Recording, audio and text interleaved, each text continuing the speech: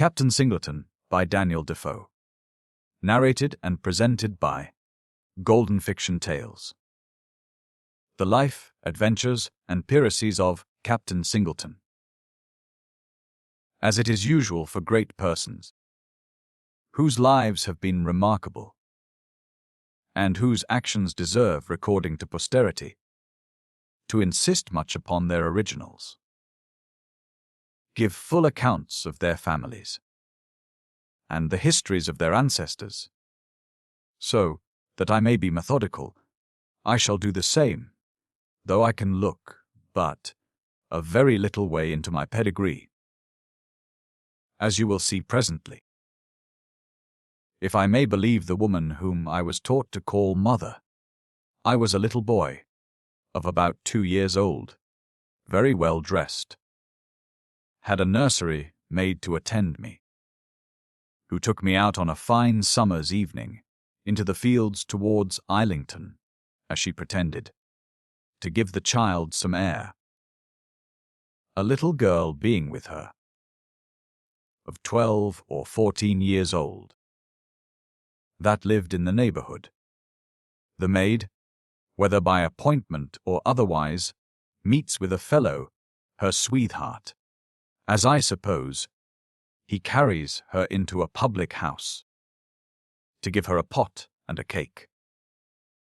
And while they were toying in the house, the girl plays about, with me in her hand, in the garden and at the door, sometimes in sight, sometimes out of sight, thinking no harm.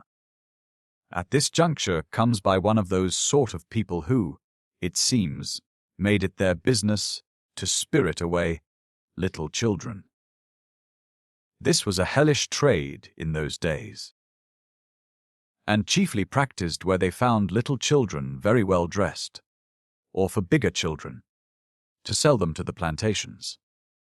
The woman, pretending to take me up in her arms and kiss me, and play with me, draws the girl a good way from the house, till at last she makes a fine story to the girl, and bids her go back to the maid, and tell her where she was with the child, that a gentlewoman had taken a fancy to the child, and was kissing of it, but she should not be frighted, or to that purpose, for they were but just there, and so, while the girl went, she carries me quite away. From this time, it seems, I was disposed of to a beggar woman that wanted a pretty little child to set out her case, and after that, to a gypsy, under whose government I continued till I was about 6 years old. And this woman, though I was continually dragged about with her from one part of the country to another, yet never let me want for anything. And I called her mother, though she told me at last she was not my mother, but that she bought me for 12 shillings of another woman, who told her how she came by me, and told her that my name was Bob Singleton. Not Robert, but plain Bob, for it seems they never knew by what name I was christened. It is in vain to reflect here. What a terrible fright the careless hussy was in that lost me. What treatment she received from my justly enraged father and mother, and the horror these must be in't at the thoughts of their child, being thus carried away. For as I never knew anything of the matter, but just what I have related, nor who my father and mother were, so it would make but a needless digression to talk of it here. My good gypsy mother, for some of her worthy actions, no doubt, happened in process of time to be hanged, and as this fell out something too soon for me to be perfected in the strolling trade, the parish where I was left, which for my life I can't remember, took some care of me. To be sure, For the first thing I can remember of myself afterwards was that I went to a parish school. And the minister of the parish used to talk to me to be a good boy, and that, though I was but a poor boy, if I minded my book and served God, I might make a good man. I believe I was frequently removed from one town to another. Perhaps as the parishes disputed my supposed mother's last settlement. Whether I was so shifted by passes or otherwise, I know not. But the town where I last was kept, whatever its name was, must be not far off from the seaside, for a master of a ship who took a fancy to me was the first that brought me to a place not far from Southampton, which I afterwards knew to be Bustleton. And there I attended the carpenters, and such people as were employed in building a ship for him. And when it was done, though I was not above 12 years old, he carried me to sea with him on a voyage to Newfoundland. I lived well enough, and pleased my master so well that he called me his own boy, and I would have called him father, but he would not allow it, for he had children of his own. I went 3 or 4 voyages with him, and grew a great sturdy boy. When, coming home again from the banks of Newfoundland, we were taken by an Algerine rover, or man of war, which, if my account stands right, was about the year 1695. For you may be sure I kept no journal. I was not much concerned at the disaster, though I saw my master, after having been wounded by a splinter in the head during the engagement, very barbarously used by the Turks. I say, I was not much concerned, till, upon some unlucky thing I said, which, as I remember, was about abusing my master, they took me and beat me most unmercifully with a flat stick on the soles of my feet, so that I could neither go or stand for several days together.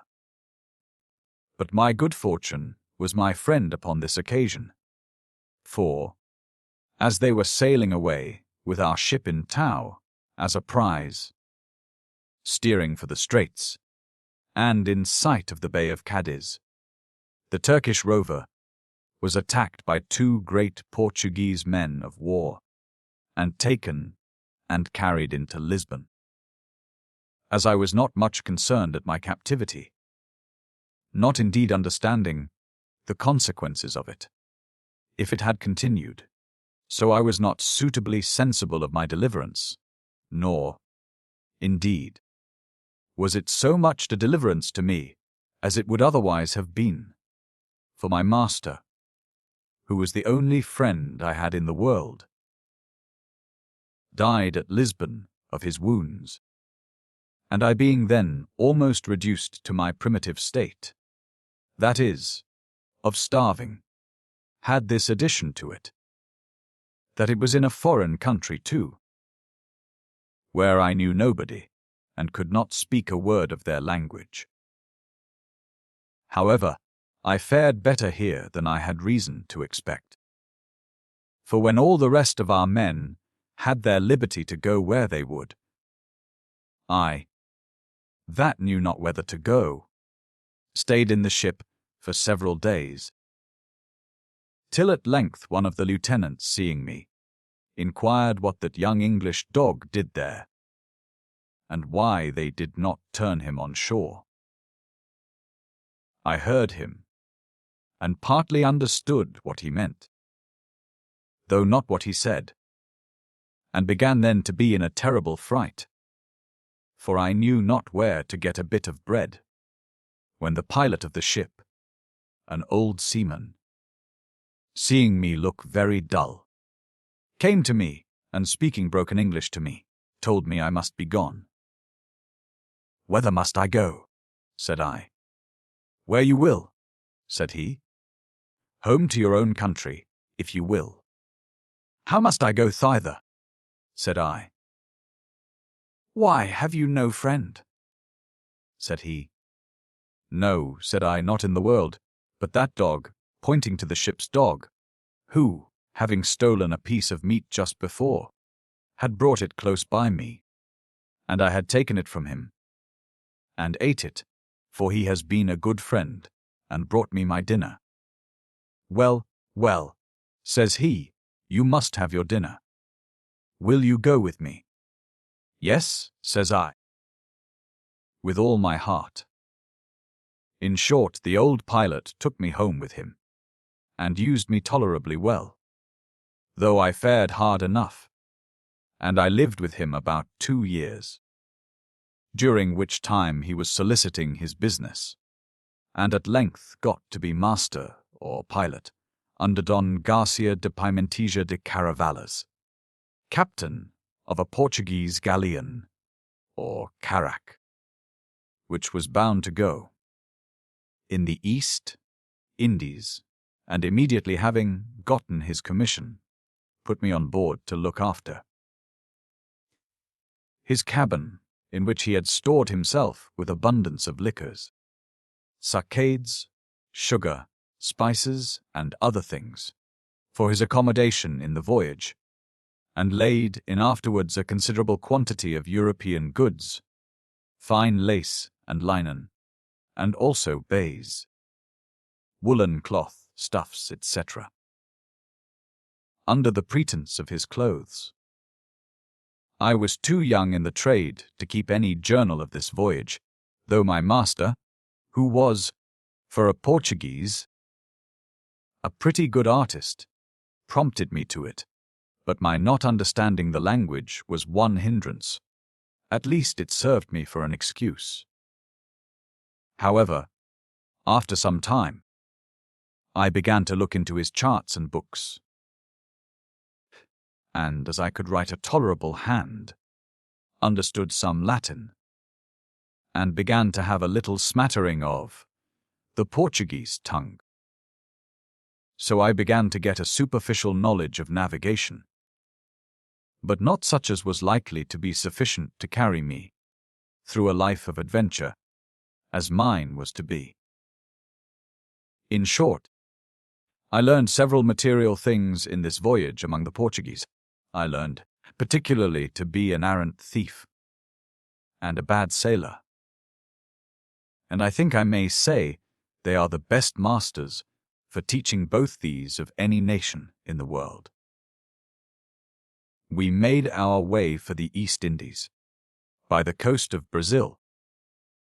Not that it is in the course of sailing the way thither, but our captain, either on his own account, or by the direction of the merchants, went thither first, where at All Saints' Bay, or, as they call it in Portugal, the Rio de Todos Los Santos, we delivered near 100 tons of goods, and took in a considerable quantity of gold, with some chests of sugar, and 70 or 80 great rolls of tobacco, every roll weighing at least 100 weight.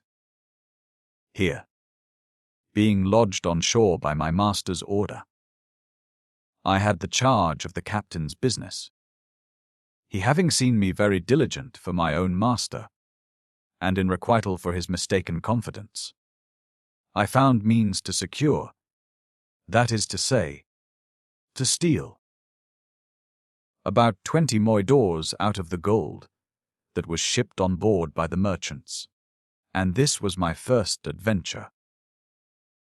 We had a tolerable voyage from hence to the Cape de Bona Speranza, and I was reputed as a mighty diligent servant to my master, and very faithful. I was diligent indeed, but I was very far from honest. However, they thought me honest, which, by the way, was their very great mistake. Upon this very mistake, the captain took a particular liking to me, and employed me frequently on his own occasion, And, on the other hand, in recompense for my officious diligence, I received several particular favors from him. Particularly I was, by the captain's command, made a kind of a steward under the ship's steward, for such provisions as the captain demanded for his own table. He had another steward for his private stores besides. But my office concerned only what the captain called for of the ship's stores for his private use. However, by this means I had opportunity particularly to take care of my master's man, and to furnish myself with sufficient provisions to make me live much better than the other people in the ship. For the captain seldom ordered anything out of the ship's stores, as above, but I snipped some of it for my own share. We arrived at Go, in the East Indies, in about 7 months from Lisbon, and remained there 8 more, during which time I had indeed nothing to do, my master being generally on shore, but to learn everything that is wicked among the Portuguese, a nation the most perfidious and the most debauched, the most insolent and cruel, of any that pretend to call themselves Christians in the world. Thieving, lying, swearing, forswearing, joined to the most abominable lewdness, was the stated practice of the ship's crew. Adding to it, that, with the most insufferable boasts of their own courage, they were, generally speaking, the most complete cowards that I ever met with, and the consequence of their cowardice was evident upon many occasions. However, there was here and there one among them that was not so bad as the rest, and, as my lot fell among them, it made me have the most contemptible thoughts of the rest, as indeed they deserved. I was exactly fitted for their society indeed, for I had no sense of virtue or religion upon me. I had never heard much of either, except what a good old parson had said to me when I was a child of about 8 or 9 years old. Nay, I was preparing and growing up apace to be as wicked as anybody could be, or perhaps ever was. Fate certainly thus directed my beginning, knowing that I had work which I had to do in the world, which nothing but one hardened against all sense of honesty or religion could go through, and yet, even in this state of original wickedness, I entertained such a settled abhorrence of the abandoned vileness of the Portuguese that I could not but hate them most heartily from the beginning, and all my life afterwards. They were so brutishly wicked, so base and perfidious, not only to strangers but to one another, so meanly submissive when subjected, so insolent or barbarous and tyrannical when superior, that I thought there was something in them that shocked my very nature. Add to this that it is natural to an Englishman to hate a coward. It all joined together to make the devil and a Portuguese equally my aversion. However, according to the English proverb, "He that is shipped with the devil must sail with the devil," I was among them, and I managed myself as well as I could. My master had consented that I should assist the captain in the office, as above, but, as I understood afterwards, that the captain allowed my master half a moidor a month for my service, and that he had my name upon the ship's books also, I expected that, when the ship came to be paid 4 months wages at the Indies, as they, it seems, always do, my master would let me have something for myself. But I was wrong in my man. For he was none of that kind. He had taken me up as in distress, and his business was to keep me so, and make his market of me as well as he could, which I began to think of after a different manner than I did at first, for at first I thought he had entertained me, in mere charity, upon seeing my distressed circumstances, but did not doubt but, when he put me on board the ship, I should have some wages for my service. But he thought, it seems, quite otherwise. And when I procured one to speak to him about it, when the ship was paid at go, he flew into the greatest rage imaginable, and called me English dog, young heretic, and threatened to put me into the Inquisition. Indeed, of all the names the 24 letters could make up, he should not have called me heretic. For as I knew nothing about religion, neither Protestant from Papist, or either of them from a Mahometan, I could never be a heretic. However, it passed but a little. But, as young as I was, I had been carried into the Inquisition, and there, if they had asked me if I was a Protestant or a Catholic, I should have said yes to that, which came first. If it had been the Protestant they had asked first, it had certainly made a martyr of me, for I did not know what.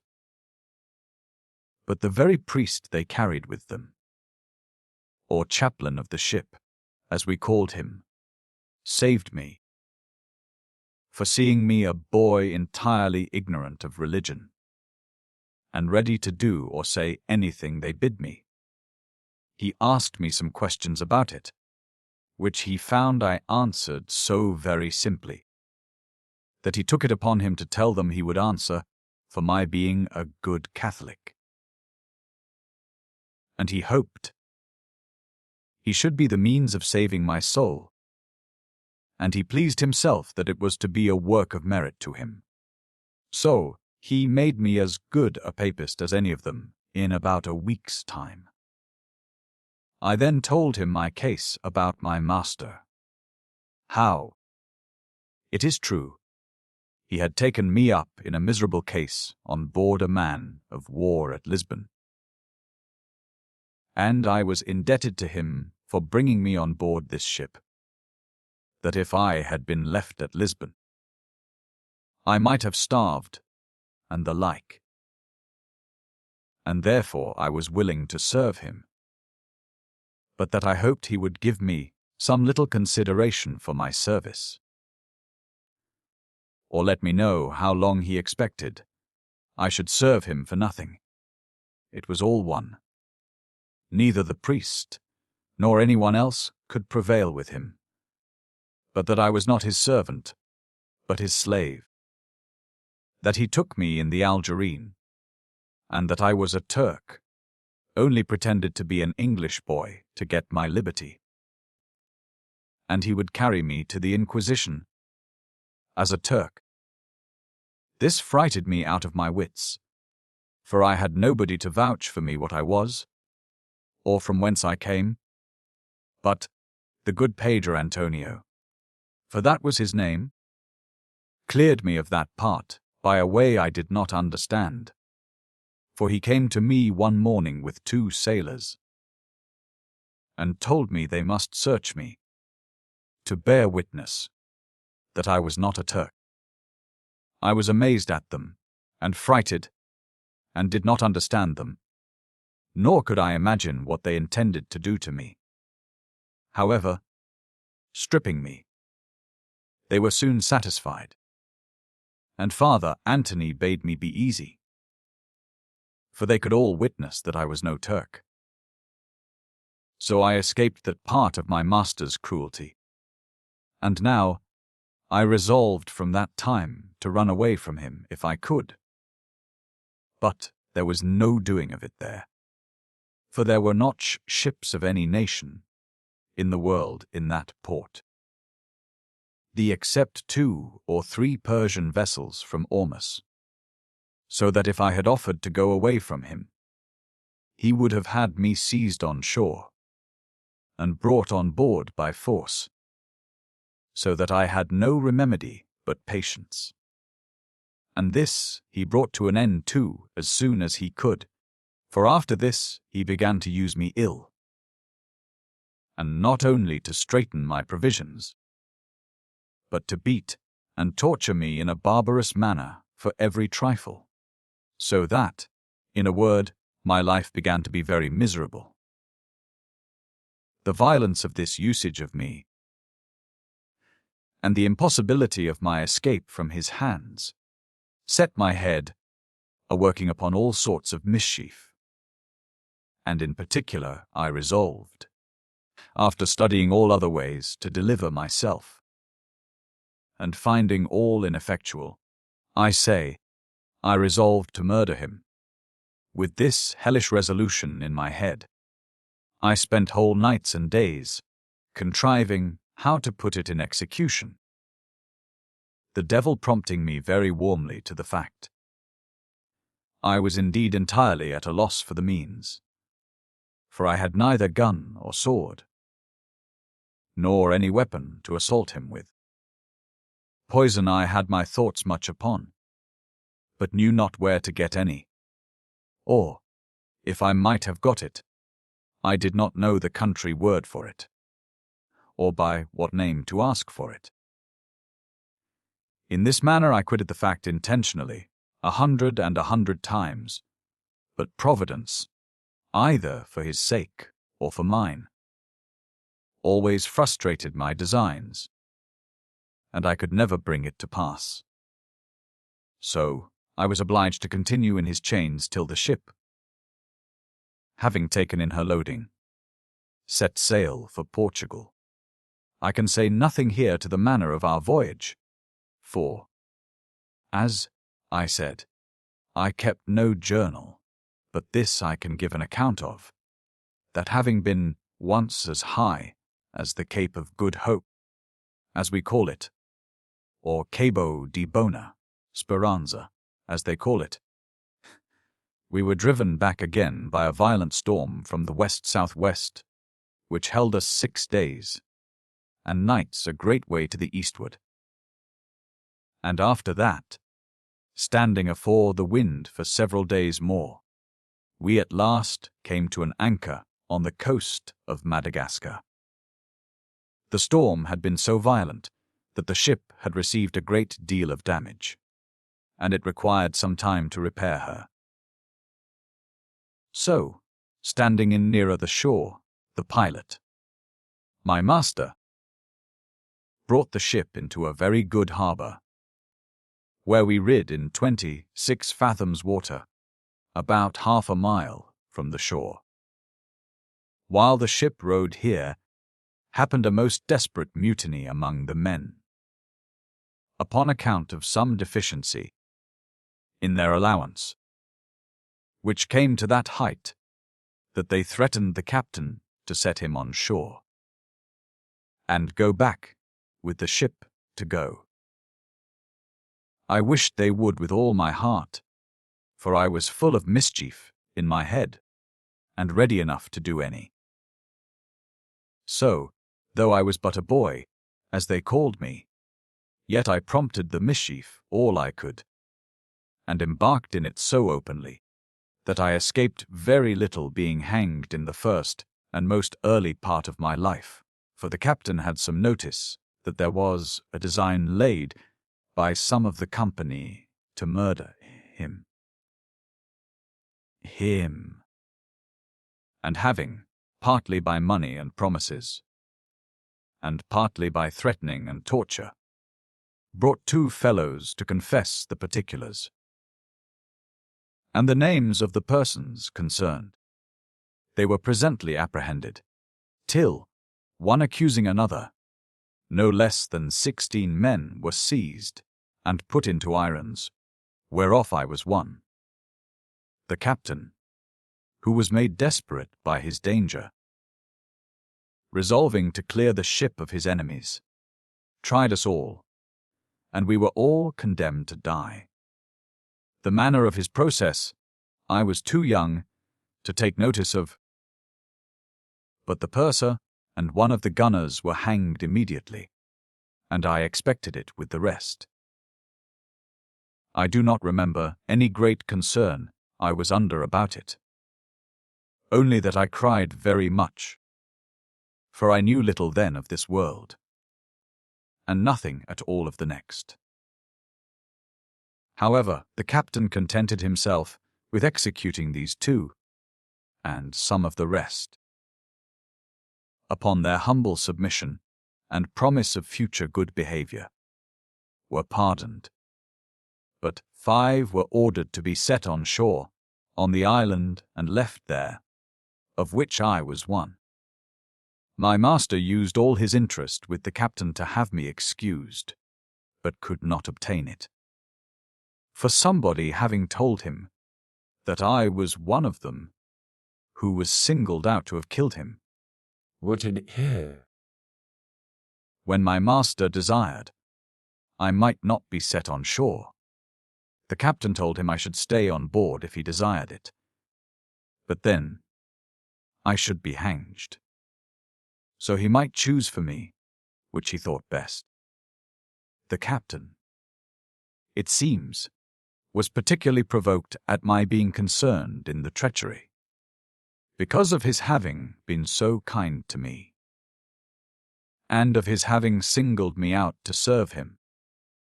As I have said above, and this, perhaps, obliged him to give my master such a rough choice, either to set me on shore or to have me hanged on board. And had my master, indeed, known what good will I had for him, he would not have been long in choosing for me, for I had certainly determined to do him a mischief the first opportunity I had for it. This was, therefore, a good providence for me to keep me from dipping my hands in blood, and it made me more tender afterwards in matters of blood than I believe I should otherwise have been. But as to my being one of them that was to kill the captain, that I was wronged in, for I was not the person, but it was really one of them that were pardoned, he having the good luck not to have that part discovered. I was now to enter upon a part of independent life, a thing I was indeed very ill prepared to manage. For I was perfectly loose and dissolute in my behavior, bold, and wicked while I was under government, and now perfectly unfit to be trusted with liberty. For I was as ripe for any villainy as a young fellow that had no solid thought ever placed in his mind could be supposed to be. Education, as you have heard, I had none, and all the little scenes of life I had passed through had been full of dangers and desperate circumstances. But I was either so young or so stupid that I escaped the grief and anxiety of them, for want of having a sense of their tendency and consequences. This thoughtless, unconcerned temper had one felicity, indeed, in it, that it made me daring and ready for doing any mischief, and kept off the sorrow which otherwise ought to have attended me when I fell into any mischief. That this stupidity was instead of a happiness to me, for it left my thoughts free to act upon means of escape and deliverance in my distress, however great it might be. Whereas my companions in the misery were so sunk by their fear and grief that they abandoned themselves to the misery of their condition, and gave over all thought but of their perishing and starving, being devoured by wild beasts, murdered and perhaps eaten by cannibals, and the like. I was but a young fellow, about 17 or 18, but hearing what was to be my fate, I received it with no appearance of discouragement. But I asked what my master said to it, and being told that he had used his utmost interest to save me. But the captain had answered, I should either go on shore or be hanged on board, which he pleased. I then gave over all hope of being received again. I was not very thankful in my thoughts to my master for his soliciting the captain for me. For me, because I knew that what he did was not in kindness to me so much as in kindness to himself. I mean, to preserve the wages which he got for me, which amounted to above $6 a month, including what the captain allowed him for my particular service to him. When I understood that my master was so apparently kind, I asked if I might not be admitted to speak with him, and they told me I might, if my master would come down to me, but I could not be allowed to come up to him. So then I desired my master might be spoke to come to me, and he accordingly came to me. I fell on my knees to him, and begged he would forgive me what I had done to displease him. And indeed the resolution I had taken to murder him lay with some horror upon my mind just at that time, so that I was once just a-going to confess it, and beg him to forgive me. But I kept it in. He told me he had done all he could to obtain my pardon of the captain, but could not, and he knew no way for me but to have patience, and submit to my fate. And if they came to speak with any ship of their nation at the Cape, he would endeavor to have them stand in, and fetch us off again, if we might be found. Then I begged I might have my clothes on shore with me. He told me he was afraid I should have little need of clothes, for he did not see how we could long subsist on the island, and that he had been told that the inhabitants were cannibals or men-eaters, though he had no reason for that suggestion, and we should not be able to live among them. I told him I was not so afraid of that, as I was of starving for want of victuals, and as for the inhabitants being cannibals, I believed we should be more likely to eat them they us. Would you them us? Would you li? If we could but get at them. But I was mightily concerned, I said. We should have no weapons with us to defend ourselves. And I begged nothing now, but that he would give me a gun and a sword, with a little powder and shot. He smiled, and said they would signify nothing to us, for it was impossible for us to pretend to preserve our lives among such a populous and desperate nation as the people of this island were. I told him that, however, it would do us this good, for we should not be devoured or destroyed immediately. So I begged hard for the gun. At last he told me he did know whether the captain would give him leave to give me a gun, and if not, he durst not do it, but he promised to use his interest to obtain it for me, which he did, and the next day he sent me a gun with some ammunition, but told me the captain would not suffer the ammunition to be given us till we were set all on shore, until he was just going to set sail. He also sent me the few clothes I had in the ship, which indeed were not many.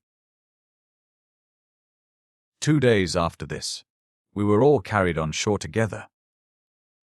The rest of my fellow criminals, hearing I had a gun, and some powder and shot, solicited for liberty to carry the like with them, which was also granted them. And thus we were set on shore to shift for ourselves. At our first coming into the island, we were terrified exceedingly with the sight of the barbarous people, whose figure was made more terrible to us than it really was by the report we had of them from the seamen. But when we came to converse with them a while, we found they were not cannibals, as was reported, or such as would fall immediately upon us and eat us up. But they came and sat down by us, and wondered much at our clothes and arms, and made signs to give us some victuals, such as they had, which was only roots and plants dug out of the ground for the present. But they brought us fowls and flesh afterwards, in good plenty. This encouraged the other 4 men that were with me very much, for they were quite dejected before, but now they began to be very familiar with them, and made signs that if they would use us kindly, we would stay and live with them, which they seemed glad of, though they knew little of the necessity we were under to do so, or how much we were afraid of them. However, upon second thoughts we resolved that we would only stay in that part so long as the ship rid in the bay, and then making them believe we were gone with the ship, we would go and place ourselves, if possible, where there were no inhabitants to be seen, and so live as we could, or perhaps watch for a ship that might be driven upon the coast, as we were. The ship continued a fortnight in the roads, repairing some damage which had been done her in the late storm, and taking in wood and water, and during this time, the boat coming often on shore, the men brought us several refreshments, and the natives, believing we only belonged to the ship, were civil enough. We lived in a kind of a tent on the shore, or rather a hut, which we made with the borts of trees, and sometimes, in the night, retired to a wood a little out of their way, to let them think we were gone on board the ship. However, we found them barbarous, treacherous, and villainous enough in their nature, only civil from fear, and therefore concluded we should soon fall into their hands when the ship was gone. The sense of this wrought upon my fellow sufferers even to distraction, and one of them, being a carpenter, in his mad fit, swam off to the ship in the night, though she lay then a league to sea, and made such pitiful moan to be taken in, that the captain was prevailed with at last to take him in, though they let him lie swimming 3 hours in the water before he consented to it. Upon this, and his humble submission, the captain received him, and, in a word, the importunity of this man, who for some time petitioned to be taken in, though they hanged him as soon as they had him, was such as could not be resisted for. After he had swam so long about the ship, he was not able to reach the shore again, and the captain saw evidently that the man must be taken on the board or suffered to drown, and the whole ship's company offering to be bound for him for his good behavior. Hang him. So, The captain at last yielded, and he was taken up, but almost dead with his being so long in the water. When this man was got in, he never left importuning the captain and all the rest of the officers, in behalf of us that were behind, but to the very last day the captain was inexorable. When, at the time, their preparations were making to sail, and orders given to hoist the boats into the ship, all the seamen, in a body, came up to the rail of the quarter-deck, where the captain was walking with some of his officers, and appointing the boatswain to speak for them. He went up, and falling on his knees to the captain, begged of him, in humblest manner possible, to receive the 4 men on board again, offering to answer for their fidelity, or to have them kept in chains till they came to Lisbon, and there to be delivered up to justice, rather than, as they said, to have them left to be murdered by savages, or devoured by wild beasts. It was a great while ere the captain took any notice of them, but when he did, he ordered the boatswain to be seized, and threatened to bring him to the capstan for speaking for them.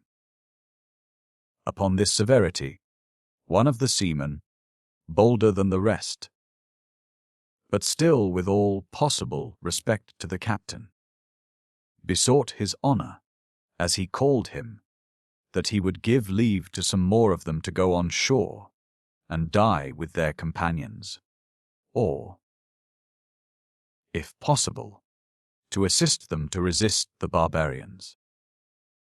The captain, rather provoked than cowed with this, came to the barricade of the quarter-deck, and speaking very prudently to the men, for had he spoken roughly, 2/3 of them would have left the ship, if not all of them, he told them. It was for their safety, as well as his own, that he had been obliged to that severity. That mutiny, on board a ship, was the same thing as treason in a king's palace, and he could not answer it to his owners, and employers to trust the ship and goods committed to his charge with men, who had entertained thoughts of the worst and blackest nature, that he wished heartily that it had been anywhere else, that they had been set on shore, where they might have been in less hazard from the savages, that, if he had designed they should be destroyed, he could as well have executed them on board as the other 2, that he wished it had been in some other part of the world. The Lord veiled, where he might have delivered them up to the civil justice, or might have left them among Christians, but it was better. Their lives were put in hazard than his life, and the safety of the ship, and that though he did not know that he had deserved so ill of any of them, as that they should leave the ship, rather than do their duty. Yet if any of them were resolved to do so unless, he would consent to take a gang of traitors on board, who, as he had proved before them all, had conspired to murder him. He would not hinder them, nor for the present would he resent their importunity, but, if there was nobody left in the ship but himself, he would never consent to take them on board. This discourse was delivered so well, was in itself so reasonable, was managed with so much temper, yet so boldly concluded with a negative, that the greatest part of the men were satisfied for the present. However, as it put the men into juntos and cables, they were not composed for some hours, the wind also slackening towards night, the captain ordered not to wait till next morning. The same night 23 of the men, among whom was the gunner's mate, the surgeon's assistant, and 2 carpenters, applying to the chief mate, told him that as the captain had given them leave to go on shore to their comrades, they begged that he would speak to the captain not to take it ill, that they were desirous to go and die with their companions, and that they thought they could no less in such an extremity than go to them, because if there was any way to save their lives, it was by adding to their numbers and making them strong enough to assist one another in defending themselves against the savages, till perhaps they might one time or other find means to make their escape and get to their own country again. The mate told them, in so many words, that he durst not speak to the captain upon any such design, and was very sorry they had no more respect for him than to desire him to go upon such an errand. But if they were resolved upon such an enterprise, he would advise them to take the long boat in the morning betimes, and go off, seeing the captain had given them leave, and leave a civil letter behind them to the captain, and to desire him to send his men on shore for the boat, which should be delivered very honestly, and he promised to keep their counsel so long. Accordingly, an hour before day, those 23 men, with every man a firelock and a cutlass, with some pistols, 3 halberds or half-pikes, and good store of powder and ball, without any provision, but about 100 of bread, but with all their chests and clothes, tools, instruments, books, etc., embarked themselves so silently that the captain no notice of it till they were gotten half the way on shore.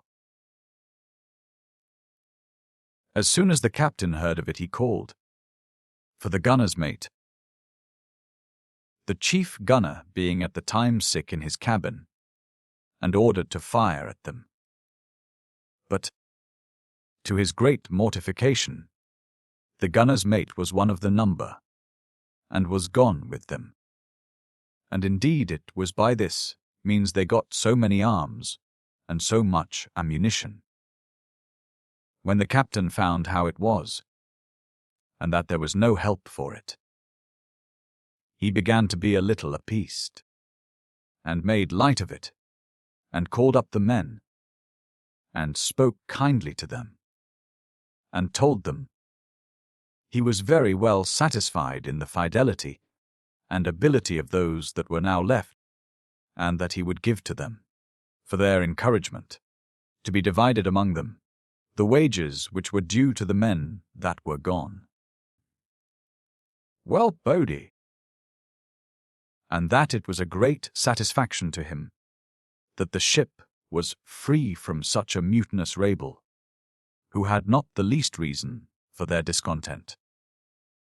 The men seemed very well satisfied, and particularly the promise of the wages of those who were gone went a great way with them. After this, the letter which was left by the men was given to the captain by his boy, with whom, it seems, the men had left it. The letter was much to the same purpose of what they had said to the mate, and which he declined to say for them, only that at the end of their letter they told the captain that, as they had no dishonest design, so they had taken nothing away with them which was not their own, except some arms and ammunition, such as were absolutely necessary to them, as well for their defense against the savages as to kill fowls or beasts for their food, that they might not perish, and as there were considerable sums due to them for wages, they hoped he would allow the arms and ammunition upon their accounts. They told him that, as to the ship's longboat, which they had taken to bring them on shore, they knew it was necessary to him, and they were very willing to restore it to him, and if he pleased to send for it, it should be very honestly delivered to his men, and not the least injury offered to any of those who came for it, nor the least persuasion or invitation made use of to any of them to stay with them.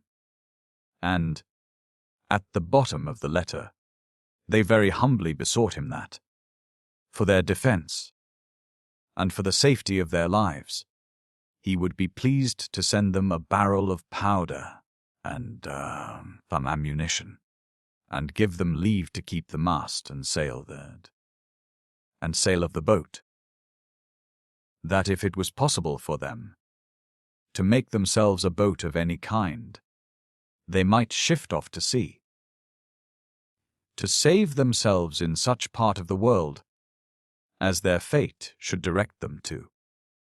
Upon this the captain, who had won much upon the rest of his men by what he had said to them,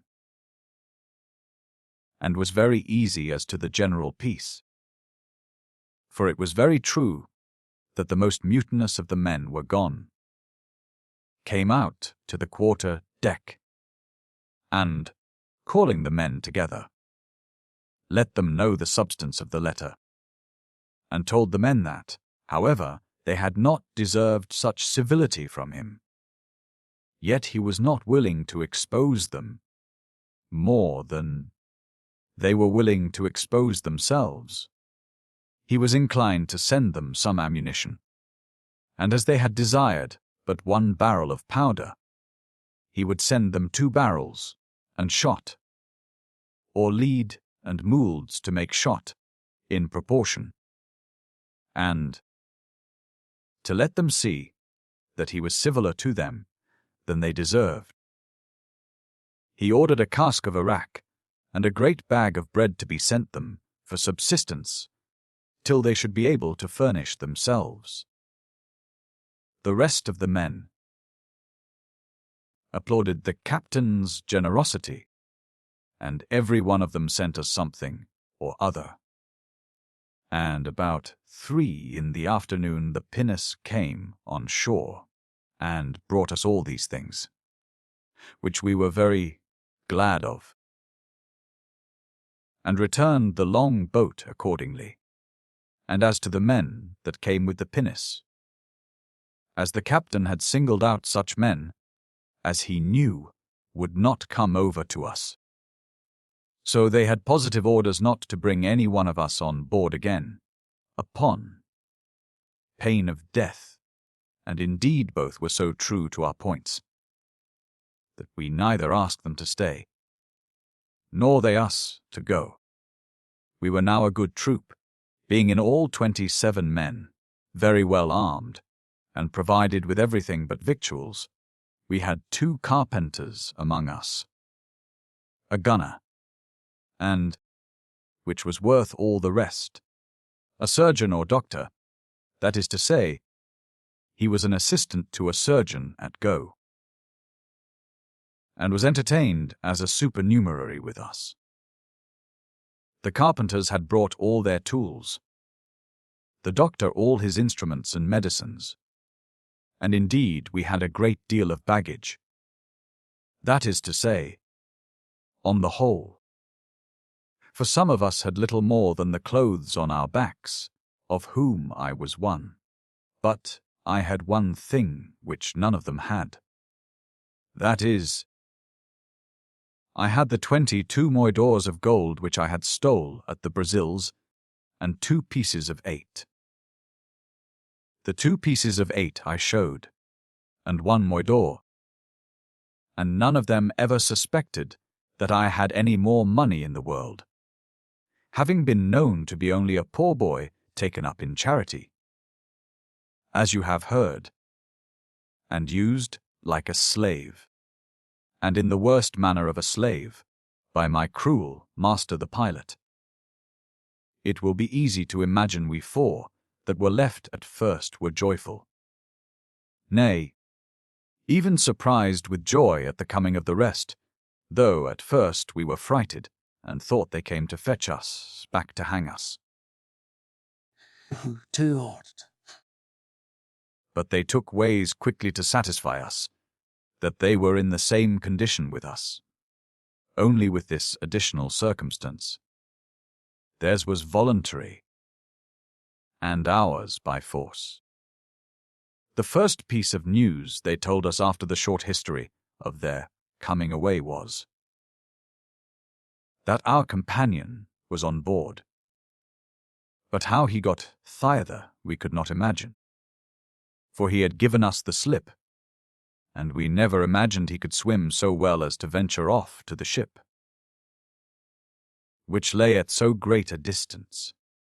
Nay, we did not so much as know that he could swim at all, and not thinking anything of what really happened, we thought he must have wandered into the woods, and was devoured, or was fallen into the hands of the natives, and was murdered.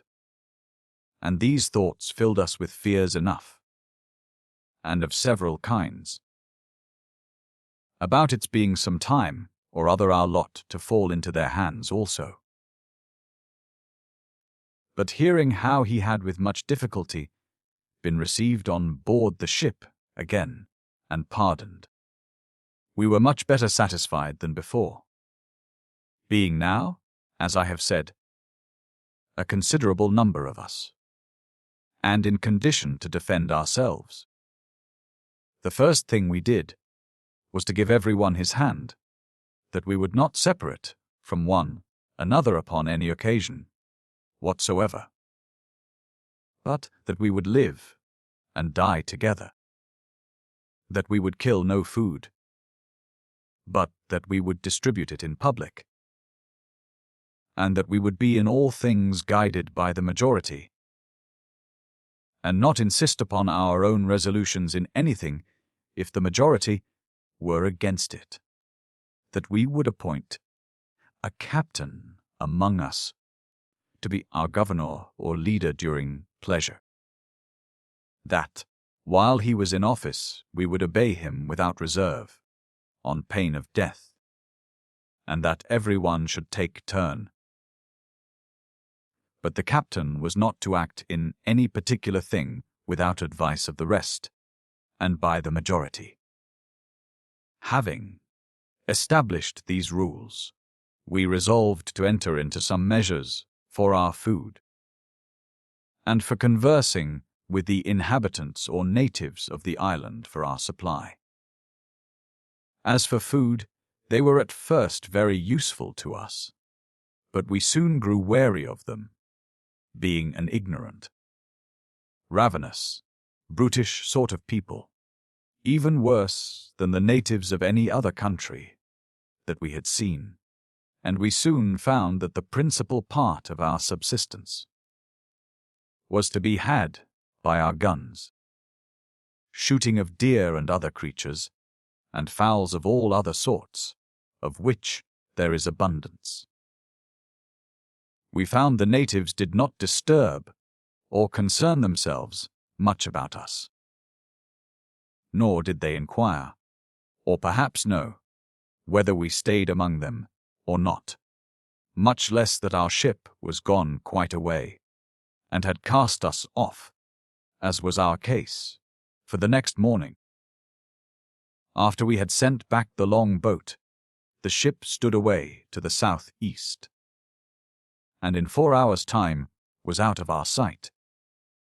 The next day 2 of us went out into the country one way, and 2 another, to see what kind of a land we were in, and we soon found the country was very pleasant and fruitful, and a convenient place enough to live in. But, as before, inhabited by a parcel of creatures scarce human, or capable of being made social on any account whatsoever.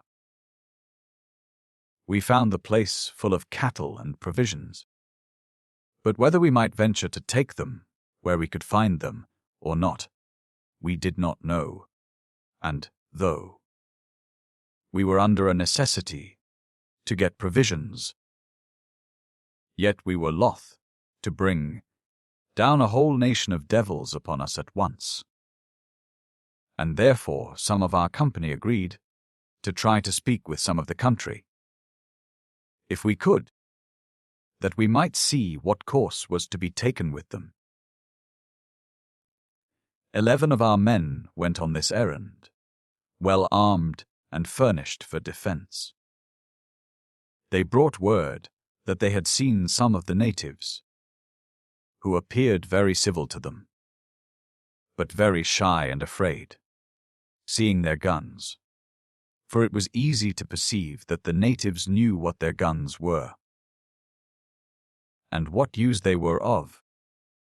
They made signs to the natives for some food, and they went and fetched several herbs and roots, and some milk. But it was evident they did not design to give it away, but to sell it, making signs to know what our men would give them.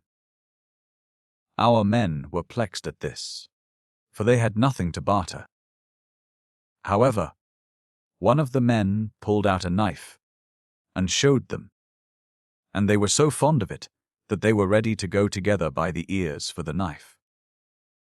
The seaman, seeing that, was willing to make a good market of his knife,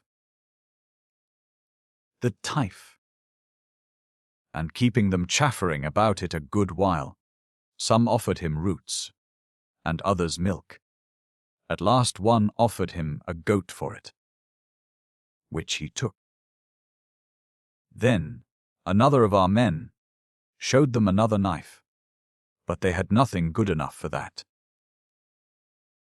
Whereupon one of them made signs that he would go and fetch something.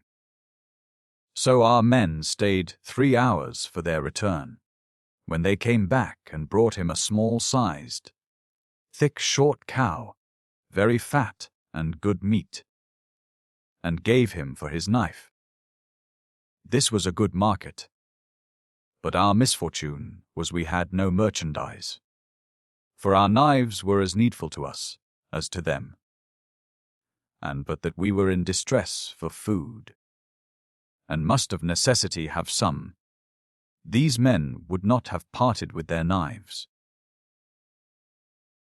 However, in a little time more we found that the woods were full of living creatures, which we might kill for our food, and that without giving offense to them.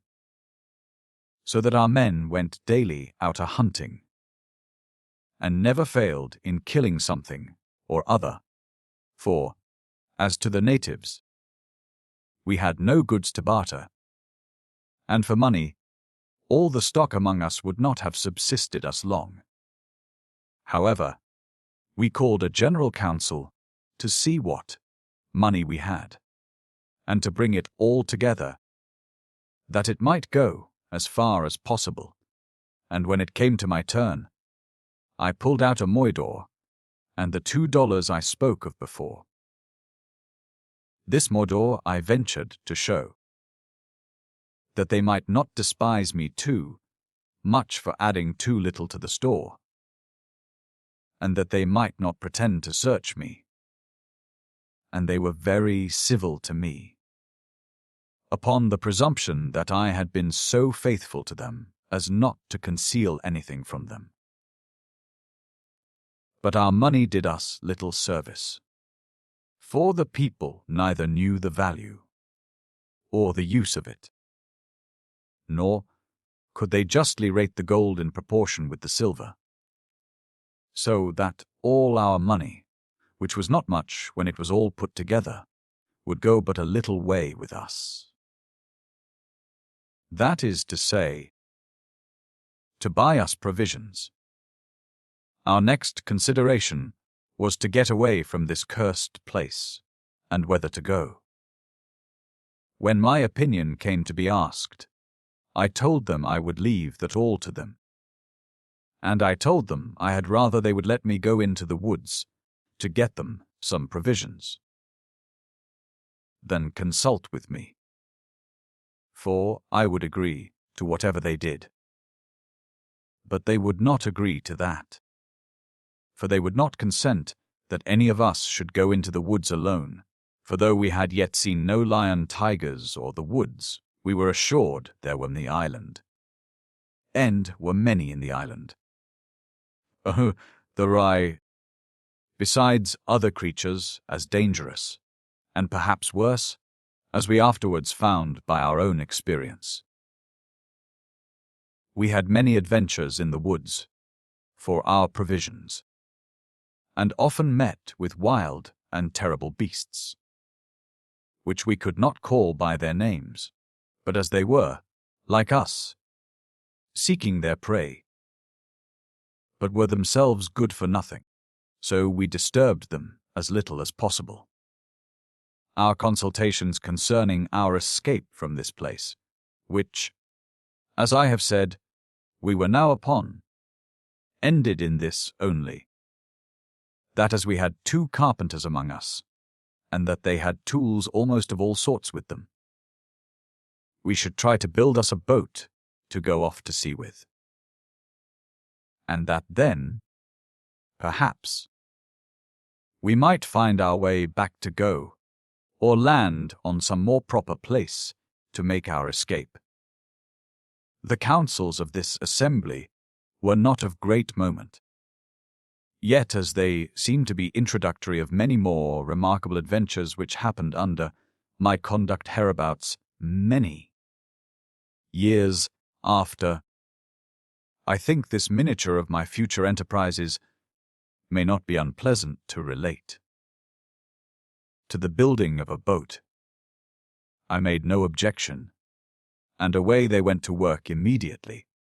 But, as they went on, great difficulties occurred, such as the want of saws to cut our plank, nails, bolts, and spikes to fasten the timbers, hemp, pitch, and tar, to caulk and pay her seams, and the like. At length, one of the company proposed that, instead of building a bark or sloop, or shallop, or whatever they would call it, which they found was so difficult, they would rather make a large periagua, or canoe, which might be done with great ease. It was presently objected that we could never make a canoe large enough to pass the great ocean, which we were to go over to get to the coast of Malabar, that it not only would not bear the sea, but it would never bear the burden. For we were not only 27 men of us, but had a great deal of luggage with us, and must, for our provision, take in a great deal more. I never proposed to speak in their general consultations before, but finding they were at some loss about what kind of vessel they should make, and how to make it, and what would be fit for our use, and what not, I told them I found they were at a full stop in their counsels of every kind, that, it was true, we could never pretend to go over to go on the coast of Malabar in a canoe, which though we could all get into it, and that it would bear the sea well enough, yet would not hold our provisions, and especially we could not put fresh water enough into it for the voyage, and to make such an adventure would be nothing but mere running into certain destruction, and yet that nevertheless I was for making a canoe. They answered that they understood all I had said before well enough, but what I meant by telling them, first, how dangerous and impossible it was to make our escape in a canoe, and yet then to advise making a canoe that they could not understand. To this I answered that I conceived our business was not to attempt our escape in a canoe, but that, as there were other vessels at sea besides our ship, and that there were few nations that lived on the sea, sure, that were so barbarous, but that they went to sea in some boats or other. Our business was to cruise along the coast of the island, which was very long, and to seize upon the first we could get that was better than our own, and so from that to another, till perhaps we might at last get a good ship to carry us wherever we pleased to go. Excellent advice, says one of them. Admirable advice, says another. Yes, yes, says the third, which was the gunner. The English dog has given excellent advice, but it is just the way to bring us all to the gallows. The rogue has given us devilish advice, indeed, to go a-thieving, till from a little vessel we came to a great ship, and so we shall turn downright pirates, the end of which is to be hanged. You may call us pirates, says another, if you will, and if we fall into bad hands, we may be used like pirates. But I care not for that. I'll be a pirate or anything. Nay, I'll be hanged for a pirate, rather than starve here. Therefore I think the advice is very good. And so they cried all, let us have a canoe. The gunner, overruled by the rest, submitted, but as we broke up the council, he came to me, takes me by the hand, and, looking into the palm of my hand, and into my face too, very gravely, my lad, says he, you art born to do a world of mischief. You haste commenced pirate very young. But have a care of the gallows. Young man, have a care, I say, for you wilt be an eminent thief. I laughed at him, and told him I did not know what I might come to hereafter. But as our case was now, I should make no scruple to take the first ship I came at to get our liberty. I only wished we could see one, and come at her. Just while we were talking, one of our men that was at the door of our hut told us that the carpenter, who it seems was upon a hill at a distance, cried out, "A sail! A sail!" We all turned out immediately, but, though it was very clear weather, we could see nothing, but the carpenter continuing to halloo to us, "A sail! A sail!" Away we run up the hill, and there we saw a ship plainly. But it was at a very great distance, too far for us to make any signal to her. However, we made a fire upon the hill, with all the wood we could get together, and made as much smoke as possible. The wind was down, and it was almost calm, but as we thought, by a perspective glass, which the gunner had in his pocket, her sails were full, and she stood away large with the wind at east-north, east taking no notice of our signal, but making for the Cape de Bona Speranza. So we had no comfort from her. We went, therefore, immediately to work about our intended canoe. And, having singled out a very large tree to our minds, we fell to work with her, and having 3 good axes among us, we got it down. But it was 4 days' time first, though we worked very hard, too.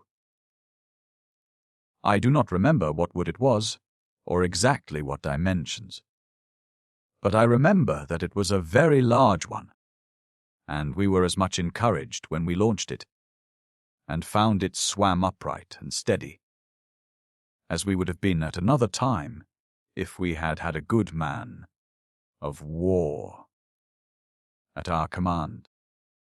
She was so very large that she carried us all very, very easily, and would have carried 2 or 3 tons of baggage with us. So that we began to consult about going to sea directly to go. But many other considerations checked that thought, especially when we came to look nearer into it, such as want of provisions, and no casks for fresh water, no compass to steer by, no shelter from the breach of the high sea, which would certainly founder us, no defense from the heat of the weather, and the like, so that they all came readily into my project, to cruise about where we were, and see what might offer. Accordingly, to gratify our fancy, we went one day all out to sea in her together, and we were, in a very fair way, to have had enough of it, for when she had us all on board, and that we were gotten about half a league to sea, there happening to be a pretty high swell of the sea, though little or no wind, yet she wallowed so in the sea that we all of us thought she would at last wallow herself, bottom up. So we set all to work to get her in nearer the shore, and giving her fresh way in the sea, she swam more steady, and with some hard work we got her under the land again. We were now at a great loss. The natives were civil enough to us, and came often to discourse with us. One time they brought one whom they showed respect to as a king with them, and they set up a long pole between them and us, with a great tassel of hair hanging, not on the top, but something above the middle of it, adorned with little chains, shells, bits of brass, and the like, and this, we understood afterwards, was a token of amity and friendship, and they brought down to us victuals in abundance, cattle, fowls, herbs, and roots. But we were in the utmost confusion on our side, for we had nothing to buy with, or exchange for, and as to giving us things for nothing, they had no notion of that again. As to our money, it was mere trash to them, they had no value for it, so that we were in a fair way to be starved. Had we had but some toys and trinkets, brass chains, bubbles, glass beads, or, in a word, the various trifles that a shipload would not have been worth the freight, we might have bought cattle and provisions enough for an army, or to victual a fleet of men of war. But for gold or silver we could get nothing. Upon this we were in a strange consternation. I was but a young fellow, but I was for falling upon them with our firearms, and taking all the cattle from them, and send them to the devil to stop their hunger, rather than be starved ourselves. But I did not consider that this might have brought 10,000 of them down upon us the next day, and though we might have killed a vast number of them, and perhaps have frighted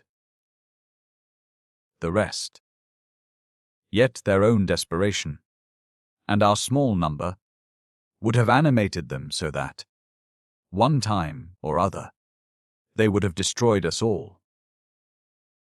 In the middle of our consultation, one of our men, who had been a kind of a cutler, or worker in iron, started up and asked the carpenter if, among all his tools, he could not help him to a file.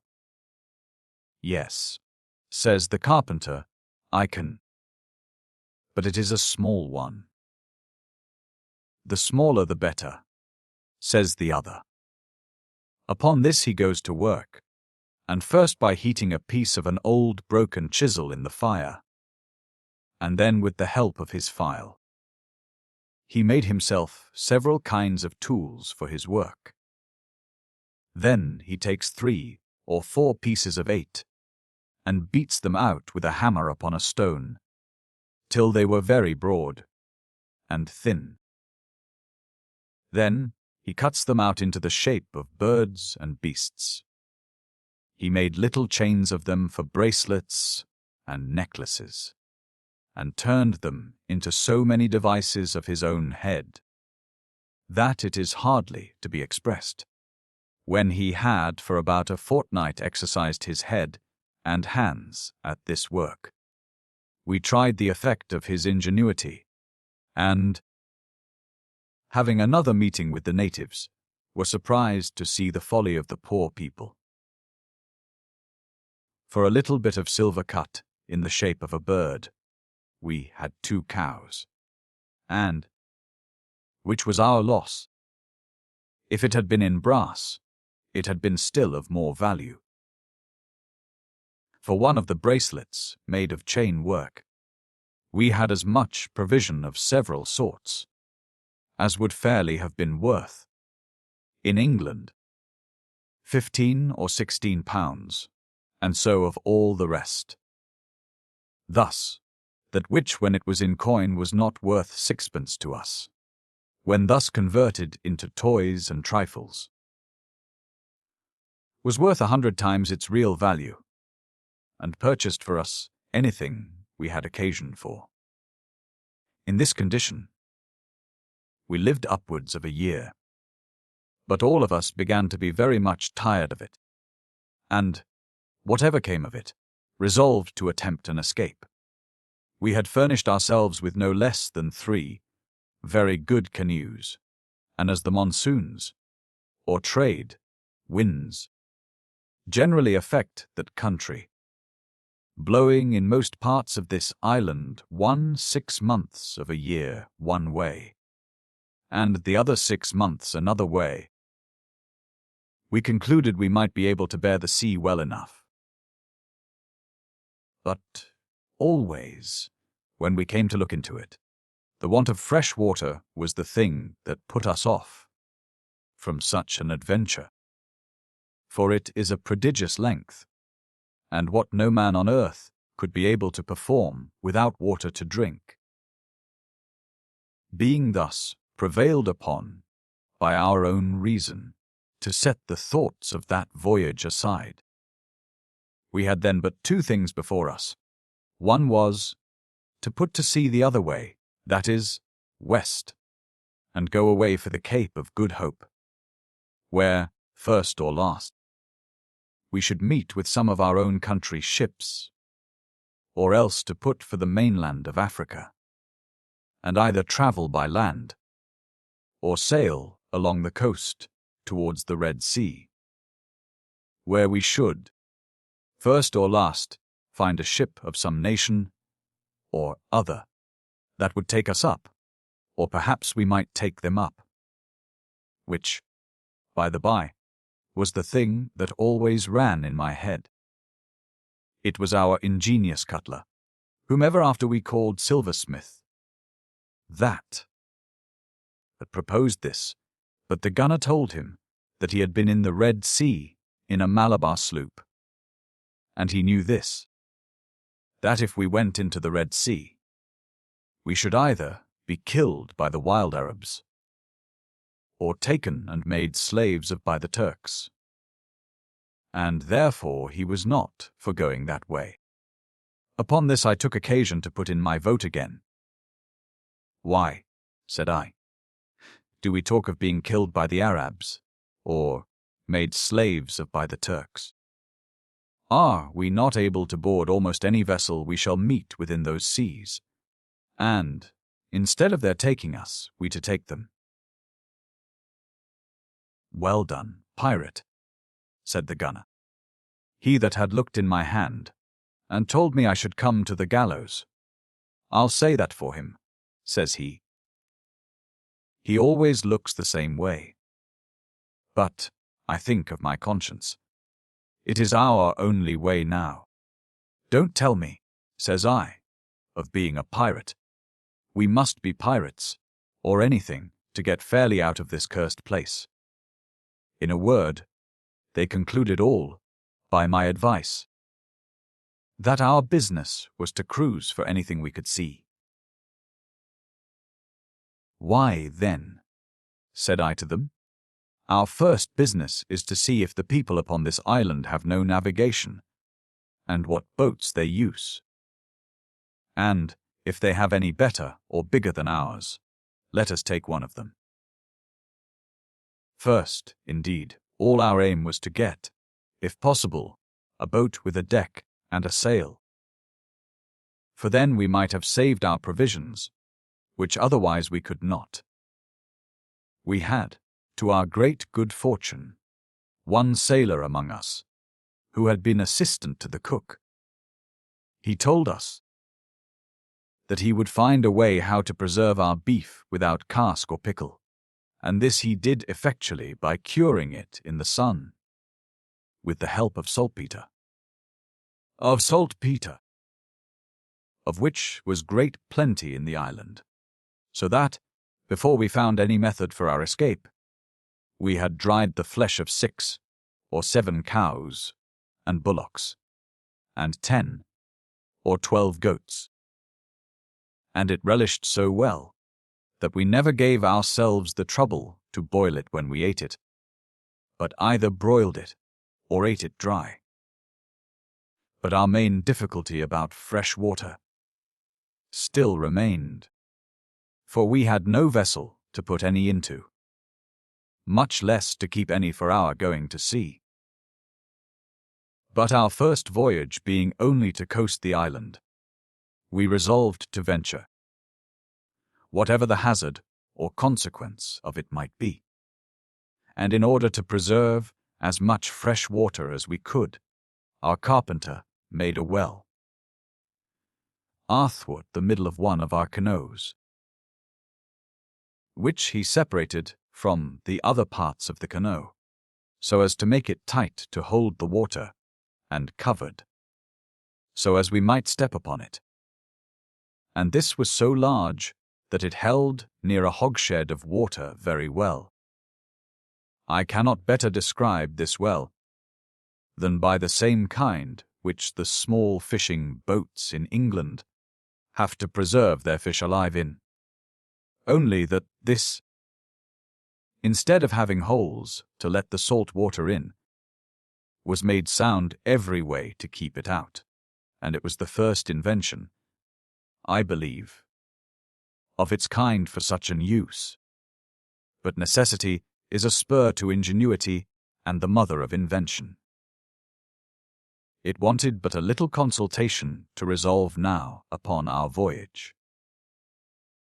The first design was only to coast it round the island, as well to see if we could seize upon any vessel fit to embark ourselves in, as also to take hold of any opportunity which might present for our passing over to the main.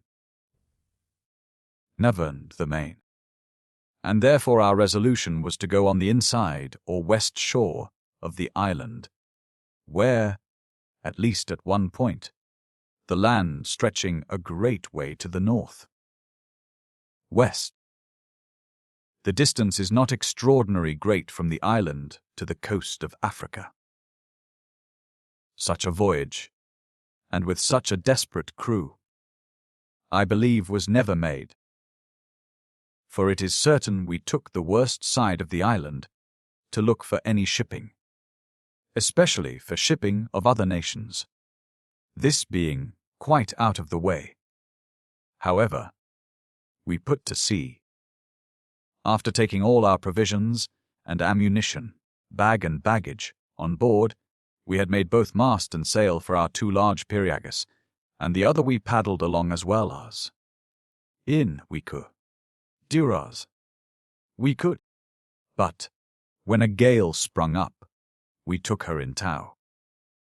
We sailed merrily forward for several days, meeting with nothing to interrupt us.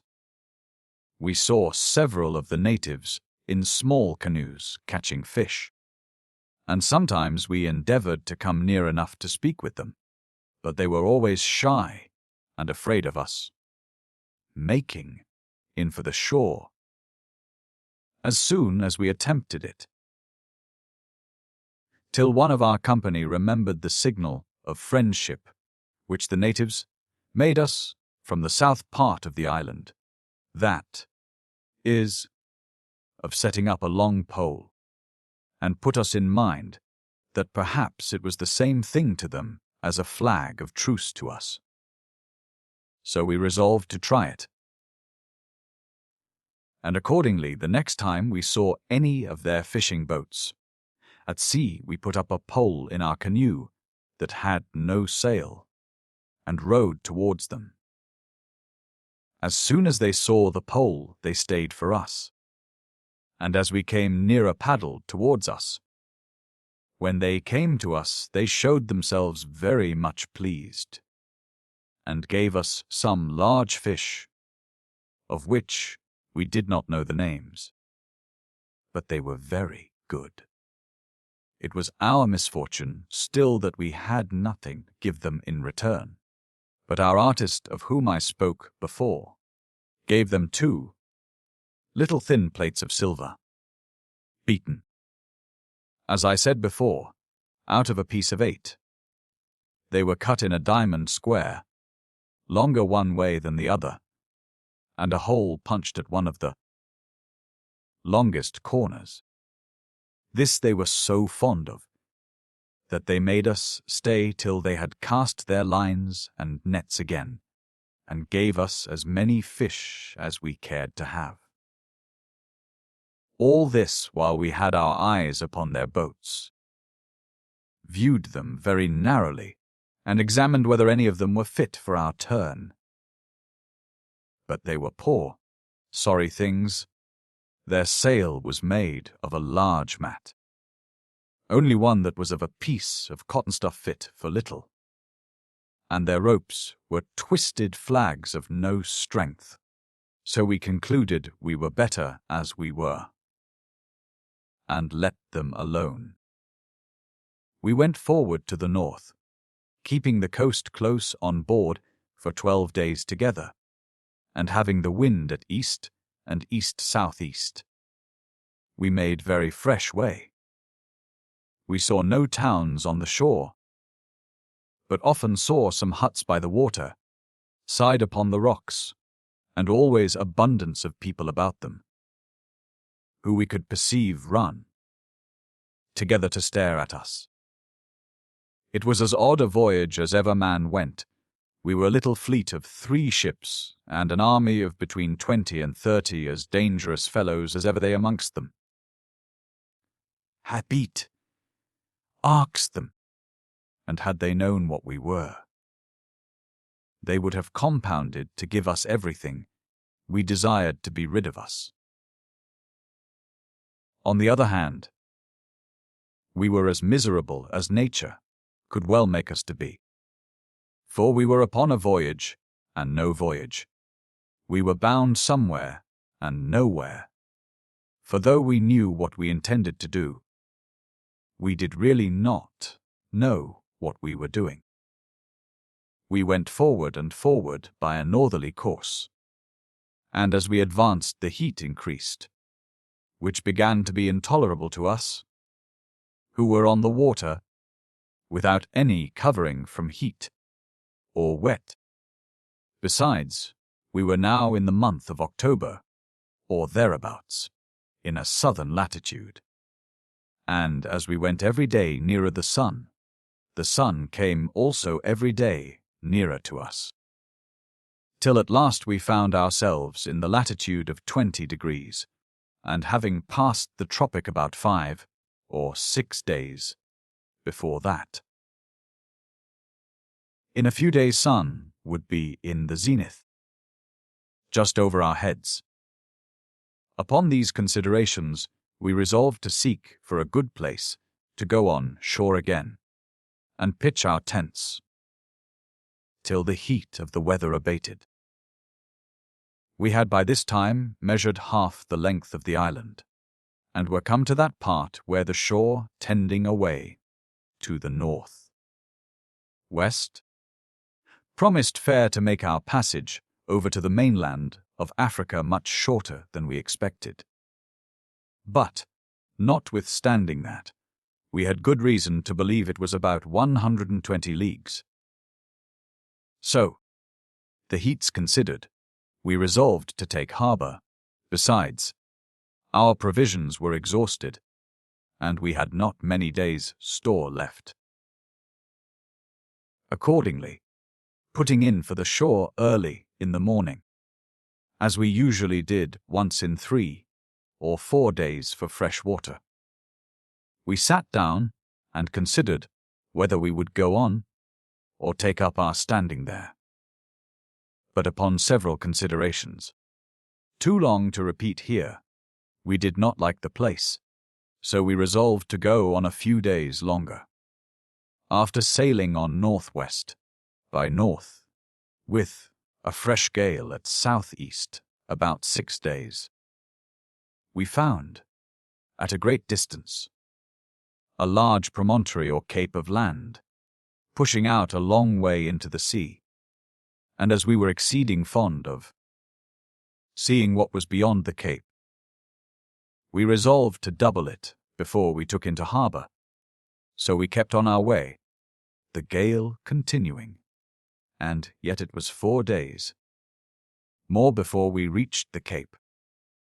But it is not possible to express the discouragement and melancholy that seized us all when we came thither. For when we made the headland of the cape, we were surprised to see the shore fall away on the other side, as much as it had advanced on this side, and a great deal more. And that, in short, if we would venture over to the shore of Africa, it must be from hence. For that if we went further, the breadth of the sea still increased, and to what breadth it might increase we knew not. While we mused upon this discovery, we were surprised with very bad weather, and especially violent rains, with thunder and lightning, most unusually terrible to us. In this pickle we run for the shore, and getting under the lee of the cape, run our frigates into a little creek, where we saw the land overgrown with trees, and made all the haste possible to get on shore, being exceeding wet, and fatigued with the heat, the thunder, lightning, and rain. Here we thought our case was very deplorable indeed, and therefore our artist, of whom I have spoken so often, set up a great cross of wood on the hill which was within a mile of the headland, with these words, but in the Portuguese language: Point desperation. Jesus, have mercy. We set to work immediately to build us some huts, and to get our clothes dried, and though I was young, and had no skill in such things, yet I shall never forget the little city we built, for it was no less, and we fortified it accordingly, and the idea is so fresh in my thought that I cannot but give a short description of it. Our camp was on the south side of a little creek on the sea, and under the shelter of a steep hill, which lay, though on the other side of the creek, yet within a quarter of a mile of us, northwest by north, and very happily intercepted the heat of the sun all the after part of the day.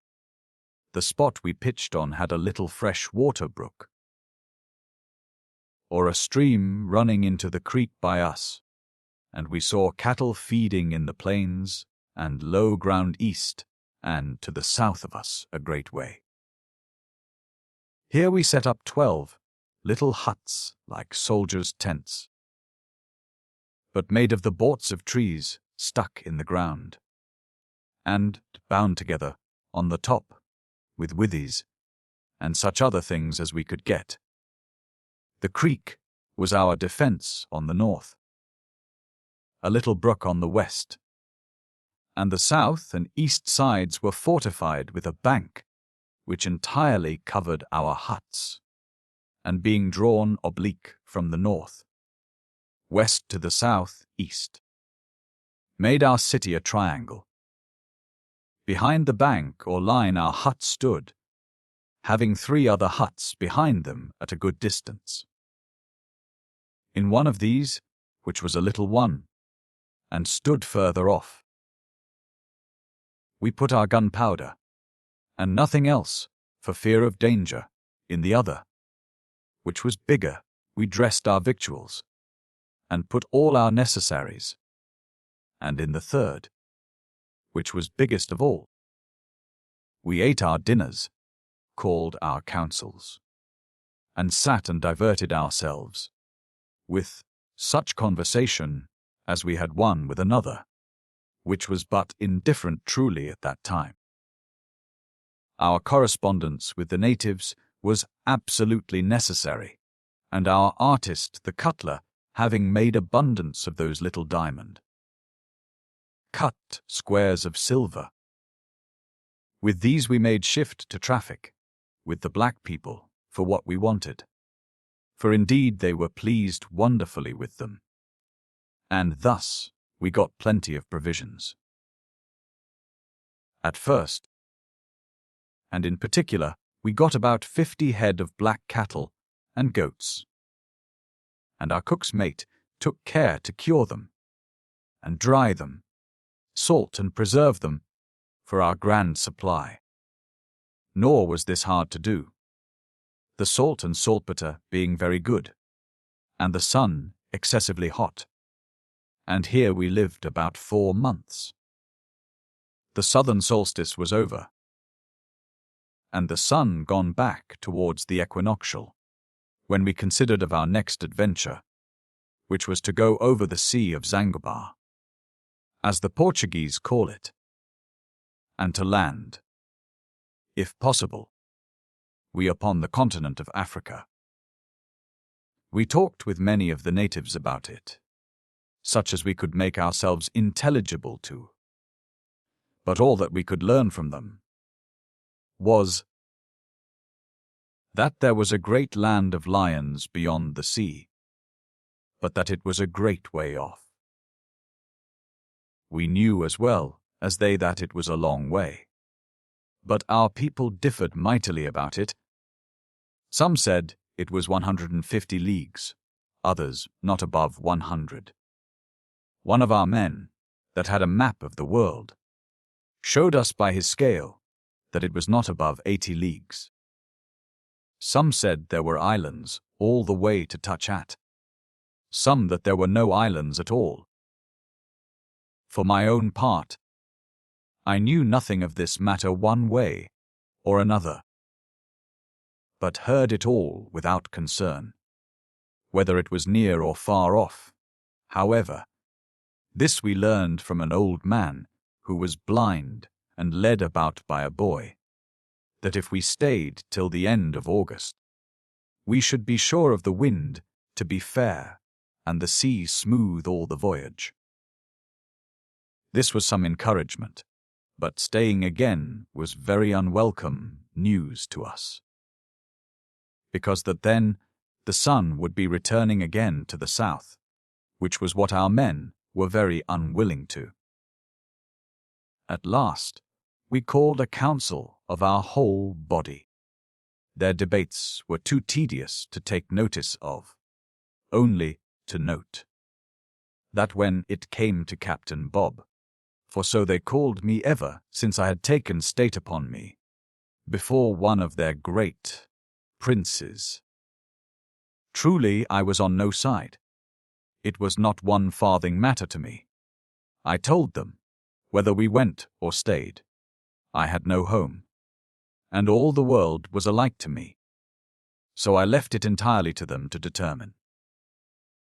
In a word, they saw plainly there was nothing to be done where we were without shipping, that if our business, indeed, was only to eat and drink, we could not find a better place in the world.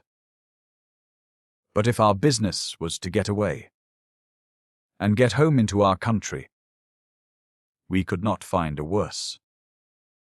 I confess I liked the country wonderfully, and even then had strange notions of coming again to live there. And I used to say to them very often that if I had but a ship of 20 guns and a sloop, and both well manned, I would not desire a better place in the world to make myself as rich as a king. But to return to the consultations they were in about going. Upon the whole, it was resolved to venture over for the main. And venture we did, madly enough. Indeed, for it was the wrong time of the year to undertake such a voyage in that country. For, as the winds hang easterly all the months from September to March, so they generally hang westerly all the rest of the year, and blew right in our teeth, so that, as soon as we had, with a kind of a land breeze, stretched over about 15 or 20 leagues, and, as I may say, just enough to lose ourselves, we found the wind set in a steady fresh gale or breeze from the sea, at west, west-southwest, or south-west, by west, and never further from the west, so that, in a word, we could make nothing of it. On the other hand, the vessel, such as we had, would not lie close upon a wind. If so, we might have stretched away north-northwest, and have met with a great many islands in our way, as we found afterwards. But we could make nothing of it, though we tried, and by the trying had almost undone us all. For, stretching away to the north, as near the wind as we could, we had forgotten the shape and position of the island of Madagascar itself. How that we came off at the head of a promontory, or point of land, that lies about the middle of the island, and that stretches out west a great way into the sea.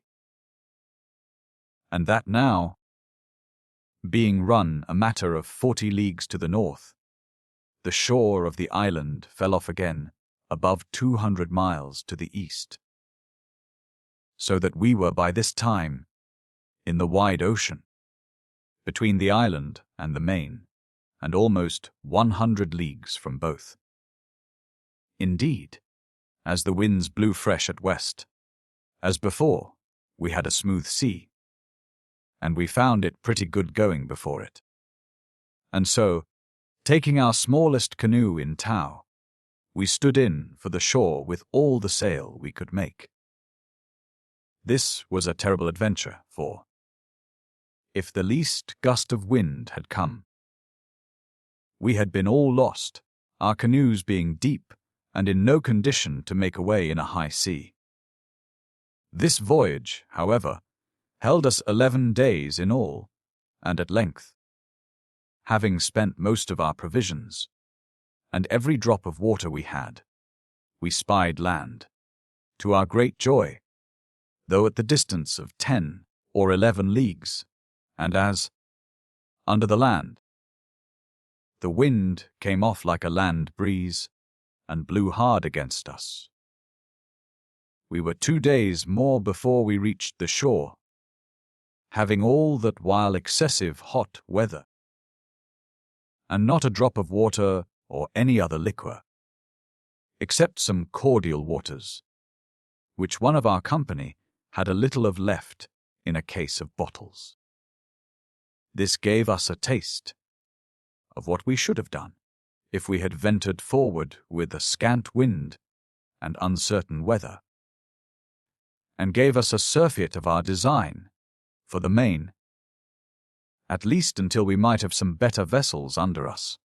So we went on shore again, and pitched our camp as before, in as convenient manner as we could, fortifying ourselves against any surprise. But the natives here were exceeding courteous, and much more civil than on the south part of the island. And though we could not understand what they said, or they us, yet we found means to make them understand that we were seafaring men and strangers, and that we were in distress for want of provisions. The first proof we had of their kindness was that as soon as they saw us come on shore and begin to make our habitation, one of their captains or kings, for we knew not what to call them, came down with 5 or 6 men and some women, and brought us 5 goats and 2 young fat steers, and gave them to us for nothing. And when we went to offer them anything, the captain or the king would let any of them touch it, or take anything of us. About 2 hours after came another king, or captain, with 40 or 50 men after him. We began to be afraid of him, and laid hands upon our weapons. But he, perceiving it, caused 2 men to go before him, carrying 2 long poles in their hands, which they held upright, as high as they could, which we presently perceived was a signal of peace. And these 2 poles they set up afterwards, sticking them up in the ground.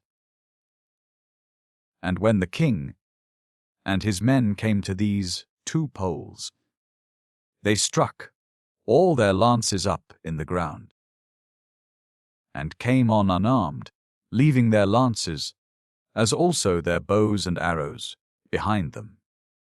This was to satisfy us that they were come as friends, and we were glad to see it, for we had no mind to quarrel with them, if we could help it.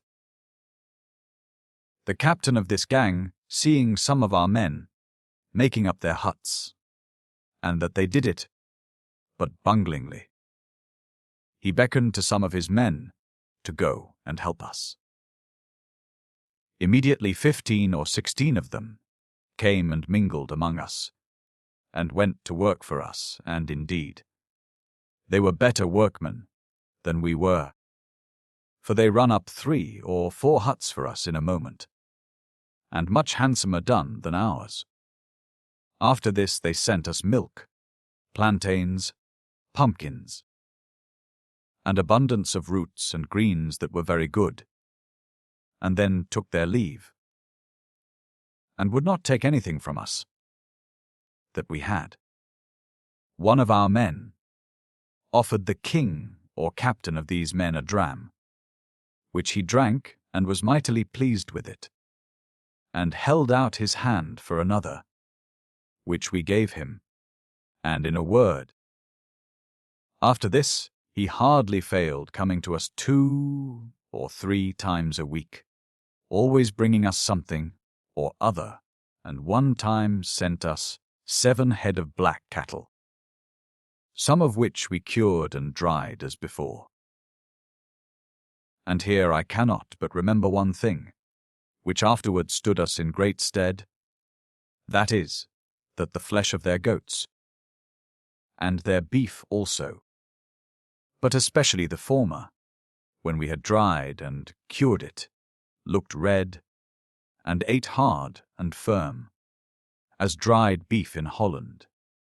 They were so pleased with it, and it was such a dainty to them, that at any time after they would trade with us for it, not knowing, or so much as imagining, what it was, so that for 10 or 12 pounds weight of smoke, dried beef, they would give us a whole bullock, or cow, or anything else we could desire.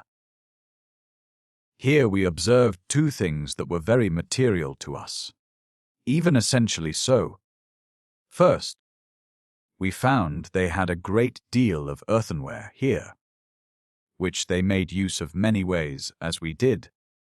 Particularly they had long, deep earthen pots, which they used to sink into the ground, to keep the water, which they drunk cool and pleasant.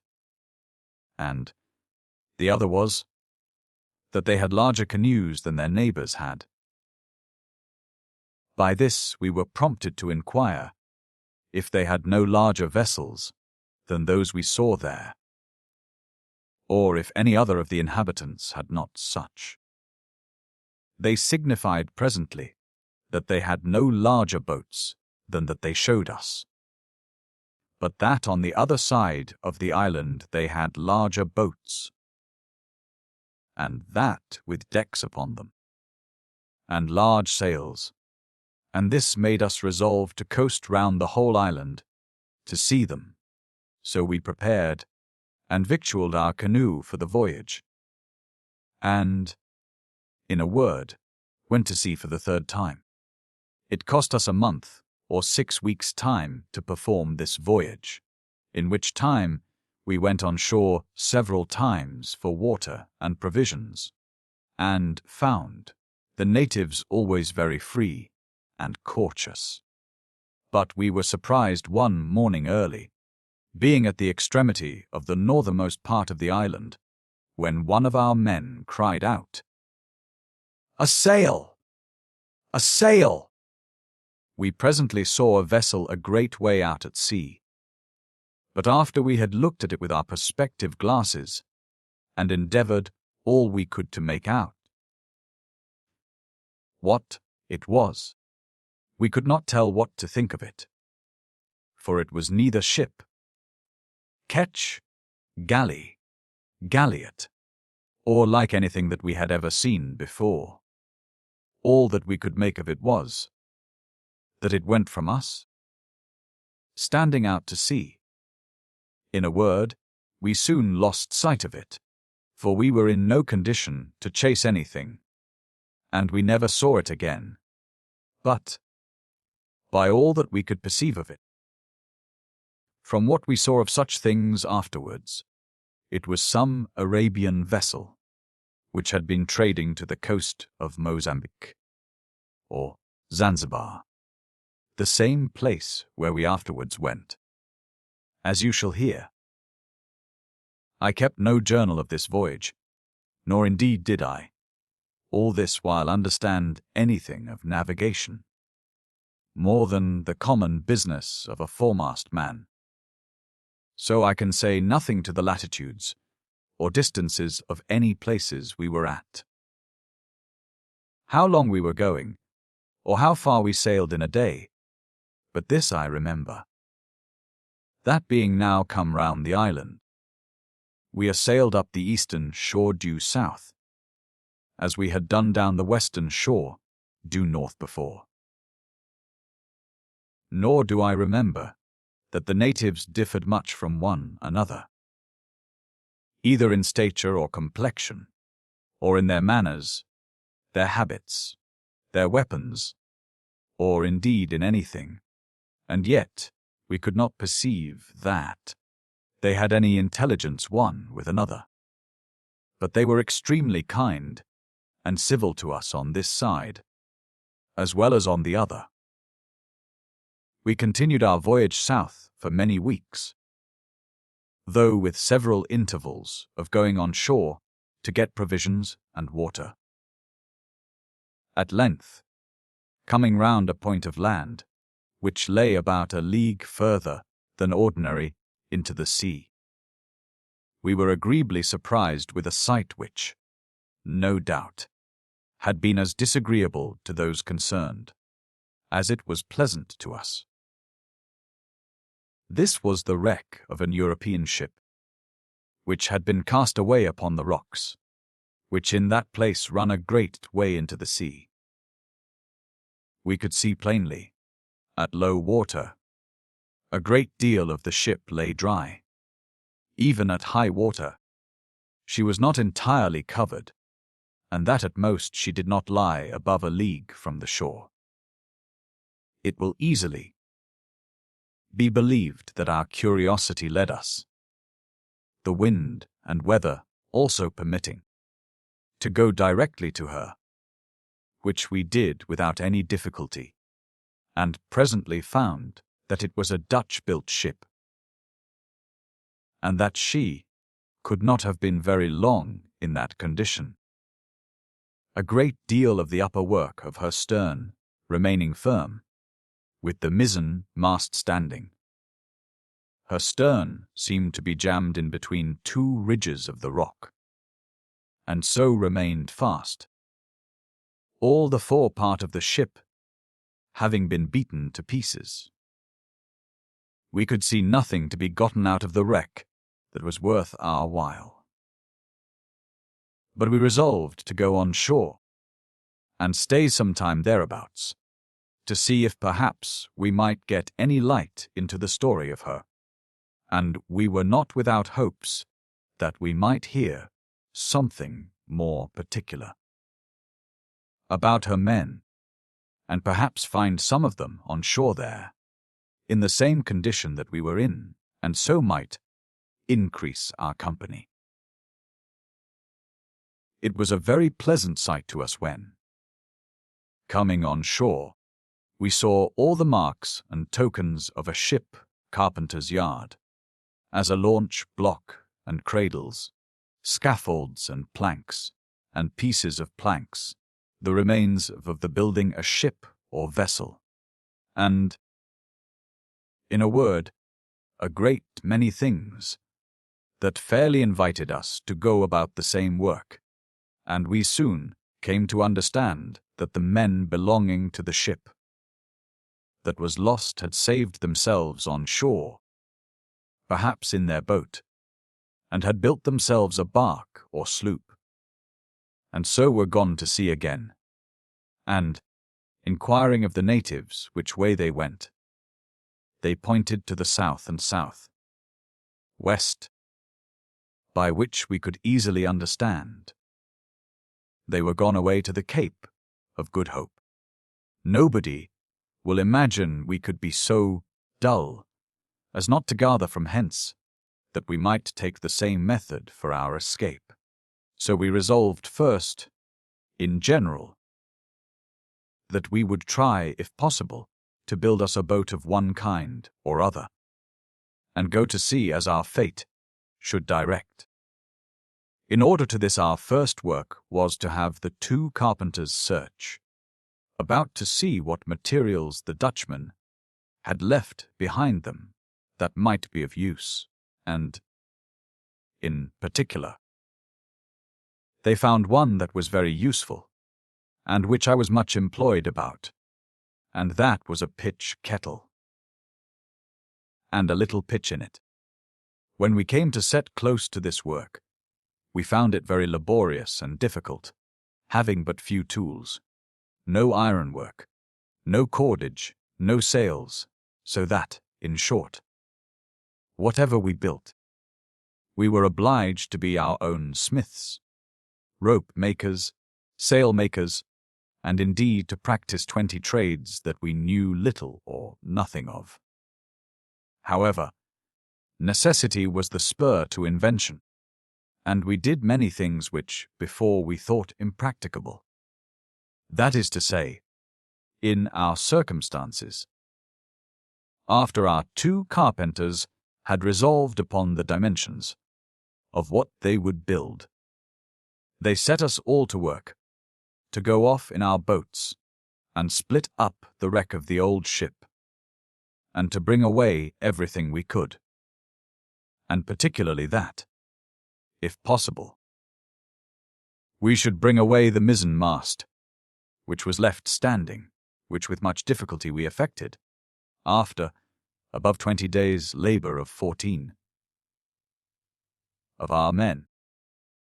At the same time we got out a great deal of ironwork, as bolts, spikes, nails, etc., all of which our artist, of whom I have spoken already, who was now grown a very dexterous smith, made us nails and hinges for our rudder, and spikes such as we wanted. But we wanted an anchor, and if we had had an anchor, we could not have made a cable, so we contented ourselves with making some ropes, with the help of the natives, of such stuff as they made their mats of, and with these we made such a kind of cable, or tow, line as was sufficient to fasten our vessel to the shore, which we contented ourselves with for that time. To be short, we spent 4 months here, and worked very hard too, at the end of which time we launched our frigate, which, in a few words, had many defects, but yet, all things considered, it was as well as we could expect it to be. In short, it was a kind of sloop, of the burthen near 18 or 20 tons, and had we had masts and sails, standing and running rigging, as is usual in such cases, and other conveniences, the vessel might have carried us wherever we could had a mind to go. But of all the materials we wanted, this was the worst. That is, that we had no tar or pitch to pay the seams and secure the bottom. And though we did what we could, with tallow and oil, to make a mixture to supply that part, yet we could not bring it to answer our end fully. And when we launched her into the water, she was so leaky, and took in the water so fast, that we thought all our labor had been lost. For we had much ado to make her swim, and as for pumps, we had none, nor had we any means to make one. But at length one of the natives, a black negro man, showed us a tree, the wood of which being put into the fire, sends forth a liquid that is as glutinous, and almost as strong as tar, and of which, by boiling, we made a sort of stuff which served us for pitch, and this answered our end effectually, for we perfectly made our vessel sound and tight, so that we wanted no pitch or tar at all. This secret has stood me in stead upon many occasions, since that time in the same place. Our vessel being thus finished, out of the mizzen mast of the ship, we made a very good mast to her, and fitted our sails to it as well as we could. Then we made a rudder and tiller, and, in a word, everything that our present necessity called upon us for. And having victualled her, and put as much fresh water on board as we thought we wanted, or as we knew how to stow, for we were yet without casks, we put to sea with a fair wind. We had spent near another year in these rambles, and in this piece of work, for now, as our men said, about the beginning of our February, and the sun went from us apace, which was much to our satisfaction, for the heats were exceedingly violent. The wind, as I said, was fair, for as I have since learned, the winds generally spring up to the eastward, as the sun goes from them to the north. Our debate now was which way we should go, and never were men so irresolute. Some were for going to the east, and stretching away directly for the coast of Malabar, but others, who considered more seriously the length of that voyage, shook their heads at the proposal, knowing very well that neither our provisions, especially of water, or our vessel, were equal to such a run, as that is, of near 2,000 miles, without any land to touch at in the way. These men, too, had all along had a great mind to a voyage for the mainland of Africa, where they said we should have a fair cast for our lives, and might be sure to make ourselves rich, which ways soever we went, if we were but able to make our way through, whether by sea or by land. Besides, as the case stood with us, we had not much choice for our way, for if we had resolved for the east, we were at the wrong season of the year, and must have stayed till April or May before we had gone to sea. At length, as we had the wind at south-east and east-south-east, and fine promising weather, we came all into the first proposal, and resolved for the coast of Africa. Nor were we long in disputing as to our coasting the island, which we were upon, for we were now upon the wrong silent eyed for the voyage we intended. So we stood away to the north, and, having rounded the cape, we hauled away southward, under the lee of the island, thinking to reach the west point of land, which, as I observed before, runs out so far towards the coast of Africa as would have shortened our run almost 100 leagues. But when we had sailed about 30 leagues, we found the winds variable under the shore, and right against us, so we concluded to stand over directly, for then we had the wind fair, and our vessel was but very ill-fated to lie near the wind, or any way indeed, but just before it. Having resolved upon it, therefore, we put into the shore to furnish ourselves again with fresh water and other provisions, and about the latter end of March, with more courage than discretion, more resolution than judgment, we launched for the main coast of Africa. As for me, I had no anxieties about it, so that we had but a view of reaching some land or other. I cared not what or where it was to be, having at this time no views of what was before me, nor much thought of what might or might not befall me, but with as little consideration as any one can be supposed to have at my age, I consented to everything that was proposed, however hazardous the thing itself, however improbable the success. The voyage, as it was undertaken with a great deal of ignorance and desperation, so really it was not carried on with much resolution or judgment, for we knew no more of the course we were to steer than this, that it was anywhere about the west, within 2 or 3 points north, or s. And, as we had no compass with us, but a little brass pocket compass, which one of our men had more by accident than otherwise, so we could not be very exact in our course. However, as it pleased God that the wind continued fair at southeast and by E, we found that northwest, by west, which was right afore it, was as good a course for us as any we could go, and thus we went on. The voyage was much longer than we expected. Our vessel, Orsel also, which had no sail that was proportioned to her, made but very little way in the sea, and sailed heavily. We had, indeed, no great adventures happened in this voyage, being out of the way of everything that could offer to divert us.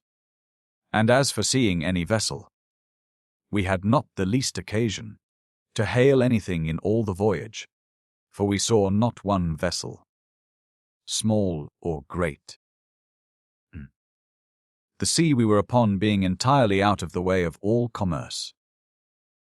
For the people of Madagascar knew no more of the shores of Africa than we did, only that there was a country of lions, as they call it, that way.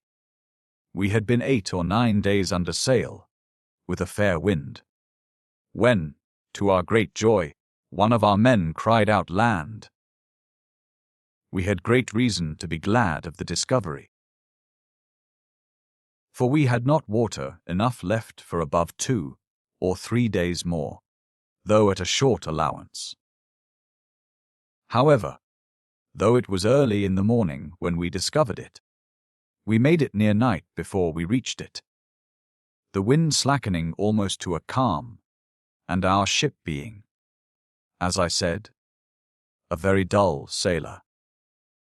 We were sadly balked upon our coming to the land, when we found that, instead of the mainland of Africa, it was only a little island, with no inhabitants upon it, at least none that we could find, nor any cattle, except a few goats, of which we killed 3 only.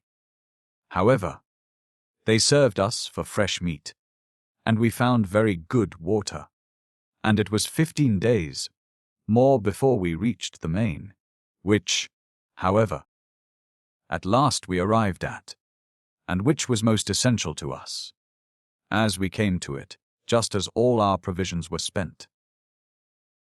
Indeed, we may say they were spent first, for we had but a pint of water a day to each man for the last 2 days.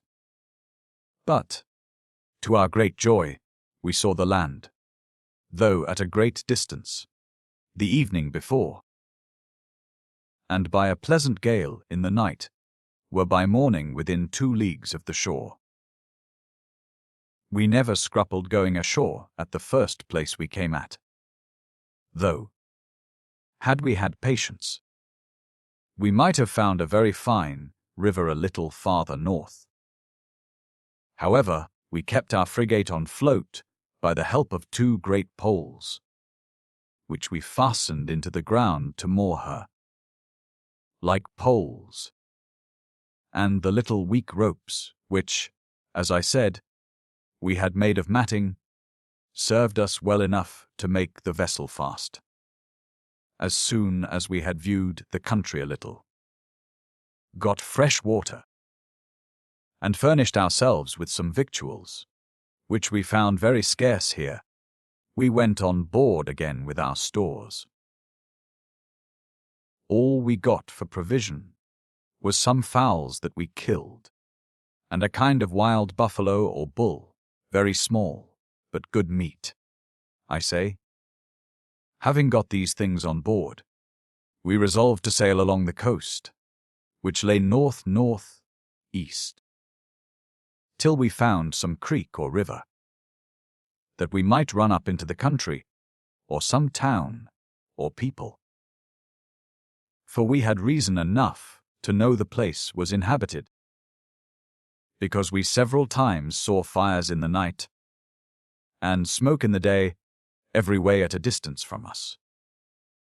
At length we came to a very large bay, and in it several little creeks, or rivers emptying themselves into the sea.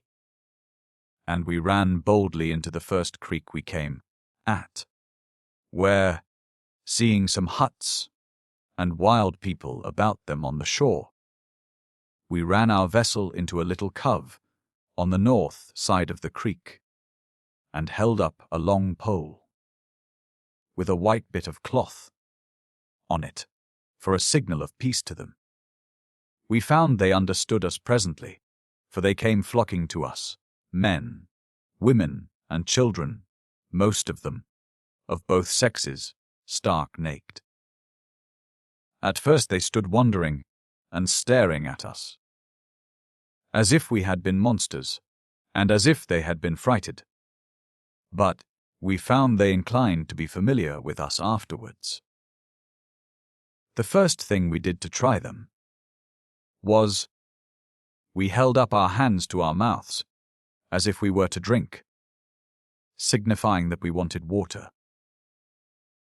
This they understood presently, and 3 of their women and 2 boys ran away up the land, and came back in about half a quarter of an hour, with several pots, made of earth, pretty enough, and baked, I suppose, in the sun.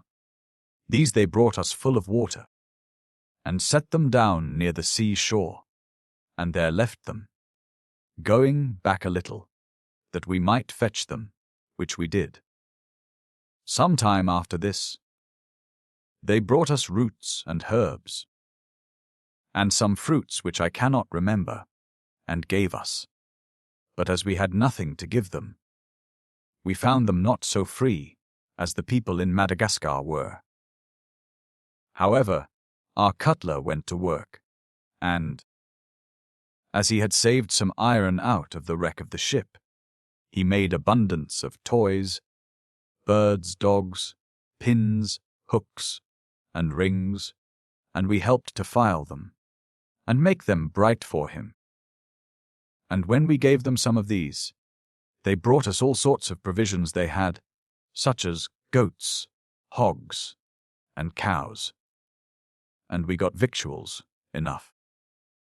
We were now landed upon the continent of Africa, the most desolate, desert, and inhospitable country in the world, even Greenland and Nova Zembla itself not excepted. With this difference only, that even the worst part of it we found inhabited, though, taking the nature and quality of some of the inhabitants, it might have been much better to us if there had been none. And, to add to the exclamation I am making on the nature of the place, it was here that we took one of the rashest, and wildest, and most desperate resolutions that ever was taken by man, or any number of men, in the world. This was to travel overland through the heart of the country, from the coast of Mozambique, on the East Ocean, to the coast of Angola or Guinea, on the Western or Atlantic Ocean, a continent of land of at least 1,800 miles, in which journey we had excessive heats to support, unpassable deserts to go over, no carriages, camels, or beasts of any kind to carry our baggage, innumerable numbers of wild and ravenous beasts to encounter with, such as lions, leopards, tigers, lizards, and elephants. We had the equinoctial line to pass under, and, consequently, were in the very center of the torrid zone. We had nations of savages to encounter with, barbarous and brutish to the last degree, hunger and thirst to struggle with, and, in one word, terrors enough to have daunted the stoutest hearts that ever were placed in cases of flesh and blood. Yet, fearless of all these, we resolved to adventure, and accordingly made such preparations for our journey as the place we were in would allow us, and such as our little experience of the country seemed to dictate to us. It had been some time already that we had been used to tread barefooted upon the rocks, the gravel, the grass, and the sand on the shore. But as we found the worst thing for our feet was the walking or traveling on the dry, burning sands within the country, so we provided ourselves with a sort of shoes, made of the skins of wild beasts, with the hair inward, and being dried in the sun, the outsides were thick and hard, and would last a great while. In short, as I called them, so I think the term very proper still, we made us gloves for our feet, and we found them very convenient and very comfortable. We conversed with some of the natives of the country, who were friendly enough. What tongue they spoke I do not yet pretend to know. We talked as far as we could make them understand us, not only about our provisions, but also about our undertaking, and asked them what country lay that way, pointing west with our hands. They told us but little to our purpose, only we thought, by all their discourse, that there were people to be found, of one sort or other, everywhere, that there were many great rivers, many lions and tigers, elephants, and furious wild cats, which in the end we found to be civet cats and the like. When we asked them if anyone had ever traveled that way, they told us yes. Some had gone to where the sun sleeps, meaning to the west, but they could not tell us who they were. When we asked for some to guide us, they shrunk up their shoulders, as Frenchmen do, when they are afraid to undertake a thing. When we asked them about the lions and wild creatures, they laughed, and let us know that they would do us no hurt, and directed us to a good way indeed to deal with them, and that was to make some fire, which would always fright them away, and so indeed we found it. Upon these encouragements we resolved upon our journey, and many considerations put us upon it, which, had the thing itself been practicable, we were not so much to blame for as it might otherwise be supposed. I will name some of them, not to make the account too tedious. First, we were perfectly destitute of means to work about our own deliverance any other way. We were on shore in a place perfectly remote from all European navigation, so that we could never think of being relieved, and fetched off by any of our own countrymen in that part of the world. Secondly, if we had adventured to have sailed on along the coast of Mozambique and the desolate shores of Africa to the north, till we came to the Red Sea, all we could hope for there was to be taken by the Arabs and be sold for slaves to the Turks, which to all of us was little better than death. We could not build anything of a vessel that would carry us over the great Arabian Sea to India, nor could we reach the Cape de Bona Speranza, the winds being too variable, and the sea in that latitude too tempestuous. But we all knew, if we could cross this continent of land, we might reach some of the great rivers that run into the Atlantic Ocean, and that, on the banks of any of those rivers, we might there build us canoes which would carry us down, if it were thousands of miles, so that we could want nothing but food, of which we were assured we might kill sufficient with our guns. And to add to the satisfaction of our deliverance, we concluded we might, every one of us, get a quantity of gold, which, if we came safe, would infinitely recompense us for our toil. I cannot say that in all our consultations I ever began to enter into the weight and merit of any enterprise we went upon till now. My view before was, as I thought, very good. That is, that we should get into the Arabian Gulf, or the mouth of the Red Sea, and waiting for some vessel passing or repassing there, of which there is plenty, have seized upon the first we came at by force, and not only have enriched ourselves with her cargo, but have carried ourselves to what part of the world we had pleased. But when they came to talk to me of a march of 2,000 or 3,000 miles on foot, of wandering in deserts among lions and tigers, I confess my blood ran chill, and I used all the arguments I could to persuade them against it. But they were all positive, and I might as well have held my tongue. So I submitted, and told them I would keep to our first law, to be governed by the majority, and we resolved upon our journey. The first thing we did was to take an observation, and see whereabouts in the world we were, which we did, and found we were in the latitude of 12 degrees 35 minutes south of the line. The next thing was to look on the charts, and see the coast of the country we aimed at, which we found to be from 8 to 11 degrees south latitude, if we went for the coast of Angola, or in 12 to 29 degrees north latitude, if we made for the river Niger and the coast of Guinea.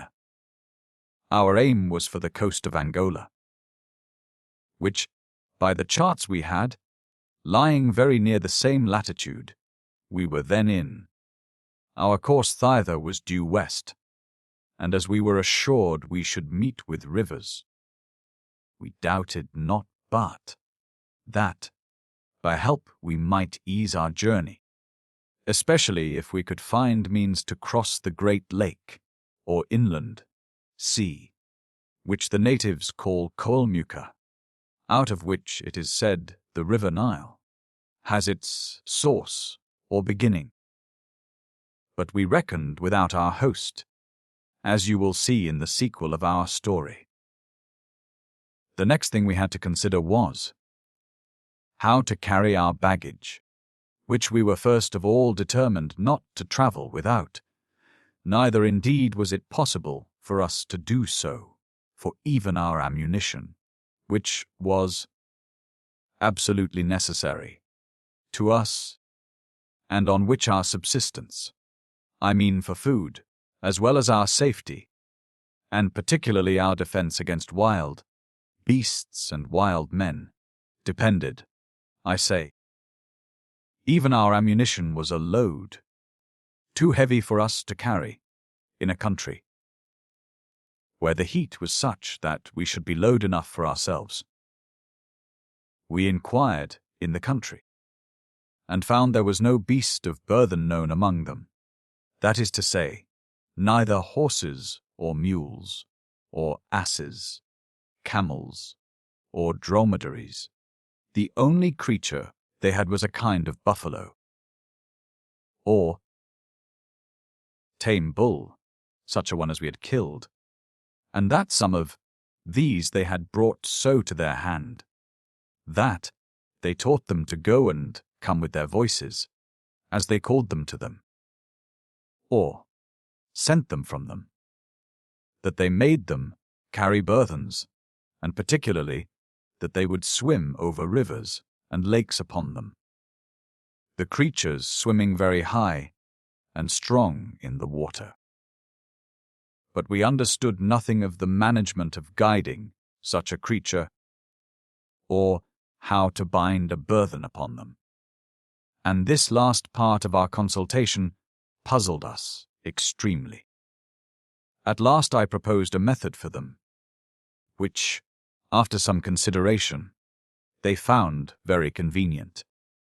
And this was to quarrel with some of the Negro natives, take 10 or 12 of them prisoners, and binding them as slaves, cause them to travel with us, and make them carry our baggage, which I alleged would be convenient, and useful many ways as well to show us the way, as to converse with other natives for us. This counsel was not accepted at first, but the natives soon gave them reason to approve it, and also gave them an opportunity to put it in practice. For, as our little traffic with the natives was hitherto upon the faith of their first kindness, we found some knavery among them at last. For having bought some cattle of them for our toys, which, as I said, our cutler had contrived, one of our men differing with his chapman, truly they huffed him in their manner, and, keeping the things he had offered them for the cattle, made their fellows drive away the cattle before his face and laugh at him. Our man crying out loud of this violence, and calling to some of us, who were not far off. The negro he was dealing with threw a lance at him, which came so true, that, if he had not with great agility jumped aside, and held up his hand also, to turn the lance as it came, it had struck through his body, and, as it was, it wounded him in the arm, at which the man, enraged, took up his fuse, and shot the negro through the heart. The others that were near him, and all those that were with us at a distance, were so terribly frighted. First, at the flash of fire, secondly, at the noise, and thirdly, at seeing their countrymen killed, that they stood like men stupid and amazed. At first, for some time, but after they were a little recovered from their fright, one of them, at a good distance from us, set up a sudden screaming noise, which, it seems, is the noise they make when they go to fight, and all the rest understanding what he meant, answered him, and ran together to the place where he was, and we not knowing what it meant, stood still, looking upon one another like a parcel of fools. But we were presently undeceived, for, in 2 or 3 minutes more, we heard the screaming, roaring noise go on from one place to another, through all their little towns, nay, even over the creek to the other side, and, on a sudden, we saw a naked multitude running from all parts to the place where the first man began it, as to a rendezvous, and, in less than an hour, I believe there was near 500 of them gotten together, armed some with bows and arrows, but most with lances, which they throw at a good distance, so nicely that they will strike a bird flying. We had but a very little time for consultation, for the multitude was increasing every moment, and I verily believe, if we had stayed long, they would have been 10,000 together in a little time. We had nothing to do, therefore, but to fly to our ship or bark, where indeed we could have defended ourselves very well, or to advance and try what a volley or 2 of small shot would do for us. We resolved immediately upon the latter, depending upon it that the fire and terror of our shot would soon put them to flight. So we drew up all in a line and marched boldly up to them.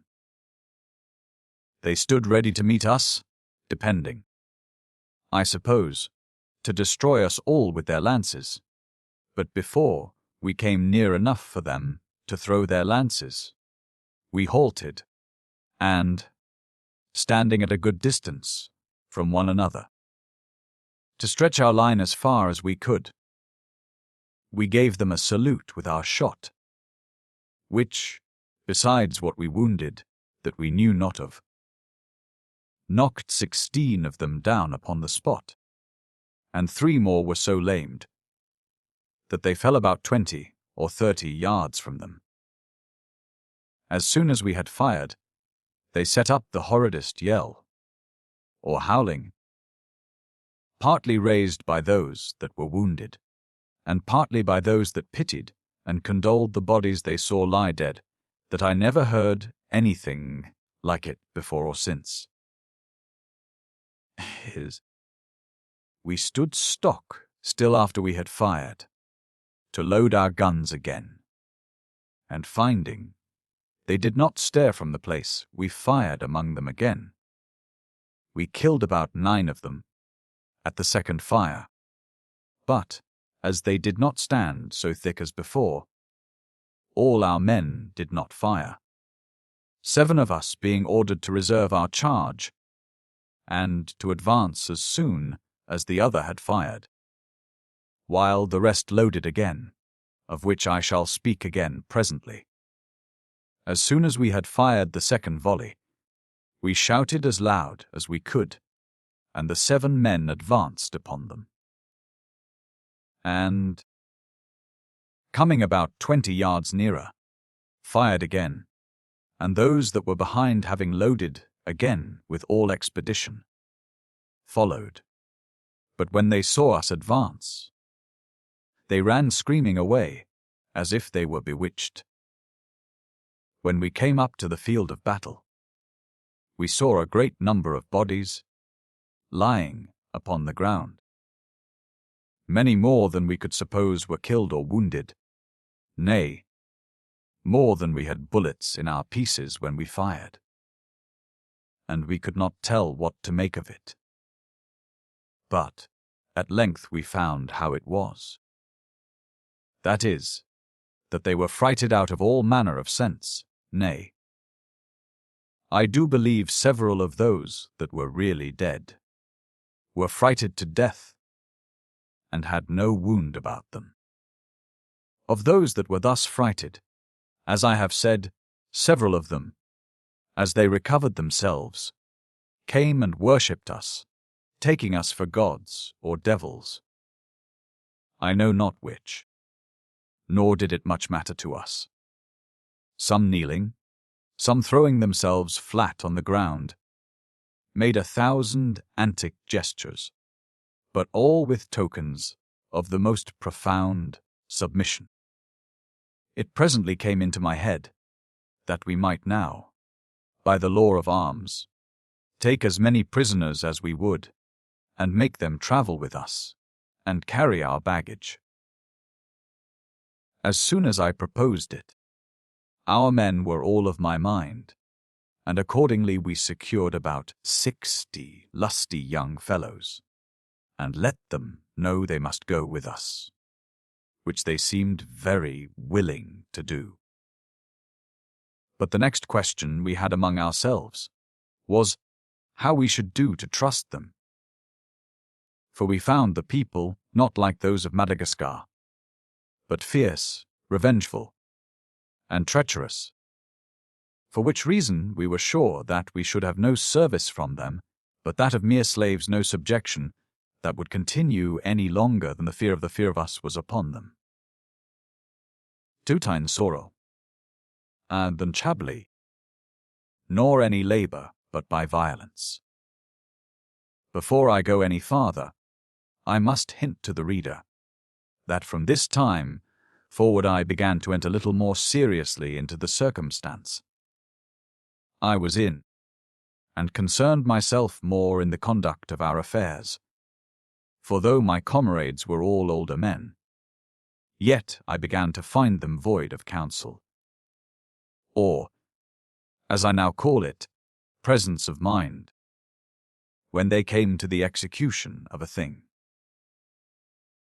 The first occasion I took to observe this was in their late engagement with the natives, when, though they had taken a good resolution to attack them and fire upon them, yet, when they had fired the first time, and found that the negroes did not run as they expected, their hearts began to fail, and I am persuaded, if their bark had been near hand, they would every man have run away. Upon this occasion I began to take upon me a little to hearten them up, and to call upon them to load again, and give them another volley, telling them that I would engage, if they would be ruled by me. I'd make the negroes run fast enough. I found this heartened them, and therefore, when they fired a second time, I desired them to reserve some of their shot for an attempt by itself. As I mentioned above, having fired a second time, I was indeed forced to command, as I may call it. Now, "Signors," said I, "let us give them a cheer." So I opened my throat and shouted 3 times, as our English sailors do on like occasions. "And now follow me," said I to the 7 that had not fired, "and I'll warrant you we will make work with them." And so it proved indeed, for, as soon as they saw us coming, away they ran as above. From this day forward they would call me nothing but Signor Capitanio, but I told them I would not be called Signor. "Well, then," said the gunner, who spoke good English, "you shall be called Captain Bob." And so they gave me my title ever after. Nothing is more certain of the Portuguese than this. Take them nationally or personally. If they are animated and heartened up by anybody to go before, and encourage them by example, they will behave well enough. But if they have nothing but their own measures to follow, they sink immediately. These men had certainly fled from a parcel of naked savages. Though even by flying, they could not have saved their lives, if I had not shouted and hallooed, and rather made sport with the thing than a fight, to keep up their courage. Nor was there less need of it upon several occasions hereafter. And I do confess, I have often wondered how a number of men, who, when they came to the extremity, were so ill supported by their own spirits, had at first courage propose, and to undertake the most desperate and impracticable attempt that ever men went about in the world. There were indeed 2 or 3 indefatigable men among them, by whose courage and industry all the rest were upheld. And indeed those 2 or 3 were the managers of them from the beginning. That was the gunner, and that cutler whom I call the artist, and the 3rd, who was pretty well, though not like either of them, was one of the carpenters.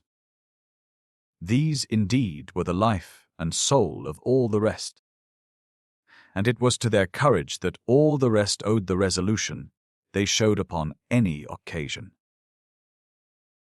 But when those saw me take a little upon me, as above, they embraced me, and treated me with particular affection ever after. This gunner was an excellent mathematician, a good scholar, and a complete sailor, and it was in conversing intimately with him that I learned afterwards the grounds of knowledge I have since had in all the sciences useful for navigation, and particularly in the geographical part of knowledge. Even in our conversation, finding me eager to understand and learn, he laid the foundation of a general knowledge of things in my mind, gave me just ideas of the form of the earth and of the sea, the situation of countries, the course of rivers, the doctrine of the spheres, the motion of the stars, and, in a word, taught me a kind of system of astronomy, which I afterwards improved. In an especial manner, he filled my head with aspiring thoughts, and with an earnest desire, after learning everything that could be taught me, convincing me that nothing could qualify me for great undertakings, but a degree of learning superior to what was usual in the race of seamen. He told me that to be ignorant was to be certain of a mean station in the world, but that knowledge was the first step to preferment. He was always flattering me with my capacity to learn, and though that fed my pride, yet, on the other hand, as I had a secret ambition, which just at that time fed itself in my mind. It prompted in me an insatiable thirst after learning in general, and I resolved, if ever I came back to Europe and had anything left to purchase it, I would make myself master of all the parts of learning needful to the making of me a complete sailor. Insolent sailor, but I was not so just to myself afterwards as to do it when I had an opportunity. But to return to our business, the gunner, when he saw the service I had done in the fight, and heard my proposal for keeping a number of prisoners for our march, and for carrying our baggage, turns to me before them all. "Captain Bob," says he, "I think you must be our leader, for all the success of this enterprise is owing to you." "No, no," said I, "do not compliment me. You shall be our Signia Capitanio. You shall be general. I am too young for it." So, in short, we all agreed he should be our leader, but he would not accept of it alone, but would have me joined with him, and all the rest agreeing, I was obliged to comply. The first piece of service they put me upon in this new command was as difficult as any they could think of, and that was to manage the prisoners, which, however, I cheerfully undertook, as you shall hear presently. But the immediate consultation was yet of more consequence, and that was, first, which way we should go, and secondly, how to furnish ourselves for the voyage with provisions. There was among the prisoners one tall, well-shaped, handsome fellow, to whom the rest seemed to pay great respect, and who, as we understood afterwards, was the son of one of their kings. His father was, it seems, killed at our first volley, and he wounded with a shot in his arm, and with another just on one of his hips or haunches. The shot in his haunch being in a fleshy part, bled much, and he was half dead with the loss of blood.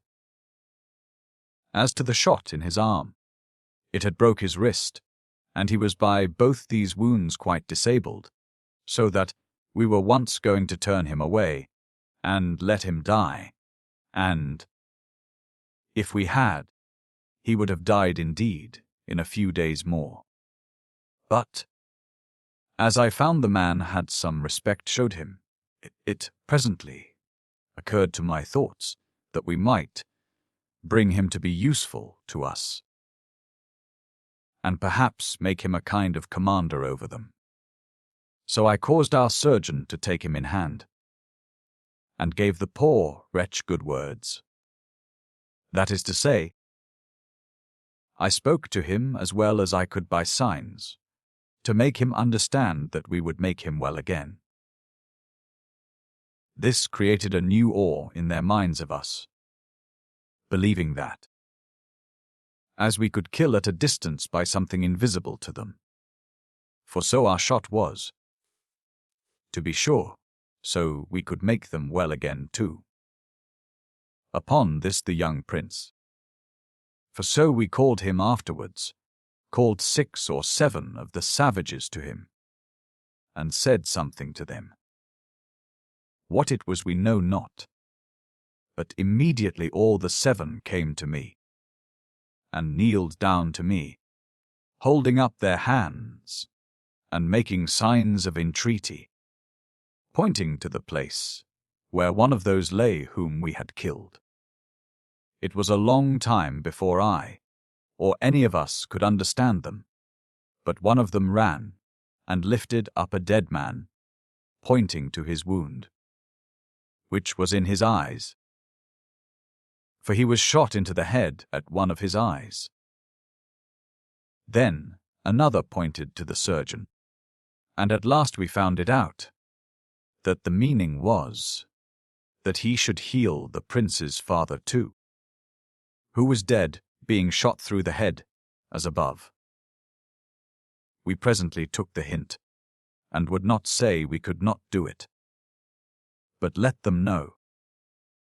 The men that were killed were those that had first fallen upon us, and provoked us, and we would by no means make them alive again, and that, if any others did so, we would kill them too, and never let them live any more. But that, if he, the prince, would be willing to go with us, and do as we should direct him, we would not let him die, and would make his arm well. Upon this he bid his men go, and fetch a long stick or staff, and lay on the ground. When they brought it, we saw it was an arrow. He took it with his left hand, for his other was lame with the wound, and, pointing up at the sun, broke the arrow in two, and set the point against his breast, and then gave it to me. This was, as I understood afterwards, wishing the sun, whom they worship, might shoot him into the breast with an arrow, if ever he failed to be my friend. And giving the point of the arrow to me was to be a testimony that I was the man he had sworn to. And never was Christian more punctual to an oath than he was to this, for he was a sworn servant to us for many a weary month after that. When I brought him to the surgeon, he immediately dressed the wound in his haunch or buttock, and found the bullet had only grazed upon the flesh, and passed, as it were, by it, but it was not lodged in the part, so that it was soon healed and well again. But, as to his arm, he found one of the bones broken, which are in the fore, part from the wrist to the elbow, and this he set, and splintered it up, and bound his arm in a sling, hanging it about his neck, and making signs to him that he should not stir it, which he was so strict an observer of, that he set him down, and never moved one way or other but as the surgeon gave him leave. I took a great deal of pains to acquaint this negro what we intended to do, and what use we intended to make of his men, and particularly to teach him the meaning of what we said, especially to teach him some words, such as yes and no, and what they meant, and to inure him to our way of talking, and he was very willing and apt to learn anything. I taught him. It was easy to let him see that we intended to carry our provision with us from the first day, but he made signs to us to tell us we need not, for we should find provision enough everywhere for 40 days. It was very difficult for us to understand how he expressed 40, for he knew no figures, but some words that they used to one another, that they understood it by.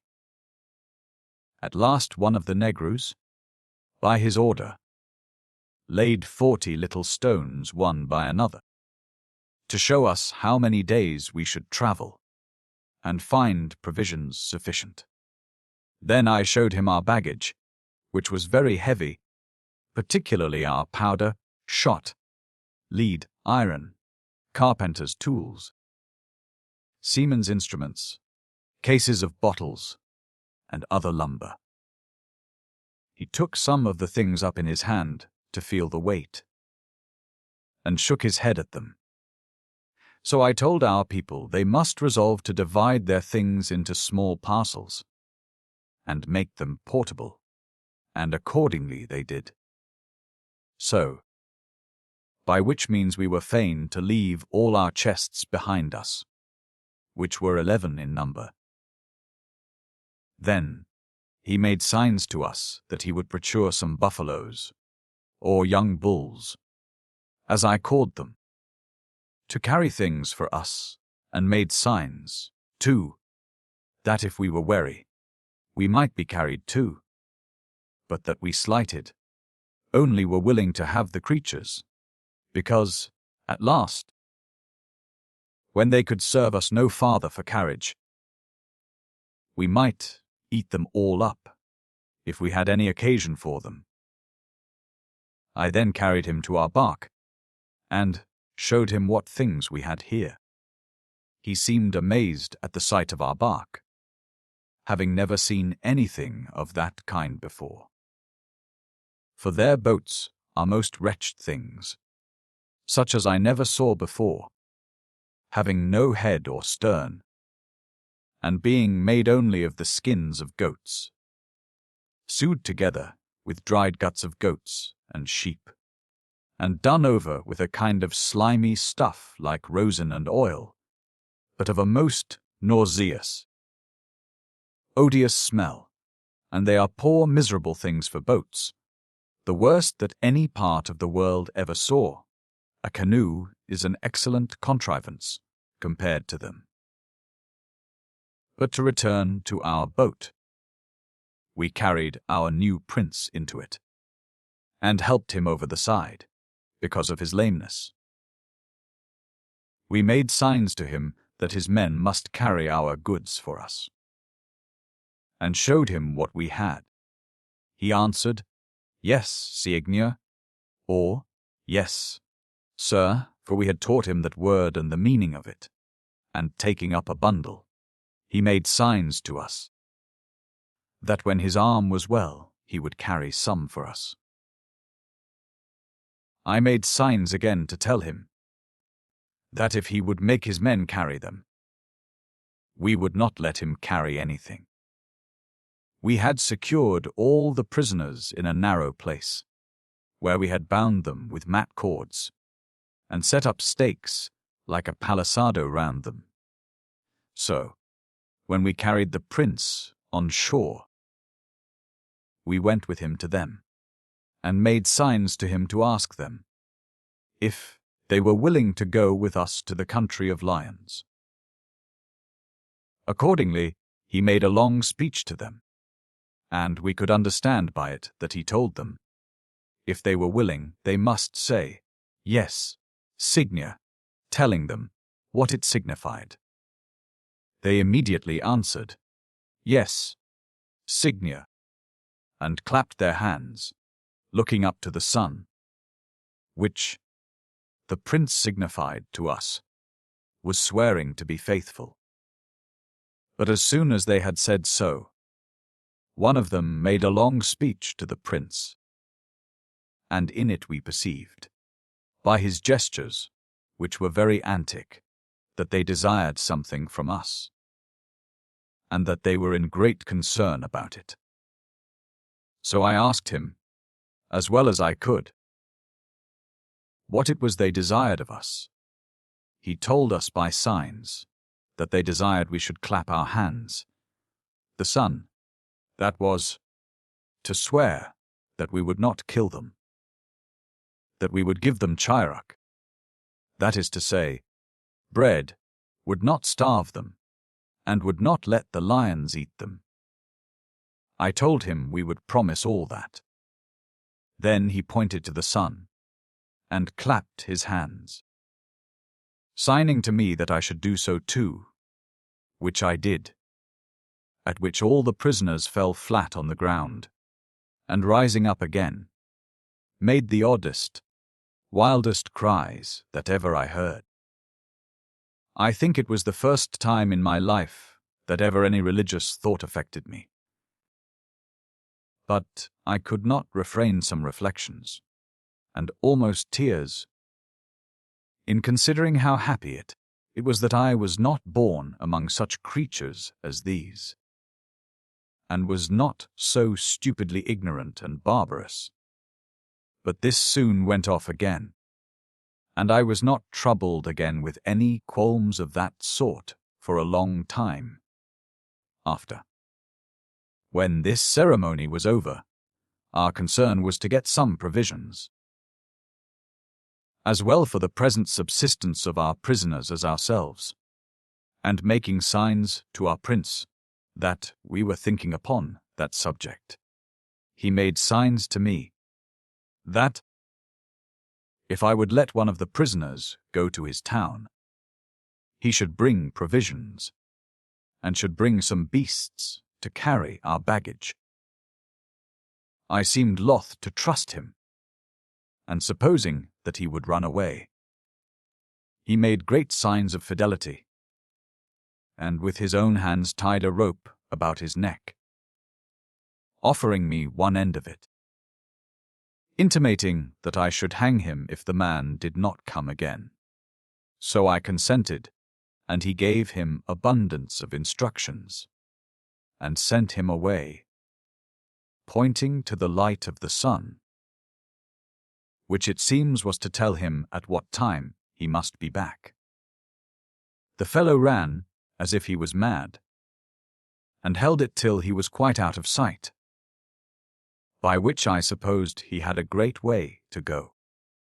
The next morning, about 2 hours before the time appointed, the Black Prince, for so I always called him, beckoning with his hand to me, and hallowing after his manner, desired me to come to him, which I did. When, pointing to a little hill about 2 miles off, I saw plainly a little drove of cattle, and several people with them. Those, he told me by signs, were the man he had sent, and several more with him, and cattle for us.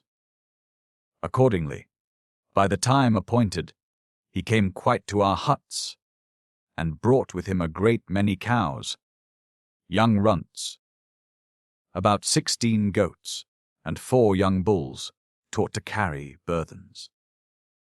This was a supply of provisions sufficient. As for bread, we were obliged to shift with some roots which we had made use of before. We then began to consider of making some large bags, like the soldiers' knapsacks, for their men to carry our baggage in, and to make it easy to them. And the goats being killed, I ordered the skins to be spread in the sun, and they were as dry in 2 days as could be desired. So we found means to make such little bags as we wanted, and began to divide our baggage into them. When the Black Prince found what they were for, and how easy they were of carriage when we put them on, he smiled a little, and sent away the man again to fetch skins, and he brought 2 natives more with him, all loaded with skins better cured than ours, and of other kinds, such as we could not tell what names to give them. These 2 men brought the Black Prince 2 lances, of the sort they use in their fights, but finer than ordinary, being made of black smooth wood, as fine as ebony, and headed at the point with the end of a long tooth of some creature. We could not tell of what creature. The head was so firm put on, and the tooth so strong, though no bigger than my thumb, and sharp at the end, that I never saw anything like it in any place in the world. The prince would not take them till I gave him leave, but made signs that they should give them to me. However, I gave him leave to take them himself, for I saw evident signs of an honorable, just principle in him. We now prepared for our march, when the prince coming to me, and pointing towards the several quarters of the world, made signs to know which way we intended to go. And when I showed him, pointing to the west, he presently let me know there was a great river a little further, to the north, which was able to carry our bark many leagues into the country due west. I presently took the hint, and inquired for the mouth of the river, which I understood by him was above a day's march, and, by our estimation, we found it about 7 leagues further.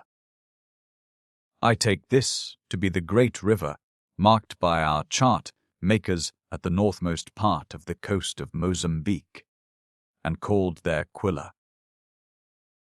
Consulting thus with ourselves, we resolved to take the prince, and as many of the prisoners as we could stow in our frigate, and go about by the bay into the river, and that 8 of us, with our arms, should march by land to meet them on the river side.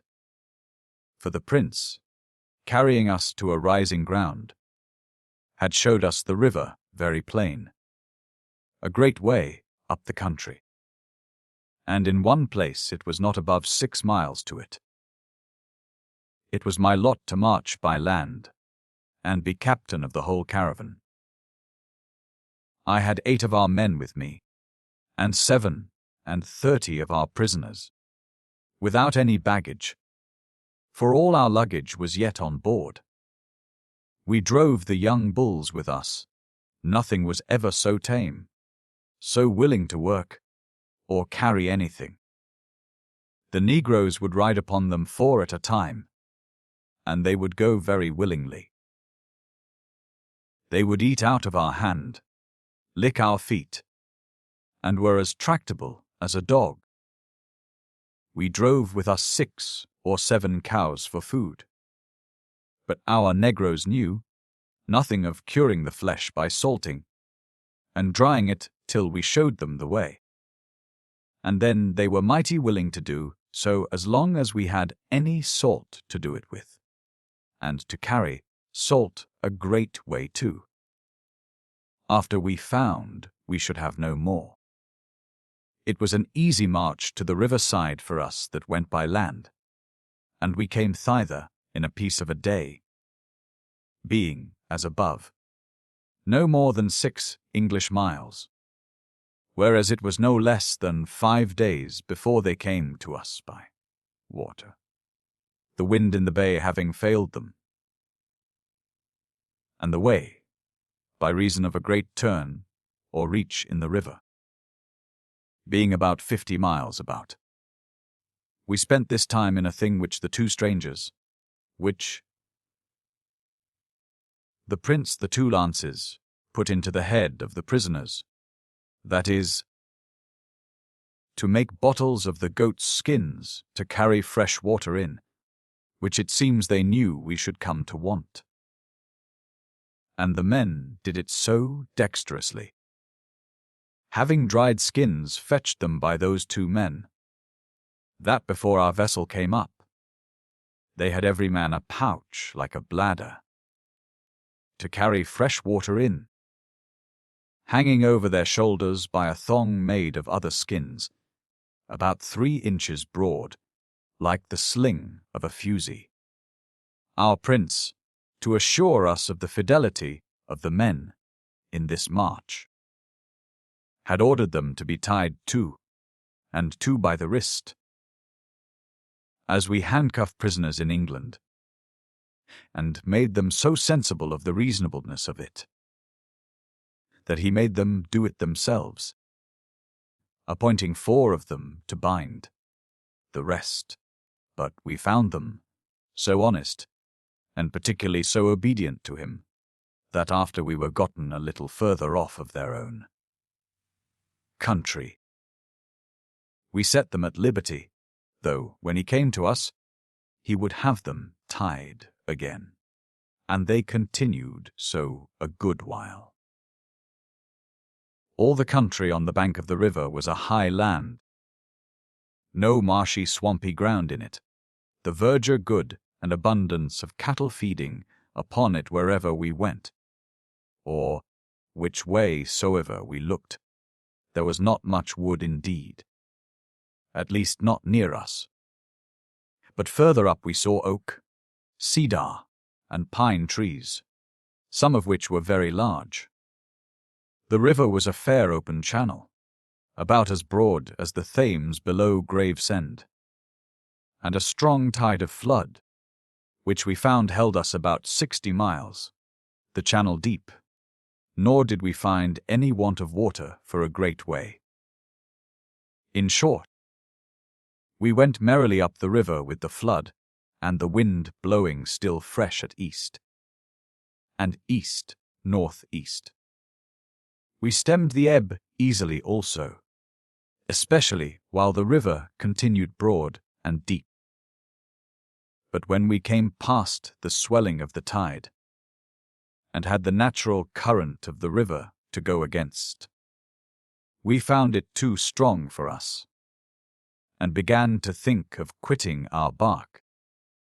But the prince would by no means agree to that, for, finding we had on board pretty good store of roping made of mats and flags, which I described before, he ordered all the prisoners which were on shore to come and take hold of those ropes, and tow us along by the shore side, and as we hoisted our sail to ease them, the men ran along with us at a very great rate. In this manner the river carried us up, by our computation, near 200 miles, and then it narrowed apace, and was not above as broad as the Thames is at Windsor, or thereabouts, and, after another day, we came to a great waterfall or cataract, enough to fright us. For I believe the whole body of water fell at once perpendicularly down a precipice above 60 foot high, which made noise enough to deprive men of their hearing, and we heard it above 10 miles before we came to it. Here we were at a full stop, and now our prisoners went first on shore. They had worked very hard and very cheerfully, relieving one another, those that were weary being taken into the bark. Had we had canoes, or any boats which might have been carried by men's strength, we might have gone 200 miles more up this river in small boats. But our great boat could go no farther. All this way the country looked green and pleasant, and was full of cattle, and some people we saw, though not many. But this we observed now, that the people did no more understand our prisoners here than we could understand them, being, it seems, of different nations and of different speech. We had yet seen no wild beasts, or, at least, none that came very near us, except 2 days before we came to the waterfall, when we saw 3 of the most beautiful leopards that ever were seen, standing upon the bank of the river on the north side, our prisoners being all on the other side of the water. Our gunner espied them first, and ran to fetch his gun, putting a ball extraordinary in it, and coming to me, "Now, Captain Bob," says he, "where is your prince?" So I called him out. "Now," says he, "tell your men not to be afraid. Tell them they shall see that thing in his hand. Speak in fire to one of those beasts, and make it kill itself." The poor negroes looked as if they had been all going to be killed. Well, going killed, notwithstanding what their prince said to them, and stood staring to expect the issue, when on a sudden the gunner fired. And as he was a very good marksman, he shot the creature with 2 slugs, just in the head. As soon as the leopard felt herself struck, she reared up on her 2 hind legs, bolt upright, and throwing her forepaws about in the air, fell backward, growling and struggling, and immediately died. The other 2, frighted with the fire and the noise, fled, and were out of sight in an instant. But the 2 frighted leopards were not in half the consternation that our prisoners were. 4 or 5 them fell down as if they had been shot. Several others fell on their knees, and lifted up their hands to us, whether to worship us, or pray us not to kill them. We did not know. But we made signs to their prince to encourage them, which he did, but it was with much ado that he brought them to their senses. Nay, the prince, notwithstanding all that was said to prepare him for it, yet, when the piece went off, he gave a start as if he would have leaped into the river. When we saw the creature killed, I had a great mind to have the skin of her, and made signs to the prince that he should send some of his men over to take the skin off. As soon as he spoke but a word, 4 of them, that offered themselves, were untied, and immediately they jumped into the river, and swam over, and went to work with him. The prince, having a knife that we gave him, made 4 wooden knives so clever that I never saw anything like them in my life, and in less than an hour's time they brought me the skin of the leopard, which was a monstrous great one, for it was from the ears to the tail about 7 foot, and near 5 foot broad on the back, and most admirably spotted all over. The skin of this leopard I brought to London many years after. We were now all upon a level as to our travelling, being unshipped, for our bark would swim no farther, and she was too heavy to carry on our backs. But as we found the course of the river went a great way farther, we consulted our carpenters whether we could not pull the bark in pieces, and make us 3 or 4 small boats to go on with. They told us we might do so, but it would be very long a-doing, and that, when we had done, we had neither pitch or tar to make them sound to keep the water out, or nails to fasten the plank. But one of them told us that as soon as he could come, at any large tree, near the river, he would make us a canoe or 2 in a quarter of the time, and which would serve us as well for all the uses we could have any occasion for as a boat, and such, that if we came to any waterfalls, we might take them up, and carry them for a mile or 2 by land upon our shoulders. Upon this we gave over the thoughts of our frigate, and hauling her into a little cove or inlet, where a small brook came into the main river, we laid her up for those that came next, and marched forward. We spent indeed 2 days dividing our baggage, and loading our tame buffaloes and our negroes.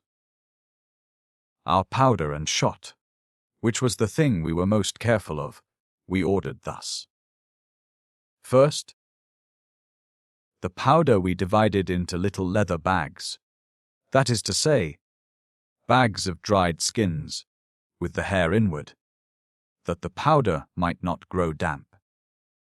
And then we put those bags into other bags, made of bullock skins, very thick and hard, with the hair outward, that no wet might come in, and this succeeded so well, that in the greatest rains we had, whereof some were very violent and very long, we always kept our powder dry.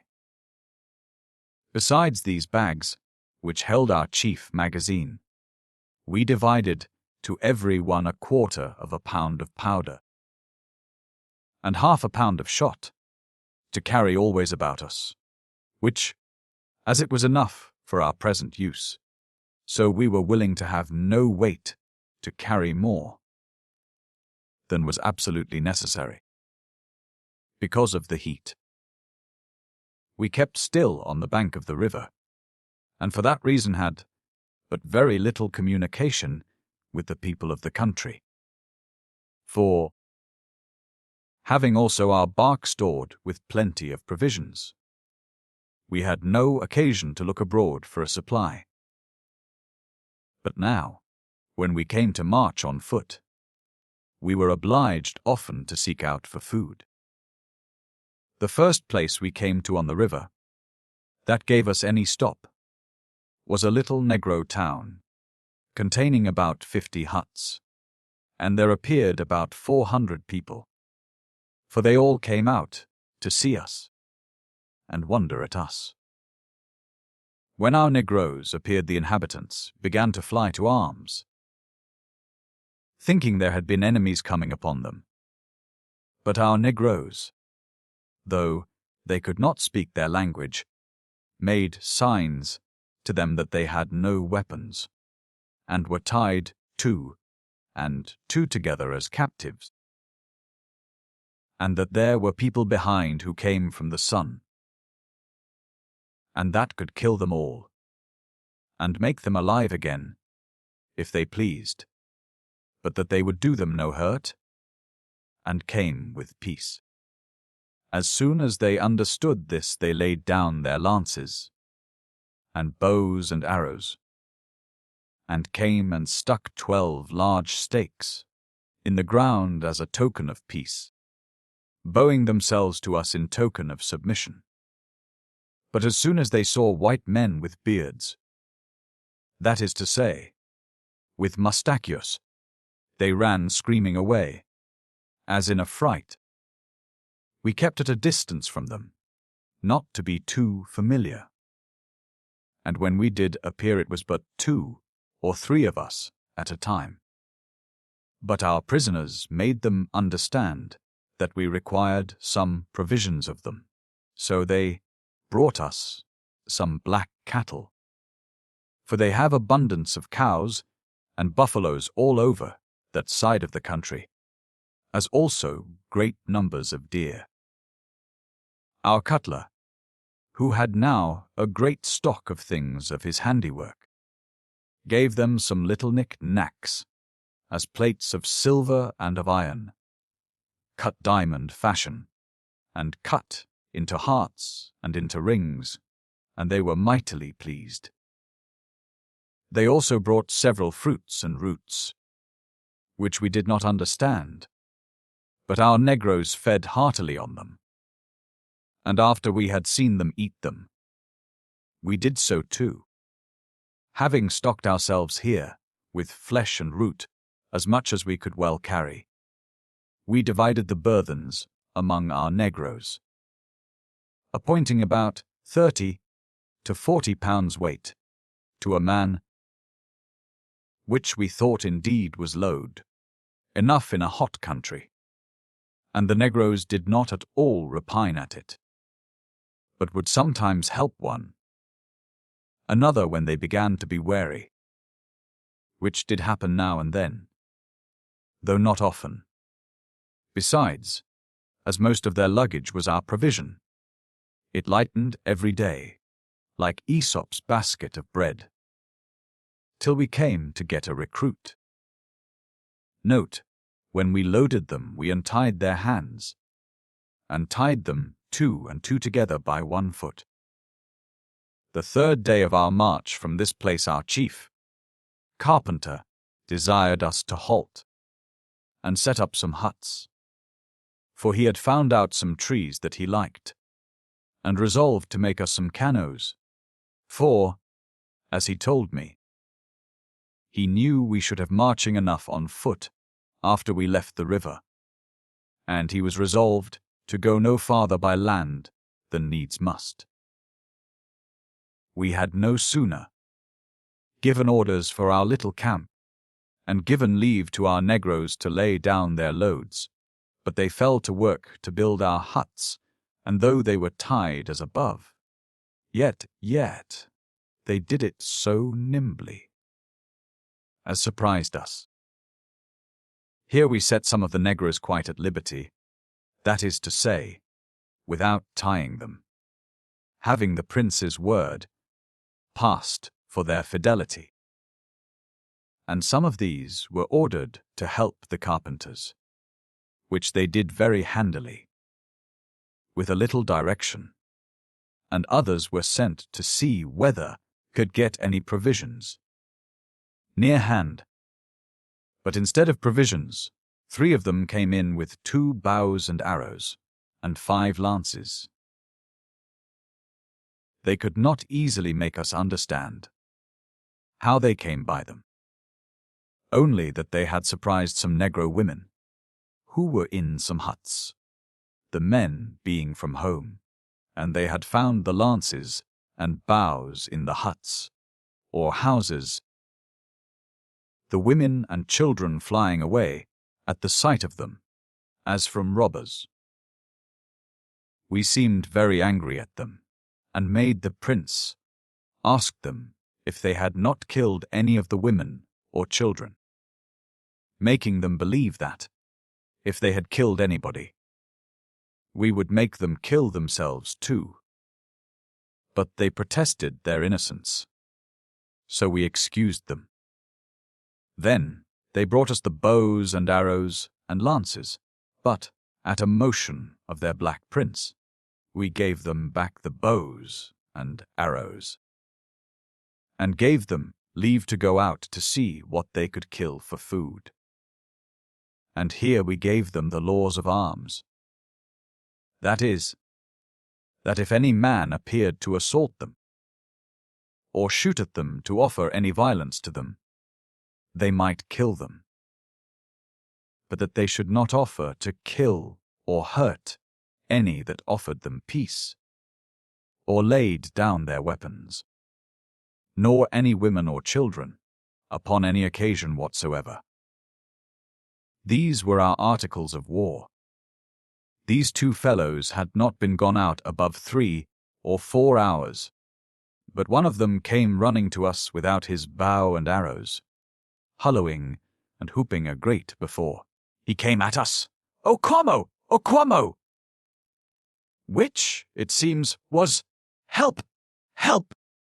The rest of the negroes rose up in a hurry, and by twos, as they could, ran forward towards their fellows, to know what the matter was. As for me, I did not understand it, nor any of our people.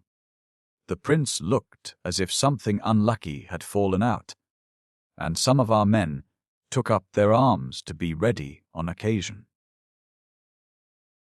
But the negroes soon discovered the thing, for we saw 4 of them presently, after coming along with a great load of meat upon their backs. The case was that the 2 who went out with their bows and arrows, meeting with a great herd of deer in the plain, had been so nimble as to shoot 3 of them, and then one of them came running to us for help to fetch them away. This was the first venison we had met within all our march, and we feasted upon it very plentifully. And this was the first time we began to prevail with our prince to eat his meat dressed our way, after which his men were prevailed with by his example. But before that, they ate most of the flesh they had quite raw. We wished now we had brought some bows and arrows out with us, which we might have done, and we began to have so much confidence in our negroes, and to be so familiar with them, that we oftentimes let them go, or the greatest part of them, untied, being well assured they would not leave us, and that they did not know what course to take without us. But one thing we resolved not to trust them with, and that was the charging our guns. But they always believed our guns had some heavenly power in them that would send forth fire and smoke, and speak with a dreadful noise, and kill at a distance, whenever we bid them. In about 8 days we finished 3 canoes, and in them we embarked our white men and our baggage, with our prince, and some of the prisoners. We also found it needful to keep some of ourselves always on shore, not only to manage the Negroes, but to defend them from enemies and wild beasts. Abundance of little incidents happened upon this march, which it is impossible to crowd into this account particularly. We saw more wild beasts now than we did before, some elephants, and 2 or 3 lions, none of which kinds we had seen any of before.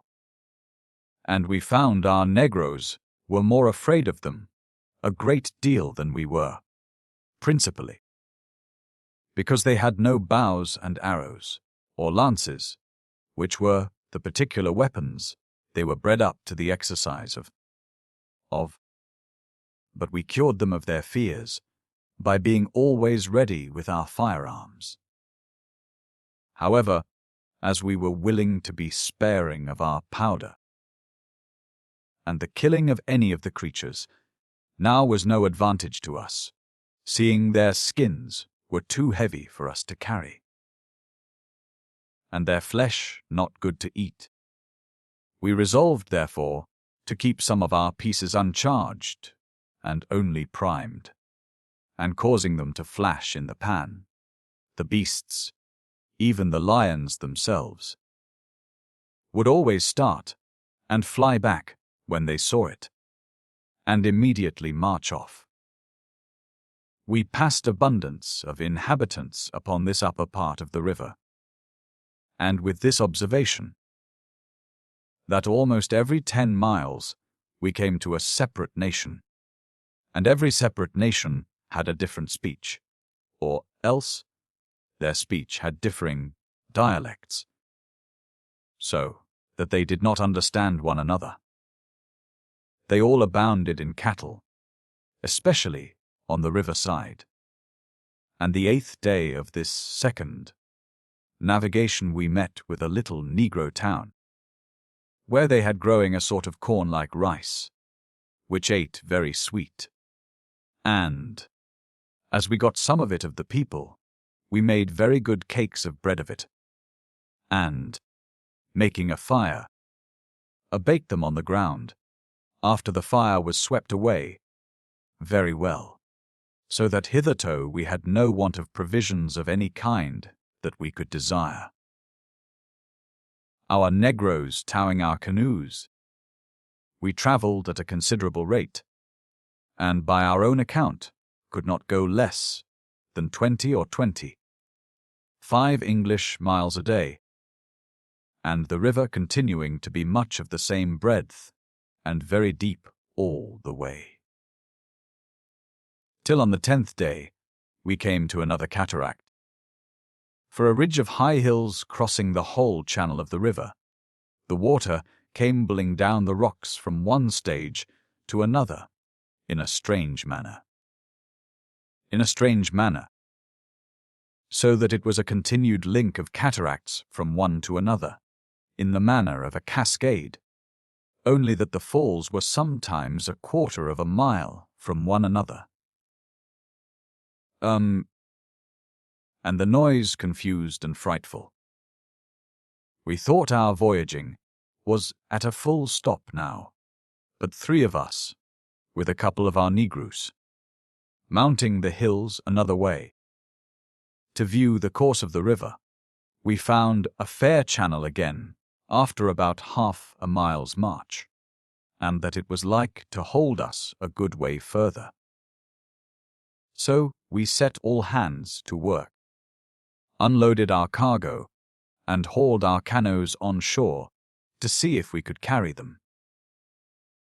Upon examination we found that they were very heavy, but our carpenters, spending but 1 day's work upon them, hewed away so much of the timber from their outsides as reduced them very much, and yet they were as fit to swim as before.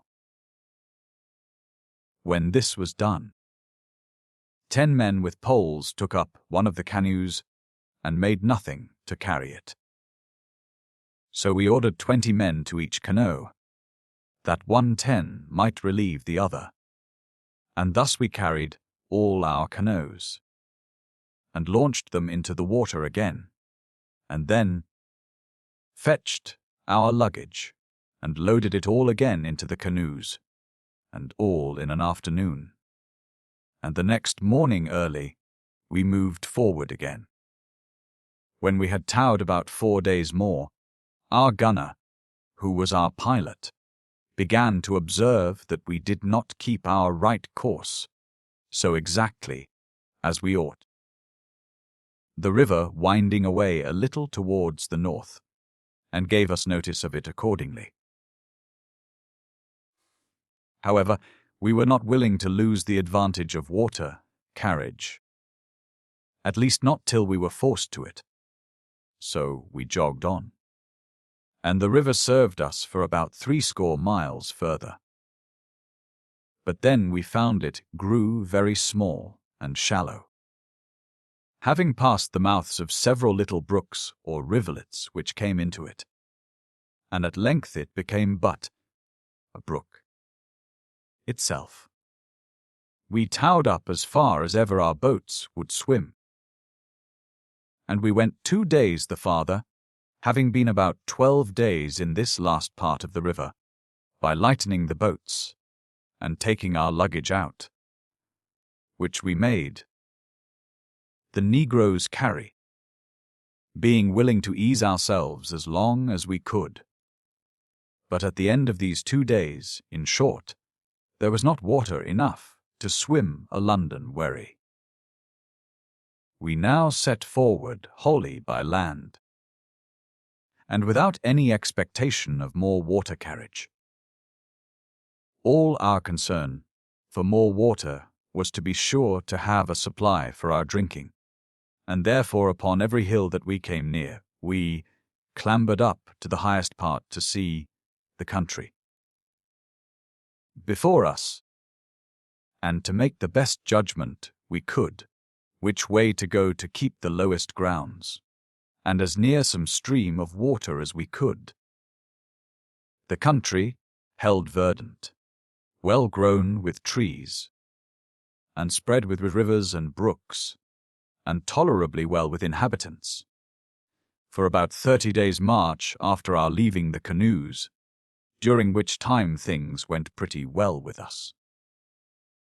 Subtle in too, we did not tie ourselves down when to march and when to halt, but ordered those things as our convenience, and the health and ease of our people, as well our servants as ourselves, required.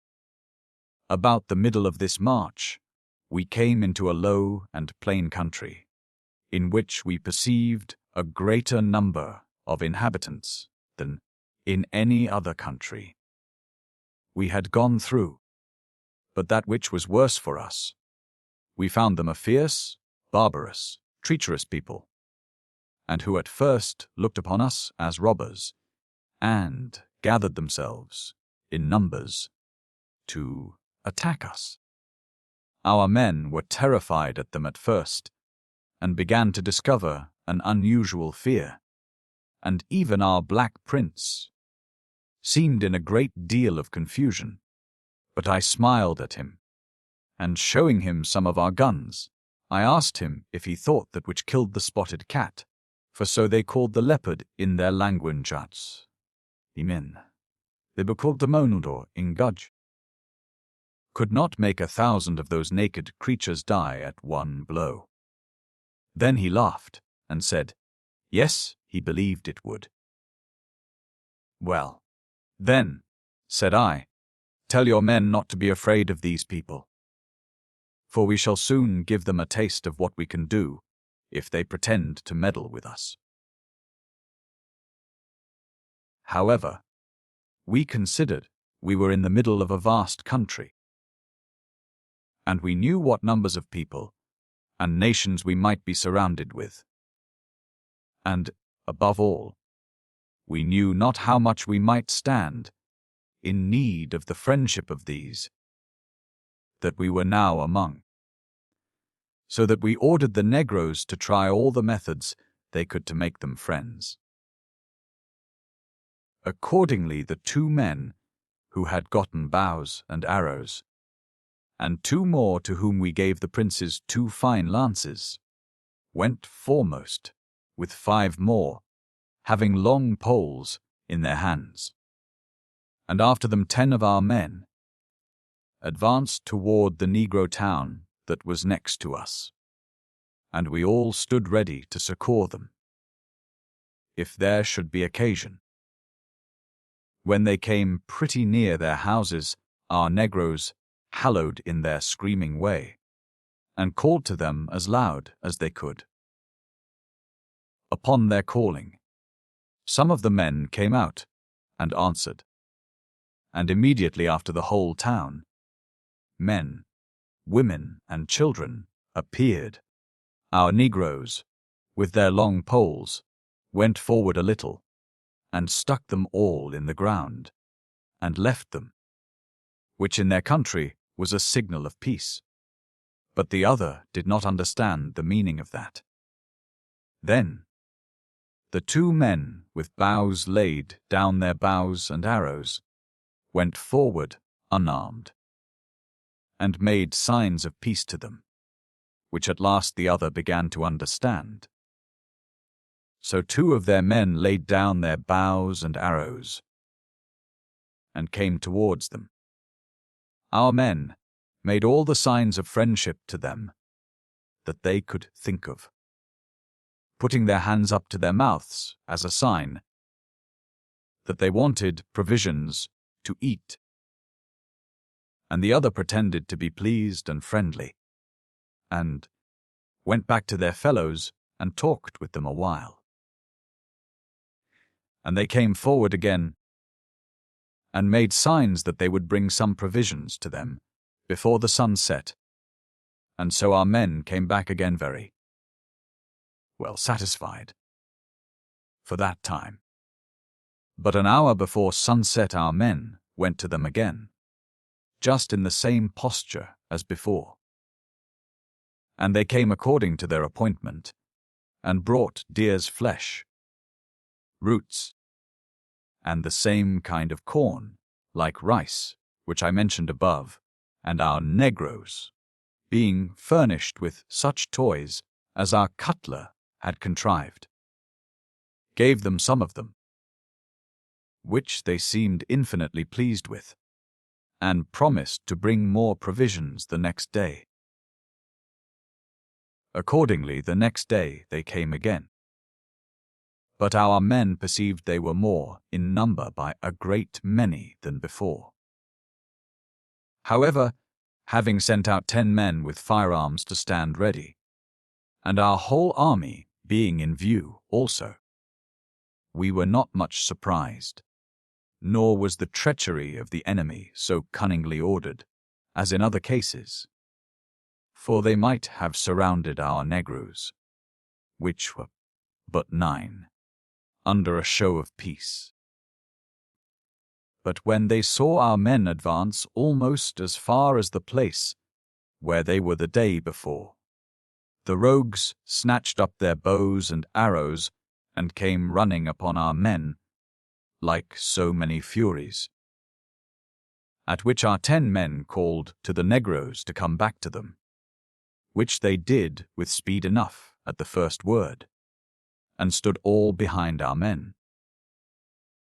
As they fled, the other advanced, and let fly near 100 of their arrows at them, by which 2 of our negroes were wounded, and 1 we thought had been killed.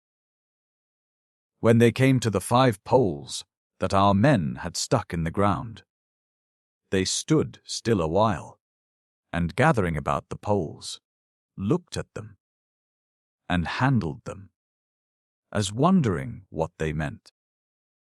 We then, who were drawn up behind all, sent one of our number to our 10 men to bid them fire among them while they stood so thick, and to put some small shot into their guns besides the ordinary charge, and to tell them that we would be up with them immediately. Accordingly they made ready, but by the time they were ready to fire, the black army had left their wandering about the poles, and began to steer as if they would come on. This the Ticoncon, though seeing more men stand at some distance behind our negroes, they could not tell what to make of us. But if they did not understand us before, they understood us less afterwards. For as soon as ever our men found them to begin to move forward, they fired among the thickest of them, being about the distance of 120 yards, as near as we could guess. It is impossible to express the fright, the screaming and yelling of those wretches upon this first volley. We killed 6 of them, and wounded 11 or 12. I mean as we knew of.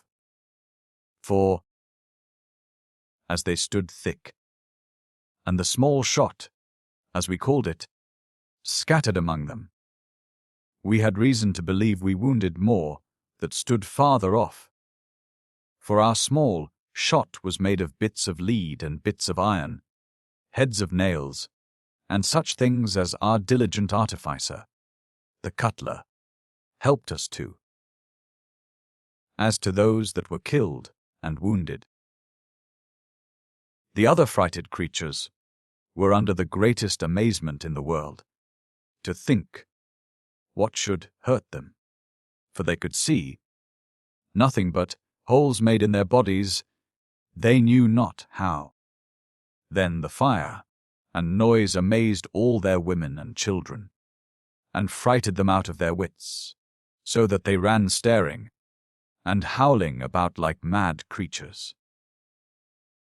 However, all this did not make them fly, which was what we wanted, nor did we find any of them die, as it were with fear, as at first. So we resolved upon a second volley, and then to advance as we did before.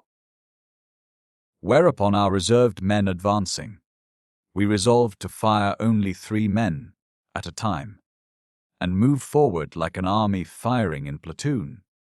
So, being all in a line, we fired, first 3 on the right, then 3 on the left, and so on, and every time we killed or wounded some of them. But still they did not fly, and yet they were so frighted that they used none of bows and arrows, or of their lances, and we thought their numbers increased upon our hands, particularly we thought Lechen, so, by the noise. So I called to our men to halt, and bid them pour in one whole volley, and then shout, as we did in our first fight, and so run in upon them, and knock them down with our muskets. But they were too wise for that too, for, as soon as we had fired a whole volley and shouted, they all ran away, men, women, and children, so fast that in a few moments we could not see one creature of them, except some that were wounded and lame, who lay wallowing and screaming here and there upon the ground as they happened to fall. Upon this we came up to the field of battle, where we found we had killed 37 of them, among which were 3 women, and had wounded about 64, among which were 2 women. By wounded I mean such as were so maimed as not to be able to go away, and those our negroes killed afterwards in a cowardly manner in cold blood, for which we were very angry, and threatened to make them go to them, if they did so again. There was no great spoil to be got, for they were all stark naked as they came into the world, men and women together, some of them having feathers stuck in their hair, and others a kind of bracelet about their necks. But nothing else. But our Negroes got a booty here, which we were very glad of. And this was the bows and arrows of the vanquished, of which they found more than they knew what to do with, belonging to the killed and wounded men. These we ordered them to pick up, and they were very useful to us afterwards. After the fight, and our Negroes had gotten bows and arrows, we sent them out in parties to see what they could get.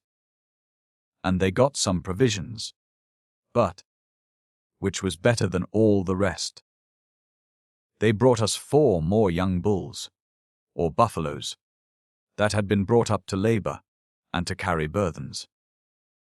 They knew them, it seems, by the burthens they had carried having galled their backs, for they have no saddles to cover them with in that country.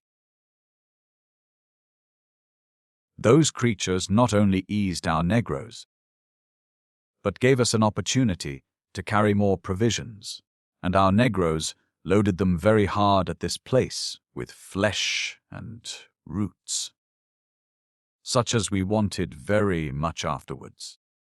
In this town we found a very little young leopard, about 2 spans high. It was exceeding tame, and purred like a cat when we stroked it with our hands, being, as I suppose, bred up among the Negroes like a house dog. It was our black prince, it seems, who, making his tour among the abandoned houses or huts, found this creature there, and making much of him, and giving a bit or 2 of flesh to him. The creature followed him like a dog, of which more hereafter. Among the Negroes that were killed in this battle, there was one who had a little thin bit or plate of gold, about as big as a 6pence, which hung by a little bit of a twisted gut upon his forehead, by which we supposed he was a man of some eminence among them. But that was not all, for this bit of gold put us, upon searching very narrowly, if there was not more of it to be had thereabouts, but we found none at all. From this part of the country, we went on for about 15 days, and then found ourselves obliged to march up a high ridge of mountains, frightful to behold, and the first of the kind that we met with, and having no guide but our little pocket compass, we had no advantage of information as to which was the best or the worst way, but was obliged to choose by what we saw, and shift as well as we could. We met with several nations of wild and naked people in the plain country before we came to those hills, and we found them much more tractable and friendly than those devils we had been forced to fight with. And though we could learn little from these people, yet we understood by the signs they made that there was a vast desert beyond these hills, and, as our Negroes called them, much lion, much spotted cat. So they called the leopard, and they signed to us also that we must carry water with us. At the last of these nations we furnished ourselves with as much provisions as we could possibly carry, not knowing what we had to suffer, or what length we had to go, and, to make our way as familiar to us as possible, I proposed that, of the last inhabitants we could find, we should make some prisoners and carry them with us for guides over the desert, and to assist us in carrying provision, and, perhaps, in getting it too. The advice was too necessary to be slighted, so finding, by our dumb signs to the inhabitants, that there were some people that dwelt at the foot of the mountains on the other side before we came to the desert itself, we resolved to furnish ourselves with guides by fair means or full. Here, by a moderate computation, we concluded ourselves 700 miles from the sea coast where we began. Our black prince was days set free from the sling his arm hung in, our surgeon having perfectly restored it, and he showed it to his own countrymen quite well, which made them greatly wonder. Also our 2 negroes began to recover, and their wounds to heal apace, for our surgeon was very skillful in managing their cure, having with infinite labor mounted these hills, and coming to a view of the country beyond them. It was indeed enough to astonish as stout a heart as ever was created. It was a vast howling wilderness, not a tree, a river, or a green thing to be seen, for, as far as the eye could look, nothing but a scalding sand, which, as the wind blew, drove about in clouds enough to overwhelm man and beast. Nor could we see any end of it either before us, which was our way, or to the right hand or left, so that truly our men began to be discouraged and talk of going back again. Nor could we indeed think of venturing over such a horrid place as that before us, in which we saw nothing but present death. I was as much affected at the sight as any of them. But, for all that, I could not bear the thoughts of going back again. I told them we had marched 700 miles of our way, and it would be worse than death to think of going back again, and that, if they thought the desert was not passable, I thought we should rather change our course and travel south till we came to the Cape of Good Hope, or north to the country that lay along the Nile, where, perhaps, we might find some way or other over to the West Sea, for sure all Africa was not a desert. Our gunner, who, as I said before, was our guide as to the situation of places, told us that he could not tell what to say to going for the Cape, for it was a monstrous length, being from the place where we now were not less than 1,500 miles, and, by his account, we were now come a third part of the way to the coast of Angola, where we should meet the Western Ocean, and find ways enough for our escape home. On the other hand, he assured us, and showed us a map of it, that, if we went northward, the western shore of Africa went out into the sea above 1,000 miles west, so that we should have so much and more land to travel afterwards, which land might, for aught we knew, be as wild, barren, and desert as this. And therefore, upon the whole, he proposed that we should attempt this desert, and perhaps we should not find it so long as we feared, and however, he proposed that we should see how far our provisions would carry us, and, in particular, our water, and we should venture no further than half so far as our water would last, and if we found no end of the desert, we might come safely back again. This advice was so reasonable that we all approved of it, and accordingly, we calculated that we were able to carry provisions for 42 days, but that we could not carry water for above 20 days. though we were to suppose it to stink too, before that time expired. So that we concluded that, if we did not come at some water in 10 days' time, we would return. But if we found a supply of water, we could then travel 21 days, and if we saw no end of the wilderness in that time, we would return also. With this regulation of our measures, we descended the mountains, and it was the 2nd day before we quite reached the plain, where, however, to make us amends, we found a fine little rivulet of very good water, abundance of deer, a sort of creature like a hare, but not so nimble, but whose flesh we found very agreeable.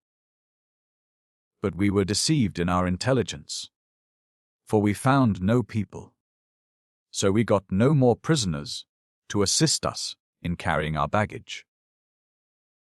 The infinite number of deer and other creatures which we saw here, we found was occasioned by the neighborhood of the waste or desert, from whence they retired hither for food and refreshment. We stored ourselves here with flesh and roots of divers kinds, which our negroes understood better than we, and which served us for bread, and with as much water as, by the allowance of a quart a day to a man for our negroes, and 3 pints a day a man for ourselves, and 3 quarts a day each for our buffaloes, would serve us 20 days. And thus loaded for a long miserable march, we set forwards, being all sound in health and very cheerful, but not alike strong for so great a fatigue, and, which was our grievance, were without a guide. In the very first entrance of the waste, we were exceedingly discouraged, for we found the sand so deep, and it scalded our feet so much with the heat, that after we had, as I may call it, waded rather than walked through it about 7 or 8 miles, we were all heartily tired and faint. Even the very negroes laid down and panted like creatures that had been pushed beyond their strength. Here we found the difference of lodging greatly injurious to us, for, as before, we always made us huts to sleep under, which covered us from the night air, which is particularly unwholesome in those hot countries. But we had here no shelter, no lodging, after so hard a march, for here were no trees, no, not a shrub near us, and, which was still more frightful, towards night we began to hear the wolves howl, the lions below, and a great many wild asses braying, and other ugly noises, which we did not understand. Upon this we reflected upon our indiscretion, that we had not, at least, brought poles or stakes in our hands, with which we might have, as it were, palisadoed ourselves in for the night, and so we might have slept secure, whatever other inconveniences we suffered. However, we found a way at last to relieve ourselves a little, for first we set up the lances and bows we had, and endeavored to bring the tops of them as near to one another as we could, and so hung our coats on the top of them, which made us a kind of sorry tent. The leopard's skin, and a few other skins we had put together, made us a tolerable covering, and thus we laid down to sleep, and slept very heartily too, for the first night, setting, however, a good watch, being 2 of our own men with their fusees, whom we relieved in an hour at first, and 2 hours afterwards. And it was very well we did this, For they found the wilderness swarmed with raging creatures of all kinds, some of which came directly up to the very enclosure of our tent. But our sentinels were ordered not to alarm us with firing in the night, but to flash in the pan at them, which they did, and found it effectual, for the creatures went off always as soon as they saw it, perhaps with some noise or howling, and pursued such other game as they were upon. If we were tired with the day's travel, we were all as much tired with the night's lodging. But our Black Prince told us in the morning he would give us some counsel. And indeed it was very good counsel.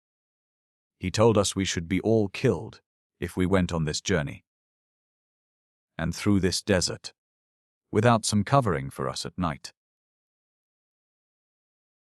So he advised us to march back again to a little river side where we lay the night before, and stay there till we could make us houses, as he called them, to carry with us to lodge in every night. As he began a little to understand our speech, and we very well to understand his signs, we easily knew what he meant, and that we should there make mats, for we remembered that we saw a great deal of matting or bass there, that the natives make mats of. I say that we should make large mats there for covering our huts or tents to lodge in at night. We all approved this advice, and immediately resolved to go back, that one day's journey, resolving, though we carried less provisions, we would carry mats with us to cover us in the night. Some of the nimblest of us got back to the river with more ease than we had travelled it the day before, but, as we were not in haste, the rest made a halt, encamped another night, and came to us the next day. In our return of this day's journey, our men that made 2 days of it met with a very surprising thing, that gave them some reason to be careful how they parted company again. The case was this. The second day in the morning, before they had gone half a mile, looking behind them they saw a vast cloud of sand or dust rise in the air, as we see sometimes in the roads in summer, when it is very dusty and a large drove of cattle are coming, only very much greater, and they could easily perceive that it came after them, and it came on faster as they went from it. The cloud of sand was so great that they could not see what it was that raised it, and concluded that it was some army of enemies that pursued them. And fire is isbevokeinvai. But then, considering that they came from the vast, uninhabited wilderness, they knew it was impossible any nation or people that way should have intelligence of them or the way of their march. And therefore, if it was an army, it must be of such as they were, travelling that way by accident. On the other hand, as they knew that there were no horses in the country, and that they came on so fast, they concluded that it must be some vast collection of wild beasts, perhaps making to the hill country for food or water, and that they should be all devoured or trampled underfoot by their multitude. Upon this thought, they very prudently observed which way the cloud seemed to point, and they turned a little out of their way to the north, supposing it might pass by them. When they were about 1/4 of a mile, they halted to see what it might be. One of the Negroes, a nimbler fellow than the rest, went back a little, and came in a few minutes running as fast as the heavy sands would allow, and by signs gave them to know that was a great herd, or drove, or whatever it might be called, of vast monstrous elephants. As it was a sight our men had never seen, they were desirous to see it, and yet a little uneasy at the danger too. For though an elephant is a heavy, unwieldy creature, yet in the deep sand, which is nothing at all to them, they marched at a great rate, and would soon have tired our people, if they had had far to go, and had been pursued by them. Our gunner was with them, and had a great mind to have gone close up to one of the outermost of them, and to have clapped his piece to his ear, and to have fired into him, because he had been told no shot would penetrate them. But they all dissuaded him, lest upon the noise they should all turn upon and pursue us. So he was reasoned out of it, and let them pass, which, in our people's circumstances, was certainly the right way. They were between 20 and 30 in number, but prodigious great ones, and though they often showed our men that they saw them, yet they did not turn out of their way, or take any other notice of them, as we might say, just to look at them. We that were before saw the cloud of dust they raised, but we had thought it had been our own caravan, and so took no notice. But as they bent their course one point of the compass, or thereabouts, to the southward of the east, and we went due east or west, they passed by us at some little distance, so that we did not see them, or know anything of them, till evening, when our men came to us, and gave us this account of them. However, this was a useful experiment for our future conduct in passing the desert, as you shall hear in its place. We were now upon our work, and our black prince was head surveyor, for he was an excellent mat maker himself, and all his men understood it, so that they soon made us near 100 mats, and as every man, I mean of the negroes, carried one, it was no manner of load, and we did not carry an ounce of provisions the less. The greatest burthen was to carry 6 long poles, besides some shorter stakes. But the negroes made an advantage of that, for carrying them between 2. They made the luggage of provisions, which they had to carry so much the lighter, binding it upon 2 poles, and so made 3 couple of them. As soon as we saw this, we made a little advantage of it too, for having 3 or 4 bags, called bottles, I mean skins to carry water, more than the men could carry, we got them filled, and carried them this way, which was a day's water, and more for our journey. Having now ended our work, made our mats, and fully recruited our stores of all things necessary, and having made us abundance of small ropes of matting for ordinary use, as we might have occasion, we set forward. Again, having interrupted our journey 8 days in all upon this affair, to our great comfort, the night before we set out, there fell a very violent shower of rain, the effects of which we found in the sand, though the heat of one day dried the surface as much as before.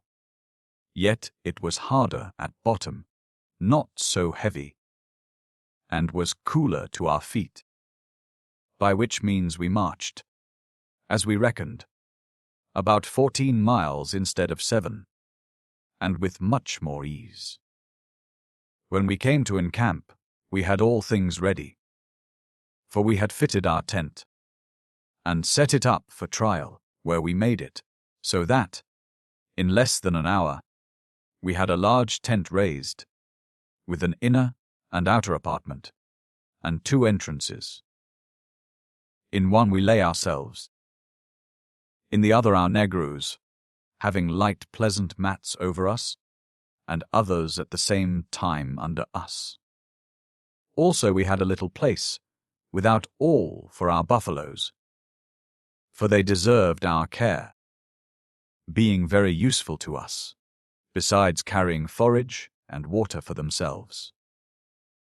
Their forage was a root, which our black prince directed us to find, not much unlike a parsnip, very moist and nourishing, of which there was plenty wherever we came, this horrid desert excepted. When we came the next morning to decamp, our negroes took down the tent, and pulled up the stakes, and all was in motion in as little time as it was set up. In this posture we marched 8 days, and yet could see no end, no change of our prospect, but all looking as wild and dismal as at the beginning. If there was any alteration, it was that the sand was nowhere so deep and heavy as it was the first 3 days. This we thought might be because, for 6 months of the year, the winds blowing west, as for the other 6 they blow constantly east. The sand was driven violently to the side of the desert where we set out, where the mountains lying very high, the easterly monsoons, when they blew, had not the same power to drive it back again, and this was confirmed by our finding the like depth of sand on the farthest extent of the desert to the west. It was the 9th day of our travel in this wilderness, when we came to the view of a great lake of water, and you may be sure this was a particular satisfaction to us, is because we had not water left for above 2 or 3 days more, at our shortest allowance. I mean allowing water for our return, if we had been driven to the necessity of it. Our water had served us 2 days longer than expected, our buffaloes having found, for 2 or 3 days, a kind of herb like a broad flat thistle, though without any prickle, spreading on the ground, and growing in the sand, which they ate freely of, and which supplied them for drink as well as forage. The next day, which was the 10th from our setting out, we came to the edge of this lake, and, very happily for us, we came to it at the south point of it, for to the north we could see no end of it. So we passed by it, and travelled 3 days by the side of it, which was a great comfort to us, because it lightened our burthen, there being no need to carry water when we had it in view. And yet, though here was so much water, we found but very little alteration in the desert, no trees, no grass or herbage, except that thistle, as I called it, and 2 or 3 more plants, which we did not understand, of which the desert began to be pretty full.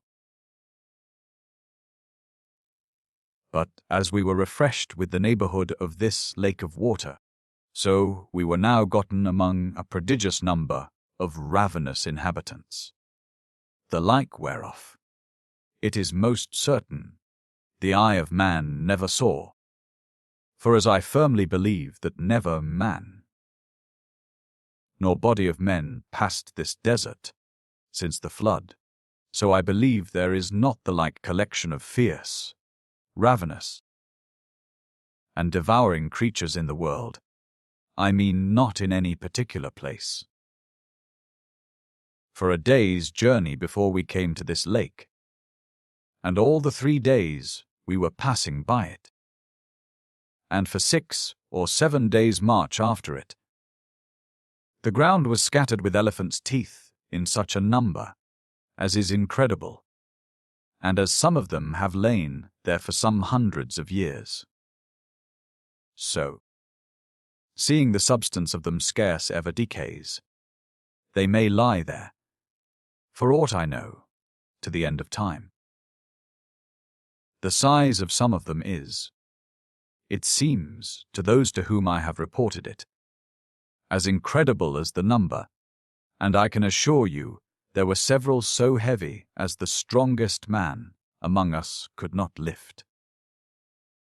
As to number, I question not, but there are enough to load 1,000 sail of the biggest ships in the world, by which I may be understood to mean that the quantity is not to be conceived of, seeing that as they lasted in view for above 80 miles travelling, so they might continue as far to the right hand, and to the left as far, and many times as far, for aught we knew.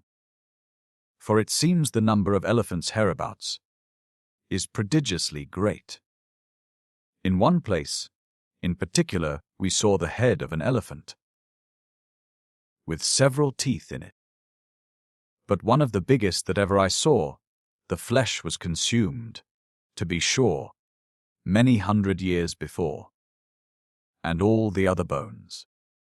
But 3 of our strongest men could not lift this skull and teeth. The great tooth, I believe, weighed at least 300 weight. And this was particularly remarkable to me, that I observed the whole skull was as good ivory as the teeth, and, I believe, altogether weighed at least 600 weight. And though I do not know but, by the same rule, all the bones of the elephant may be ivory, yet I think there is this just objection against it from the example before me, that then all the other bones of this elephant would have been there as well as the head. I proposed to our gunner that, seeing we had travelled now 14 days without intermission, and that we had water here for our refreshment, and no want of food yet, nor any fear of it, we should rest our people a little, and see, at the same time, if perhaps we might kill some creatures that were proper for food. The gunner, who had more forecast of that kind than I had, agreed to the proposal, and added, why might we not try to catch some fish out of the lake? The first thing we had before us was to try if we could make any hooks. And this indeed put our artificer to his trumps. However, with some labour and difficulty, he did it, and we catched fresh fish of several kinds. How they came there, none but he that made the lake, and all the world knows, for, to be sure, no human hands ever put any in there, or pulled any out before.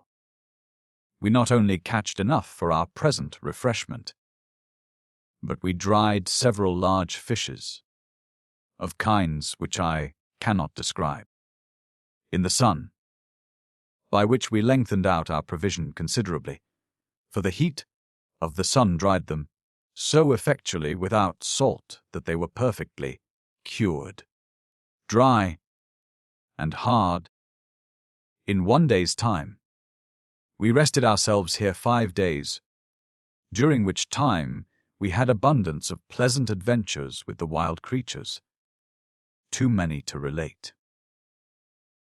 One of them was very particular, which was a chase between a she-lion, or lioness, and a large deer. And though the deer is naturally a very nimble creature, and she flew by us like the wind, having, perhaps, about 300 yards the start of the lion, yet we found the lion, by her strength, and the goodness of her lungs, got ground of her.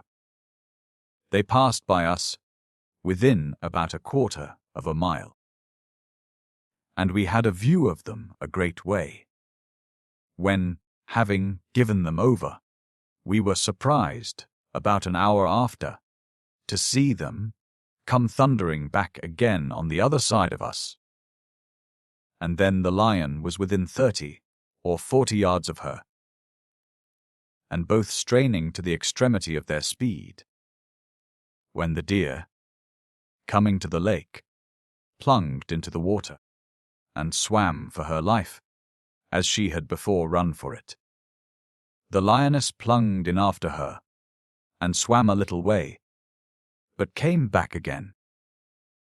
And, when she was got upon the land, she set up the most hideous roar that ever I heard in my life, as if done in the rage of having lost her prey. We walked out morning and evening constantly. The middle of the day we refreshed ourselves under our tent. But one morning early we saw another chase, which more nearly concerned us than the other, for our black prince, walking by the side of the lake, was set upon by a vast, great crocodile, which came out of the lake upon him.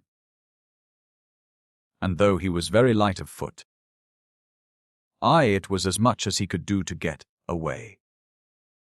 He fled amain to us, and the truth is, we did not know what to do, for we were told no bullet would enter her. And we found it so at first. For though 3 of our men fired at her, yet she did not mind them. But my friend the gunner, a venturous fellow, of a bold heart, and great presence of mind, went up so near as to thrust the muzzle of his piece into her mouth, and fired, but let his piece fall, and ran for it the very moment he had fired it. The creature raged a great while, and spent its fury upon the gun, making marks upon the very iron with its teeth, but after some time fainted and died. Our negroes spread the banks of the lake all this while for game, and at length killed us 3 deer, one of them very large, the other 2 very small. There was waterfowl also in the lake, but we never came near enough to them to shoot any. And as for the desert, we saw no fowls anywhere in it but at the lake. We likewise killed 2 or 3 civet cats, but their flesh is the worst of carrion. We saw abundance of elephants at a distance, and observed they always go in very good company, that is to say, abundance of them together, and always extended in a fair line of battle. And this, they say, is the way they defend themselves from their enemies, for if lions or tigers, wolves or any creatures, attack them, they being drawn in a line, sometimes reaching 5 or 6 miles in length, whatever comes in their way is sure to be trod under foot, or beaten in pieces with their trunks, or lifted up in the air with their trunks, so that if 100 lions or tigers were coming along, if they meet a line of elephants, they will always fly back till they see room to pass by the right hand or the left. The Nesson. And if they did not, it would be impossible for one of them to escape, for the elephant, though a heavy creature, is yet so dexterous and nimble with his trunk that he will not fail to lift up the heaviest lion, or any other wild creature, and throw him up in the air quite over his back, and then trample him to death with his feet. We saw several lines of battle thus. We saw one so long that indeed there was no end of it to be seen, and I believe there might be 2,000 elephants in row or line. They are not beasts of prey, but live upon the herbage of the field, as an ox does, and it is said that though they are so great a creature, yet that a smaller quantity of forage supplies one of them than will suffice a horse. The numbers of this kind of creature that are in those parts are inconceivable, as may be gathered from the prodigious quantity of teeth which, as I said, we saw in this vast desert. And indeed we saw 100 of them, to one of any other kind. One evening we were very much surprised. We were most of us laid down on our mats to sleep, when our watch came running in among us, being frighted with the sudden roaring of some lions just by them, which, it seems, they had not seen, the night being dark, till they were just upon them. There was, as it proved, an old lion and his whole family, for there was the lioness and 3 young lions, besides the old king, who was a monstrous great one. One of the young ones, who were good, large, well-grown ones too, leaped up upon one of our negroes, who stood sentinel, before he saw him, at which he was heartily frighted, cried out, and ran into the tent. Our other man, who had a gun, had not presence of mind at first to shoot him, but struck him with the butt end of his piece, which made him whine a little, and then growl at him fearfully. But the fellow retired, and, we being all alarmed, 3 of our men snatched up their guns, ran to the tent door, where they saw the great old lion by the fire of his eyes, and first fired at him, but, we supposed, missed him, or at least did not kill him, for they went all off, but raised a most hideous roar, which, as if they had called for help, brought down a prodigious number of lions, and other furious creatures, we know not what, about them, for we could not see them, but there was a noise, and yelling, and howling, and all sorts of such wilderness music on every side of us, as if all the beasts of the desert were assembled to devour us. We asked our black prince what we should do with them. "Me go," says he, "and fright them all." So he snatches up 2 or 3 of the worst of our mats, and getting one of our men to strike some fire, he hangs the mat up at the end of a pole, and set it on fire, and it blazed abroad a good while, at which the creatures all moved off, for we heard them roar, and make their bellowing noise at a great distance. "Well," says our gunner, "if that will do, we need not burn our mats, which are our beds to lay under us, and our tilting to cover us. Let me alone," says he. So he comes back into our tent, and falls to making some artificial fireworks, and the like, and he gave our sentinels some to be ready at hand upon occasion. And particularly he placed a great piece of wild fire upon the same pole that the mat had been tied to, and set it on fire, and that burnt there so long that all the wild creatures left us for that time. However, we began to be wary of such company, and to be rid of them. We set forward again 2 days sooner than we intended. We found now that though the desert did not end, nor could we see any appearance of it, yet that the earth was pretty full of green stuff of one sort or another, so that our cattle had no want, and secondly, that there were several little rivers which ran into the lake, and so long as the country continued low, we found water sufficient, which eased us very much in our carriage. And we went on still 16 days, more without yet coming to any appearance of better soil. After this we found the country rise a little, and by that we perceived that the water would fail us. So, for fear of the worst, we filled our bladder bottles with water. We found the country rising gradually thus for 3 days continually, when, on the sudden, we perceived that, though we had mounted up insensibly, yet that we were on the top of a very high ridge of hills, though not such as at first.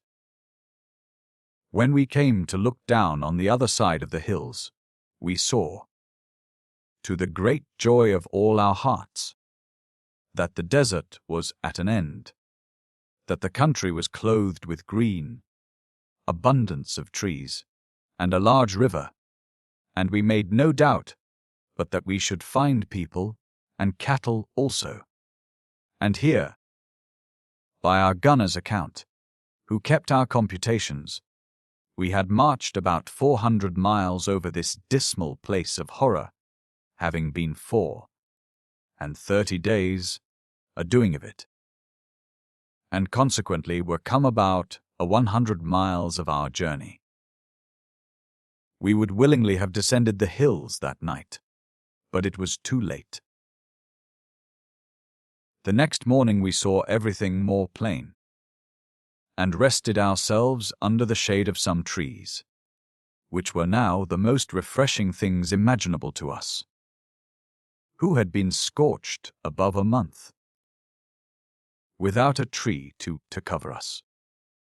We found the country here very pleasant, especially considering that we came from, and we killed some deer here also, which we found very frequent under the cover of the woods.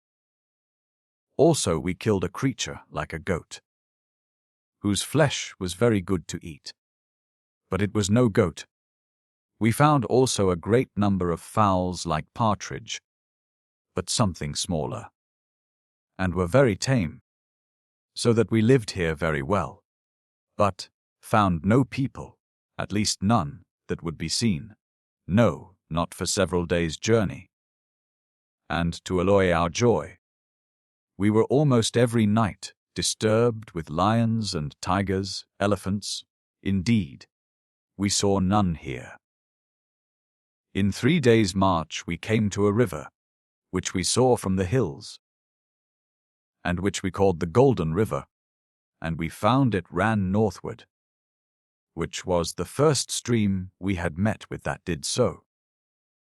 It ran with a very rapid current, and our gunner, pulling out his map, assured me that this was either the River Nile or run into the great lout of which the River Nile was said to take its beginning. Is the and he brought out his charts and maps, which, by his instruction, I began to understand very well, and told me he would convince me of it. And indeed he seemed to make it so plain to me that I was of the same opinion. But I did not enter into the gunner's reason for this inquiry, not in the least, till he went on with it farther, and stated it thus: if this is the River Nile, why should not we build some more canoes, and go down this stream, rather than expose ourselves to any more deserts and scorching sands in quest of the sea, which, when we are come to, we shall be as much at a loss how to get home as we were at Madagascar. This Bokilemkan. The argument was good, had there been no objections in the way of a kind which none of us were capable of answering. But, upon the whole, it was an undertaking of such a nature that every one of us thought it impracticable, and that upon several accounts, and our surgeon, who was himself a good scholar and a man of reading, though not acquainted with the business of sailing, opposed it, and some of his reasons, I remember, were such as these. First, the length of the way, which both he and the gunner allowed, by the course of the water and turnings of the river, would be at least 4,000 miles. Secondly, the innumerable crocodiles in the river, which we should never be able to escape. Thirdly, the dreadful deserts in the way, and lastly, the approaching rainy season, in which the streams of the Nile would be so furious and rise so high, spreading far and wide over all the plain country, that we should never be able to know when we're in the channel of the river, and when not, and should certainly be cast away, overset, or run aground so often that it would be impossible to proceed by a river so excessively dangerous. This last reason he made so plain to us that we began to be sensible of it ourselves, so that we agreed to lay that thought aside and proceed in our first course, westwards towards the sea, but, as if we had been loth to depart, we continued, by way of refreshing ourselves, to loiter 2 days upon this river, in which time our black prince, who delighted much in wandering up and down, came one evening and brought us several little bits of something. He knew not what, but he found it felt heavy and looked well, and showed it to me as what he thought was some rarity. I took not much notice of it to him, but stepping out and calling the gunner to me, I showed it to him, and told him what I thought, that is, that it was certainly gold. He agreed with me in that, and also in what followed, that we would take the Black Prince out with us the next day, and make him show us where he found it. That is, anything there was any found to be found, we would tell our company of it. Daek was but full our penny of it. But if there was but little, we would keep counsel, and have it to ourselves. But we forgot to engage the prince in the secret, who innocently told so much to all the rest, as that they guessed what it was, and came to us to see. When we found it was public, we were more concerned to prevent their suspecting that we had any design to conceal it, and openly telling our thoughts of it, we called our artificer, who agreed presently that it was gold. So I proposed that we should all go with the prince to the place where he found it. Go, and if any quantity was to be had, we would lie here some time and see what we could make of it. Accordingly, we went every man of us, for no man was willing to be left behind in a discovery of such a nature. When we came to the place, we found it was on the west side of the river, not in the main river, but in another small river or stream which came from the west, and ran into the other at that place. We fell to raking in the sand, and washing it in our hands, and we seldom took up a handful of sand, but we washed some little round lumps as big as a pin's head, or sometimes as big as a grape-stone, into our hands, and we found, in 2 or 3 hours' time, that everyone had got some, So we agreed to leave off and go to dinner. While we were eating, it came into my thoughts that while we worked at this rate in a thing of such nicety and consequence, it was 10 to 1 if the gold, which was the make bait of the world, did not, first or last, set us together by the ears, to break our good articles and our understanding one among another, and perhaps cause us to part companies, or worse. I therefore told them that I was indeed the youngest man in the company, but as they had always allowed me to give my opinion in things, and had sometimes been pleased to follow my advice, so I had something to propose now, which I thought would be for all our advantages, and I believed they would all like it very well. I told them we were in a country where we all knew there was a great deal of gold, and that all the world sent ships thither to get it, that we did not, indeed, know where it was, and so we might get a great deal, or a little, we did not know whether. But I offered it to them to consider whether it would not be the best way for us, and to preserve the good harmony and friendship that had been always kept among us, and which was so absolutely necessary to our safety, that what we found should be brought together to one common stock, and be equally divided at last, rather than to run the hazard of any difference which might happen among us, from anyone's having found more or less than another. I told that if we were all upon one bottom, we should all apply ourselves heartily to the work, and, besides that, we might then set our negroes all to work for us, and receive equally the fruit of their labor and of our own, and being all exactly alike sharers, there could be no just cause of quarrel or disgust among us.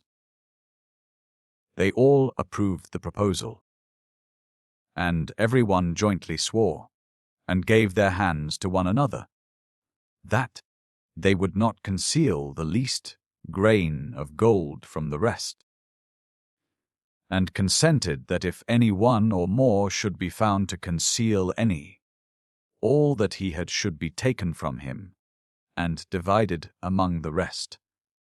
And one thing more was added to it, by our gunner, from considerations equally good and just, that if any one of us, by any play, bet, game, or wager, won any money or gold, or the value of any from another, during our whole voyage, till our return quite to Portugal, he should be obliged by us all to restore it again, on the penalty of being disarmed and turned out of the company, and of having no relief from us on any account whatever. This was to prevent wagering and playing for money, which our men were apt to do by several means, and at several games, though they had neither cards nor dice. Having made this wholesome agreement, we went cheerfully to work, and showed our negroes how to work for us, and working up the stream on both sides, and in the bottom of the river, we spent about 3 weeks' time dabbling in the water, by which time, as it lay all in our way, we had gone about 6 miles, and not more, and still the higher we went, the more gold we found, till at last, having passed by the side of a hill, we perceived on a sudden that the gold stopped, and that there was not a bit taken up beyond that place. It presently occurred to my mind that it must then be from the side of that little hill that all the gold we found was worked down. Upon this we went back to the hill, and fell to work with that. We found the earth loose, and of a yellowish, loamy color, and in some places a white hard kind of stone, which, in describing since to some of our artists, they tell me was the spar which is found by ore, and surrounds it in the mine. However, if it had been all gold, we had no instrument to force it out, so we passed that. But scratching into the loose earth with our fingers, we came to a surprising place, where the earth, for the quantity of 2 bushels, I believe, or thereabouts, crumbled down with little more than touching it, and apparently showed us that there was a great deal of gold in it. We took it all carefully up, and washing it in the water, the loamy earth washed away, and left the gold dust free in our hands. And that which was more remarkable was, that, when this loose earth was all taken away, and we came to the rock or hard stone, there was not 1 grain of gold more to be found. At night we all came together to see what we had got, and it appeared we had found, in that day's heap of earth, about 50 pounds weight of gold dust, and about 34 pounds weight more in all the rest of our works in the river. It was a happy kind of disappointment to us, that we found a full stop put to our work. For, had the quantity of gold been ever so small, yet, had any at all come, I do not know when we should have given over. For, having rummaged this place, and not finding the least grain of gold in any other place, or in any of the earth there, except in that loose parcel, we went quite back down the small river again, working it over and over again, as long as we could find anything, how small soever, and we did get 6 or 7 pounds more the second time. Then we went into the first river, and tried it up the stream and down the stream, on the one side and on the other. Up the stream we found nothing, no, not a grain. Down the stream we found very little, not above the quantity of 1/2 an ounce in 2 miles working. So back we came again to the Golden River, as we justly called it, and worked it up the stream and down the stream twice more apiece, and every time we found some gold, and perhaps might have done so if we had stayed there till this time. But the quantity was at last so small, and the work so much the harder, that we agreed by consent to give it over, lest we should fatigue ourselves and our negroes, so as to be quite unfit for our journey. When we had brought all our purchase together, we had in the whole 3 pounds and a half of gold to a man, share and share alike, according to such a weight and scale as our ingenious cutler made for us to weigh it by, which indeed he did by guess, but which, as he said, he was sure was rather more than less, and so it proved at last, for it was near 2 ounces more than weight in a pound. Besides this, there was 7 or 8 pounds weight left, which we agreed to leave in his hands, to work it into such shapes as we thought fit, to give away to such people as we might yet meet with, from whom we might have occasion to buy provisions, or even to buy friendship, or the like, and particularly we gave about £1 to our black prince, which he hammered and worked by his own indefatigable hand, and some tools our artificer lent him, into little round bits, as round almost as beads, though not exact in shape, and drilling holes through them, put them all upon a string, and wore them about his black neck. And they looked very well there, I assure you. But he was many months a-doing it, and thus ended our first golden adventure.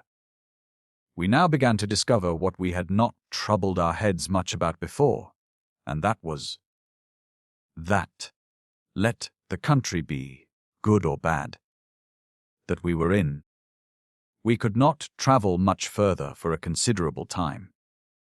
We had been now 5 months and upwards in our journey, and the seasons began to change, and nature told us that, being in a climate that had a winter as well as a summer, though of a different kind from what our country produced, we were to expect a wet season, and such as we should not be able to travel in, as well by reason of the rain itself, as of the floods which it would occasion wherever we should come.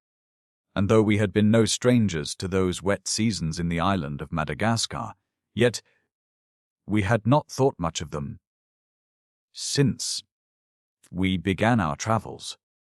For, setting out when the sun was about the solstice, that is, when it was at the greatest northern distance from us, we had found the benefit of it in our travels.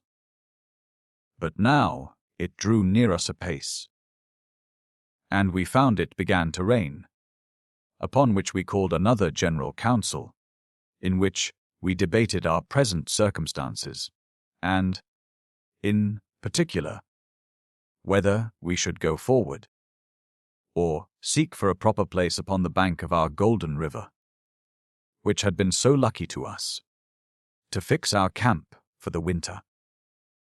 Upon the whole, it was resolved to abide where we were, and it was not the least part of our happiness that we did so, as shall appear in its place.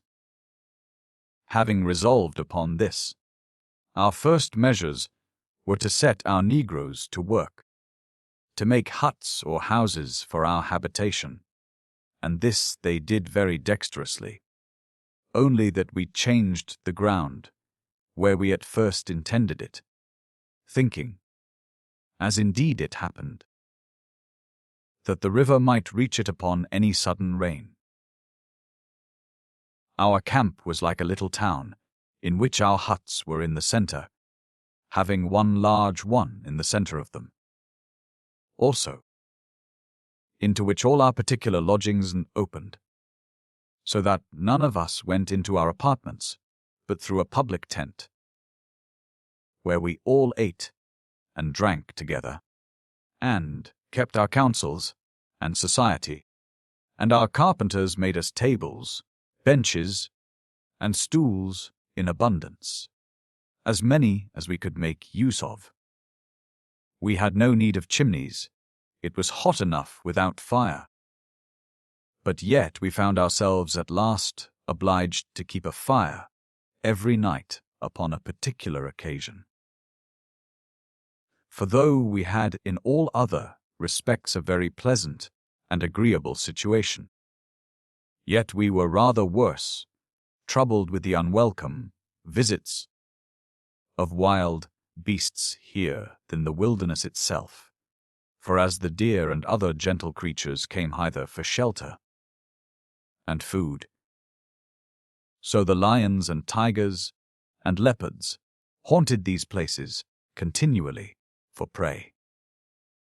When first we discovered this, we were so uneasy at it that we thought of removing our situation. But after many debates about it, we resolved to fortify ourselves in such a manner as not to be in any danger from it. And this our carpenters undertook, who first palisaded our camp quite round with long stakes, for we had wood enough, which stakes were not stuck in one by another like pails, but in an irregular manner, a great multitude of them, so placed that they took up near 2 yards in thickness, some higher, some lower, all sharpened at the top, and about a foot asunder, so that had any creature jumped at them, unless he had gone clean over, which it was very hard to do, he would be hung upon 20 or 30 spikes. The entrance into this had larger stakes than the rest, so placed before one another as to make 3 or 4 short turnings which no footed beast bigger than it could possibly come in at. This entering in, and that we might not be attacked by any multitude together, and consequently be alarmed in our sleep, as we had been, or be obliged to waste our ammunition, which we were very chary of.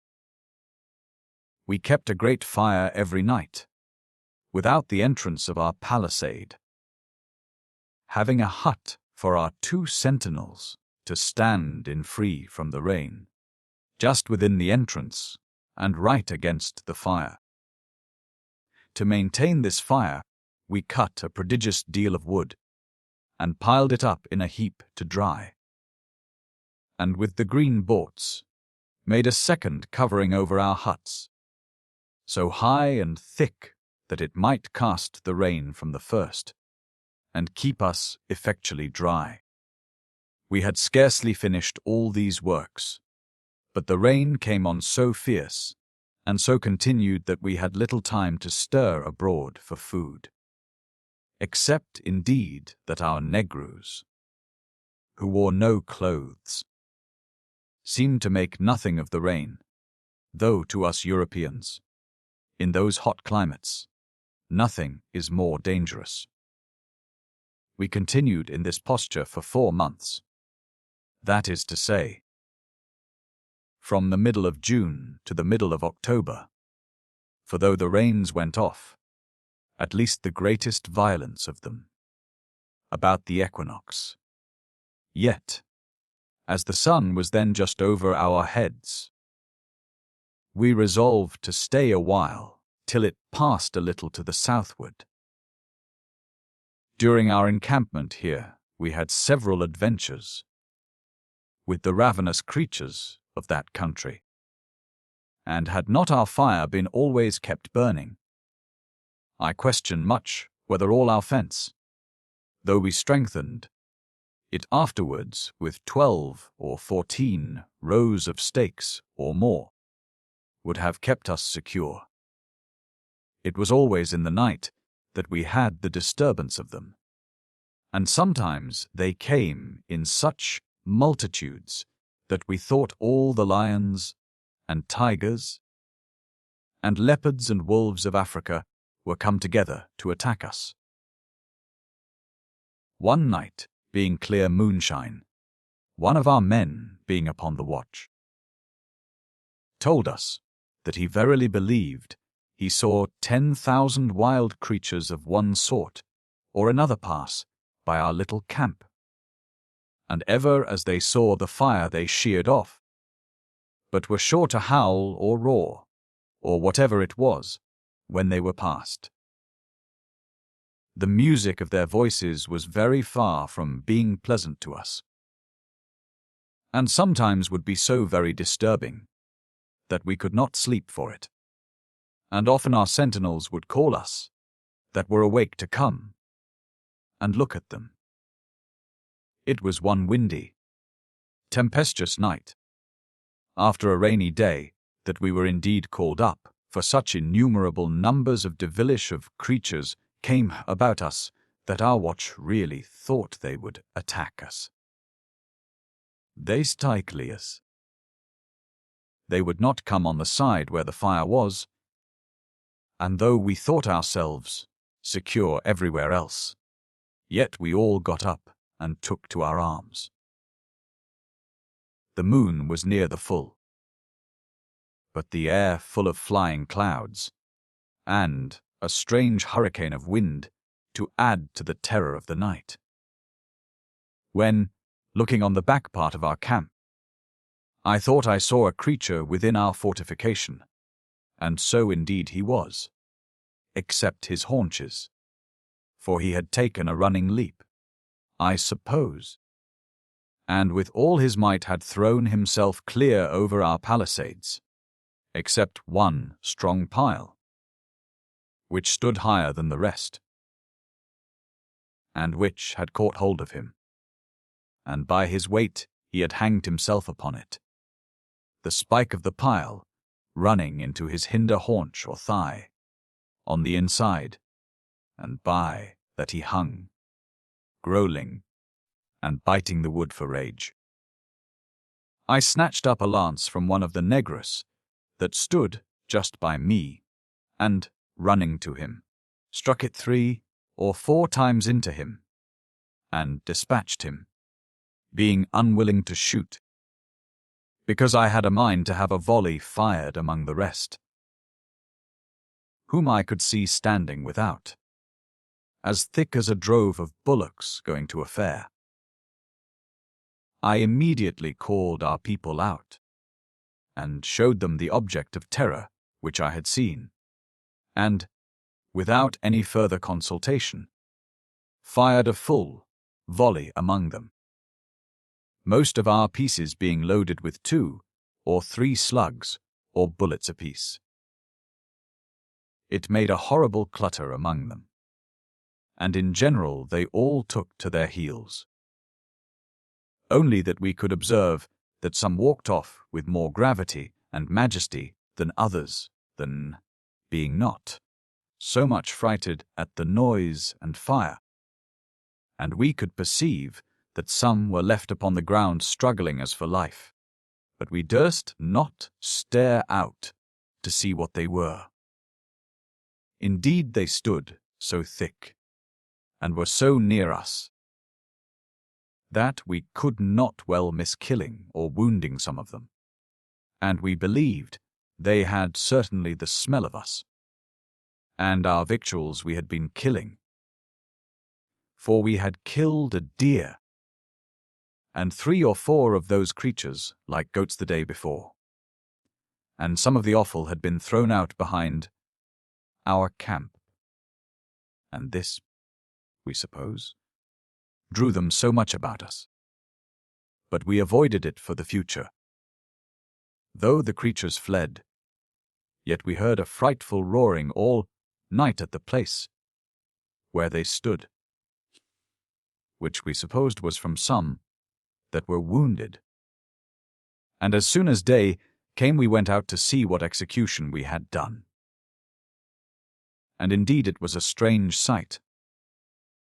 There were 3 tigers, and 2 wolves quite killed, besides the creature I had killed within our palisade, which seemed to be of an ill-gendered kind, between a tiger and a leopard.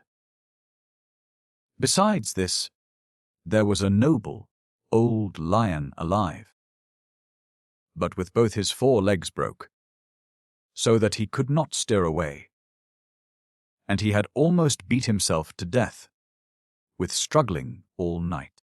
And we found that this was the wounded soldier that had roared so loud and given us so much disturbance. Our surgeon, looking at him, smiled. Now, says he, if I could be sure this lion would be as grateful to me as one of his Majesty's ancestors was to Androcles, the Roman slave, I would certainly set both his legs again and cure him. I had not heard the story of Androcles, so he told it me at large.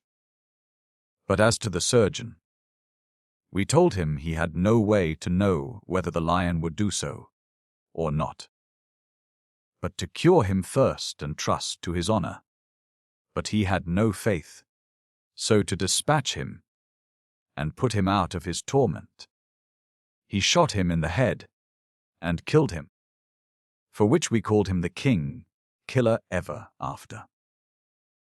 Our negroes found no less than 5 of these ravenous creatures wounded, and dropped at a distance from our quarters, whereof one was a wolf, one a fine, spotted young leopard, and the other were creatures that we knew not what to call them.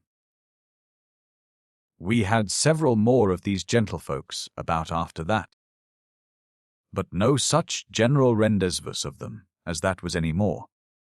But this ill effect it had to us, that it frighted the deer and other creatures from our neighborhood, of whose company we were much more desirous, and which were necessary for our subsistence.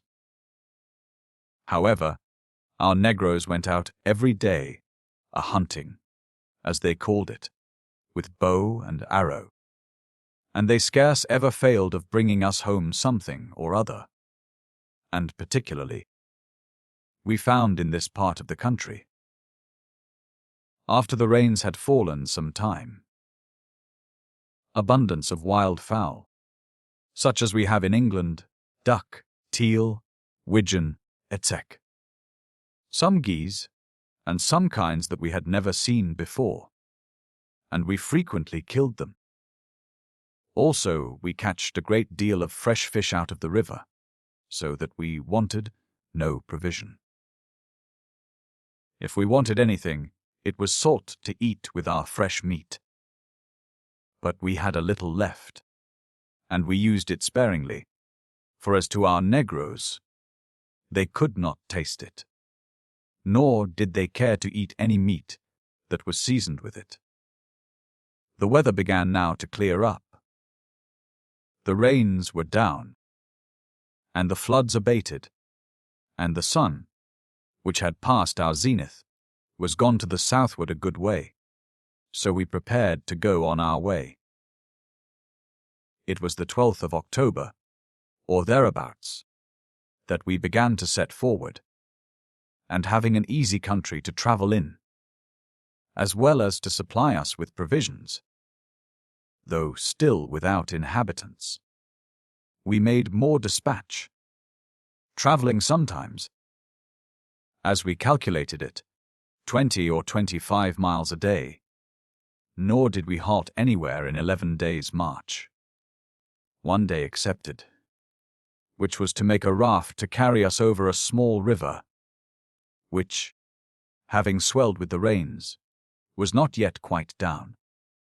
When we were past this river, which, by the way, ran to the northward too, we found a great row of hills in our way. We saw, indeed, the country open to the right at a great distance, but, as we kept true to our course, due west, we were not willing to go a great way out of our way, only to shun a few hills. So we advanced, but we were surprised when, being not quite come to the top, one of our company, who, with 2 negroes, was got up before us, cried out, "The sea! The sea!" and fell a-dancing and jumping, as signs of joy. The gunner and I were most surprised at it, because we had but that morning been calculating that we must have yet above 1,000 miles on the sea side, and that we could not expect to reach it till another rainy season would be upon us, so that when our man cried out, "The sea," the gunner was angry, and said he was mad. But we were both in the greatest surprise imaginable, when, coming to the top of the hill, and though it was very high, we saw nothing but water, either before us, or to the right hand or the left, being a vast sea, without any bounds but the horizon. We went down the hill full of confusion of thought, not being able to conceive whereabouts we were or what it must be, seeing by all our charts the sea was yet a vast way off. The thought. It was not above 3 miles from the hills before we came to the shore, or water edge of this sea. And there, to our further surprise, we found the water fresh and pleasant to drink. So that, in short, we knew not what course to take. The sea, as we thought it to be, put a full stop to our journey, I mean westward, for it lay just in the way. Our next question was, which hand to turn to the right hand or the left? But this was soon resolved. For, as we knew not the extent of it, we considered that our way, if it had been the sea really, must be on the north, and therefore, if we went to the south now, it must be just so much out of our way at last. So, having spent a good part of the day in our surprise at the thing, and consulting what to do, we set forward to the north. We travelled upon the shore of this sea full 23 days, before we could come to any resolution about what it was, at the end of which, early one morning, one of our seamen cried out, "Land!" And it was no false alarm, for we saw plainly the tops of some hills at a very great distance, on the further side of the water, due west, but though this satisfied us that it was not the ocean, but an inland sea or lake, yet we saw no land to the northward, that is to say, no end of it, but were obliged to travel 8 days more, and near 100 miles or farther, before we came to the end of it. And then we found this lake, or sea, ended in a very great river, which ran north, or north by east, as the other river had done, which I mentioned before. My friend the gunner, upon examining, said that he believed that he was mistaken before, and that this was the river Nile, but was still of the mind that we were of before, that we should not think of a voyage into Egypt that way. So we resolved upon crossing this river, which, however, was not so easy as before, the river being very rapid, and the channel very broad. It cost us, therefore, a week here to get materials to waft ourselves and cattle over this river, for though here were stores of trees,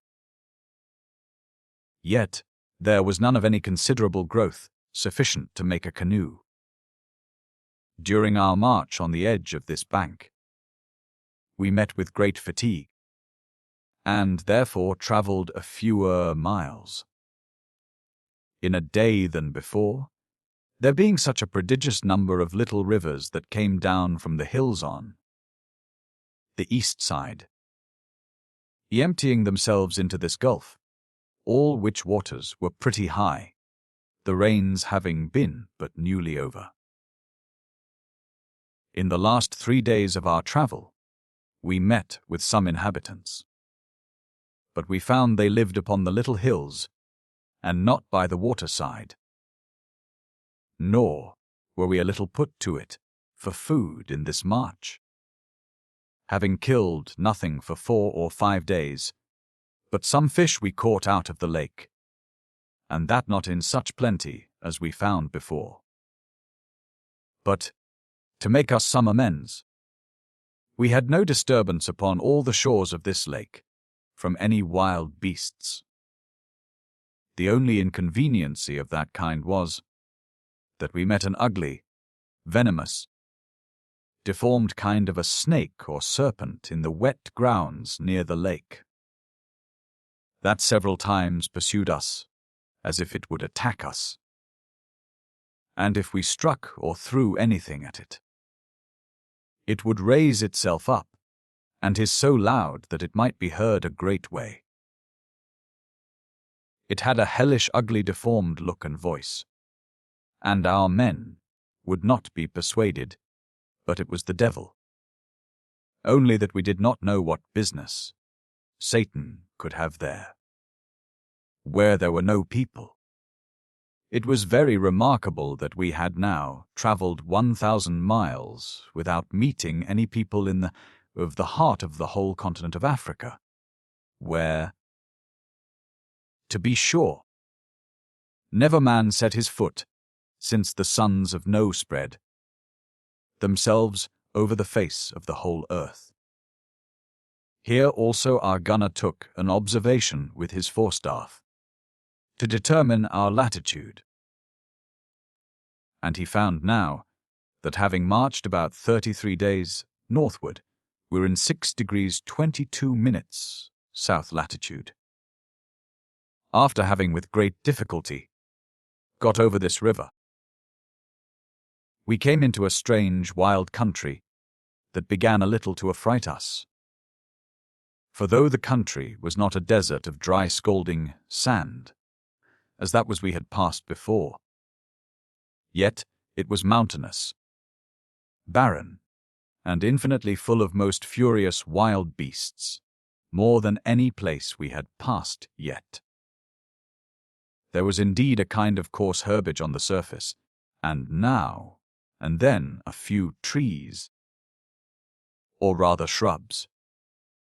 But people we could see none, and we began to be in great suspense about victuals, for we had not killed a deer a great while, but had lived chiefly upon fish and fowl, always by the water side, both which seemed to fail us now, and we were in the more consternation, because we could not lay in a stock here to proceed upon, as we did before, but were obliged to set out with scarcity, and without any certainty of a supply.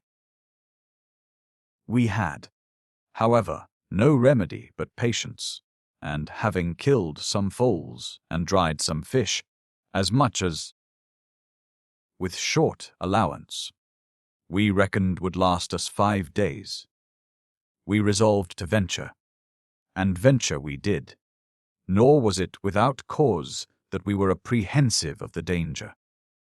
For we travelled the 5 days, and met neither with fish, nor fowl, nor 4-footed beast, whose flesh was fit to eat, and we were in a most dreadful apprehension of being famished to death.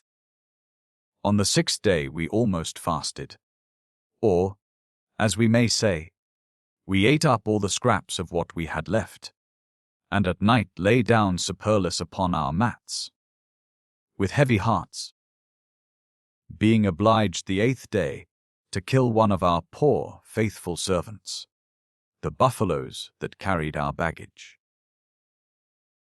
The flesh of this creature was very good, and so sparingly did we eat of it, that it lasted us all 3 days and a half, and was just spent. And we were on the point of killing another, when we saw before us a country that promised better, having high trees and a large river in the middle of it. This encouraged us, and we quickened our march for the river side, though with empty stomachs, and very faint and weak. But before we came to this river we had the good hap to meet with some young deer. A thing we had long wished for. In a word, having shot 3 of them, we came to a full stop to fill our bellies, and never gave the flesh time to cool before we ate it. Nay, it was much we could stay to kill it, and had not eaten it alive, for we were, in short, almost famished.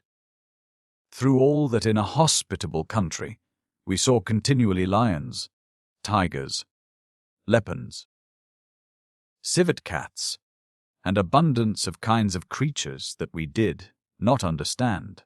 We saw no elephants, but every now and then we met with an elephant's tooth lying on the ground, and some of them lying, as it were, half buried by the length of time that they had lain there.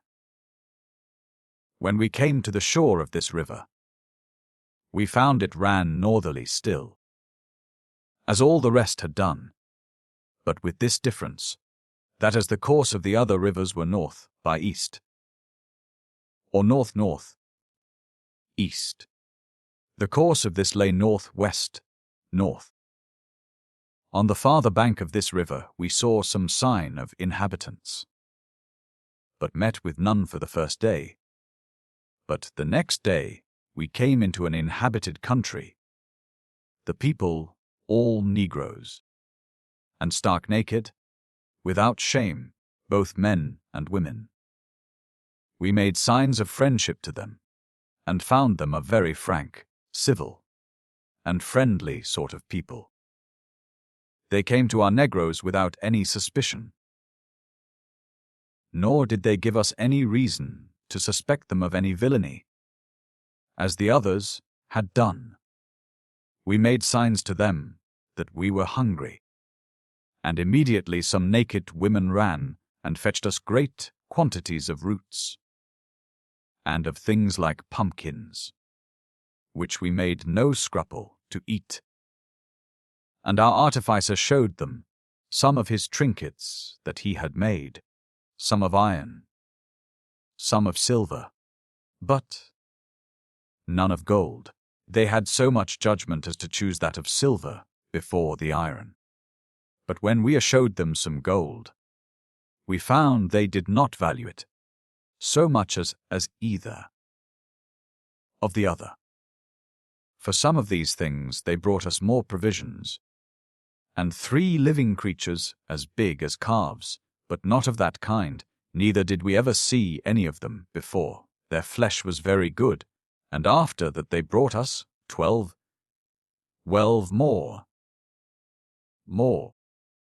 and some smaller creatures like hares, all which were very welcome to us, who were indeed at a very great loss for provisions. We grew very intimate with these people, and indeed they were the civillest and most friendly people that we met with at all, and mightily pleased with us. And, which was very particular, they were much easier to be made to understand our meaning than any we had met with before. At last we began to inquire our way, pointing to the west. They made us understand easily that we could not go that way, but they pointed to us that we might go north, west, so that we presently understood that there was another lake in our way, which proved to be true, for in 2 days more we saw it plain, and it held us till we passed the equinoctial line, lying all the way on our left hand, though at a great distance. Travelling thus northward, our gunner seemed very anxious about our proceedings, for he assured us, and made me sensible of it by the maps which he had been teaching me out of Osde, that when we came into the latitude of 6 degrees, or thereabouts, north of the line, the land trended away to the west to such a length that we should not come at the sea under a march of above 1500 miles farther westward than the country we desired to go to. I asked him if there were no navigable rivers that we might meet with, which, running into the West Ocean, might perhaps carry us down their stream, and then, if it were 1500 miles, or twice 1500 miles, we might do well enough if we could but get provisions.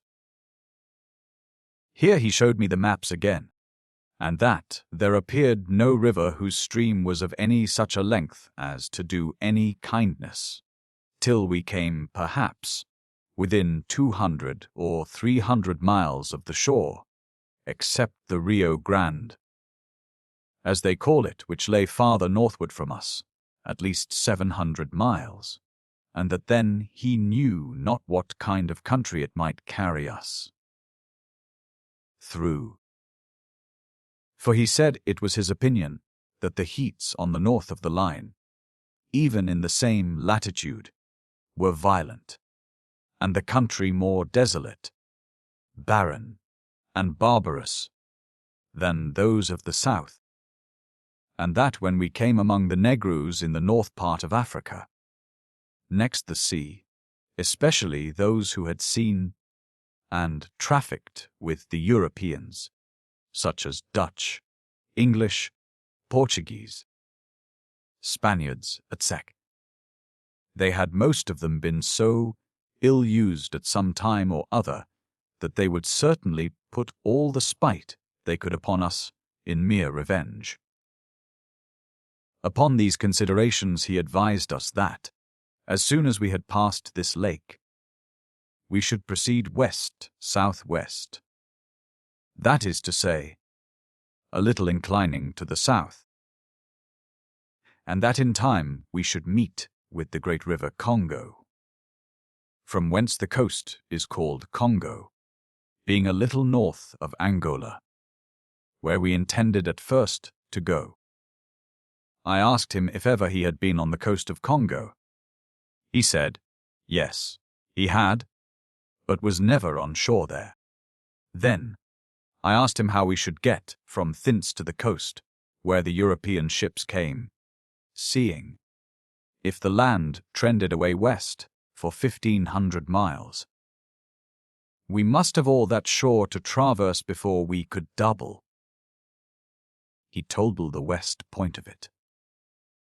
Told me it was 10 to 1, but we should hear of some European ships to take us in, for that they often visited the coast of Congo and Angola, in trade with the Negroes, and that, if we could not yet, if we could but find provisions, we should make our way as well along the sea, shore as along the river, till we came to the Gold Coast, which, he said, was not above 400 or 500 miles north of Congo, besides the turning of the coast west about 300 more, that shore being in the latitude of 6 or 7 degrees, and that there the English, or Dutch, or French had settlements or factories, perhaps all of them.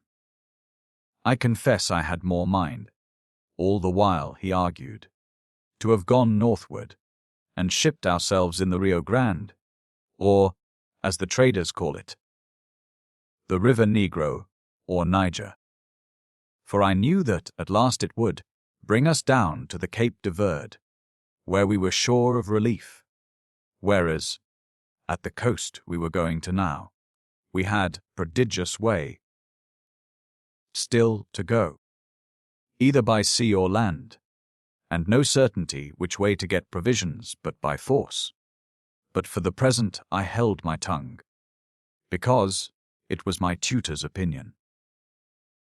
But when, according to his desire, we came to turn southward, having passed beyond the second great lake, our men began all to be uneasy, and said we were now out of our way for certain, for that we were going farther from home, and that we were indeed far enough off already.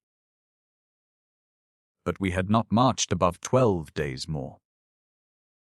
8, whereof were taken up in rounding the lake, and 4 more southwest, in order to make for the river Congo. But we were put to another full stop, by entering a country so desolate, so frightful, and so wild, that we knew not what to think or do, for, besides that it appeared as a terrible and boundless desert, having neither woods, trees, rivers, or inhabitants, so even the place where we were was desolate of inhabitants, nor had any way to gather in a stock of provisions for the passing of this desert, as we did before at our entering the first, unless we had marched back 4 days to the place where we turned the head of the lake. Well, notwithstanding this, we ventured, for, to men that had passed such wild places as we had done, Nothing could seem too desperate to undertake. We ventured, I say, and the rather because we saw very high mountains in our way at a great distance. And we imagined, wherever there were mountains, there would be springs and rivers. Where rivers, there would be trees and grass. Where trees and grass, there would be cattle. And where cattle, some kind of inhabitants. At last, in consequence of this speculative philosophy, we entered this waste, having a great heap of roots and plants for our bread, such as the Indians gave us. A very little flesh or salt, and but a little water. We travelled 2 days towards those hills, and still they seemed as far off as they did at first. And it was the 5th day before we got to them. Indeed, we travelled but softly, for it was excessively hot, and we were much about the very equinoctial line. We hardly knew whether to the south or the north of it. As we had concluded, that where there were hills there would be springs, so it happened. But we were not only surprised, but really frighted, to find the first spring we came to, and which looked admirably clear and beautiful, to be salt as brine.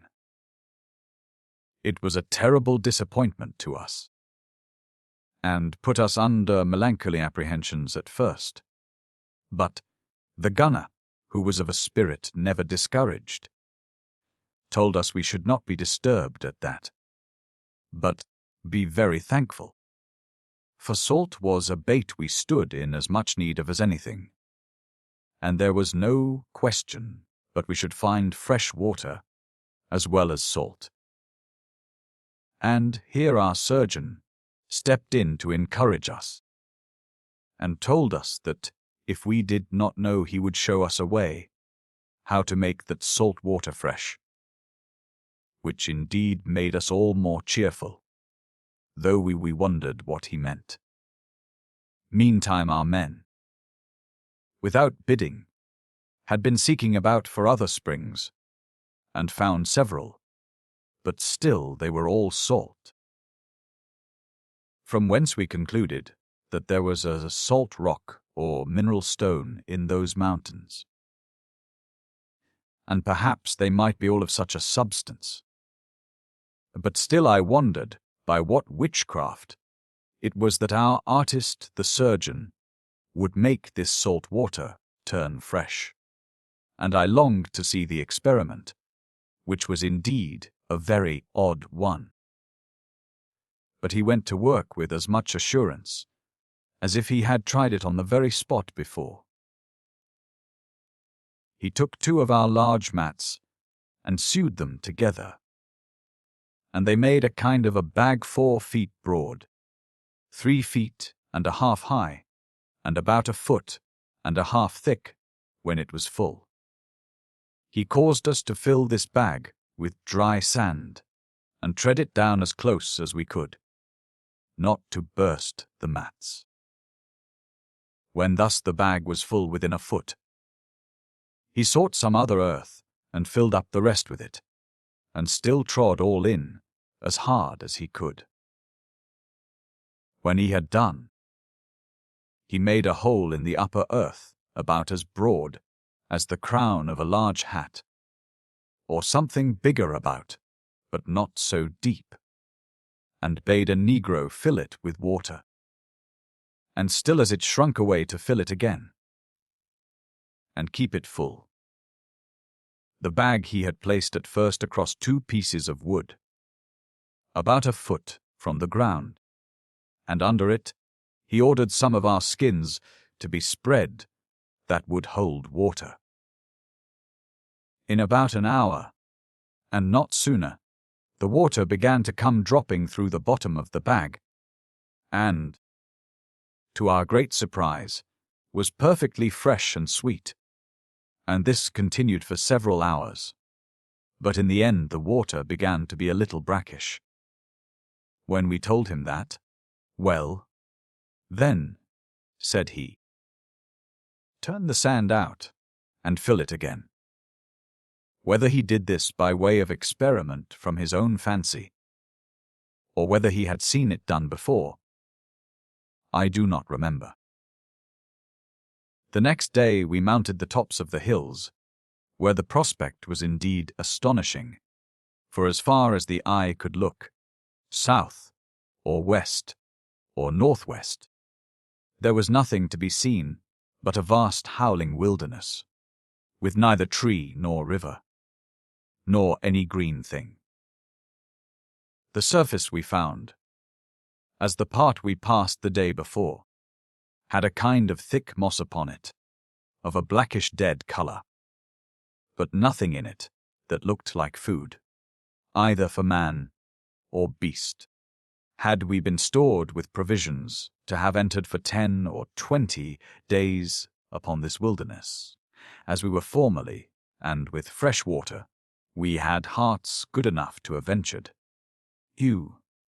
Before you died, though we had been obliged to come back again, for if we went north we did not know, but we might meet with the same. But we neither had provisions, neither were we in any place where it was possible to get them. We killed some wild ferren, creatures at the foot of these hills, but, except 2 things, like to nothing that we ever saw before, we met with nothing that was fit to eat. These were creatures that seemed to be between the kind of a buffalo and a deer, but indeed resembled neither, for they had no horns, and had great legs like a cow, with a fine head, and the neck like a deer.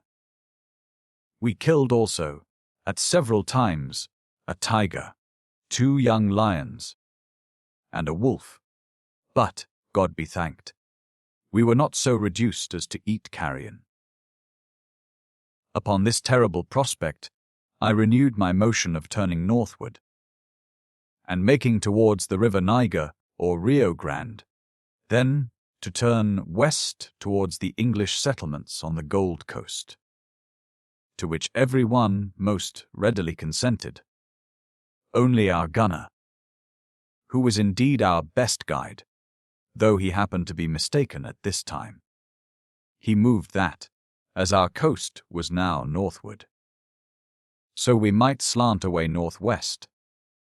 That so, by crossing the country, we might perhaps meet with some other river, that run into the Rio Grande northward, or down to the Gold Coast southward, and so both direct our way and shorten the labor, as also because, if any of the country was inhabited and fruitful, we should probably find it upon the shore of the rivers. On to Bers, where alone we could be furnished with provisions. This was good advice, and too rational not to be taken. But our present business was what to do to get out of this dreadful place we were in. Behind us was a waste, which had already cost us 5 days' march, and we had not provisions for 5 days left to go back again the same way. Before us was nothing but horror, as above. So we resolved, seeing the ridge of the hills we were upon had some appearance of fruitfulness, and that they seemed to lead away to the northward, a great way, to keep under the foot of them on the east side, to go on as far as we could, and in the meantime to look diligently out for food. Accordingly we moved on the next morning, for we had no time to lose, and, to our great comfort, we came in our first morning's march to very good springs of fresh water, and wist we should have a scarcity again. We filled all our bladder bottles and carried it with us. I should also have observed that our surgeon, who made the salt water fresh, took the opportunity of those salt springs, and made us the quantity of 3 or 4 pecks of very good salt. In our third march we found an unexpected supply of food, the hills being full of hares. They were of a kind something different from ours in England, larger and not as swift of foot, but very good meat. We shot several of them, and the little tame leopard, which I told you we took at the Negro town that we plundered, hunted them like a dog, and killed us several every day. But she would eat nothing of them, unless we gave it her, which, indeed, in our circumstance, was very obliging. We salted them a little and dried them in the sun whole, and carried a strange parcel along with us. I think it was almost 300, for we did not know when we might find any more, either of these or any other food. We continued our course under these hills very comfortably for 8 or 9 days, when we found, to our great satisfaction, the country beyond us began to look with something of a better countenance.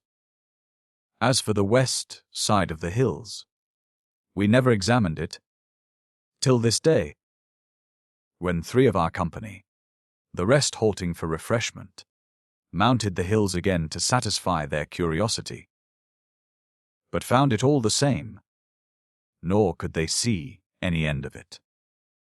No, not to the north, the way we were going, so the 10th day, finding the hills made a turn, and led as it were into the vast desert, we left them, and continued our course north. The country being very tolerably full of woods, some waste, but not tediously long, till we came, by our gunner's observation, into the latitude of 8 degrees, 5 minutes, which we were 19 days more in performing. All this way we found no inhabitants, but abundance of wild ravenous creatures, with which we became so well acquainted now that really we did not much mind them. We saw lions and tigers and leopards every night and morning in abundance, but as they seldom came near us, we let them go about their business.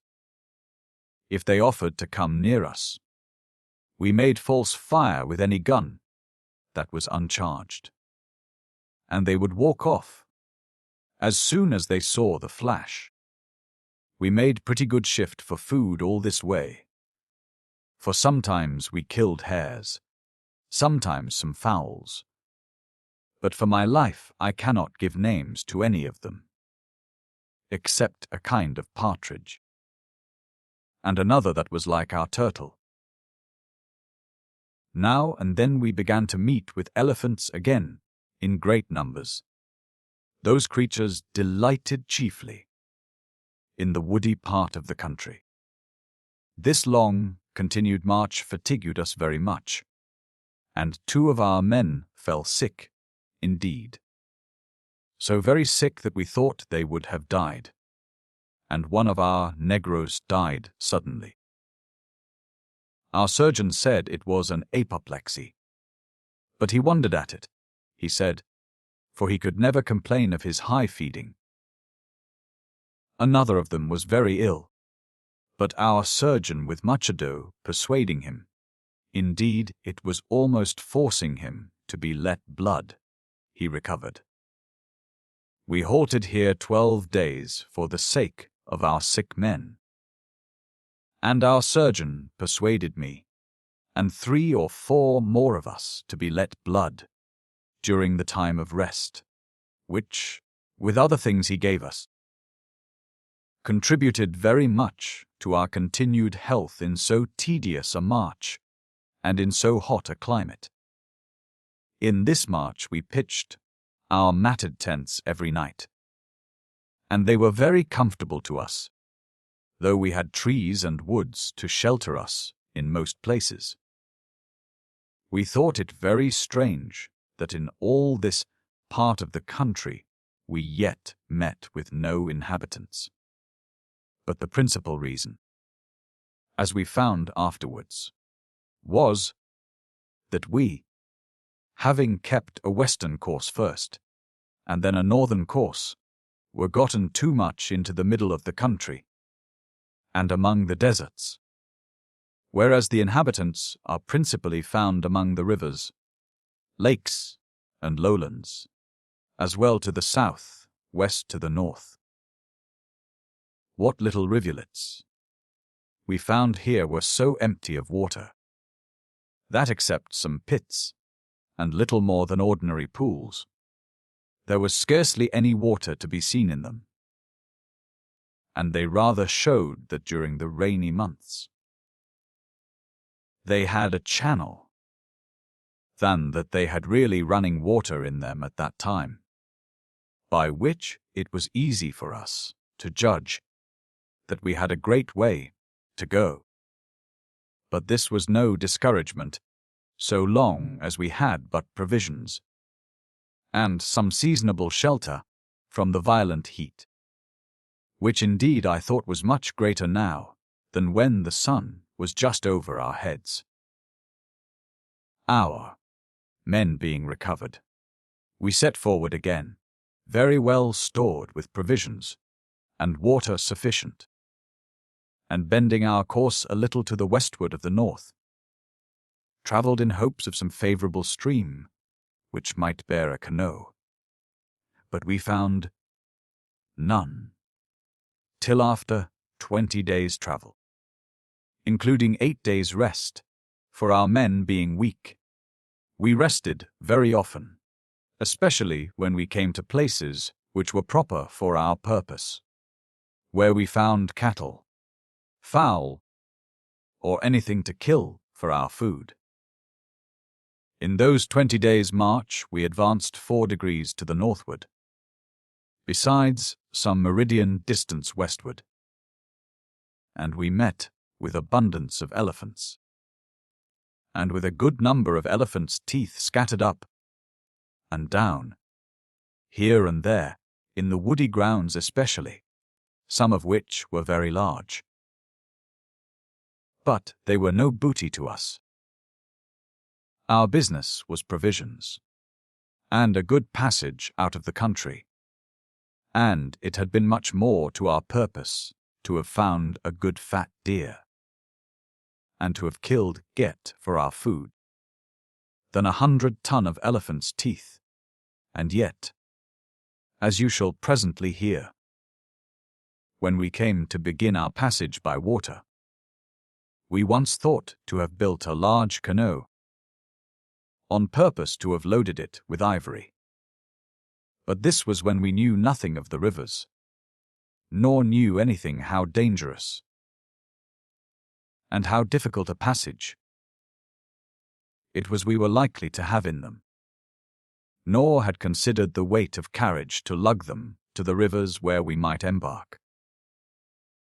At the end of 20 days' travel, as above, in the latitude of 3 degrees, 16 minutes, we discovered in a valley, at some distance from us, a pretty tolerable stream, which we thought deserved the name of a river, and which ran its course north, west, which was just what we wanted. As we had fixed our thoughts upon our passage by water, we took this for the place to make the experiment, and bent our march directly to the valley. There was a small thicket of trees just in our way, which we went by, thinking no harm, when on a sudden one of our negroes was dangerously wounded with an arrow shot into his back, slanting between his shoulders.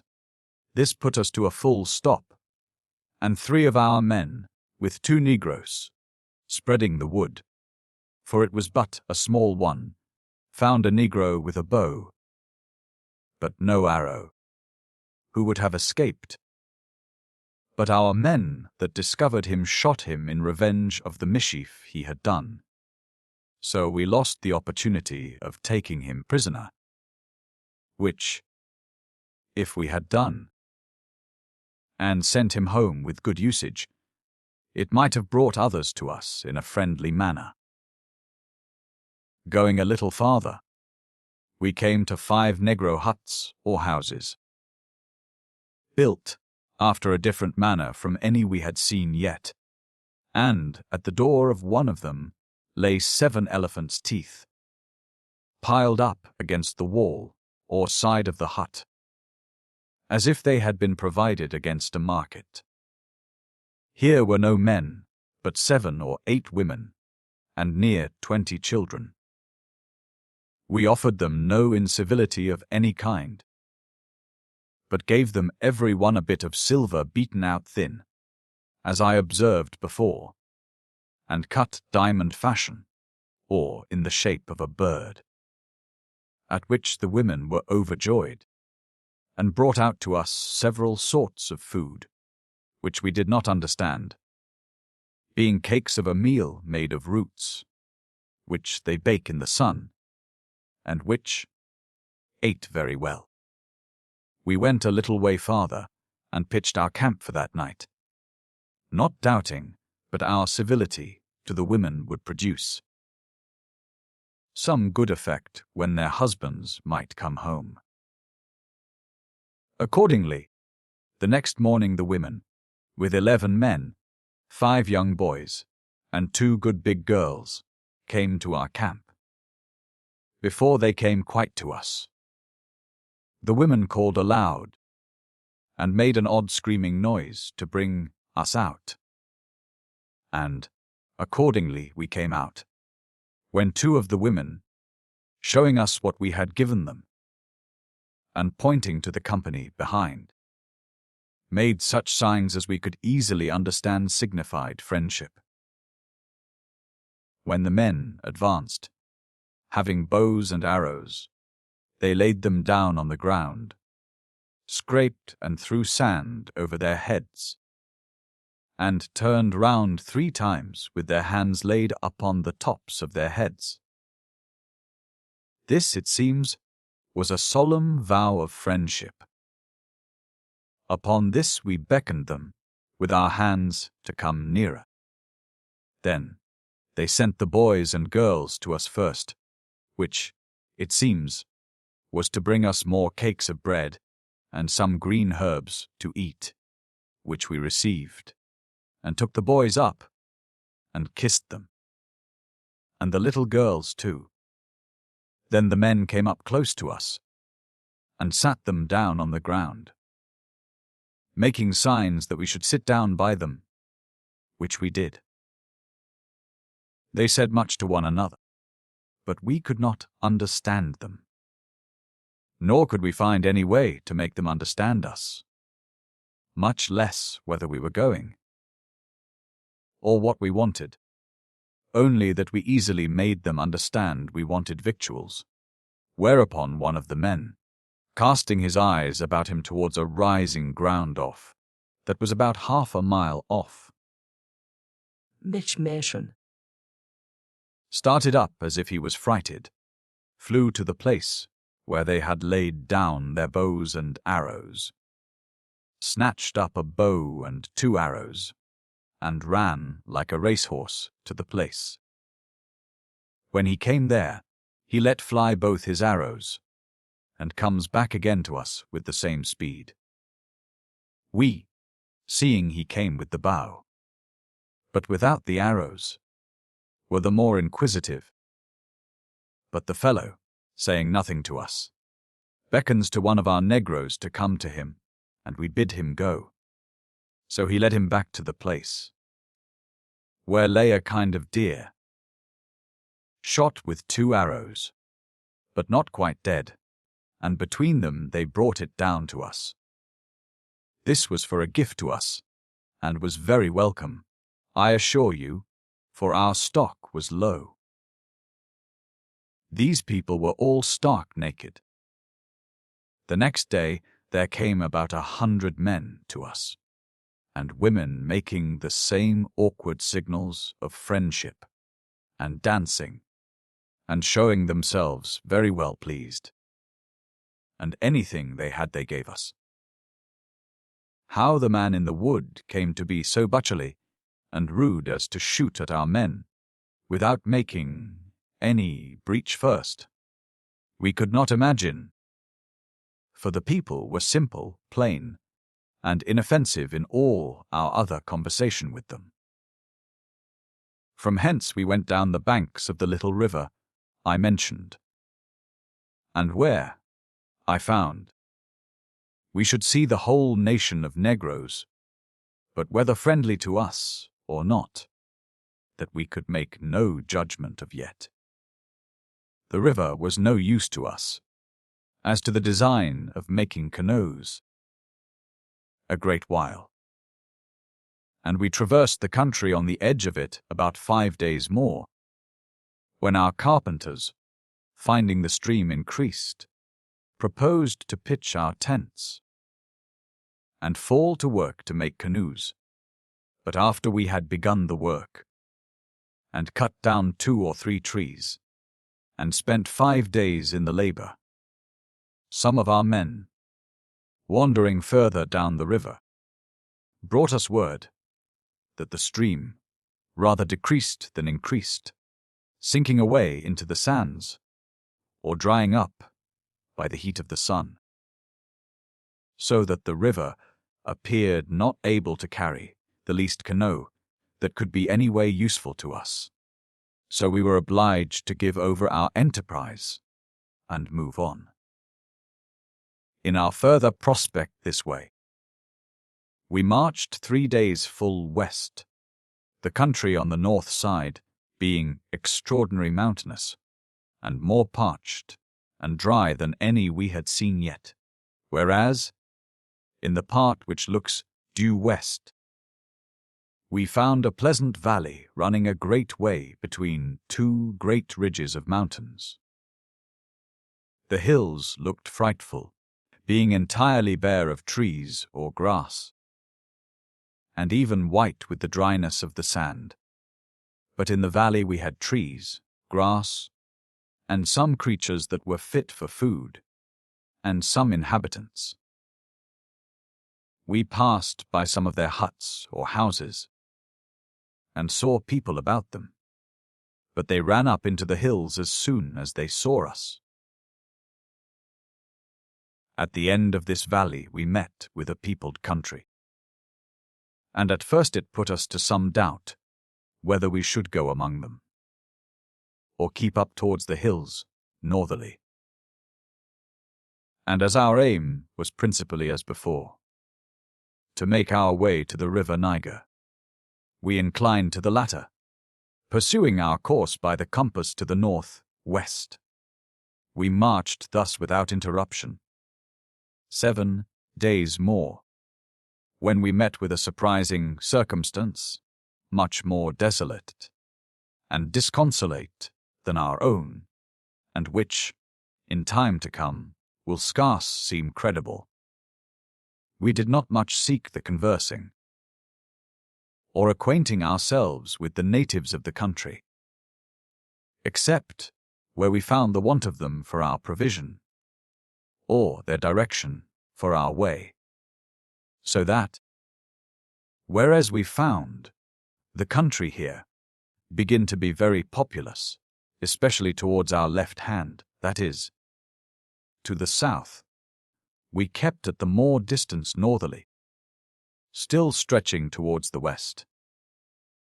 In this tract we found something or other to kill and eat, which always supplied our necessity, though not so well as we were provided in our first setting out, being thus, as it were, pushing to avoid a peopled country. We at last came to a very pleasant, agreeable stream of water, not big enough to be called a river, but running to the north-northwest, which was the very course we desired to go.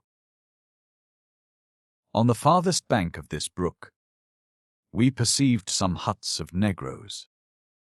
Not many, and in a little low spot of ground, some maize, or Indian corn, growing, which intimated presently to us that there were some inhabitants on that side less barbarous than what we had met with in other places where we had been. As we went forward, our whole caravan being in a body, our Negroes, who were in the front, cried out that they saw a white man. We were not much surprised at first, it being, as we thought, a mistake of the fellows, and asked them what they meant. When one of them stepped to me, and pointing to a hut on the other side of the hill, I was astonished to see a white man indeed, but stark naked, very busy near the door of his hut, and stooping down to the ground with something in his hand, as if he had been at some work, and his back being towards us. He did not see us. I gave notice to our Negroes to make no noise, and waited till some more of our men were come up, to show the sight to them, that they might be sure I was not mistaken. And we were soon satisfied of the truth. For the man, having heard some noise, started up, and looked full at us, as much surprised, to be sure, as we were, but whether with fear or hope, we then knew not. As he discovered us, so did the rest of the inhabitants belonging to the huts about him, and all crowded together, looking at us at a distance, a little bottom, in which the brook ran, lying between us, the white man, and all the rest, as he told us afterwards, not knowing well whether they should stay or run away. However, it presently came into my thoughts that if there were white men among them, it would be much easier to make them understand what we meant as to peace or war, than we found it with others. So tying a piece of white rag to the end of a stick, we sent 2 Negroes with it to the bank of the water, carrying the pole up as high as they could. It was presently understood, and 2 of their men and the white man came to the shore on the other side. However, as the white man spoke no Portuguese, they could understand nothing of one another but by signs. But our men made the white man understand that they had white men with them too, at which they said the white man laughed. However, to be short, our men came back and told us they were all good friends, and in about an hour 4 of our men, 2 Negroes, and the Black Prince, went to the river side, where the white man came to them. They had not been half a quarter of an hour, but a Negro came running to me, and told me the white man was Inglese, as he called him, upon which I ran back, eagerly enough, you may be sure, with him, and found, as he said, that he was an Englishman, upon which he embraced me very passionately, the tears running down his face. The first surprise of his seeing us was over before we came, but any one may conceive it by the brief account he gave us afterwards of his very unhappy circumstances, and of so unexpected a deliverance, such as perhaps never happened to any man in the world, for it was 1,000,000 to 1 odds that ever he could have been relieved. Nothing but an adventure that never was heard or read of before could have suited his case, unless heaven, by some miracle that never was to be expected, had acted for him. He appeared to be a gentleman, not an ordinary bred fellow, seaman, or laboring man. This showed itself in his behavior in the first moment of our conversing with him, and in spite of all the disadvantages of his miserable circumstances. He was a middle-aged man, not above 37 or 38, though his beard was grown exceedingly long, and the hair of his head and face strangely covered him to the middle of his back and breast. He was white, and his skin very fine, though discolored, and in some places blistered, and covered with a brown-blackish substance, scurfy, scaly, and hard, which was the effect of the scorching heat of the sun. He was stark naked, and had been so, as he told us, upwards of 2 years. He was so exceedingly transported at our meeting with him, that he could scarce enter into any discourse at all with us that day. And when he could get away from us for a little, we saw him walking alone, and showing all the most extravagant tokens of an ungovernable joy, and even afterwards he was never without tears in his eyes for several days, upon the least word spoken by us of his circumstances, or by him of his deliverance. We found his behavior the most courteous and endearing I ever saw in any man whatever, and most evident tokens of a mannerly, well-bred person appeared in all things he did or said, and our people were exceedingly taken with him. He was a scholar and a mathematician. He could not speak Portuguese indeed, but he spoke Latin to our surgeon, French to another of our men, and Italian to a third. He had no leisure in his thoughts to ask us whence we came, whether we were going, or who we were, but would have it always as an answer to himself, that, to be sure, wherever we were a-going, we came from heaven, and were sent on purpose to save him from the most wretched condition that ever man was reduced to. Our men pitching their camp on the bank of a little river opposite to him, he began to inquire what store of provisions we had, and how we proposed to be supplied. When he found that our store was but small, he said he would talk with the natives, and we should have provisions enough, for he said they were the most courteous, good-natured part of the inhabitants in all that part of the country, as we might suppose by his living so safe among them. The first things this gentleman did for us were indeed of the greatest consequence to us, for, first, he perfectly informed us where we were, and which was the properest course for us to steer.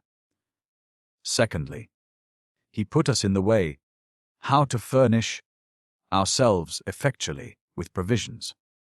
And thirdly, he was our complete interpreter and peacemaker with all the natives, who now began to be very numerous about us, and who were a more fierce and politic people than those we had met with before, not so easily terrified with our arms as those, and not so ignorant as to give their provisions and corn for our little toys, such as, I said before, our artificer made. But, as they had frequently traded and conversed with the Europeans on the coast, or with other Negro nations that had traded and been concerned with them, they were the less ignorant and the less fearful, and consequently nothing was to be had from them, but by exchange for such things as they liked.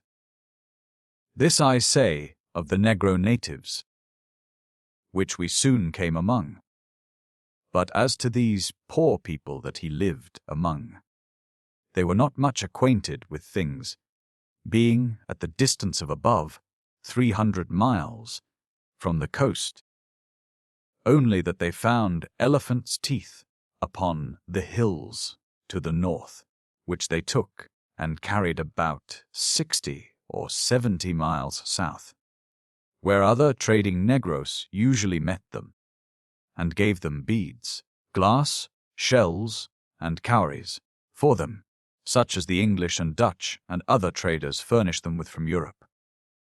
Pouring gloom.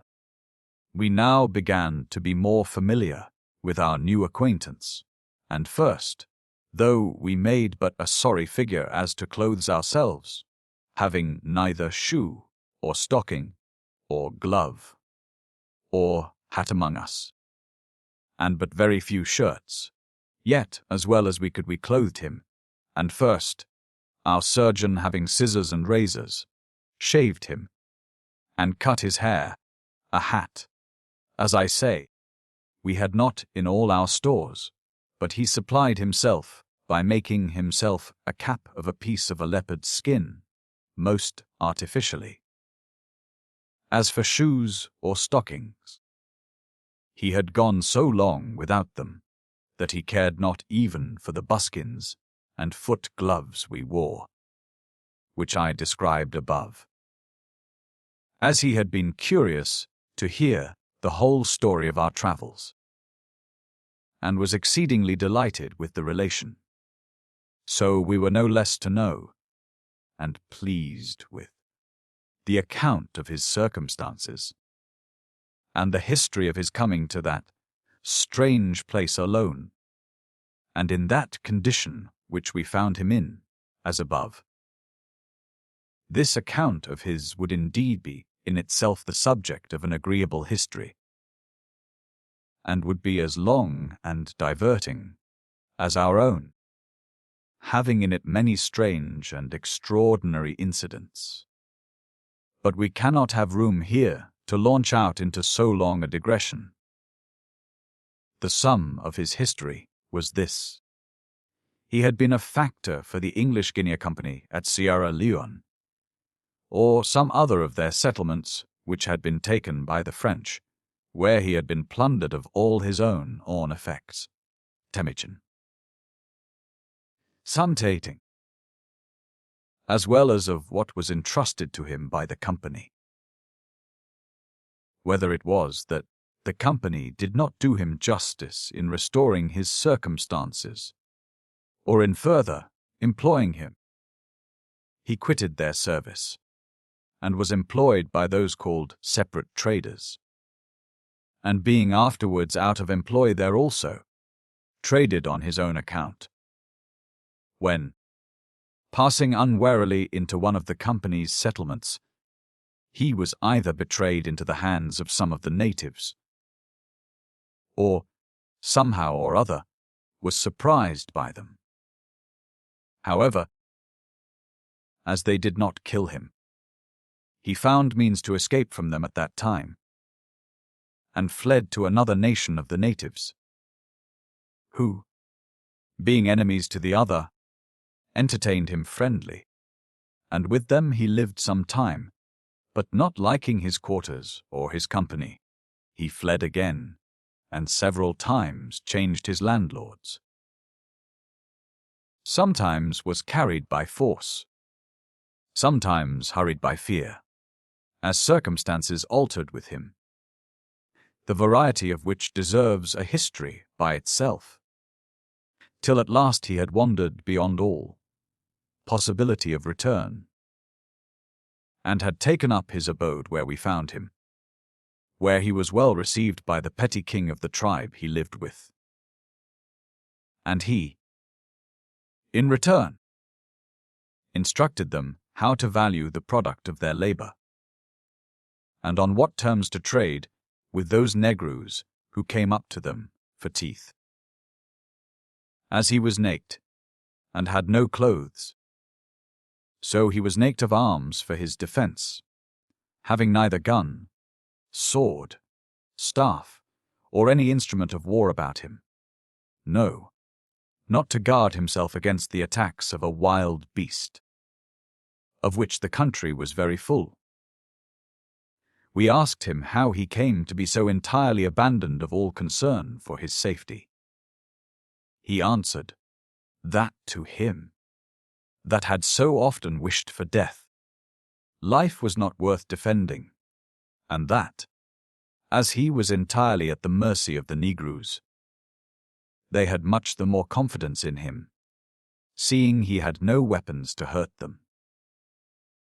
As for wild beasts, he was not much concerned about that, for he scarce ever went from his hut. But if he did, the Negro King and his men went all with him, and they were all armed with bows and arrows, and lances, with which they would kill any of the ravenous creatures, lions as well as others, but that they seldom came abroad in the day. And if the Negroes wander anywhere in the night, they always build a hut for themselves, and make a fire at the door of it, which is guard enough. We inquired of him what we should next do towards getting to the seaside. He told us we were about 120 English leagues from the coast, where almost all the European settlements and factories were, and which is called the Gold Coast, but that there were so many different nations of Negroes in the way, that it was 10 to 1, if we were not either fought with continually, or starved for want of provisions, but that there were 2 other ways to go, which, if he had any company to go with him, he had often contrived to make his escape by. The one was to travel full west, which, though it was farther to go, yet was not so full of people, and the people we should find would be so much the civiller to us, or be so much the easier to fight with, or that the other way was, if possible, to get to the Rio Grande, and go down the stream in canoes. We told him that was the way we had resolved on before we met with him. But then he told us there was a prodigious desert to go over, and as prodigious woods to go through, before we came to it, and that both together were at least 20 days' march for us. Travel as hard as we could. We asked him if there were no horses in the country, or asses, or even bullocks or buffaloes, to make use of in such a journey, and we showed him ours, of which we had but 3 left. He said, no, all the country did not afford anything of that kind. He told us that in this great wood there were immense numbers of elephants, and upon the desert great multitudes of lions, lynxes, tigers, leopards, etc., and that it was to that wood and that desert that the Negroes went to get elephants' teeth, where they never failed to find a great number.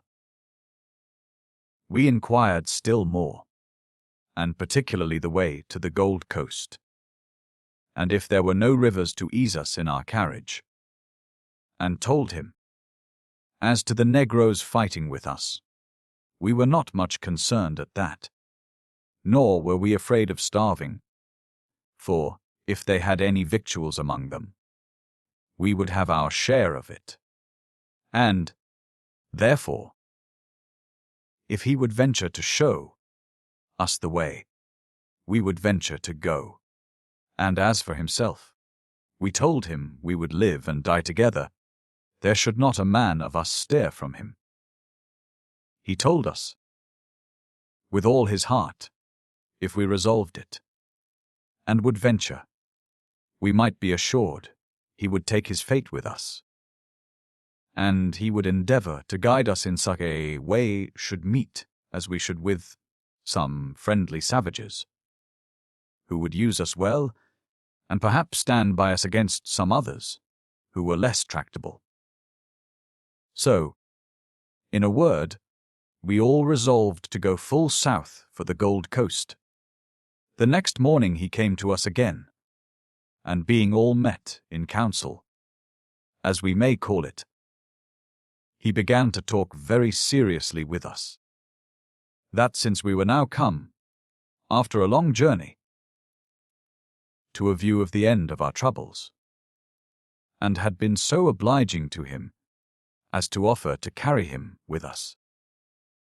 He had been all night revolving in his mind what he, and we all might do, to make ourselves some amends for all our sorrows. And first, he said, he was to let me know that we were just then in one of the richest parts of the world, though it was really otherwise, but a desolate, disconsolate wilderness. For, says he, there is not a river but runs gold, not a desert but without ploughing bears a crop of ivory. What mines of gold! What immense stores of gold those mountains may contain! From whence these rivers come, or the shores which these waters run by, we know not, but may imagine that they must be inconceivably rich, seeing so much is washed down the stream by the water washing the sides of the land, that the quantity suffices all the traders which the European world send thither. Send thither. We asked him how far they went for it, seeing the ships only trade upon the coast. He told us that the Negroes on the coast search the rivers up for the length of 150 or 200 miles, and would be out a month, or 2 or 3 at a time, and always come home sufficiently rewarded. But, says he, they never come thus far, and yet hereabouts is as much gold as there. Upon this he told us that he believed he might have gotten 100 pounds weight of gold, since he came thither, if he had employed himself to look and work for it. But as he knew not what to do with it, and had long since despaired of being ever delivered from the misery he was in, he had entirely omitted it. For what advantage had it been to me, said he, or what richer had I been, if I had a ton of gold dust, and lay and wallowed in it? The richness of it, said he, would not give me one moment's felicity, nor relieve me in the present exigency. Nay, says he, as you all see, it would not buy me clothes to cover me, or a drop of drink to save me from perishing. It is of no value here, says he. There are several people among these huts that would weigh gold against a few glass beads or a cockle shell, and give you a handful of gold dust for a handful of cowries. Note, these are little shells, which our children call blackamoor's teeth. When he had said, thus he pulled out a piece of an earthen pot baked hard in the sun. Here, says he, is some of the dirt of this country, and if I would I could have got a great deal more. And, showing it to us, I believe there was in it between 2 and 3 pounds weight of gold dust, of the same kind and colour with that we had gotten already, as before. After we had looked at it a while, he told us, smiling, we were his deliverers, and all he had, as well as his life, was ours, and therefore, as this would be of value to us when we came to our own country, so he desired we would accept of it among us, and that was the only time that he had repented that he had picked up no more of it. I spoke for him, as his interpreter, to my comrades, and in their names thanked him. But, speaking to them in Portuguese, I desired them to defer the acceptance of his kindness to the next morning. And so I did, telling him we would further talk of this part in the morning. So we parted for that time. When he was gone, I found they were all wonderfully affected with his discourse, and with the generosity of his temper, as well as the magnificence of his present, which in another place had been extraordinary. Upon the whole, not to detain you with circumstances, we agreed that, seeing he was now one of our number, and that as we were a relief to him in carrying him out of the dismal condition he was in, so he was equally a relief to us in being our guide through the rest of the country, our interpreter with the natives, and our director how to manage with the savages, and how to enrich ourselves with the wealth of the country, that, therefore, we would put his gold among our common stock, and every one should give him as much as would make his up, just as much as any single share of our own. And for the future we would take our lot together, taking his solemn engagement to us, as we had before one to another, that we would not conceal the least grain of gold we found one from another. In the next conference we acquainted him with the adventures of the Golden River, and how we had shared what we got there, so that every man had a larger stock than he for his share, that, therefore, instead of taking any from him, we had resolved every one to add a little to him. He appeared very glad that we had met with such good success, but would not take a grain from us, till at last, pressing him very hard, he told us that then he would take it thus: that, when we came to get any more, he would have so much out of the first as should make him even, and then we would go on, as equal adventurers, and thus we agreed. He then told us he thought it would not be an unprofitable adventure, if, before we set forward, and after we had got a stock of provisions, we should make a journey north, to the edge of the desert he had told us off, from whence our negroes might bring every one a large elephant's tooth, and that he would get some more to assist, and that, after a certain length of carriage, they might be conveyed by canoes to the coast, where they would yield a very great profit. I objected against this on account of our other design we had of getting gold dust, and that our negroes, who we knew would be faithful to us, would get much more by searching the rivers for gold for us than by lugging a great tooth of 150 pounds weight, 100 miles, or more, which would be an insufferable labor to them, after so hard a journey, and would certainly kill them. He acquiesced in the justice of this answer, but fain would have had us gone to see the woody part of the hill and the edge of the desert, that we might see how the elephant's teeth lay scattered up and down there.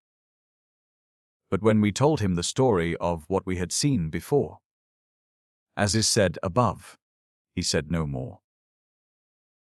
We stayed here 12 days, during which time the natives were very obliging to us, and brought us fruits, pompions, and a root like carrots, though of quite another taste, but not unpleasant neither, and some guinea fowls, whose names we did not know. In short, they brought us plenty of what they had, and we lived very well, and we gave them all such little things as our cutler had made, for he had now a whole bag full of them. On the 13th day we set forward, taking our new gentleman with us. At parting, the Negro King sent 2 savages with a present to him of some dried flesh. But I do not remember what it was, and he gave him again 3 silver birds, which our cutler helped him to, which I assure you was a present for a king. We travelled now south, a little west, and here we found the first river for above 2,000 miles march, whose waters run south, all the rest running north or west. We followed this river, which was no bigger than a good large brook in England, till it began to increase its water. Every now and then we found our Englishman went down as it were privately to the water, which was to try the land. At length, after a day's march upon this river, he came running up to us with his hands full of sand, and saying, "Look here." Upon looking we found that a good deal of gold lay spangled among the sand of the river. "Now," says he, "I think we may begin to work." So he divided our negroes into couples and set them to work, to search and wash the sand and ooze in bottom of the water, where it was not deep. In the first day and a quarter our men altogether had gathered 1 pound and 2 ounces of gold or thereabouts, and as we found the quantity increased the farther we went. We followed it about 3 days, till another small rivulet joined the first, and then searching up the stream, we found gold there too. So we pitched our camp in the angle where the rivers joined, and we diverted ourselves, as I may call it, in washing the gold out of the sand of the river, and in getting provisions. Here we stayed 13 days more, in which time we had many pleasant adventures with the savages, too long to mention here, and some of them too homely to tell of, for some of our men had made something free with their women, which had not our new guide made peace for us, with one of their men at the price of 7 fine bits of silver, which our artificer had cut out into the shapes of lions and fishes and birds, and had punched holes to hang them up by. An inestimable treasure. We must have gone to war with them, and all their people. All the while we were busy washing gold, dust out of the rivers, and our negroes the like. Our ingenious cutler was hammering and cutting, and he was grown so dexterous by use that he formed all manner of images. He cut out elephants, tigers, civet cats, ostriches, eagles, cranes, fowls, fishes, and indeed whatever he pleased, in thin plates of hammered gold, for his silver and iron were almost all gone. At one of the towns of these savage nations we were very friendly, received by their king, and as he was very much taken with our workman's toys, he sold him an elephant cut out of a gold plate, as thin as a 6pence at an extravagant rate. He was so much taken with it that he would not be quiet, till he had given him almost a handful of gold dust, as they call it. I suppose it might weigh 3/4 of a pound. The piece of gold that the elephant was made of might be about the weight of a pistole, rather less than more.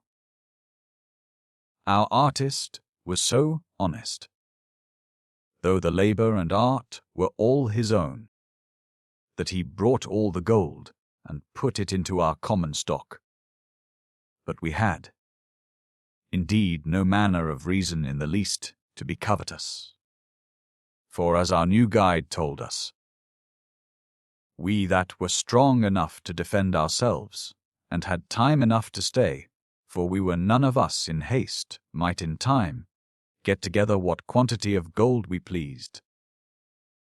We pleased, even to 100 pounds weight each man, if we thought fit, and therefore, he told us, though he had as much reason to be sick of the country, as any of us, yet, if we thought to turn our march a little to the southeast, and pitch upon a place proper for our headquarters, we might find provisions, plenty enough, and extend ourselves over the country, among the rivers, for 2 or 3 years to the right and left, and we should soon find the advantage of it. The proposal, however good as to the profitable part of it, suited none of us, for we were all more desirous to get home than to be rich, he being tired of the excessive fatigue of above a year's continual wandering among deserts and wild beasts. However, the tongue of our new acquaintance had a kind of charm in it, and used such arguments, and had so much the power of persuasion, that there was no resisting him. He told us it was preposterous not to take the fruit of all our labors, now we were come to the harvest, that we might see the hazard the Europeans run with ships and men, and at great expense, to fetch a little gold, and that we, that were in the center of it, to go away empty-handed was unaccountable, that we were strong enough to fight our way through whole nations, and might make our journey afterward to what part of the coast we pleased, then in action, and we should never forgive ourselves when we came to our own country to see we had 500 pistols in gold, and might as easily have had 5,000 or 10,000, or what we pleased, that he was no more covetous than we, but seeing it was in all our powers to retrieve our misfortunes at once, and to make ourselves easy for all our lives, he could not be faithful to us, or grateful for the good we had done him, if he did not let us see the advantage we had in our hands.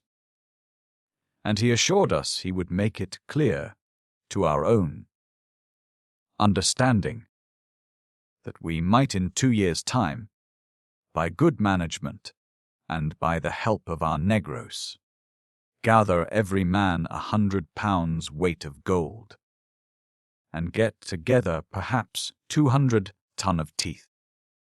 Whereas, if once we pushed on to the coast and separated, we should never be able to see that place again with our eyes, or do any more than sinners did with heaven, wish themselves there, but know they can never come at it.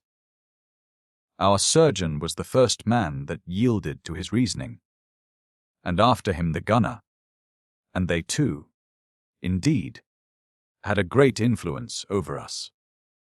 But none of the rest had any mind to stay, nor I neither, I must confess, for I had no notion of a great deal of money, or what to do with myself, or what to do with it if I had it. I thought I had enough already, and all the thoughts I had about disposing of it, if I came to Europe, was only how to spend it as fast as I could, buy me some clothes, and go to sea again to be a drudge for more. However, he prevailed with us by his good words at last to stay but for 6 months in the country, and then, if we did resolve to go, he would submit So at length we yielded to that, and he carried us about 50 English miles southeast, where we found several rivulets of water, which seemed to come all from a great ridge of mountains which lay to the northeast, and which, by our calculation, must be the beginning, that way of the Great Waste, which we had been forced northward to avoid. Here we found the country barren enough, but yet we had by his direction plenty of food. For the savages round us, upon giving them some of our toys, as I have so often mentioned, brought us in whatever they had, and here we found some maize, or Indian wheat, which the Negro women planted, as we sow seeds in a garden, and immediately our new provider ordered some of our Negroes to plant it, and it grew up presently, and by watering it often, we had a crop in less than 3 months' growth. As soon as we were settled, and our camp fixed, we fell to the old trade of fishing for gold in the rivers mentioned above, and our English gentlemen so well knew how to direct our search, that we scarce ever lost our labor. One time, having set us to work, he asked if we would give him leave, with 4 or 5 Negroes, to go out for 6 or 7 days to seek his fortune and see what he could discover in the country, assuring us whatever he got should be for the public stock. We all gave him our consent, and lent him a gun, and 2 of our men desiring to go with him. They took then 6 Negroes with them, and 2 of our buffaloes that came with us the whole journey. They took about 8 days' provision of bread with them, but no flesh, except about as much dried flesh as would serve them 2 days. They traveled up to the top of the mountains I mentioned just now, where they saw, as our men afterwards vouched it to be, the same desert which we were so justly terrified at when we were on the farther side, and which, by our calculation, could not be less than 300 miles broad, and above 600 miles in length, without knowing where it ended. The journal of their travels is too long to enter upon here. They stayed out 52 days, when they brought us 17 pound and something more, for we had no exact weight, of gold dust, some of it in much larger pieces than any we had found before, besides about 15 ton of elephant's teeth, which he had, partly by good usage and partly by bad, obliged the savages of the country to fetch and bring down to him from the mountains, and which he made others bring with him quite down to our camp. Indeed, we wondered what was coming to us when we saw him attended with above 200 Negroes, but he soon undeceived us, when he made them all throw down their burdens on a heap at the entrance of our camp. Besides this, they brought 2 lions' skins and 5 leopards' skins, very large and very fine. He asked our pardon for his long stay, and that he had made no greater a booty, but told us he had one excursion more to make, which he hoped should turn to a better account. So, having rested himself and rewarded the savages that brought the teeth for him with some bits of silver and iron cut item and fashion, and with 2 shaped like little dogs, he sent them away mightily pleased. The second journey he went. Some more of our men desired to go with him, and they made a troop of 10 white men and 10 savages, and the 2 buffaloes to carry their provisions and ammunition.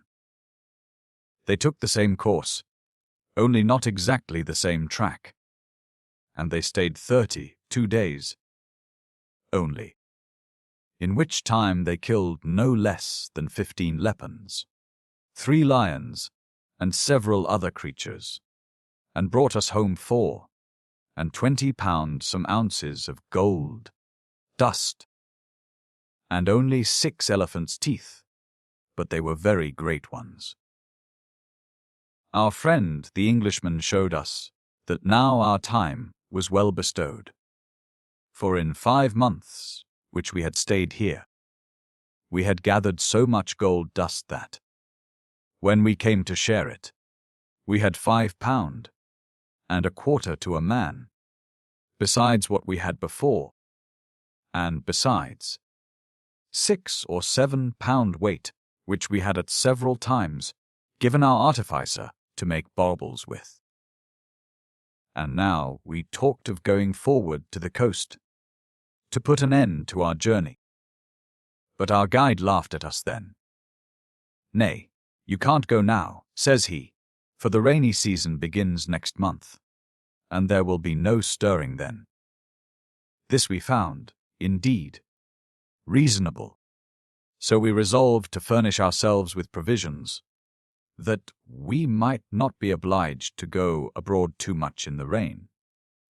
And we spread ourselves, some one way, and some another, as far as we cared to venture, to get provisions, and our negroes killed us some deer, which we cured as well as we could in the sun, for we had now no salt.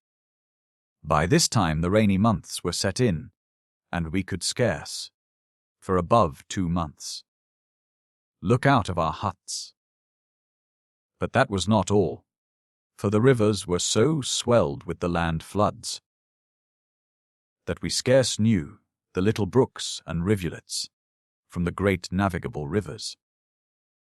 This had been a very good opportunity to have conveyed by water, upon rafts, our elephants' teeth, for which we had a very great pile. For, as we always gave the savages some reward for their labor, the very women would bring us teeth upon every opportunity, and sometimes a great tooth carried between 2, so that our quantity was increased to about 2 and 20 ton of teeth.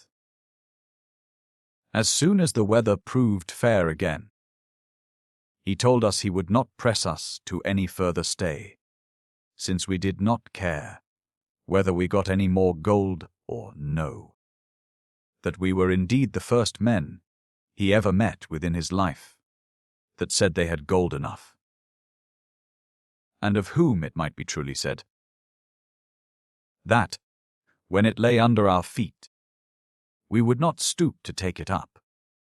But, since he had made us a promise, he would not break it, nor press us to make any further stay, only he thought he ought to tell us that now was the time, after the land flood, when the greatest quantity of gold was found, and that, if we stayed but 1 month, we should see thousands of savages spread themselves over the whole country to wash the gold out of the sand for the European ships which would come on the coast, that they do it then, because the rage of the floods always works down a great deal of gold out of the hills.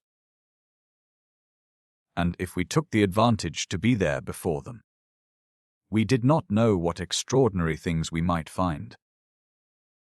This was so forcible, and so well argued, that it appeared in all our faces we were prevailed upon.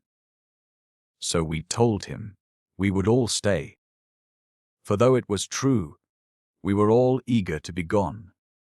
Yet the evident prospect of so much advantage could not well be resisted, that he was greatly mistaken. when he suggested that we did not desire to increase our store of gold, and in that we were resolved to make the utmost use of the advantage that was in our hands, and would stay as long as any gold was to be had, if it was another year. He could hardly express the joy he was in on this occasion, and the fair weather coming on, we began, just as he directed, to search about the rivers for more gold. At first we had but little encouragement, and began to be doubtful. But it was very plain that the reason was the water was not fully fallen, or the rivers reduced to their usual channel, but in a few days we were fully requited, and found much more gold than at first, and in bigger lumps. And one of our men washed out of the sand a piece of gold as big as a small nut, which weighed, by our estimation, for we had no small weights, almost an ounce and a half. This success made us extremely diligent, and in little more than a month we had altogether gotten near 60 pound-weight of gold. But after this, as he told us, we found abundance of the savages, men, women, and children, hunting every river and brook, and even the dry land of the hills for gold, so that we could do nothing like then, compared to what we had done before. But our artificer found a way to make other people find us in gold, without our own labor, for when these people began to appear, he had a considerable quantity of his toys, birds, beasts, etc., such as before, ready for them, and the English gentleman being the interpreter, he brought the savages to admire them.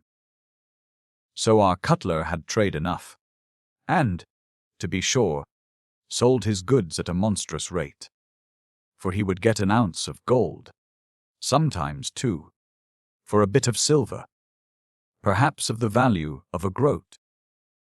Nay, if it were iron, and if it was of gold, they would not give the more for it. And it was incredible almost to think what a quantity of gold he got that way.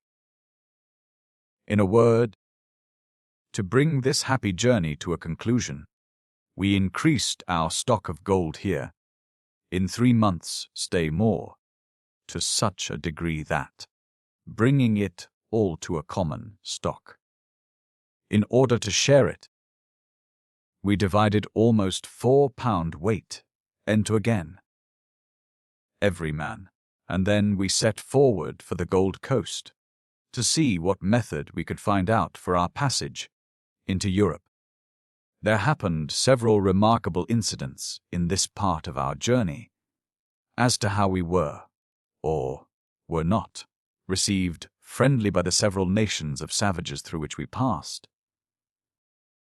The past how we delivered one Negro king from captivity, who had been a benefactor to our new guide, and now our guide, in gratitude, by our assistance, restored him to his kingdom, which, perhaps, might contain about 300 subjects.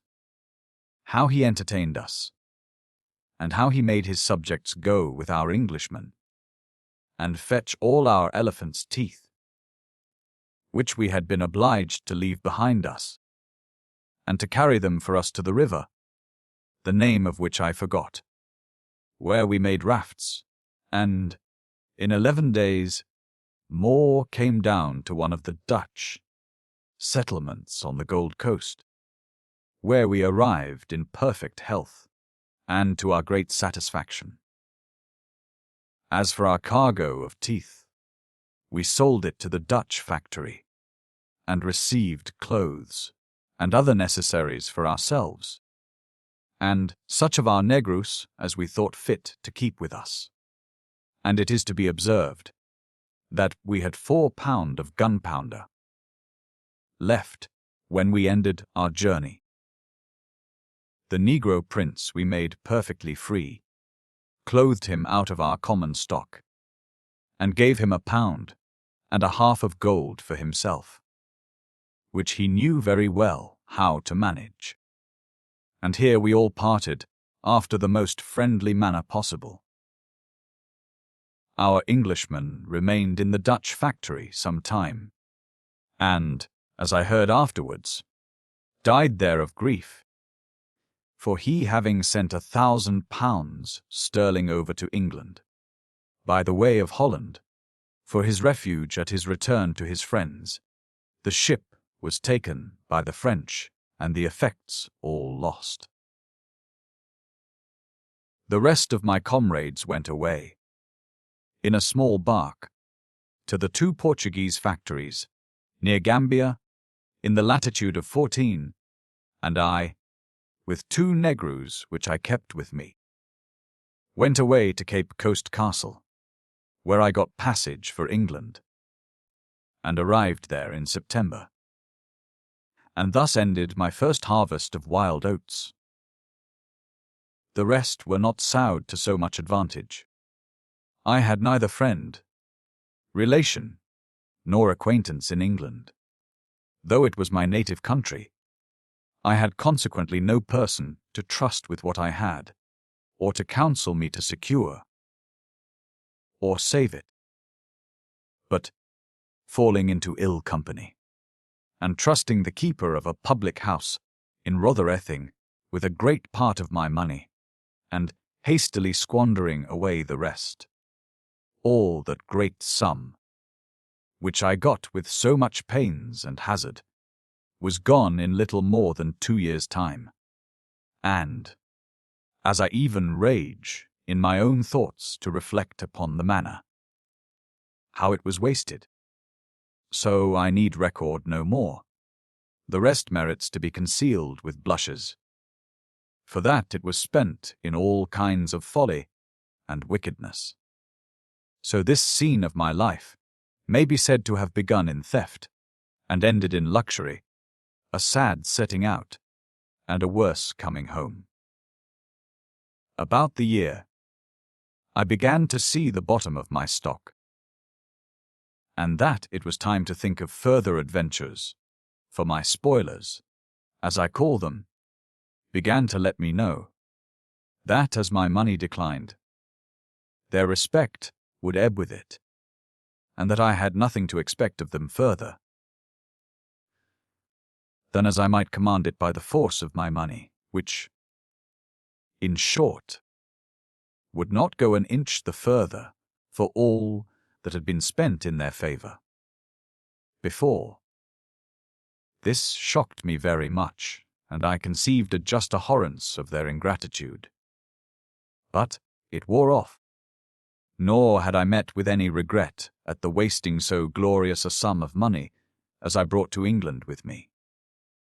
I next shipped myself, in an evil hour to be sure, on a voyage to Cadiz, in a ship called the, and in the course of our voyage, being on the coast of Spain, was obliged to put into the groin by a strong southwest wind. Here I fell into company with some masters of mischief, and among them, one, forwarder than the rest, began an intimate confidence with me, so that we called one another brothers, and communicated all our circumstances to one another. His name was Harris. This fellow came to me one morning, asking me if I would go on shore, and I agreed. So we got the captain's leave for the boat, and went together. When we were together, he asked me if I had a mind for an adventure that might make amends for all past misfortunes. I told him, yes, with all my heart, for I did not care where I went, having nothing to lose, and no one to leave behind me. He then asked me if I would swear to be secret, and that, if I did not agree to what he proposed, I would nevertheless never betray him. I readily bound myself to that. Upon the most solemn imprecations and curses that the devil and both of us could invent. He told me. Then there was a brave fellow in the other ship, pointing to another English ship which rode in the harbour, who, in concert with some of the men, had resolved to mutiny the next morning and run away with the ship. And that, if we could get strength enough among our ship's company, we might do the same. I liked the proposal very well, and he got 8 of us to join with him, and he told us that as soon as his friend had begun the work, and was master of the ship, we should be ready to do the like. This was his plot, and I, without the least hesitation, either at the villainy of the fact or the difficulty of performing it, came immediately into the wicked conspiracy, and so it went on among us. But we could not bring our part to perfection. Accordingly, on the day appointed, his correspondent in the other ship, whose name was Wilmot, began the work, and, having seized the captain's mate and other officers, secured the ship, and gave the signal to us. We were but 11 in our ship, who were in the conspiracy, nor could we get any more that we could trust. So that, leaving the ship, we all took the boat, and went off to join the other. Having thus left the ship I was in, we were entertained with a great deal of joy by Captain Wilmot and his new gang, and, being well prepared for all manner of roguery, bold, desperate, I mean myself, without the least checks of conscience, for what I was entered upon, or for anything I might do, much less with any apprehension what might be the consequence of it. I say, having thus embarked with this crew, which at last brought me to consort with the most famous pirates of the age, some of whom have ended their journals at the gallows, I think the giving an account of some of my other adventures may be an agreeable piece of story. And this I may venture to say beforehand, upon the word of a pirate, that I shall not be able to recollect the full. No, not by far, of the great variety which has formed one of the most reprobate schemes that ever man was capable to present to the world. I that was, as I have hinted before, an original thief, and a pirate, even by inclination before, was now in my element, and never undertook anything in my life with more particular satisfaction. Captain Wilmot, for so we are now to call him, being thus possessed of a ship, and in the manner, as you have heard, it may be easily concluded he had nothing to do to stay in the port, or to wait either the attempts that might be made from the shore, or a change that might happen among his men. On the contrary, we weighed anchor the same tide, and stood out to sea, steering away for the Canaries. Our ship had 22 guns, but was able to carry 30, and besides, as she was fitted out for a merchant ship only, she was not furnished either with ammunition or small arms sufficient for our design, or for the occasion we might have in case of a fight. So we put into Cadiz, that is to say, we came to an anchor in the bay, and the captain, and one whom we called young Captain Kidd, who was the gunner, landed, and some of the men who could best be trusted, among whom was my comrade Harris, who was made second mate, and myself, who was made a lieutenant. Some bales of English goods were proposed to be carried on shore with us for sale, but my comrade, who was a complete fellow at his business, proposed a better way for it, and having been in the town before, told us, in short, that he would buy what powder and bullet, small arms, or anything else we wanted, on his own word, to be paid for when they came on board, in such English goods as we had there. This was much the best way, and accordingly he and the captain went on shore by themselves, and having made such a bargain as they found for their turn, came away again in 2 hours' time, and bringing only of wine, a butt, and 5 of brandy with them. Them. We all went on board again. The next morning 2 barcos longos came off to us, deeply laden, with 5 Spaniards on board them, for traffic.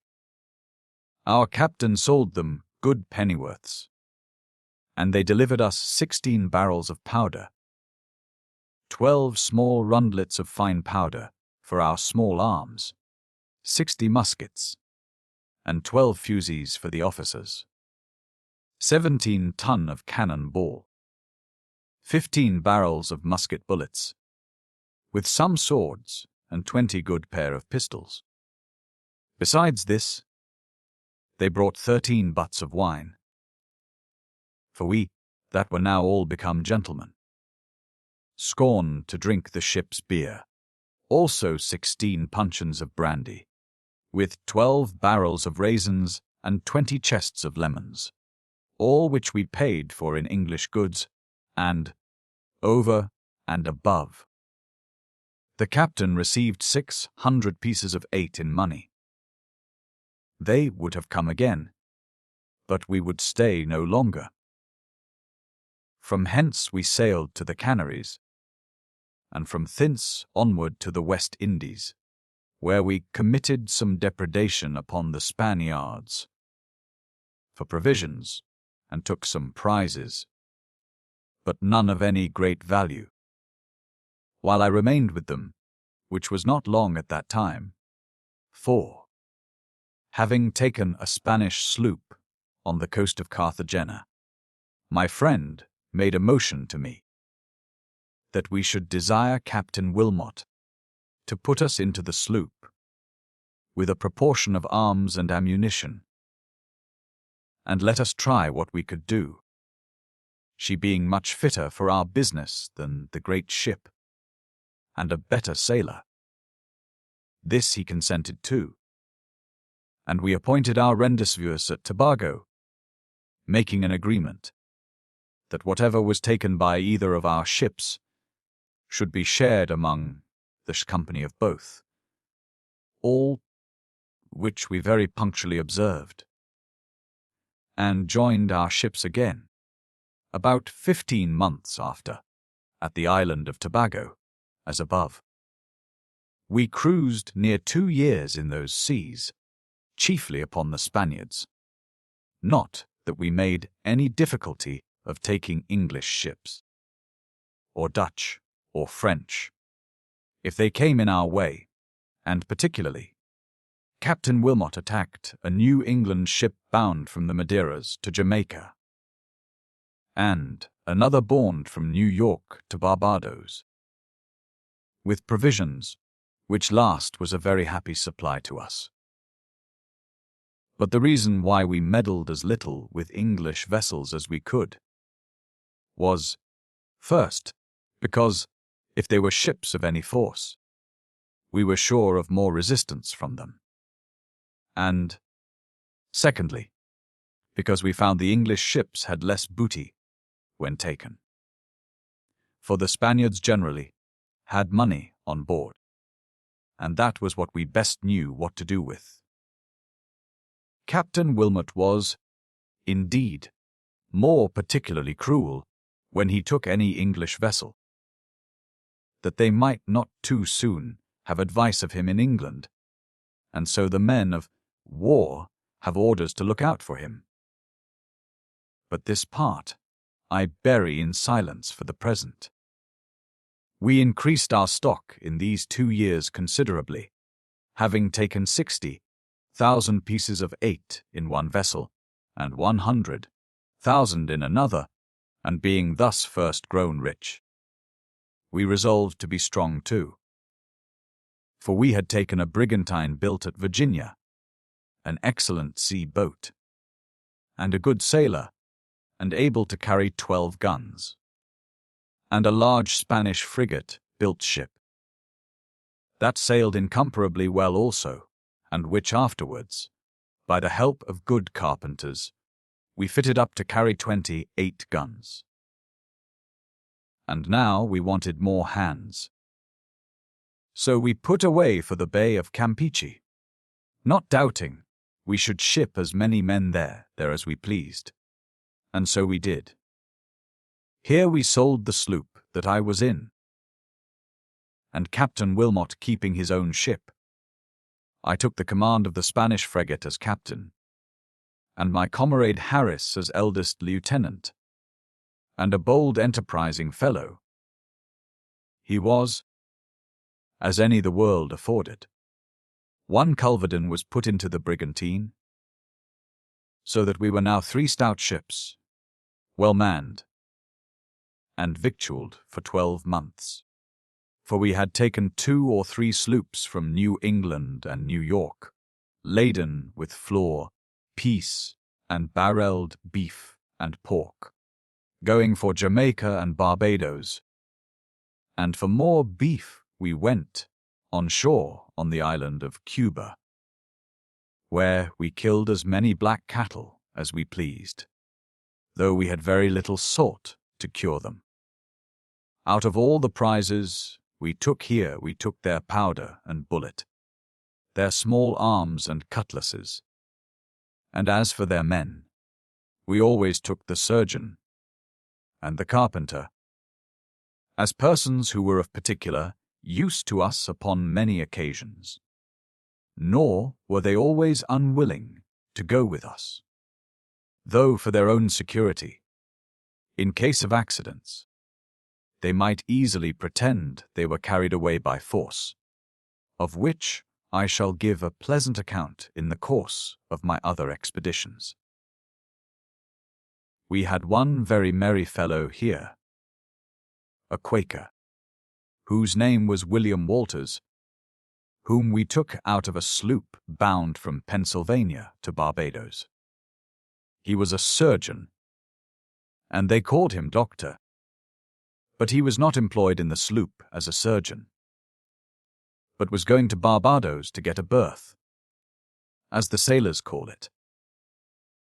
However, he had all his surgeon's chests on board, and we made him go with us, and take all his implements with him.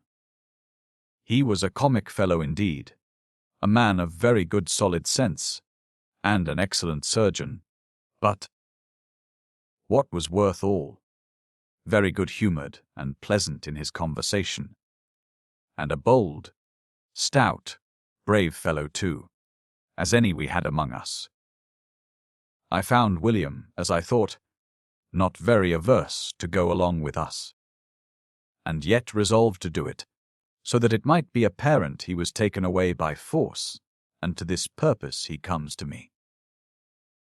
"Friend," says he, "thou sayest I must go with thee, and it is not in my power to resist thee if I would. But I desire you wilt oblige the master of the sloop, which I am on board, to certify under his hand, that I was taken away by force and against my will." And this he said with so much satisfaction in his face that I could not understand him. Says I, "whether it be against your will, or no, I'll make him and all the men give you a certificate of it, or I'll take them all along with us, and keep them till they do." So I drew up a certificate myself, wherein I wrote that he was taken away by main force as a prisoner by a pirate ship, that they carried away his chest and instruments first, and then bound his hands behind him and forced him into their boat, and this was signed by the master and all his men.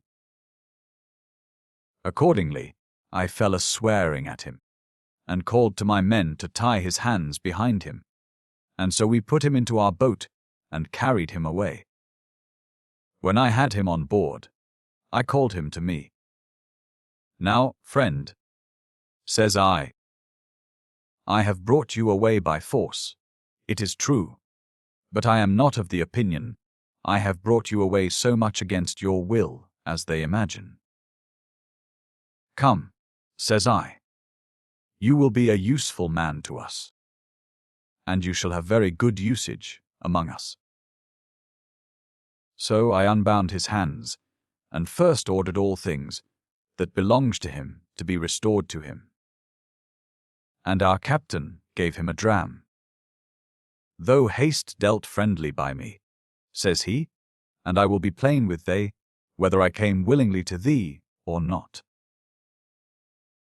I shall make myself as useful to thee as I can. But you knowest it is not my business to meddle when you are to fight. No, no, says the captain, but you may meddle a little when we share the money. Those things are useful to furnish a surgeon's chest, says William, and smiled, but I shall be moderate. In short, William was a most agreeable companion. But he had the better of us in this part, that if we were taken we were sure to be hanged, and he was sure to escape, and he knew it well enough. But, in short, he was a sprightly fellow, and fitter to be captain than any of us. I shall have often an occasion to speak of him in the rest of the story.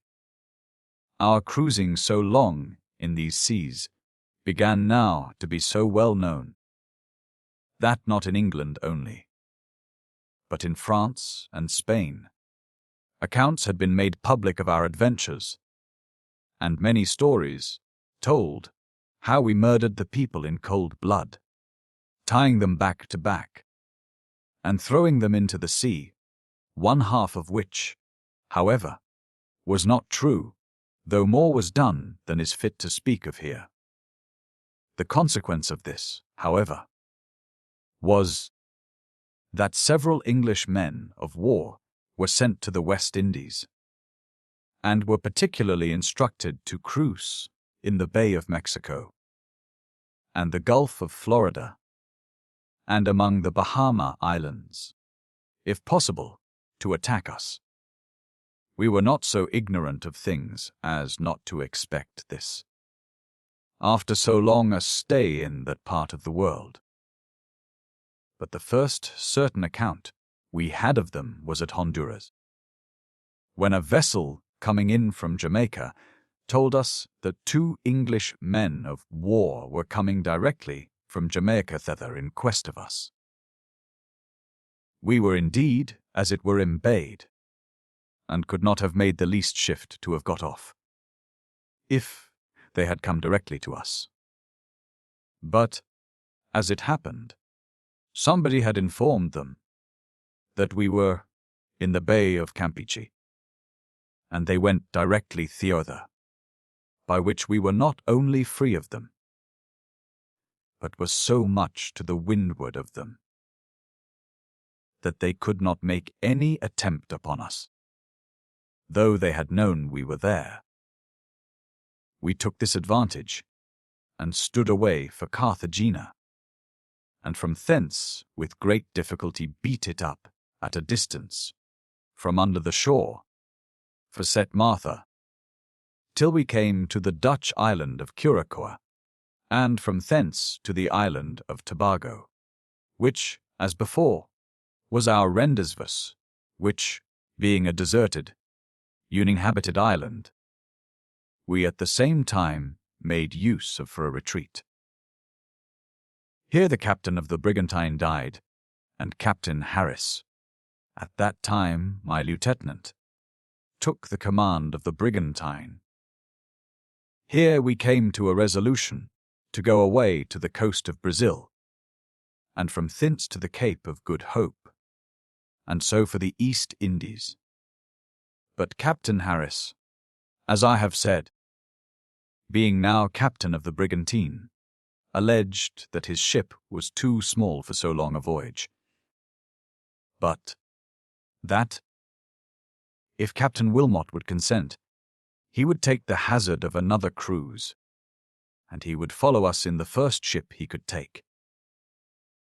So we appointed our rendezvous to be at Madagascar, which was done by my recommendation of the place, and the plenty of provisions to be had there.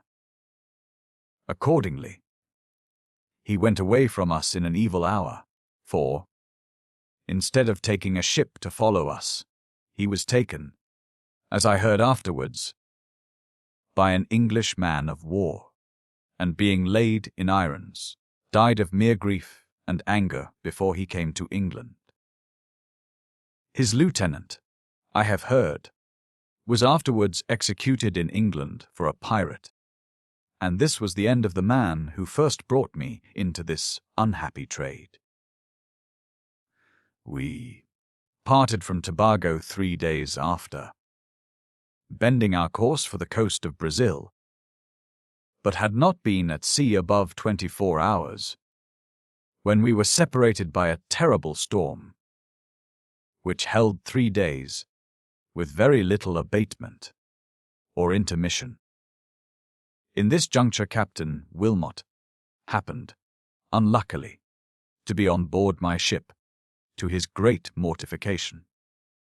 For we not only lost sight of his ship, but never saw her more till we came to Madagascar, where she was cast away. In short, after having in this tempest lost our fore topmast, we were forced to put back to the Isle of Tobago for shelter, and to repair our damage, which brought us all very near our destruction. We were no sooner on shore here, and all very busy looking out for a piece of timber for a topmast, but we perceived standing in for the shore an English man of war of 36 guns. It was a great surprise to us indeed, because we were disabled so much, but, to our great good fortune, we lay pretty snig and close among the high rocks, and the man of war did not see us, but stood off again upon his cruise.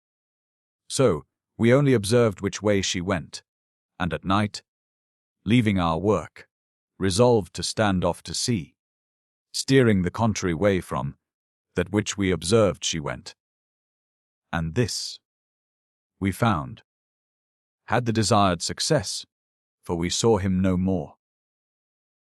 We had gotten an old mizzen topmast on board, which made us a jury fore topmast for the present.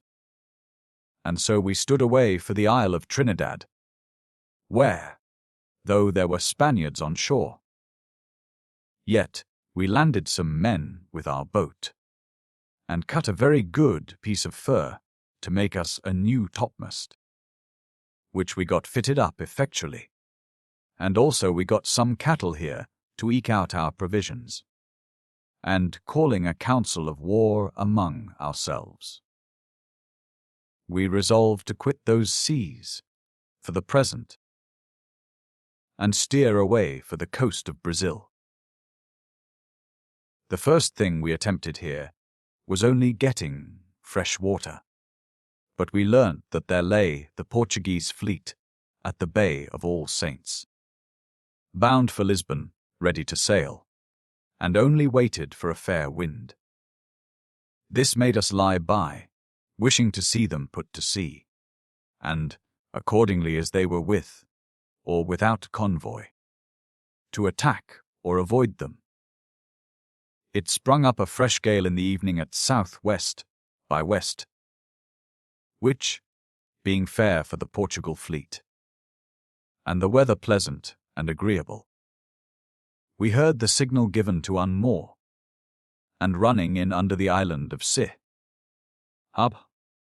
We hauled our mainsail and foresail up in the brails, lowered the topsails upon the cap, and clewed them up, that we might lie as snug as we could, expecting their coming out. And the next morning saw the whole fleet come out accordingly, but not at all to our satisfaction, for they consisted of 26 sail, and most of them ships of force, as well as burthen, both merchantmen and men of war. So, seeing there was no meddling, we lay still where we were also, till the fleet was out of sight, and then stood off and on, in hopes of meeting with further purchase. It was not long before we saw a sail, and immediately gave her chase, but she proved an excellent sailor, and, standing out to sea, we saw plainly she trusted to her heels, that is to say, to her sails. However, as we were a clean ship, we gained upon her, though slowly, and had we had a day before us, we should certainly have come up with her. But it grew dark apace, and in that case we knew we should lose sight of her. Our merry Quaker, perceiving us to crowd still after her in the dark, wherein we could not see which way she went, came very dryly to me. "Friend Singleton," says he, "dost they know what we are a-doing?" Says I, "Yes, why, we are chasing yon ship, are we not? And how dost thou know that?" Says he, very gravely still. "Nay, that's true," says I again, "we cannot be sure." "Yes, friend," says he, "I think we may be sure that we are running away from her, not chasing her.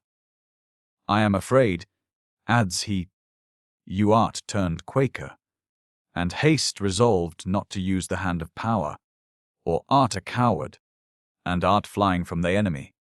"What do you mean?" Says I think I swore at him. "What do you sneer at now? You have always one dry rub or another to give us." "Nay," says he, "it is plain enough the ship stood off to sea due east, on purpose to lose us, and you mayest be sure her business does not lie that way. For what should she do at the coast of Africa in this latitude, which should be as far south as Congo or Angola? But as soon as it is dark, that we would lose sight of her, she will tack and stand away west again for the Brazil coast and for the bay, where you knowest she was going before, and are we not then running away from her? I am greatly in hopes." "Friend," says the dry, gibbing creature, "you wilt turn Quaker, for I see you art not for fighting." "Very well, William," says I, "then I shall make an excellent pirate." However, William was in the right, and I apprehended what he meant immediately, and Captain Wilmot, who lay very sick in his cabin, overhearing us, understood him as well as I, and called out to me that William was right, and it was our best way to change our course, and stand away for the bay, where it was 10-1, but we should snap her in the morning. Accordingly we went about ship, got our larboard tacks on board, set the top gallant sails, and crowded for the Bay of All Saints, where we came to an anchor early in the morning, just out of gunshot of the forts. We furled our sails with rope yarns, that we might haul home the sheets without going up to loose them, and, lowering our main and fore yards, looked just as if we had lain there a good while. In 2 hours afterwards we saw our game standing in for the bay, with all the sail she could make, and she came innocently into our very mouths, for we lay still till we saw her almost within gunshot, when, our foremost gears being stretched fore and aft, we first ran up our yards, and then hauled home the topsail sheets, the rope yarns that furled them giving way of themselves. The sails were set in a few minutes, at the same time slipping our cable.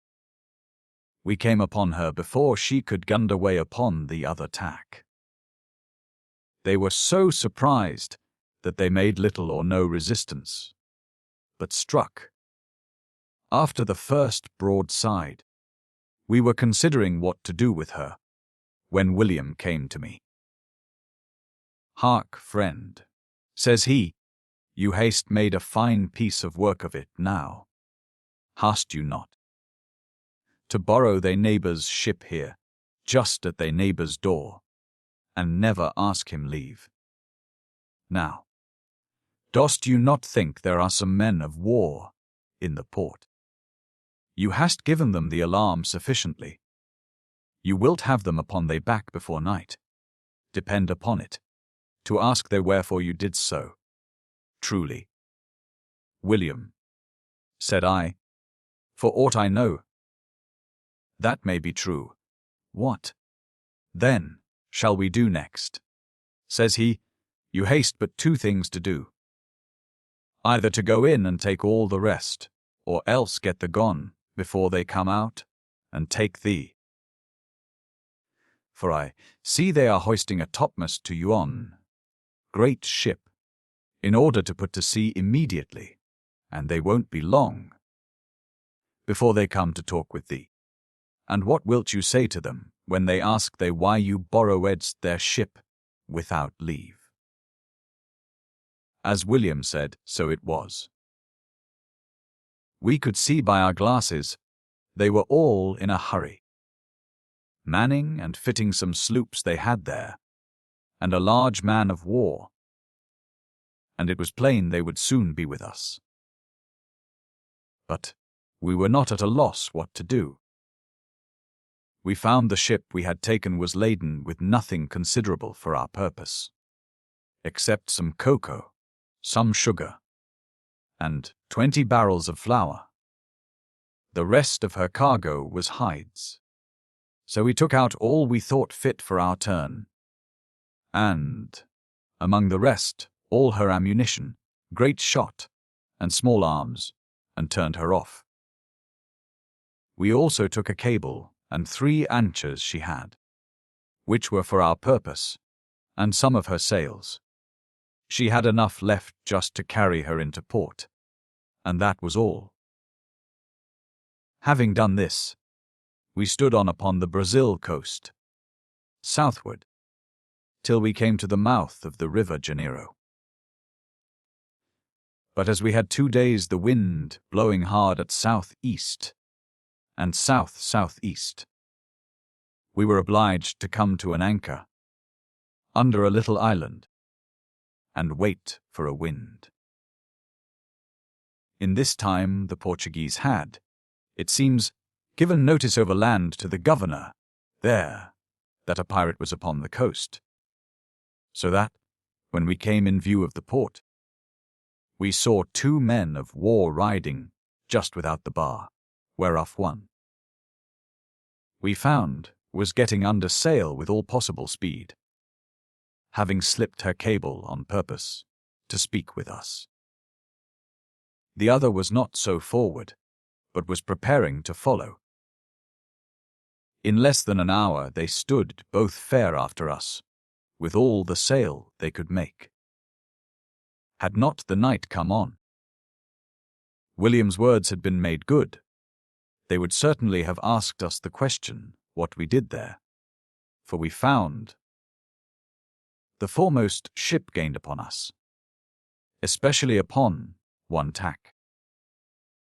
For we plied away from them to windward, but in the dark losing sight of them, we resolved to change our course and stand away directly for sea, not doubting that we should lose them in the night. Whether the Portuguese commander guessed we would do so or no, I not. But in the morning, when the daylight appeared, instead of having lost him, we found him in chase of us about a league astern. Only, to our great good fortune, we could see but one of the two. However, this one was a great ship, carried 46 guns, and an admirable sailor, as appeared by her outsailing us, for our ship was an excellent sailor too, as I have said before. When I found this, I easily saw there was no remedy, but we must engage, and as we knew we could expect no quarter from those scoundrels the Portuguese, a nation I had an original aversion to, I let Captain Wilmot know how it was. The captain, sick as he was, jumped up in the cabin, and would be led out upon the deck, for he was very weak, to see how it was. "Well," says he, "we'll fight them." Our men were all in good heart before, but to see the captain so brisk, who had lain ill of a calenture 10 or 11 days, gave them double courage, and they went all hands to work to make a clear ship and be ready.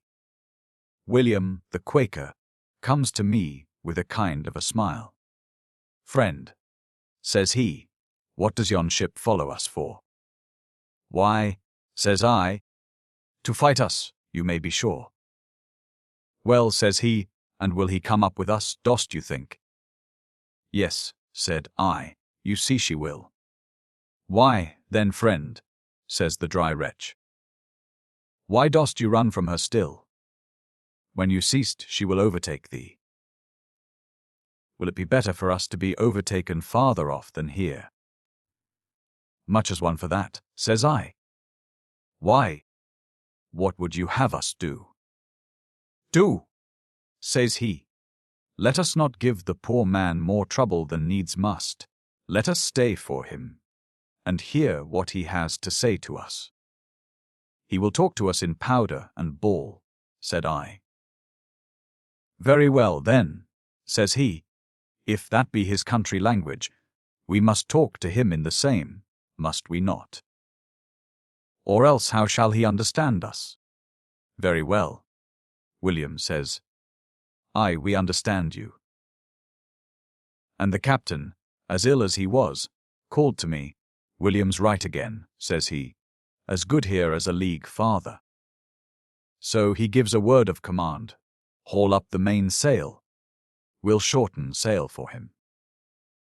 Accordingly we shortened sail, and as we expected her upon our lee side, we being then upon our starboard tack, brought 18 of our guns to the larboard side, resolving to give him a broadside that should warm him. It was about half an hour before he came up with us, all which time we luffed up, that we might keep the wind of him, by which he was obliged to run up under our lee, as we designed him. When we got him upon our quarter, we edged down and received the fire of 5 or 6 of his guns.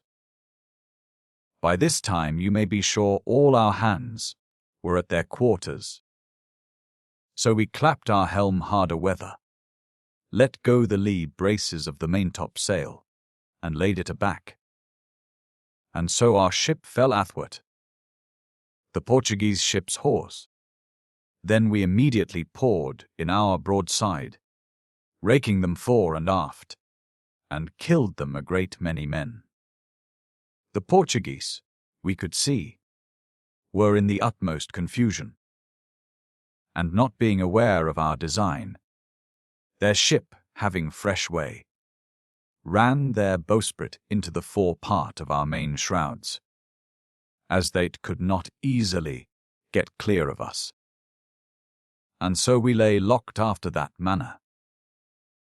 The enemy could not bring above 5 or 6 guns, besides their small arms, to bear upon us, while we played our whole broadside upon him.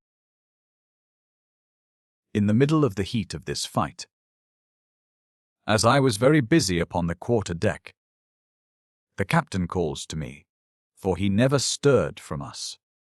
"What the devil is friend William a-doing yonder?" says the captain. "Has he any business upon deck?"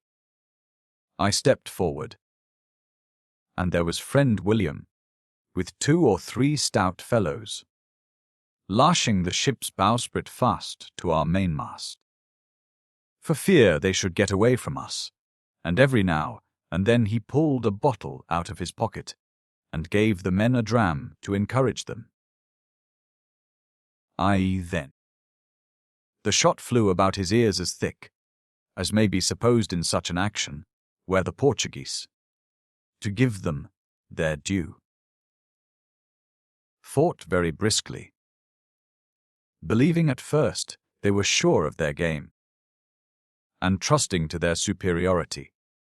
But there was William, as composed, and in as perfect tranquillity as to danger, as if he had been over a bowl of punch, only very busy securing the matter, that a ship of 46 guns should not run away from a ship of 8 and 20. This work was too hot to hold long. Our men behaved bravely.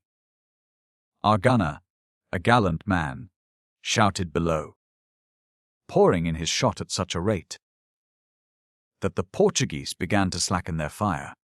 We had dismounted several of their guns by firing in at their forecastle, and raking them, as I said, fore and aft. Presently comes William up to me. "Friend," says he, very calmly, "what dost you mean? Why dost you not visit thy neighbour in the ship, the door being open for thee?" I understood him immediately, for our guns had so torn their hull that we had beat 2 port holes into one, and the bulk head of their steerage was split to pieces, so that they could not retire to their close quarters.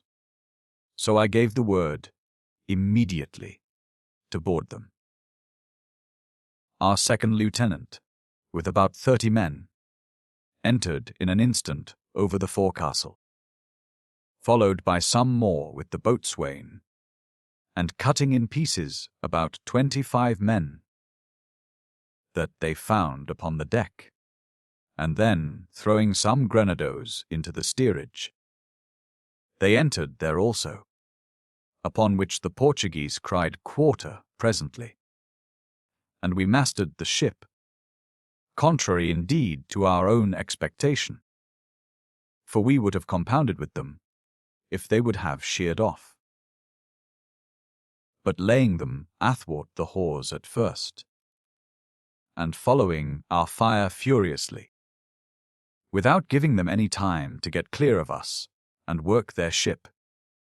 By this means, though they had 6 and 40 guns, they were not able to fight above 5 or 6, as I said above, for we beat them immediately from their guns in the forecastle, and killed them abundance of men between decks, so that when we entered they had hardly found men enough to fight us hand to hand upon their deck.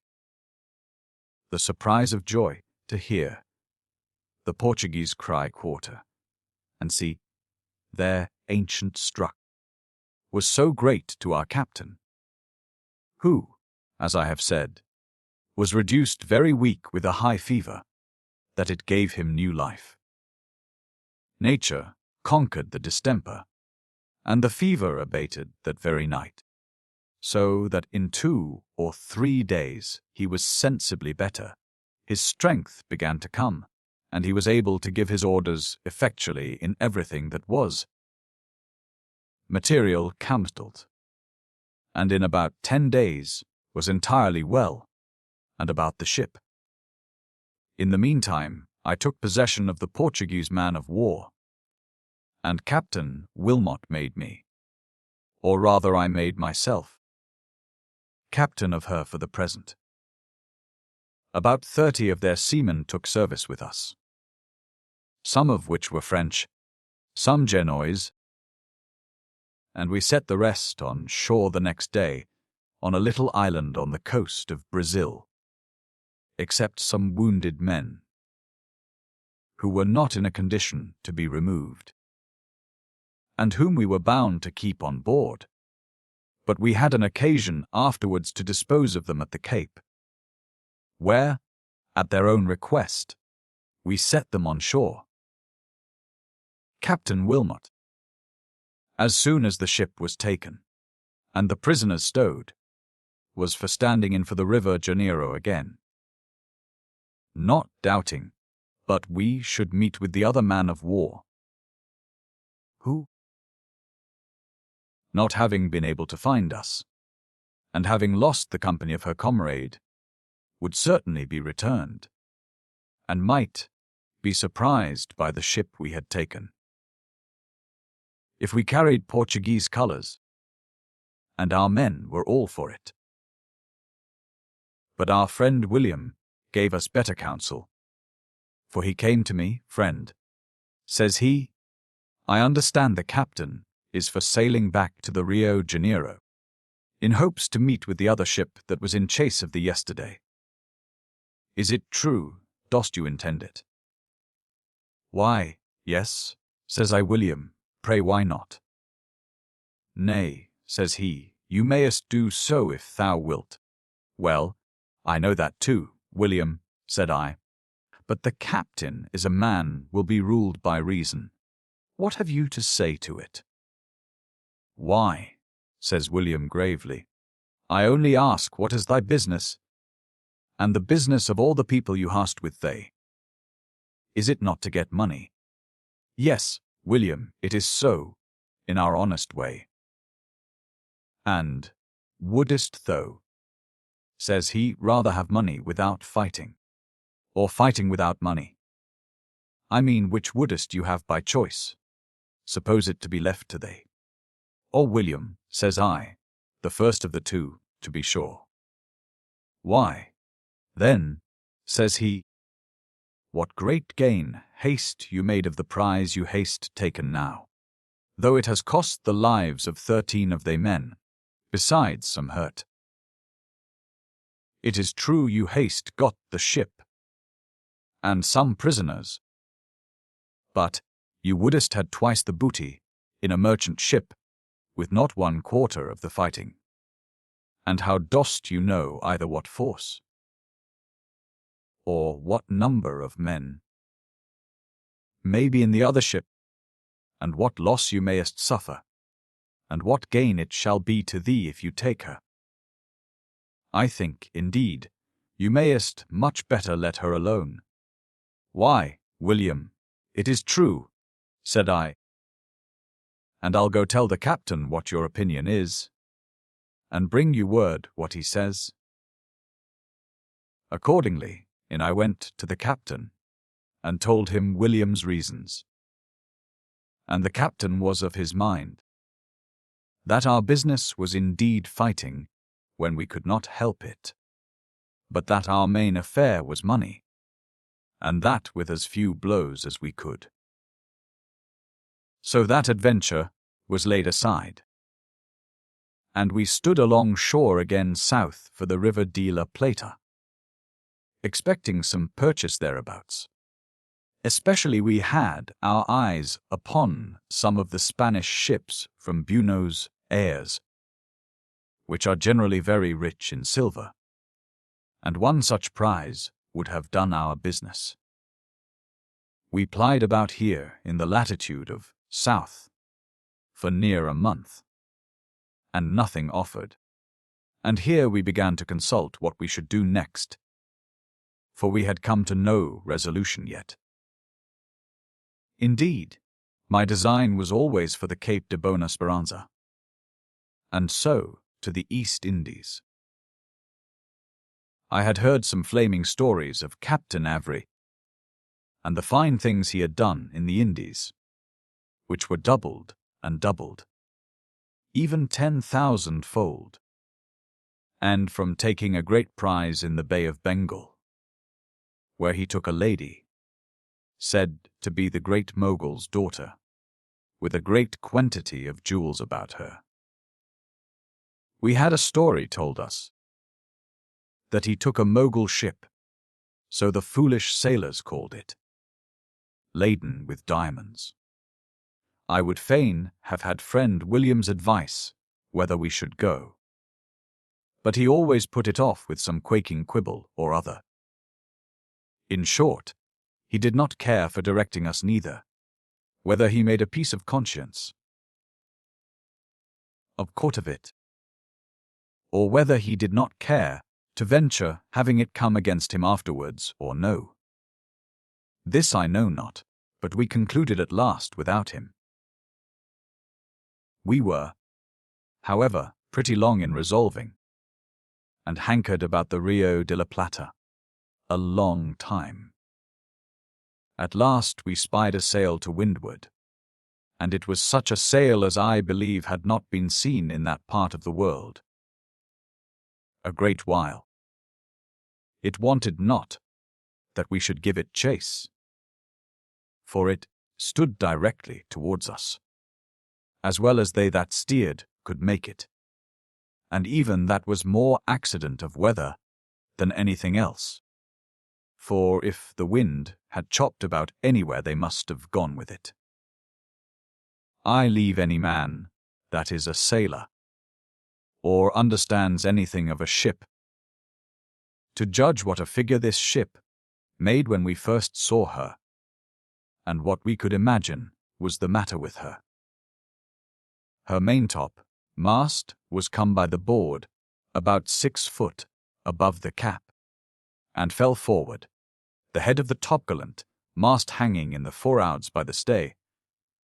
At the same time the parrel of the mizzen topsail yard by some accident giving way. The mizzen topsail braces, the standing part of which being fast to the main topsail shrouds, brought the mizzen topsail, yard and all, down with it, which spread over part of the quarter deck, like an awning. The fore topsail was hoisted up 2/3 of the mast, but the sheets were flown. The foreyard was lowered down upon the forecastle, the sail loose, and part of it hanging overboard. In this manner she came down upon us with the wind quartering. In a word, the figure the whole ship made was the most confounding to men that understood the sea that ever was seen. She had no boat, neither had she any colours out. When we came near to her, we fired a gun to bring her to. She took no notice of it, nor of us, but came on just as she did before. We fired again, but it was all one. At length we came within pistol shot of one another, but nobody answered nor appeared. So we began to think that it was a ship gone ashore somewhere in distress, and the men having forsaken her, the high tide had floated her off to sea. Coming nearer to her, we ran up alongside of her so close that could hear a noise within her, and see the motion of several people through her ports.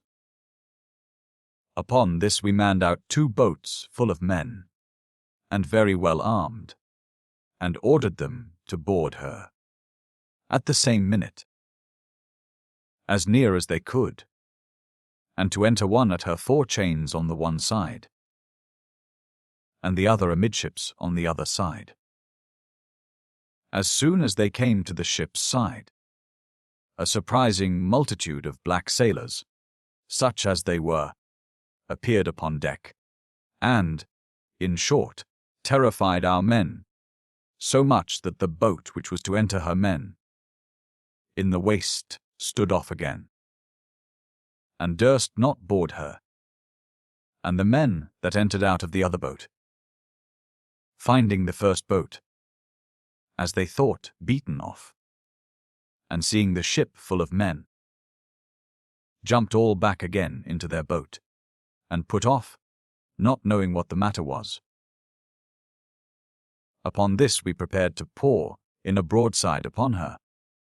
But our friend William set us to rights again here. For it seems he guessed how it was sooner than we did, and coming up to me, for it was our ship that came up with her, friend, says he, I am of opinion that you art wrong in this matter, and they men have been wrong also in their conduct. I'll tell they how you shalt take this ship, without making use of those things called guns. How can that be, William? Said I. Why, said he, thou mayest take her with thy helm. You seest they keep no steerage, and you seest the condition they are in. Board her with thy ship, upon her lee quarter, and so enter her from the ship. I am persuaded that wilt take her without fighting, for there is some mischief has befallen the ship, which we know nothing of. In a word, it being a smooth sea, and little wind, I took his advice, and laid her aboard. Immediately our men entered the ship, where we found a large ship, with upwards of 600 negroes, men and women, boys and girls, and not one Christian or white man on board. I was struck with horror at the sight, for immediately I concluded, as was partly the case, that these black devils had got loose, had murdered all the white men, and thrown them into the sea. And I had no sooner told my mind to the men, but the thought so enraged them, that I had much ado to keep my men from cutting them all in pieces.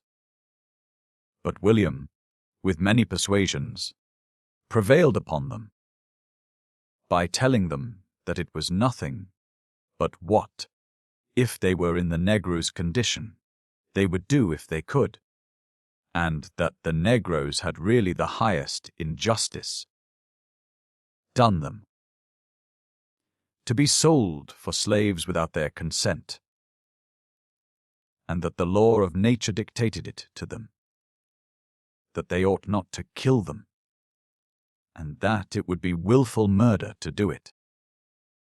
This prevailed with them, and cooled their first heat, so they only knocked down 20 or 30 of them, and the rest ran all down between decks to their first places, believing, as we fancied, that we were their first masters come again. It was a most unaccountable difficulty we had next, for we could not make them understand one word we said, nor could we understand one word ourselves that they said. We endeavored by signs to ask them whence they came, but they could make nothing of it.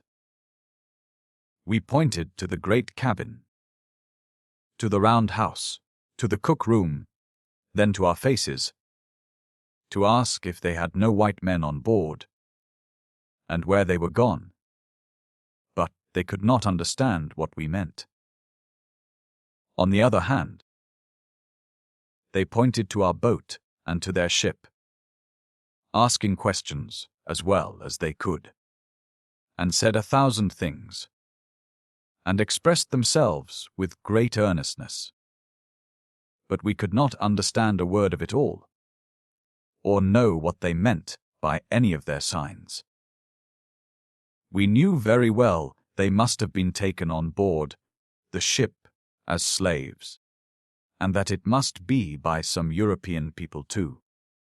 We could easily see that the ship was a Dutch-built ship, but very much altered, having been built upon, and, as we supposed, in France, for we found 2 or 3 French books on board, and afterwards we found clothes, linen, lace, some old shoes, and several other things. We found among the provisions some barrels of Irish beef, some Newfoundland fish, and several other evidences that there had been Christians on board, but saw no remains of them.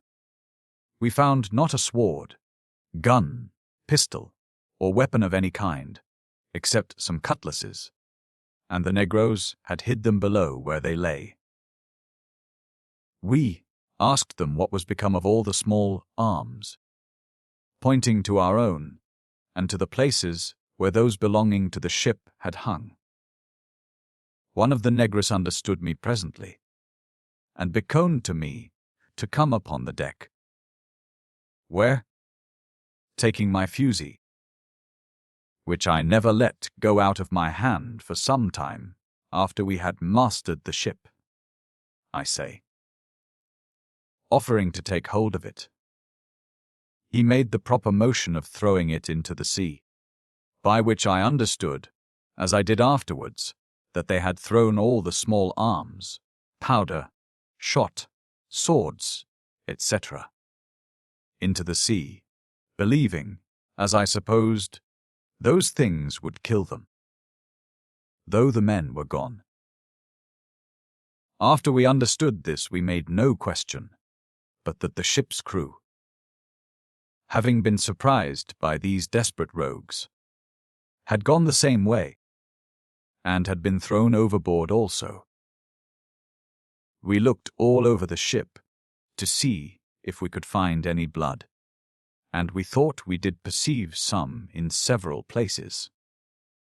But the heat of the sun, melting the pitch and tar upon the decks, made it impossible for us to discern it exactly, except in the roundhouse, where we plainly saw that there had been much blood.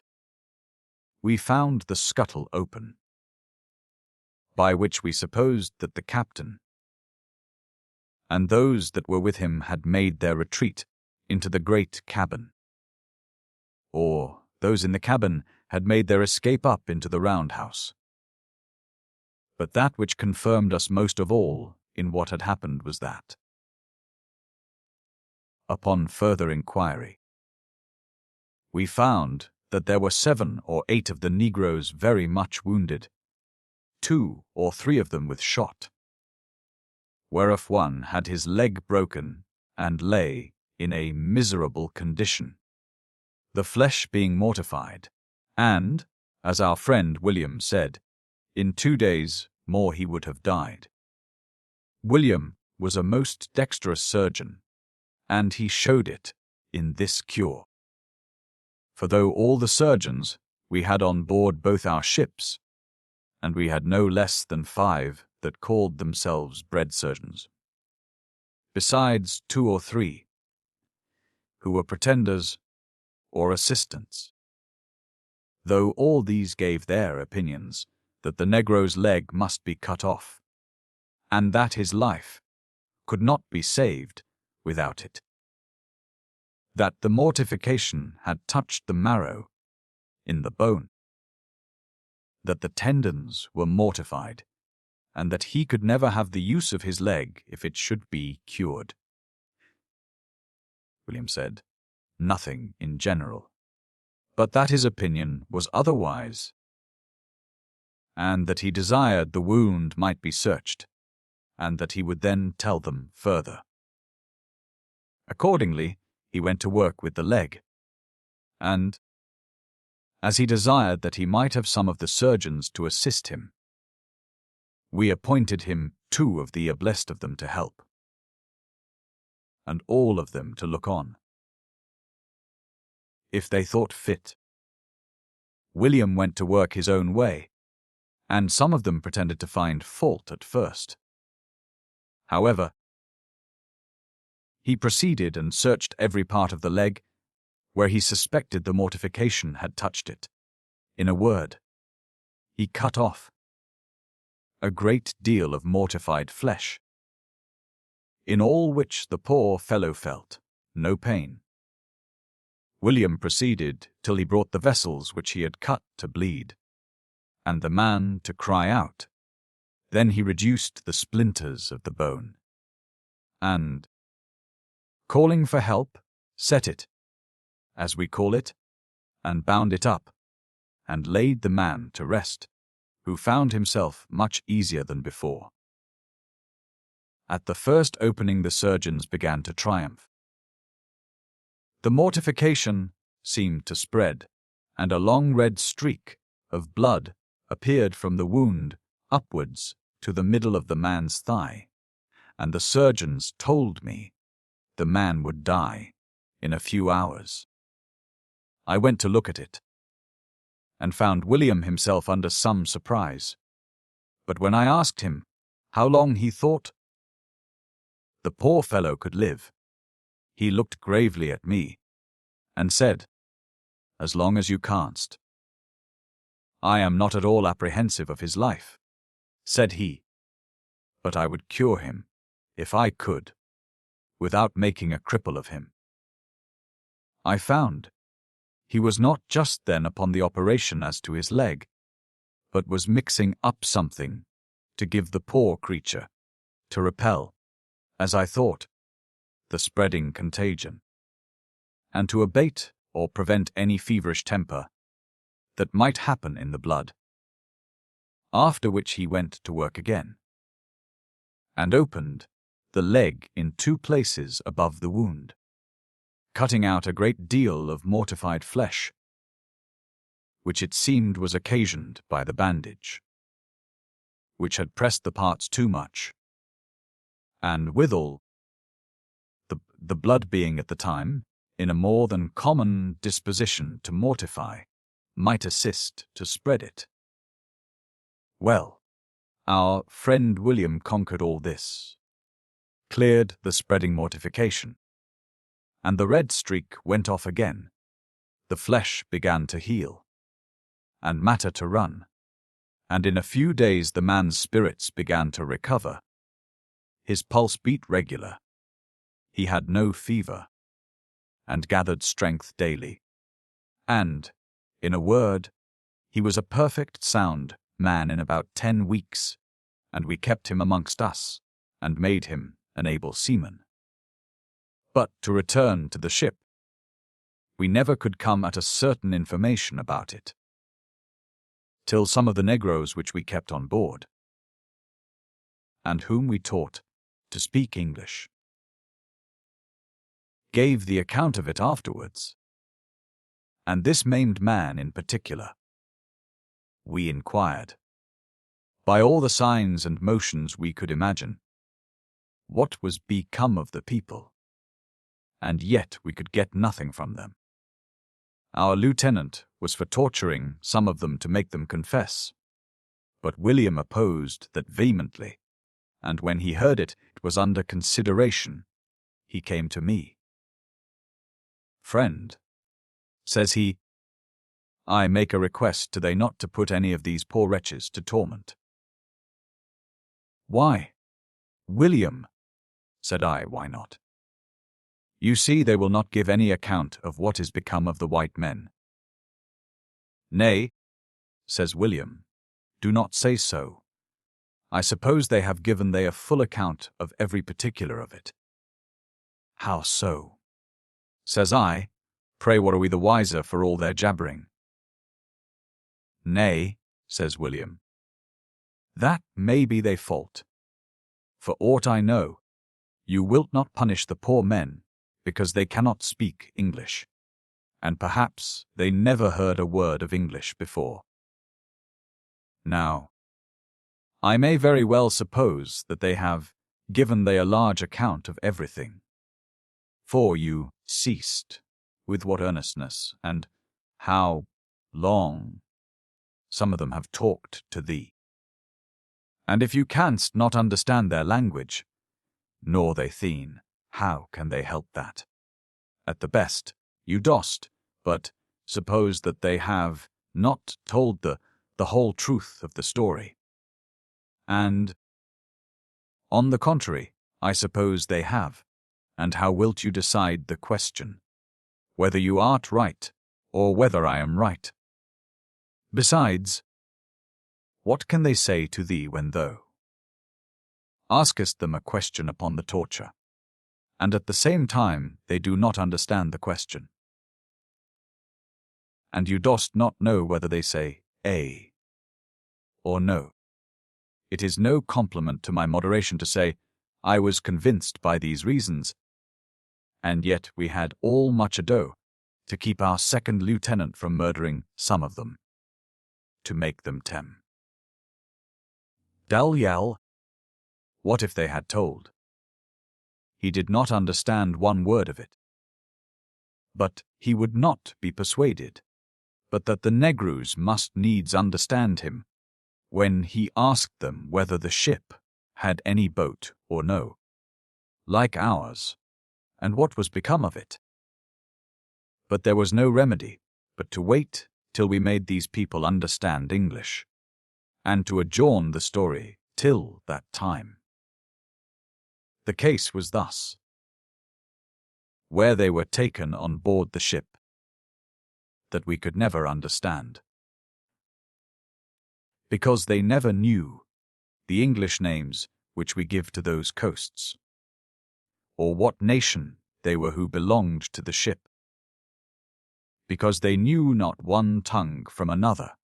But thus far the negro I examined, who was the same whose leg William had cured, told us that they did not speak the same language as we spoke, nor the same our Portuguese spoke, so that in all probability they must be French or Dutch. Then he told us that the white men used them barbarously, that they beat them unmercifully, that one of the Negro men had a wife and 2 Negro children, one a daughter, about 16 years old, that a white man abused the Negro man's wife, and afterwards his daughter, which, as he said, made all the Negro men mad, and that the woman's husband was in a great rage, at which the white man was so provoked that he threatened to kill him. But in the night, the Negro man, being loose, got a great club, by which he made us understand he meant a handspike, and that when the same Frenchman, if it was a Frenchman, came among them again, he began again to abuse the Negro man's wife, at which the Negro, taking up the handspike, knocked his brains out at one blow, and then taking the key from him, with which he usually unlocked the handcuffs which the negroes were fettered with, he set about 100 of them at liberty, who, getting up on the deck by the same scuttle that the white men came down, and taking the man's cutlass who was killed, and laying hold of what came next them, they fell upon the men that were upon the deck, and killed them all, and afterwards those they found upon the forecastle, that the captain and his other men, who were in the cabin and the round house, defended themselves with great courage, and shot out at the loopholes at them, by which he and several other men were wounded, and some killed, but that they broke into the round house after a long dispute, where they killed 2 of the white men, but owned that the 2 white men killed 11 of their men before they could break in, and then the rest, having got down the scuttle into the great cabin, wounded 3 more of them.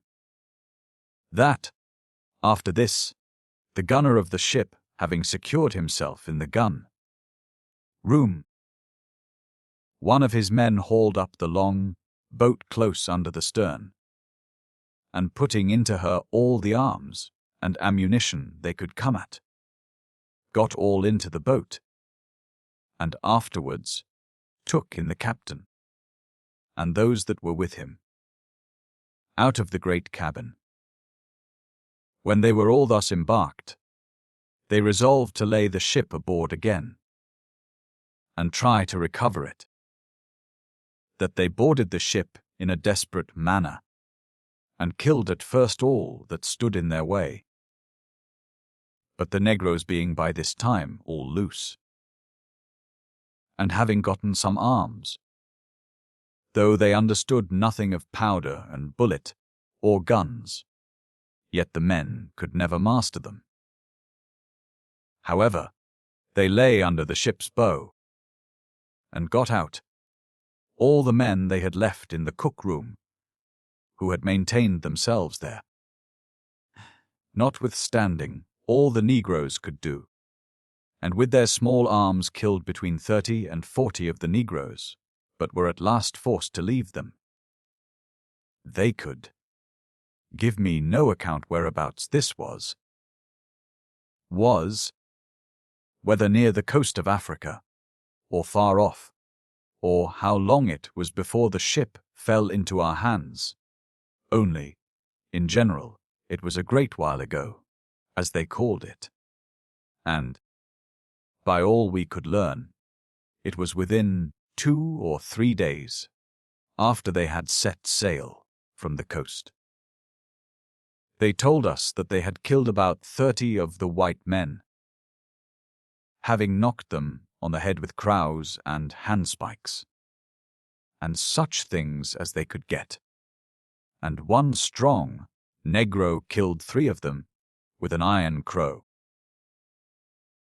after he was shot twice the body, and that he was afterwards shot through the head by the captain himself at the door of the roundhouse, which he had split open with the crow, and this we supposed was the occasion of the great quantity of blood which we saw at the round house door.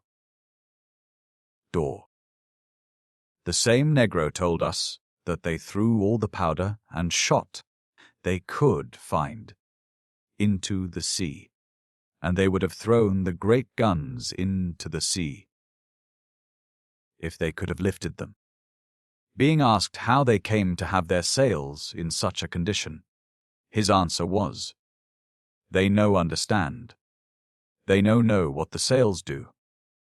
That was, they did not so much as know that it was the sails that made the ship go, or understand what they meant, or what to do with them. When we asked him whether they were going, he said they did not know, but believed they should go home to their own country again. I asked him, in particular, what he thought we were when we first came up with them. He said they were terribly frighted, believing we were the same men that had gone away in their boats, and were come again in a great ship, with the 2 boats with them, and expected they would kill them all. This was the account we got out of them, after we had taught them to speak English, and to understand the names and use of the things belonging to the ship which they had occasion to speak of.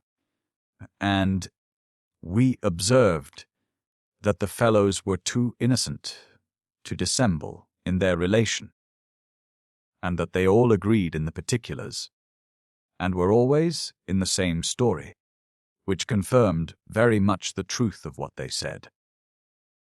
Having taken this ship, our next difficulty was what to do with the negroes. The Portuguese in the Brazils would have bought them all of us, and been glad of the purchase, if we had not showed ourselves enemies there, and been known for pirates. But, as it was, we durst not go ashore anywhere thereabouts, or treat with any of the planters, because we should raise the whole country upon us, and if there were any such things as men of war in any of their ports, we should be as sure to be attacked by them, and by all the force they had by land or sea. Nor could we think of any better success if we went northward to our own plantations. One while we determined to carry them all away to Buenos Aires and sell them there to the Spaniards. But they were really too many for them to make use of, and to carry them round to the South Seas, which was the only remedy that was left, was so far that we should be no way able to subsist them for so long a voyage.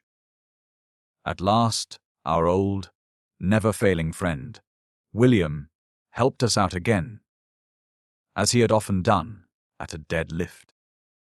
His proposal was this, that he should go as master of the ship, and about 20 men, such as we could best trust, and attempt to trade privately upon the coast of Brazil with the planters, not at the principal ports, because that would not be admitted.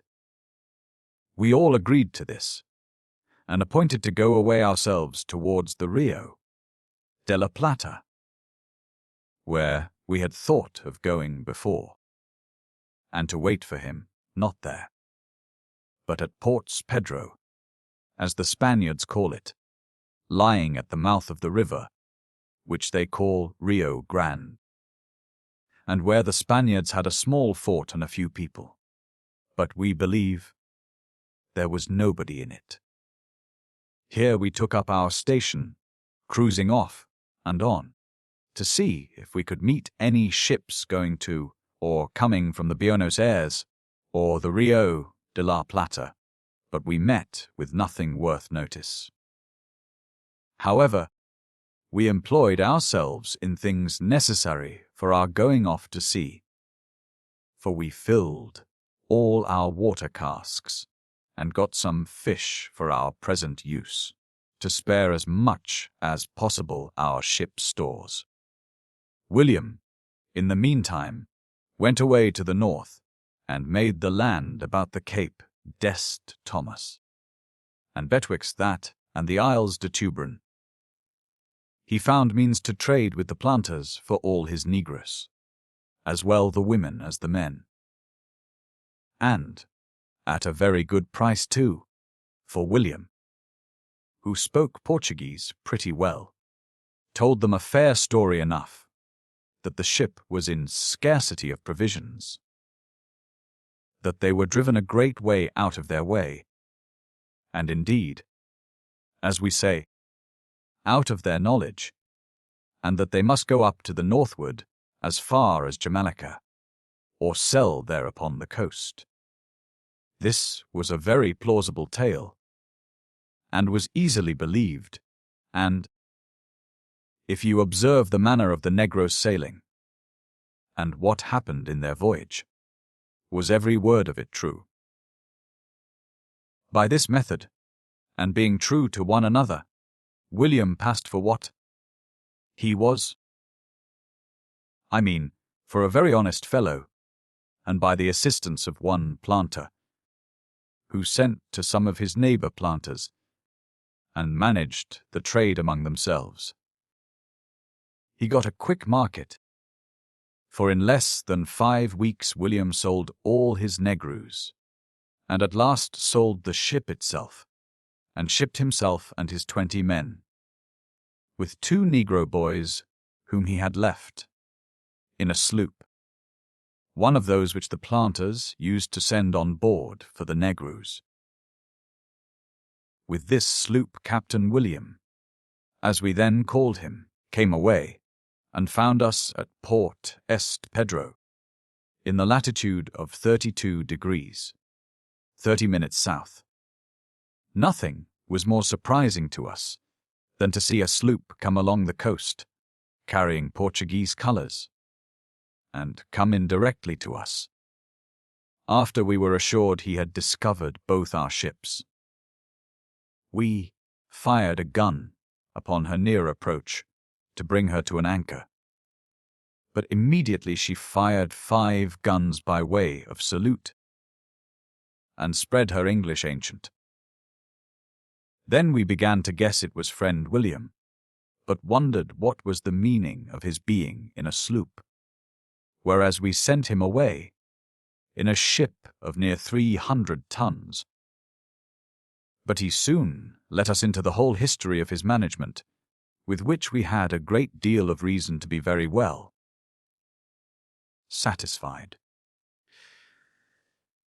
As soon as he had brought the sloop to an anchor, he came aboard of my ship, and there he gave us an account how he began to trade by the help of a Portuguese planter, who lived near the seaside, how he went on shore, and went up to the first house he could see, and asked the man of the house to sell him some hogs, pretending at first he only stood in upon the coast to take in fresh water and buy some provisions. And the man not only sold him 7 fat hogs, but invited him in, and gave him, and 5 men he had with him, a very good dinner. And he invited the planter on board his ship, and, in return for his kindness, gave him a Negro girl for his wife.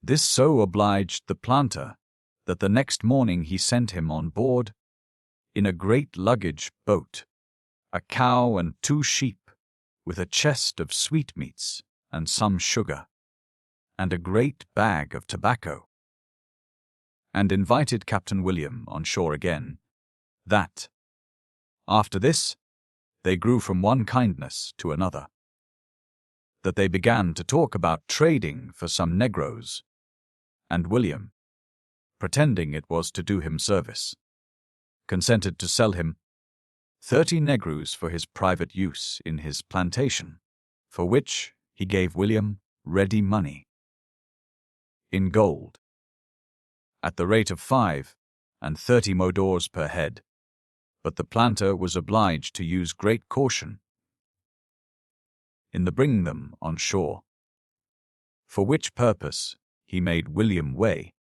and stand out to sea, and put in again, about 50 miles farther north, where at a little creek he took the negroes on shore at another plantation, being a friends of his, whom, it seems, he could trust. This remove brought William into a further intimacy, not only with the first planter, but also with his friends, who desired to have some of the negroes also, so that, from one to another, they bought so many, till one overgrown planter took 100 negroes, which was all William had left, and sharing them with another planter. That other planter chaffered with William for ship and all, giving him in exchange a very clean, large, well-built sloop of near 60 tons, very well furnished, carrying 6 guns. But we made her afterwards carry 12 guns. William had 300 moidores of gold, besides the sloop, in payment for the ship, and with this money he stored the sloop as full as she could hold with provisions, especially bread, some pork, and about 60 hogs alive. Among the rest, William got 80 barrels of good gunpowder, which was very much for our purpose, and all the provisions which were in the French ship he took out also. This was a very agreeable account to us, especially when we saw that William had received in gold coined, or by weight, and some Spanish silver, 60,000 pieces of 8, besides a new sloop, and a vast quantity of provisions. We were very glad of the sloop in particular, and began to consult what we should do, whether we had not best turn off our great Portuguese ship, and stick to our first ship and the sloop, seeing we had scarce men enough for all 3, and that the biggest ship was thought too big for our business. However, another dispute, which was now decided, brought the first to a conclusion. The first dispute was whether we should go. My comrade, as I called him now, that is to say, he that was my captain, before we took this Portuguese man of war, was for going to the South Seas, and coasting up the west side of America, where we could not fail of making several good prizes upon the Spaniards, and that, then, if occasion required it, we might come home by the South Seas to the East Indies, and so go round the globe, as others had done before us. But my head lay another way. I had been in the East Indies, and had entertained a notion ever since that, if we went thither, we could not fail of making good work of it, and that we might have a safe retreat, and good beef to victual our ship, among my old friends the natives of Zanzibar, on the coast of Mozambique, or the island of Florence.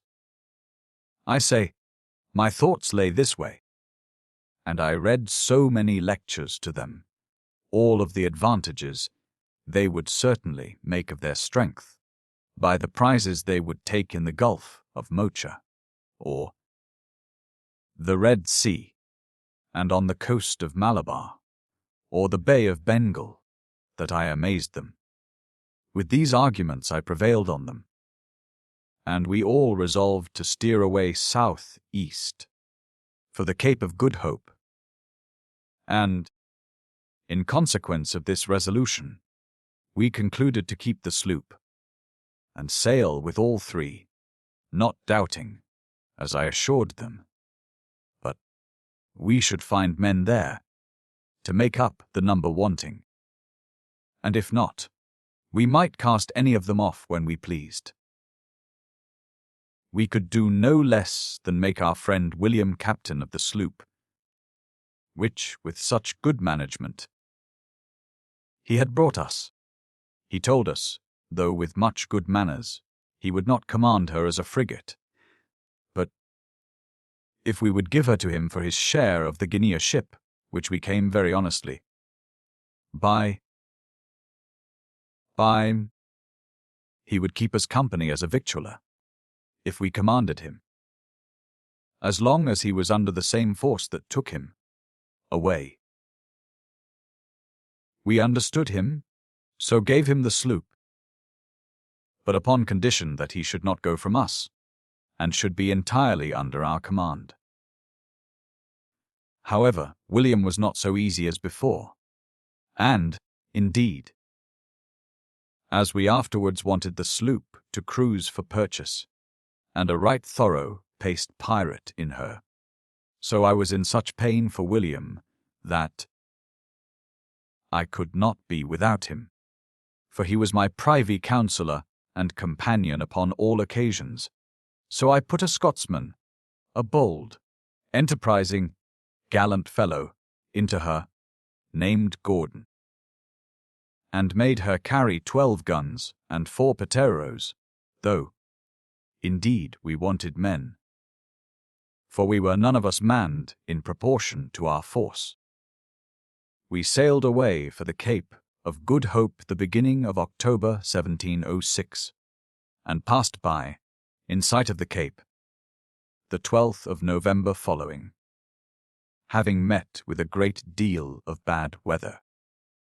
We saw several merchant ships in the roads there, as well English as Dutch, whether outward bound or homeward we could not tell. Be it what it would. We did not think fit to come to an anchor, not knowing what they might be, or what they might attempt against us, when they knew what we were. However, as we wanted fresh water, we sent the 2 boats belonging to the Portuguese man of war, with all Portuguese seamen or negroes in them, to the watering place, to take in water, and in the meantime we hung out a Portuguese ancient at sea, and lay by all that night.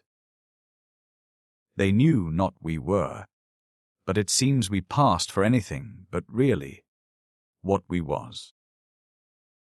Our boats returning the third time loaden. About 5 o'clock next morning, we thought ourselves sufficiently watered, and stood away to the eastward. But, before our men returned the last time, the wind blowing an easy gale at west, we perceived a boat in the grey of the morning and under sail, crowding to come up with us, as if they were afraid we should be gone.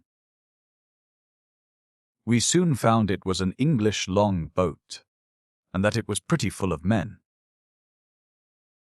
We could not imagine what the meaning of it should be, but, as it was but a boat, we thought there could be no great harm in it to let them come on board. And it appeared they came only to inquire who we were. We would give them a full account of our business, by taking them along with us, seeing we wanted men as much as anything. But they saved us the labor of being in doubt how to dispose of them, for it seems our Portuguese seamen, who went for water, had not been so silent at the watering places as we thought they would have been.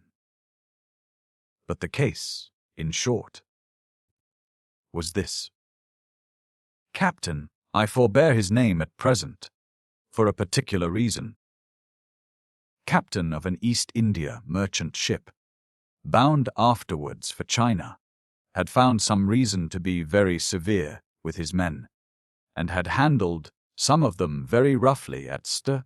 Helena, insomuch that they threatened among themselves to leave the ship the first opportunity, and had long wished for that opportunity.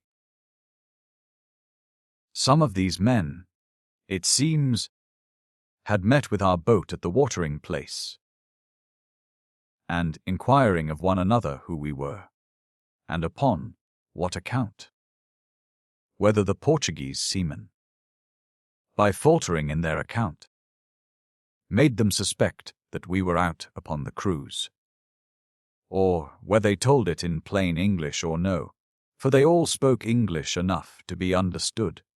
But so it was that as soon as ever the men carried the news on board, that the ships which lay by to the eastward were English,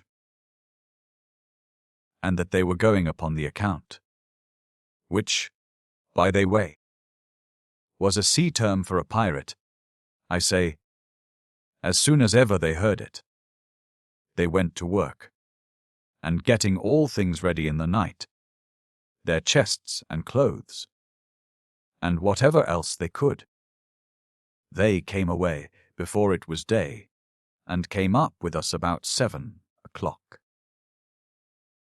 When they came by the ship's side which I commanded, we hailed them in the usual manner, to know what and who they were, and what their business. They answered they were Englishmen, and desired to come on board. We told them they might lay the ship on board, but ordered they should let only one man enter the ship till the captain knew their business, and that he should come without any arms. They said, with all their hearts. We presently found their business, and that they desired to go with us. And as for their arms, they desired we would send men on board the boat, and that they would deliver them all to us, which was done. The fellow that came up to me told me how they had been used by their captain, how he had starved the men and used them like dogs, and that, if the rest of the men knew they should be admitted, he was satisfied 2/3 of them would leave the ship. We found the fellows were very hearty in their resolution, and jolly brisk sailors they were. So I told them I would do nothing without our admiral. That was the captain of the other ship. So I sent my pinnace on board Captain Wilmot, to desire him to come on board. But he was indisposed, and being to leeward, excused his coming, but left it all to me. But before my boat was returned, Captain Wilmot called to me by his speaking trumpet, which all the men might hear as well as I, thus, calling me by my name, I hear they are honest fellows. Pray tell them they are all welcome, and make them a bowl of punch. As the men heard it as well as I, there was no need to tell them what the captain said. And, as soon as the trumpet had done, they set up a hudza that showed us they were very hearty in their coming to us. But we bound them to us by a stronger obligation still after this. Then, for when we came to Madagascar, Captain Wilmot, with consent of all the ship's company, ordered that these men should have as much money given them out of the stock was due to them for their pay in the ship they'd left, and Pellard left the Anshug. And after that we allowed them 20 pieces of 8 a man bounty money. And thus we entered them upon shares, as we were all, and brave stout fellows they were, being 18 in number, whereof 2 were midshipmen, and 1 a carpenter. It was the 28th of November, when, having had some bad weather, we came to an anchor in the road off Sea Augustine Bay, at the south-west end of my old acquaintance the Isle of Madagascar. We lay here a while, and trafficked with the natives for some good beef, though the weather was so hot that we could not promise ourselves to salt any of it up to keep. But I showed them the way which we practiced before, to salt it first with saltpeter, then cure it by drying it in the sun, which made it eat very agreeably, though not so wholesome for our men, that not agreeing with our way of cooking, that is, boiling with pudding, brewis, etc., and particularly this way, would be too salt, and the fat of the meat be rusty, or dried away so as not to be eaten. This, however, we could not help, and made ourselves amends by feeding heartily on the fresh beef while we were there, which was excellent, good and fat, every way as tender, and as well relished as in England, and thought to be much better to us, who had not tasted any in England for so long a time. Having now for some time remained here, we began to consider that this was not a place for our business, and I, that had some views a particular way of my own, told them that this was not a station for those who looked for purchase, that there were 2 parts of the island which were particularly proper for our purposes. First, the bay on the east side of the island, and from thence to the island Mauritius, which was the usual way which ships that came from the Malabar coast, or the coast of Coromandel, Fort George, etc., used to take, and where if we waited for them we ought to take our station. But, on the other hand, as we did not resolve to fall upon the European traders, who were generally ships of force and well manned, and where blows must be looked for, so I had another prospect, which I promised myself would yield equal profit, or perhaps greater, without any of the hazard and difficulty of the former, and this was the Gulf of Mocha, or the Red Sea. I told them that the trade here was great, the ships rich, and the Strait of Bab el-Mandeb narrow, so that there was no doubt but we might cruise so as to let nothing slip our hands. Having the seas open from the Red Sea, along the coast of Arabia, to the Persian Gulf, and the Malabar side of the Indies. I told them what I had observed when I sailed round the island in my former progress.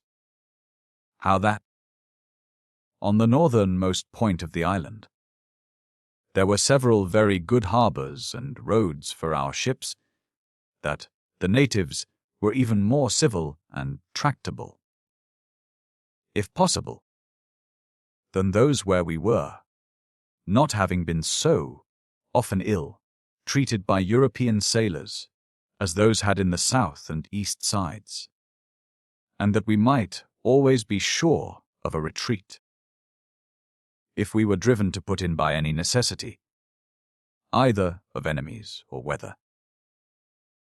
They were easily convinced of the reasonableness of my scheme, and Captain Wilmot, whom I now called our admiral, though he was at first of the mind to go and lie at the island Mauritius, and wait for some of the European merchant ships from the road of Coromandel, or the Bay of Bengal, was now of my mind. It is true we were strong enough to have attacked an English East India ship of the greatest force, though some of them were said to carry 50 guns. But I represented to him that we were sure to have blows and blood if we took them, and, after we had done, their loading was not of equal value to us, because we had no room to dispose of their merchandise, and, as our circumstances stood, we had rather have taken one outward, bound East India ship, with her ready cash on board, perhaps to the value of 40 or 50,000 pounds, than 3 homeward bound, though their loading would at London be worth 3 times the money. The needed? Because we knew whether to go to dispose of the cargo, whereas the ships from London had abundance of things we knew how to make use of besides their money, such as their stores of provisions and liquors, and great quantities of the like sent to the governors and factories at the English settlements for their use. So that, if we resolved to look for our own country ships, it should be those that were outward bound, not the London ships homeward. All these things considered brought the Admiral to be of my mind entirely. So, after taking in water and some fresh provisions where we lay, which was near Cape Estmary, on the south-west corner of the island, we weighed and stood away south, and afterwards south-southeast, to round the island, and in about 6 days sail got out of the wake of the island, and steered away north, till we came off Port Dauphin, and then north by east, to the latitude of 13 degrees 40 minutes, which was, in short, just at the farthest part of the island, and the Admiral, keeping ahead, made the open sea fair to the west, clear of the whole island, upon which he brought to. And we sent a sloop to stand in round the farthest point north, and coast along the shore, and see for a harbour to put into, which they did, and soon brought us an account that there was a deep bay, with a very good road, and several little islands, under which they found good riding, in 10 to 17 fathom water, and accordingly there we put in. However, We afterwards found occasion to remove our station, as you shall hear presently. We had now nothing to do but go on shore, and acquaint ourselves a little with the natives, take in fresh water, and some fresh provisions, and then to sea again.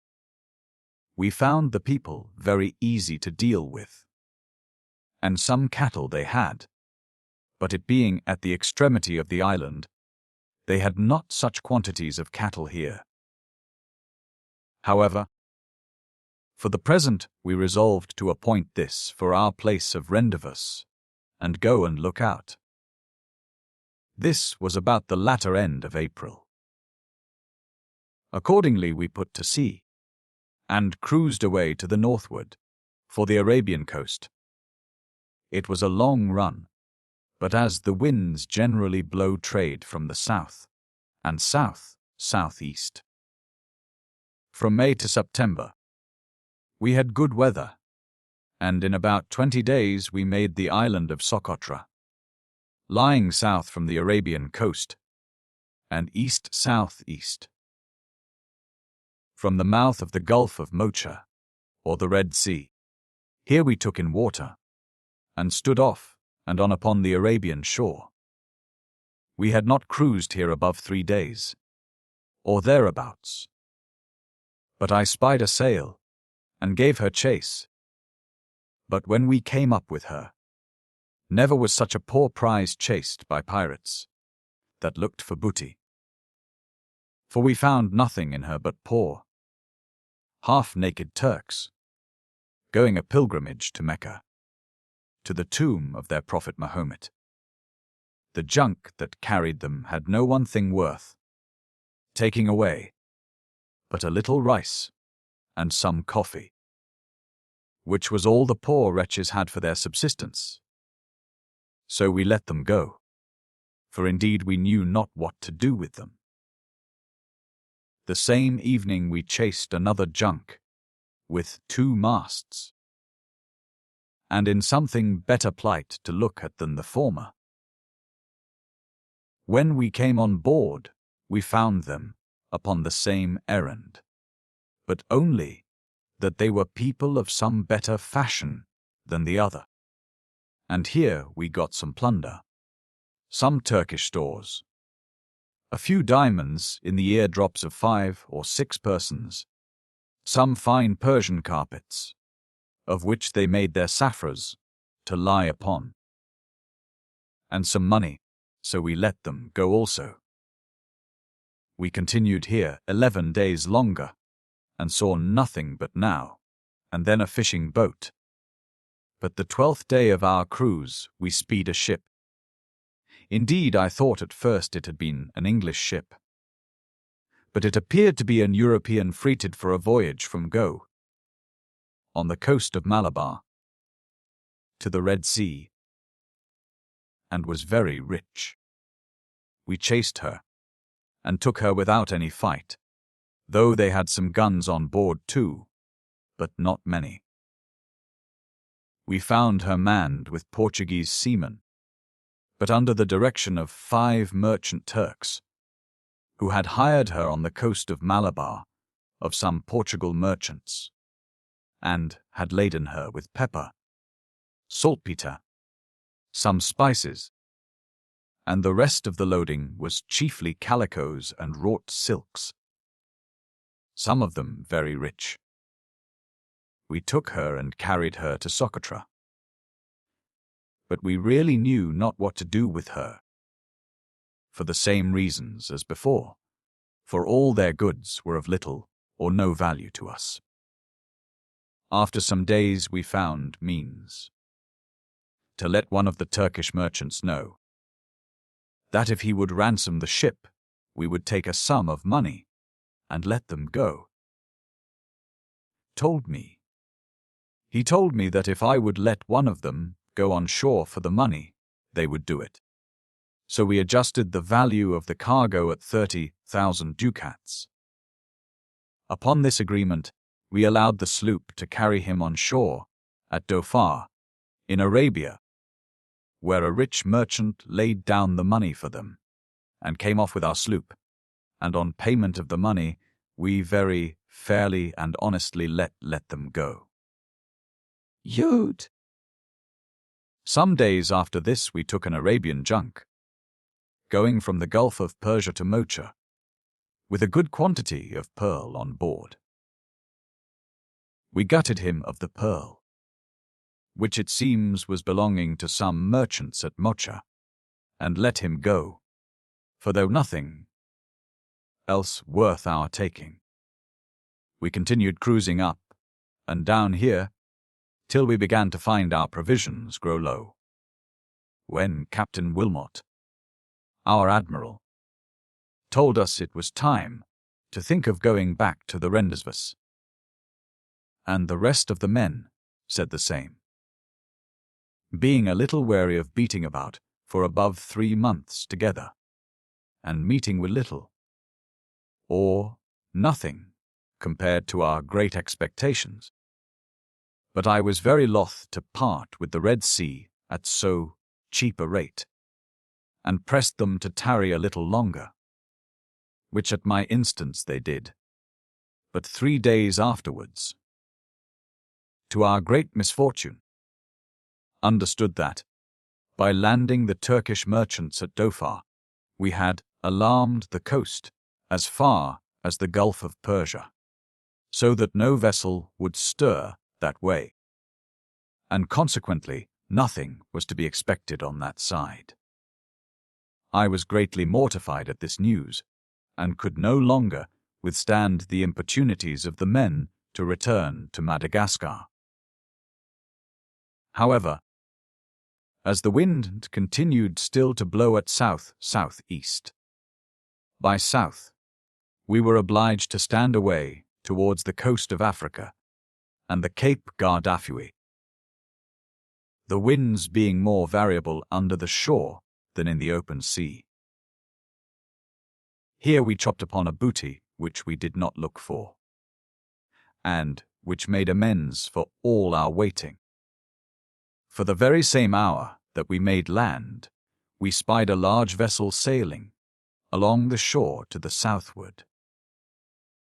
The ship was of Bengal, belonging to the Great Mogul's country, but had on board a Dutch pilot, whose name, if I remember right, was Vandergist, and several European seamen, whereof 3 were English. She was in no condition to resist us.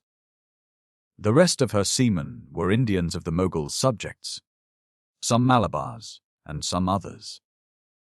There were 5 Indian merchants on board, and some Armenians.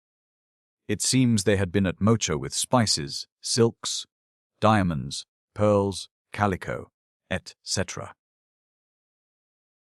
Such goods as the country afforded, and had little on board now but money in pieces of 8, which, by the way, was just what we wanted, and the 3 English seamen came along with us, and the Dutch pilot would have done so too.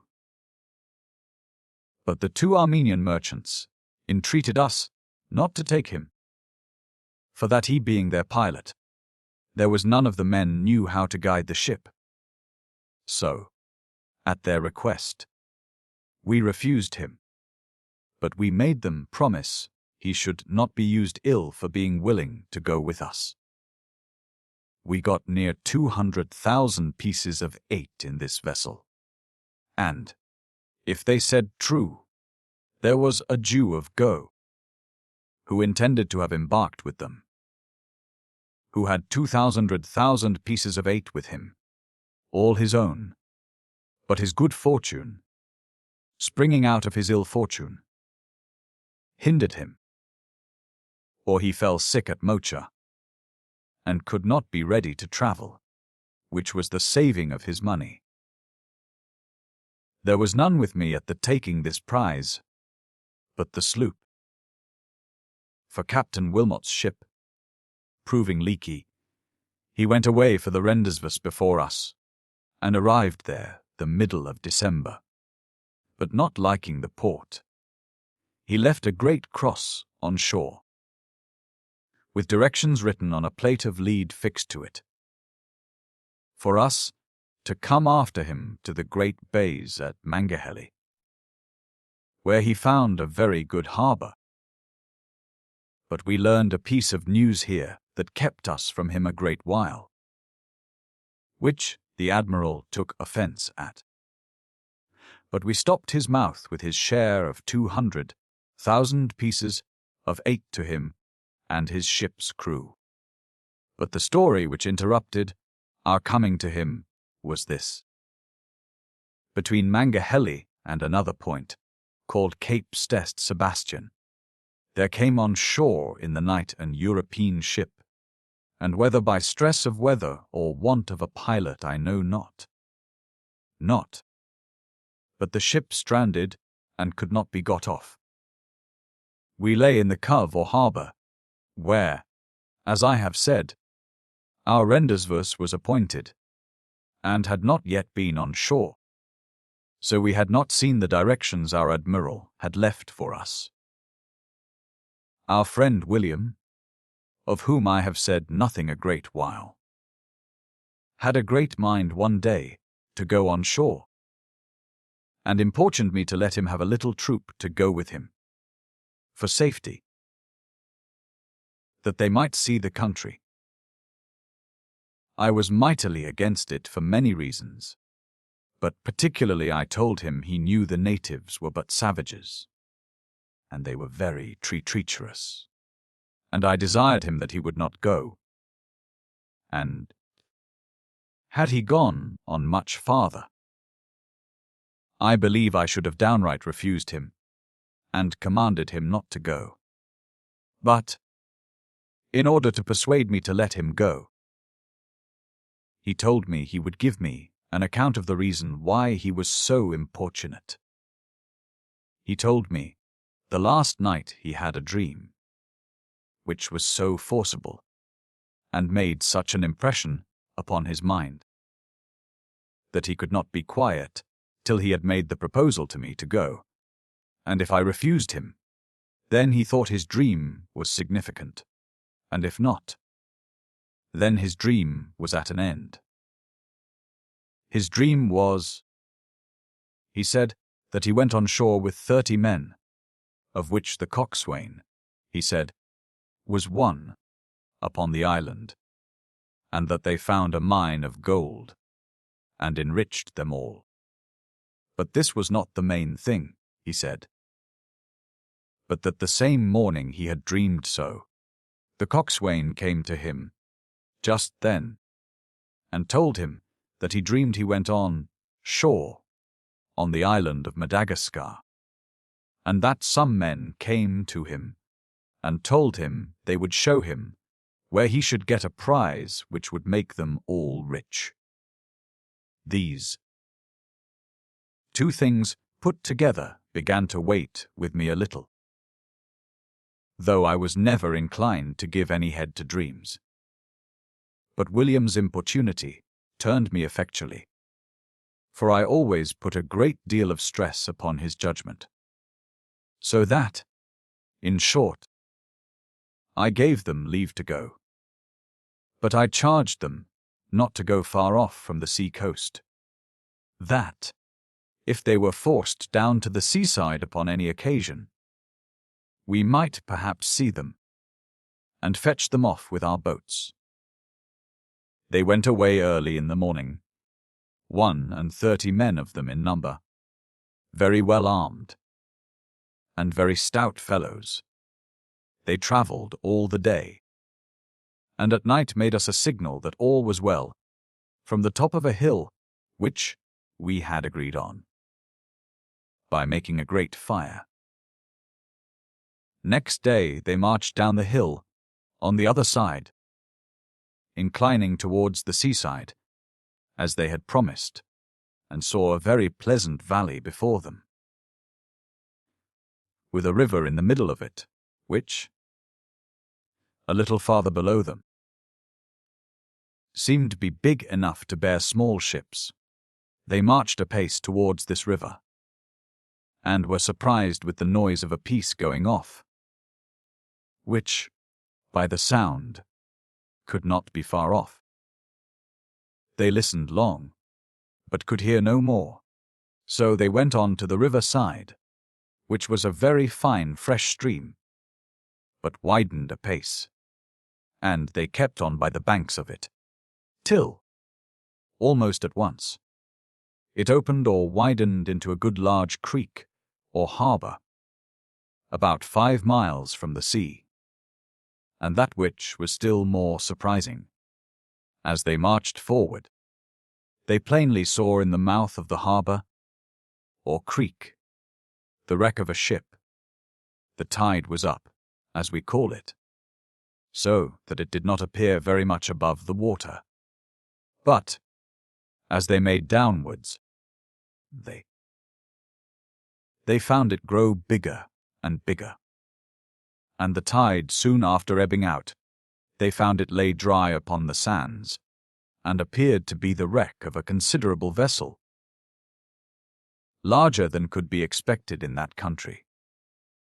After some time, William, taking out his glass to look at it more nearly, was surprised with hearing a musket shot whistle by him, and immediately after that he heard the gun, and saw the smoke from the other side, upon which our men immediately fired 3 muskets, to discover, if possible, what or who they were.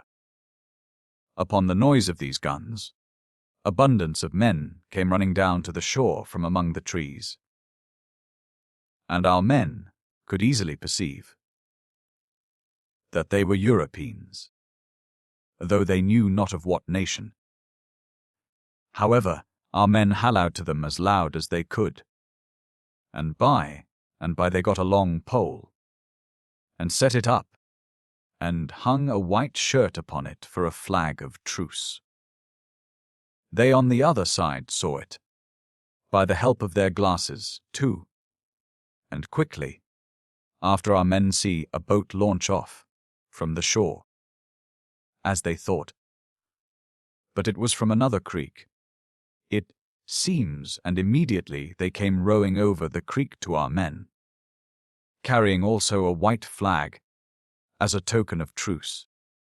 It is not easy to describe the surprise, or joy and satisfaction that appeared on both sides, to see not only white men, but Englishmen, in a place so remote. But what then must it be, when they came to know one another, and to find that they were not only countrymen, but comrades, and that this was the very ship that Captain Wilmot, our admiral, commanded, and whose company we had lost in the storm at Tobago, after making an agreement to rendezvous at Madagascar. They had, it seems, got intelligence of us when they came to the south part of the island, and had been a-roving as far as the Gulf of Bengal, when they met Captain Avery, with whom they joined, took several rich prizes, and, amongst the rest, one ship with the Great Mogul's daughter, and an immense treasure in money and jewels.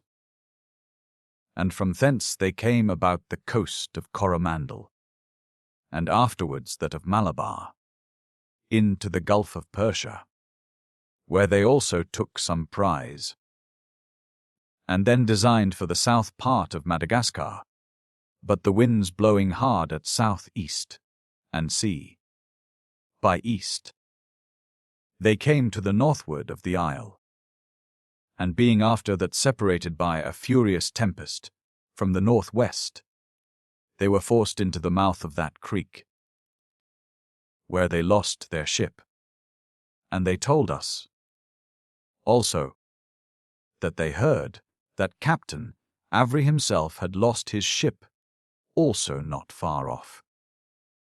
When they had thus acquainted one another with their fortunes, the poor overjoyed men were in haste to go back to communicate their joy to their comrades, and, leaving some of their men with ours, The rest went back, and William was so earnest to see them that he and 2 more went back with them.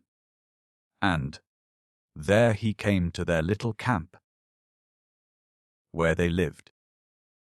There were about 160 men of them in all. They had got their guns on shore, and some ammunition, but a good deal of their powder was spoiled. However, they had raised a fair platform, and mounted 12 pieces of cannon upon it, which was a sufficient defence to them. On that side of the sea, and just at the end of the platform, they had made a launch and a little yard, and were all hard at work, building another little ship, as I may call it, to go to sea in. But they put a stop to this work upon the news they had of our being come in. When our men went into their huts, it was surprising, indeed, to see the vast stock of wealth they had got, in gold and silver and jewels, which, however, they told us was a trifle to what Captain Avery had, wherever he was gone. It was 5 days we had waited for our men, and no news of them. And indeed I gave them over for lost, but was surprised, after 5 days waiting, to see a ship's boat come rowing towards us along shore. What to make of it I could not tell, but was at least better satisfied when our men told me they heard them halloo, and saw them wave their caps to us. In a little time they came quite up to us, and I saw friend William stand up in the boat and make signs to us. So they came on board, but when I saw there were but 15 of our one, and 30 men, I asked him what had become of their fellows. "Oh," says William, "they are all very well, and my dream is fully made good, and the coxswain's too." This made me very impatient to know how the case stood, so he told us the whole story, which indeed surprised us all. The next day we weighed, and stood away southerly to join Captain Wilmot and ship at Mangahelly, where we found him, as I said, a little chagrined at our stay. But we pacified him afterwards with telling him the history of William's dream, and the consequence of it. In the meantime, the camp of our comrades was so near Mangahelly that our admiral and I, friend William, and some of the men, resolved to take the sloop and go and see them, and fetch them all, and their goods, bag and baggage, on board our ship, which accordingly we did, and found their camp, their fortifications, the battery of guns they had erected, their treasure, and all the men, just as William had related it. So, after some stay, we took all the men into the sloop, and brought them away with us. It was some time before we knew what was become of Captain Avery. But after about a month, by the direction of the men who had lost their ship, we sent the sloop to cruise along the shore to find out, if possible, where they were. And in about a week's cruise, our men found them, and particularly that they had lost their ship, as well as our men had lost theirs, and that they were every way in as bad a condition as ours. It was about 10 days before the sloop returned, and Captain Avery with them, and this was the whole force that, as I remember, Captain Avery ever had with him. For now we joined all our companies together, and it stood thus. We had 2 ships and a sloop, in which we had 320 men, but much too few to man them as they ought to be. The great Portuguese ship requiring of herself near 400 men to man her completely. As for our lost, but now found comrade, her complement of men was 180, or thereabouts, and Captain Avery had about 300 men with him, whereof he had 10 carpenters with him, most of which were taken aboard the prize they had taken, so that, in a word, all the force Avery had at Madagascar, in the year 1699, or thereabouts, amounted to our 3 ships, for his own was lost, as you have heard, and never had any more than about 1,200 men in all.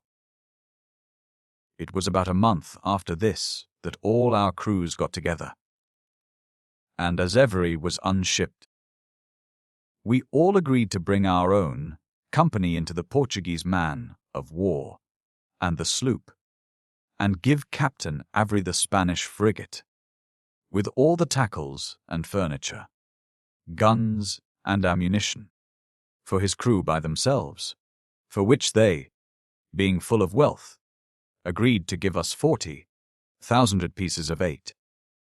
It was next considered what course we should take. Captain Avery, to give him his due, proposed our building a little city here, establishing ourselves on shore, with a good fortification, and works proper to defend ourselves, and that, as we had wealth enough, and could increase it to what degree we pleased, we should content ourselves to retire here, and bid defiance to the world. But I soon convinced him that this place would be no security to us, if we pretended to carry on our cruising trade, for that then all the nations of Europe, and indeed of that part of the world, would be engaged to root us out. But if we resolved to live there as in retirement, and plant in the country as private men, and give over our trade of pirating, then, indeed, we might plant and settle ourselves where we pleased. But then, I told him, the best way would be to treat with the natives, and buy a tract of land of them farther up the country, seated upon some navigable river, where boats might go up and down for pleasure, but not ships to endanger us. That thus planting the high ground with cattle, such as cows and goats, of which the country also was full, to be sure we might live here, as well as any men in the world. And I owned to him I thought it was a good retreat for those that were willing to leave off and lay down, and yet did not care to venture home and be hanged. That is to say, to run the risk of it. Captain Avery, however he made no positive discovery of his intentions, seemed to me to decline my notion of going up into the country to plant. On the contrary, it was apparent he was of Captain Wilmot's opinion, that they might maintain themselves on shore, and yet carry on their cruising trade too, and upon this they resolved. But, as I afterwards understood, about 50 of their men went up the country, and settled themselves in an inland place as a colony.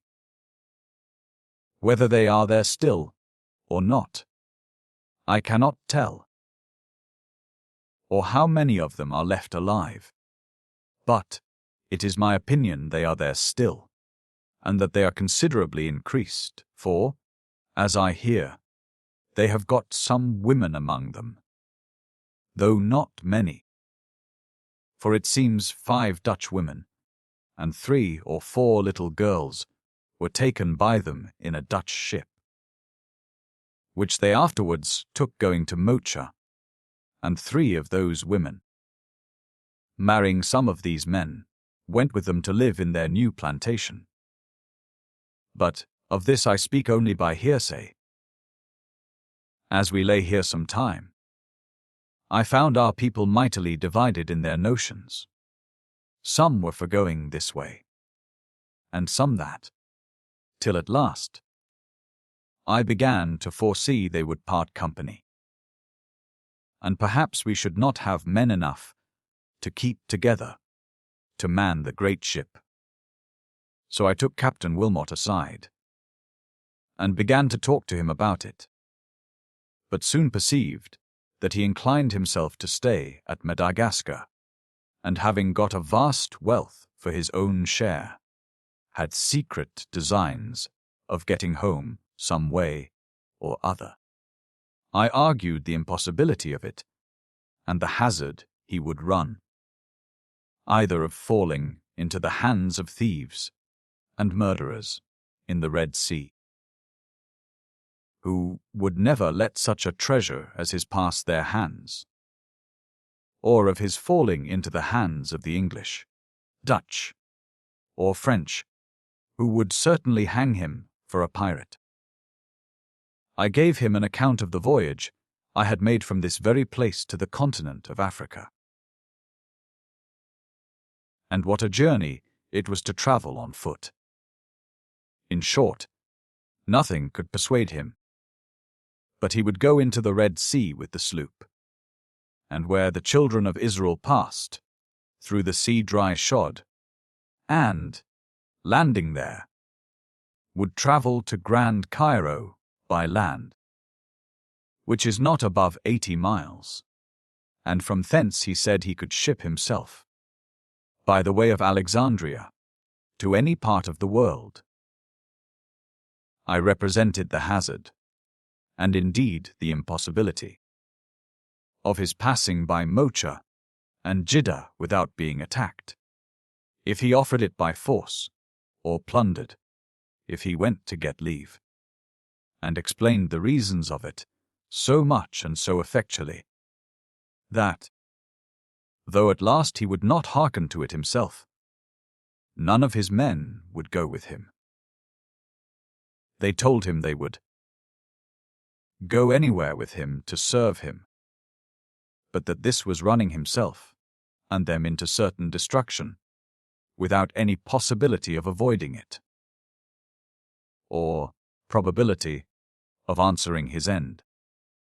The captain took what I said to him quite wrong, and pretended to resent it, and gave me some buccaneer words upon it, but I gave him no return to it, but this, that I advised him for his advantage, that if he did not understand it so, it was his fault, not mine, that I did not forbid him to go, nor had I offered to persuade any of the men not to go with him, though it was to their apparent destruction. However, warm heads are not easily cooled. The captain was so eager that he quitted our company, and, with most part of his crew, went over to Captain Avery, and sorted with his people, taking all the treasure with him, which, by the way, was not very fair in him, we having agreed to share all our gains, whether more or less, whether absent or present. Our men muttered a little at it, but I pacified them as well as I could, and told them it was easy for us to get as much, if we minded our hits, and Captain Wilmot had set us a very good example, for, by the same rule, the agreement of any further sharing of profits with them was at an end. I took this occasion to put into their heads some part of my further designs, which were to range over the Eastern Sea and see if we could not make ourselves as rich as Mr. Avery, who, it was true, had gotten a prodigious deal of money, though not one half of what was said of it in Europe. Our men were so pleased with my forward, enterprising temper, that they assured me that they would go with me, one and all, over the whole globe, wherever I would carry them, And as for Captain Wilmot, they would have nothing more to do with him. This came to his ears, and put him into a great rage, so that he threatened, if I came on shore, he would cut my throat. I had information of it privately, but took no notice of it all. Only I took care not to go unprovided for him, and seldom walked about but in very good company. However, at last Captain Wilmot and I met, and talked over the matter very seriously, and I offered him the sloop to go where he pleased. Or, if he was not satisfied with that, I offered to take the sloop and leave him the great ship. But he declined both, and only desired that I would leave him 6 carpenters, which I had in our ship more than I had need of, to help his men to finish the sloop that was begun before we came thither by the men that lost their ship. This I consented readily to, and lent him several other hands that were useful to them. And in a little time they built a stout brigantine, able to carry 14 guns and 200 men. What measures they took, and how Captain Avery managed afterwards, is too long a story to meddle with here, nor is it any of my business, having my own story still upon my hands. We lay here, about these several simple disputes, almost 5 months, when, about the latter end of March, I set sail with the great ship, having in her 44 guns and 400 men, and the sloop, carrying 80 men. We did not steer to the Malabar coast, and so to the Gulf of Persia, as was first intended, the east monsoons blowing yet too strong. But we kept more under the African coast, where we had the wind variable till we passed the line, and made the Cape Bassa, in the latitude of 4 degrees 10 minutes. From thence, the monsoons beginning to change to the northeast and north-northeast, we led it away, with the wind large, to the Maldives, a famous ledge of islands, well known by all the sailors who have gone into those parts of the world, and, leaving these islands a little to the south, we made Cape Comorin, the southernmost land of the coast of Malabar, and went round the Isle of Ceylon. Here we lay by a while to wait for purchase, and here we saw 3 large English East India ships going from Bengal, or from Fort George, homeward for England, or rather for Bombay and Surat, till the trade set in.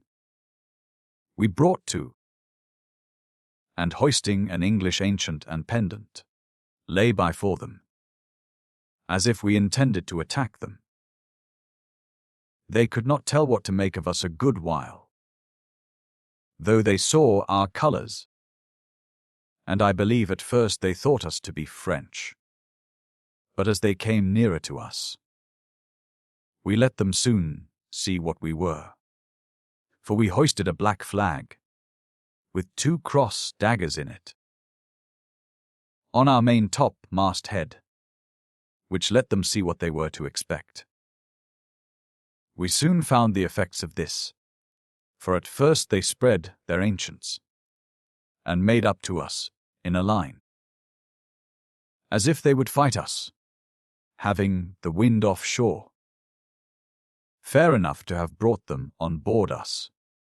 But when they saw what force we were of, and found we were cruisers of another kind, they stood away from us again, with all the sail they could make. If they had come up, we should have given them an unexpected welcome, but as it was, we had no mind to follow them, so we let them go, for the same reasons which I mentioned before. but though we let them pass, we did not design to let others go at so easy a price. It was but the next morning that we saw a sail standing round Cape Comorin, and steering, as we thought, the same course with us. We knew not at first what to do with her, because she had the shore on her larboard quarter, and if we offered to chase her, she might put into any port or creek and escape us. But, to prevent this, we sent the sloop to get in between her and the land. As soon as she saw that, she hauled in to keep the land aboard, and when the sloop stood towards her, she made right ashore, with all the canvas she could spread. The sloop, however, came up with her and engaged her, and found she was a vessel of 10 guns, Portuguese built, but in the Dutch traders' hands, and manned by Dutchmen, who were bound from the Gulf of Persia to Batavia, to fetch spices and other goods from thence.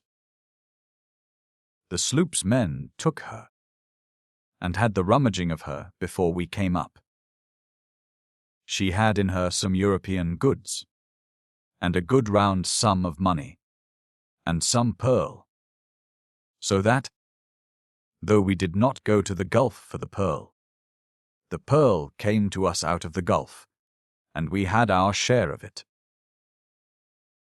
This was a rich ship, and the goods were of very considerable value, besides the money and the pearl. We had a long consultation here what we should do with the men, for to give them the ship, and let them pursue their voyage to Java, would be to alarm the Dutch factory there, who are by far the strongest in the Indies, and to make our passage that way impracticable.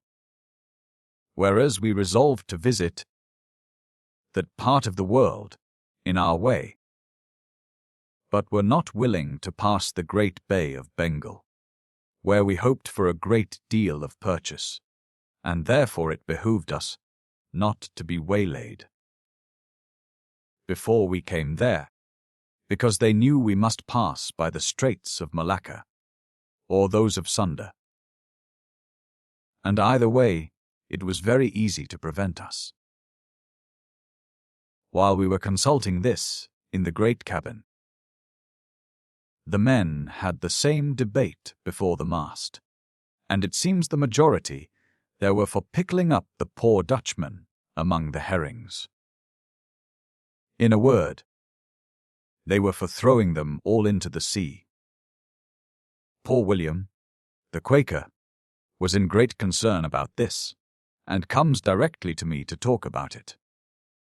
"Hark thee," says William, "what wilt you do with these Dutchmen that thou hast on board? You wilt not let them go, I suppose," says he. "Why?" says I. "William, would you advise me to let them go?" "No," says William, "I cannot say it is fit for thee to let them go. That is to say, to go on with their voyage to Batavia, because it is not for they turn that the Dutch at Batavia should have any knowledge of they being in these seas." "Well, then," says I to him, "I know remedy but to throw them overboard. You know, William, says I, a Dutchman swims like a fish, and all our people here are of the same opinion as well as I." At the same time I resolved it should not be done, but wanted to hear what William would say. He gravely replied, "If all the men in the ship were of that mind, I will never believe that you wilt be of that mind thee self, for I have heard the protest against cruelty in all other cases." "Well, William," says I, "that is true, but what then shall we do with them?" "Why," says William, "is there no way but to murder them? I am persuaded you canst not be in earnest." No, indeed, William says, I am not in earnest. But they shall not go to Java, no, nor to Ceylon. That is certain. But, says William, the men have done thee no injury at all. You haste taken a great treasure from them. What canst thou pretend to hurt them for? Nay, William, says I, do not talk of that. I have pretence enough. If that be all, my pretence is to prevent doing me hurt. And that is as necessary a piece of the law of self-preservation as any you can name. But the main thing is, I know not what to do with them, to prevent their prating. While William and I were talking, the poor Dutchmen were openly condemned to die, as it may be called, by the whole ship's company, and so warm were the men upon it, that they grew very clamorous, and when they heard that William was against it, some of them swore they should die, and if William opposed it, he should drown along with them. But, as I was resolved to put an end to their cruel project, so I found it was time to take upon me a little, or the bloody humour might grow too strong. So I called the Dutchmen up, and talked a little with them. First, I asked them if they were willing to go with us. 2 of them offered it presently, but the rest, which were 14, declined it. Well, then, said I, where would you go? They desired they should go to Ceylon. No. I told them I could not allow them to go to any Dutch factory, and told them very plainly the reasons of it, which they could not deny to be just. I let them know also the cruel, bloody measures of our men, but that I had resolved to save them, if possible, and therefore I told them I would set them on shore at some English factory in the Bay of Bengal, or put them on board any English ship I met, after I was past the Straits of Sunda or of Malacca, but not before, for, as to my coming back again, I told them I would run the venture of their Dutch power from Batavia, but I would not have the news come there before me, because it would make all their merchant ships lay up and keep out of our way. It came next into our consideration what we should do with their ship. But this was not long resolving, for there were but 2 ways: either to set her on fire, or to run her on shore, and we chose the last. So we set her foresail with the tack at the cat head, and lashed her helm a little to starboard, to answer her head sail, and so set her a-going, with neither cat or dog in her, and it was not above 2 hours before we saw her run right ashore upon the coast, a little beyond the Cape Comorin, and away we went round about Ceylon, for the coast of Coromandel. We sailed along there, not in sight of the shore only, but so near as to see the ships in the road, at Forts David, Forts George, and at the other factories along that shore, as well as along the coast of Golconda, carrying our English ancient, when we came near the Dutch factories, and Dutch colours when we passed by the English factories. We met with little purchase upon this coast, except 2 small vessels of Golconda, bound across the bay with bales of calicoes, and muslins, and wrought silks, and 15 bales of romals, from the bottom of the bay, which were going, on whose account we knew not, to Achin, and to other ports on the coast of Malacca. We did not inquire to what place in particular, but we let the vessels go, having none but Indians on board. In the bottom of the bay we met with a great junk belonging to the Mogul's court, with a great many people, passengers as we supposed them to be. It seems they were bound for the river Hufli or Ganges, and came from Sumatra.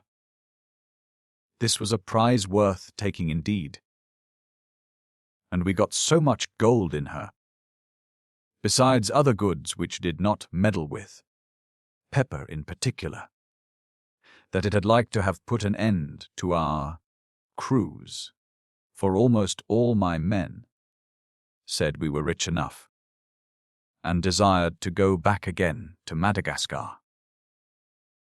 But I had other things in my head still, and when I came to talk with them, and set friend William to talk with them, we put such further golden hopes into their heads that we soon prevailed with them to let us go on.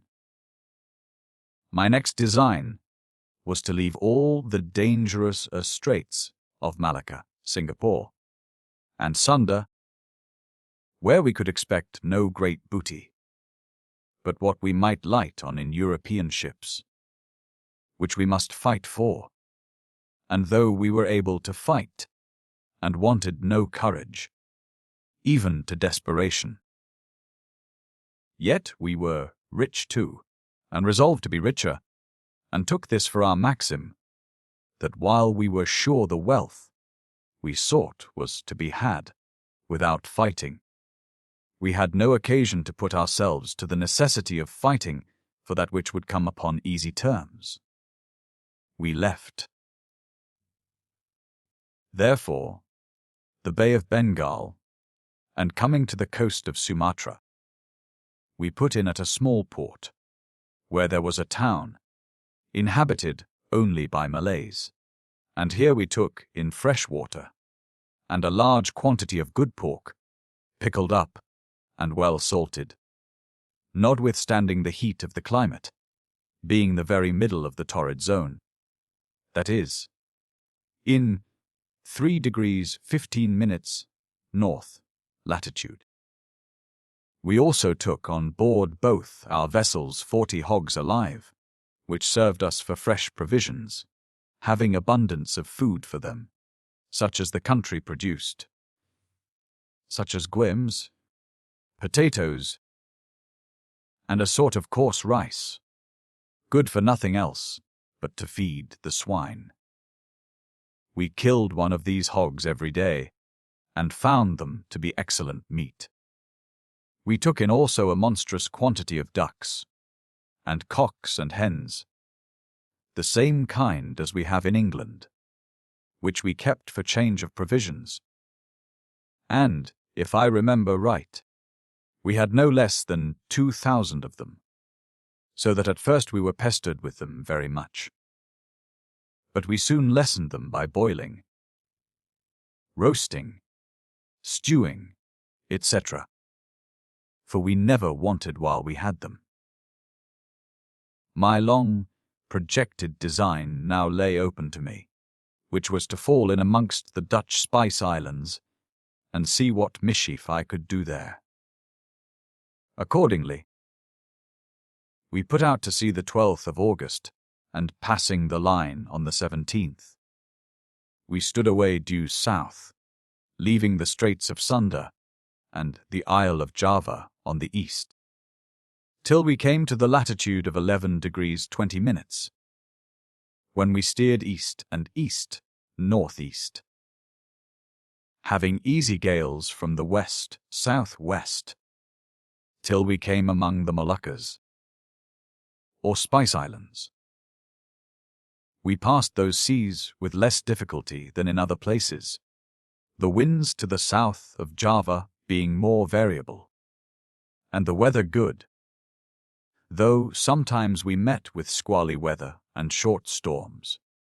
But when we came in among the Spice Islands themselves, we had a share of the monsoons, or trade winds, and made use of them accordingly. the infinite number of islands which lie in these seas embarrassed us strangely, and it was with great difficulty that we worked our way through them. Then we steered for the north side of the Philippines, when we had a double chance for purchase, that is, either to meet with the Spanish ships from Acapulco, on the coast of New Spain, or we were certain not to fail of finding some ships or junks of China, who, if they came from China, would have a great quantity of goods of value on board, as well as money, or if we took them going back, we should find them laden with numigs and cloves from Banda and Ternate, or from some of the other islands. We were right in our guesses here to a tittle, and we steered directly through a large outlet, which they call a strait, though it be 15 miles broad, and to an island they call Dama, and from thence Nne to Banda. Between these islands we met with a Dutch junk, or vessel, going to Amboyna. We took her without much trouble, and I had much ado to prevent our men murdering all the men, as soon as they heard them say they belonged to Amboyna. The reasons I suppose anyone will guess. We took out of her about 16 ton of nutmegs, some provisions, and their small arms, for they had no great guns, and let the ship go. From thence we sailed directly to the Banda Island, or islands, where we were sure to get more nutmegs if we thought fit. For my part, I would willingly have got more nutmegs, though I had paid for them, but our people abhorred paying for anything. So we got about 12 ton more at several times, most of them from shore, and only a few in a small boat of the natives, which was going to Gilo. We would have traded openly, but the Dutch, who have made themselves masters of all those islands, forbade the people dealing with us, or any strangers whatever, and kept them so in awe that they durst not do it. So, we could indeed have made nothing of it, if we had stayed longer, and therefore resolved to be gone for Ternate, and see if we could make up our loading with cloves. Accordingly we stood away north, but found ourselves so entangled among innumerable islands, and without any pilot that understood the channel and races between them, that we were obliged to give it over, and resolved to go back again to Banda, and see what we could get among the other islands thereabouts. The first adventure we made here had like to have been fatal to us all, for the sloop, being ahead, made the signal to us for seeing a sail, and afterwards another, and a third, by which we understood she saw 3 sail, whereupon we made more sail to come up with her, but on a sudden were gotten among some rocks, falling foul upon them in such a manner as frighted us all very heartily, for having, it seems, but just water enough, as it were to an inch. Our rudder struck upon the top of a rock, which gave us a terrible shock, and split a great piece off the rudder, and indeed disabled it, so that our ship would not steer at all, at least not so as to be depended upon, and we were glad to hand all our sails, except our 4 sail and main topsail, and with them we stood away to the east, to see if we could find any creek or harbour where we might lay the ship on shore and repair our rudder. Besides, we found the ship herself had received some damage, for she had some little leak near her stern post, but a great way under water. By this mischance we lost the advantages, whatever they were, of the 3 sail of ships, which we afterwards came to hear were small Dutch ships from Batavia, going to Banda and Amboina, to load spice, and, no doubt, had a good quantity of money on board.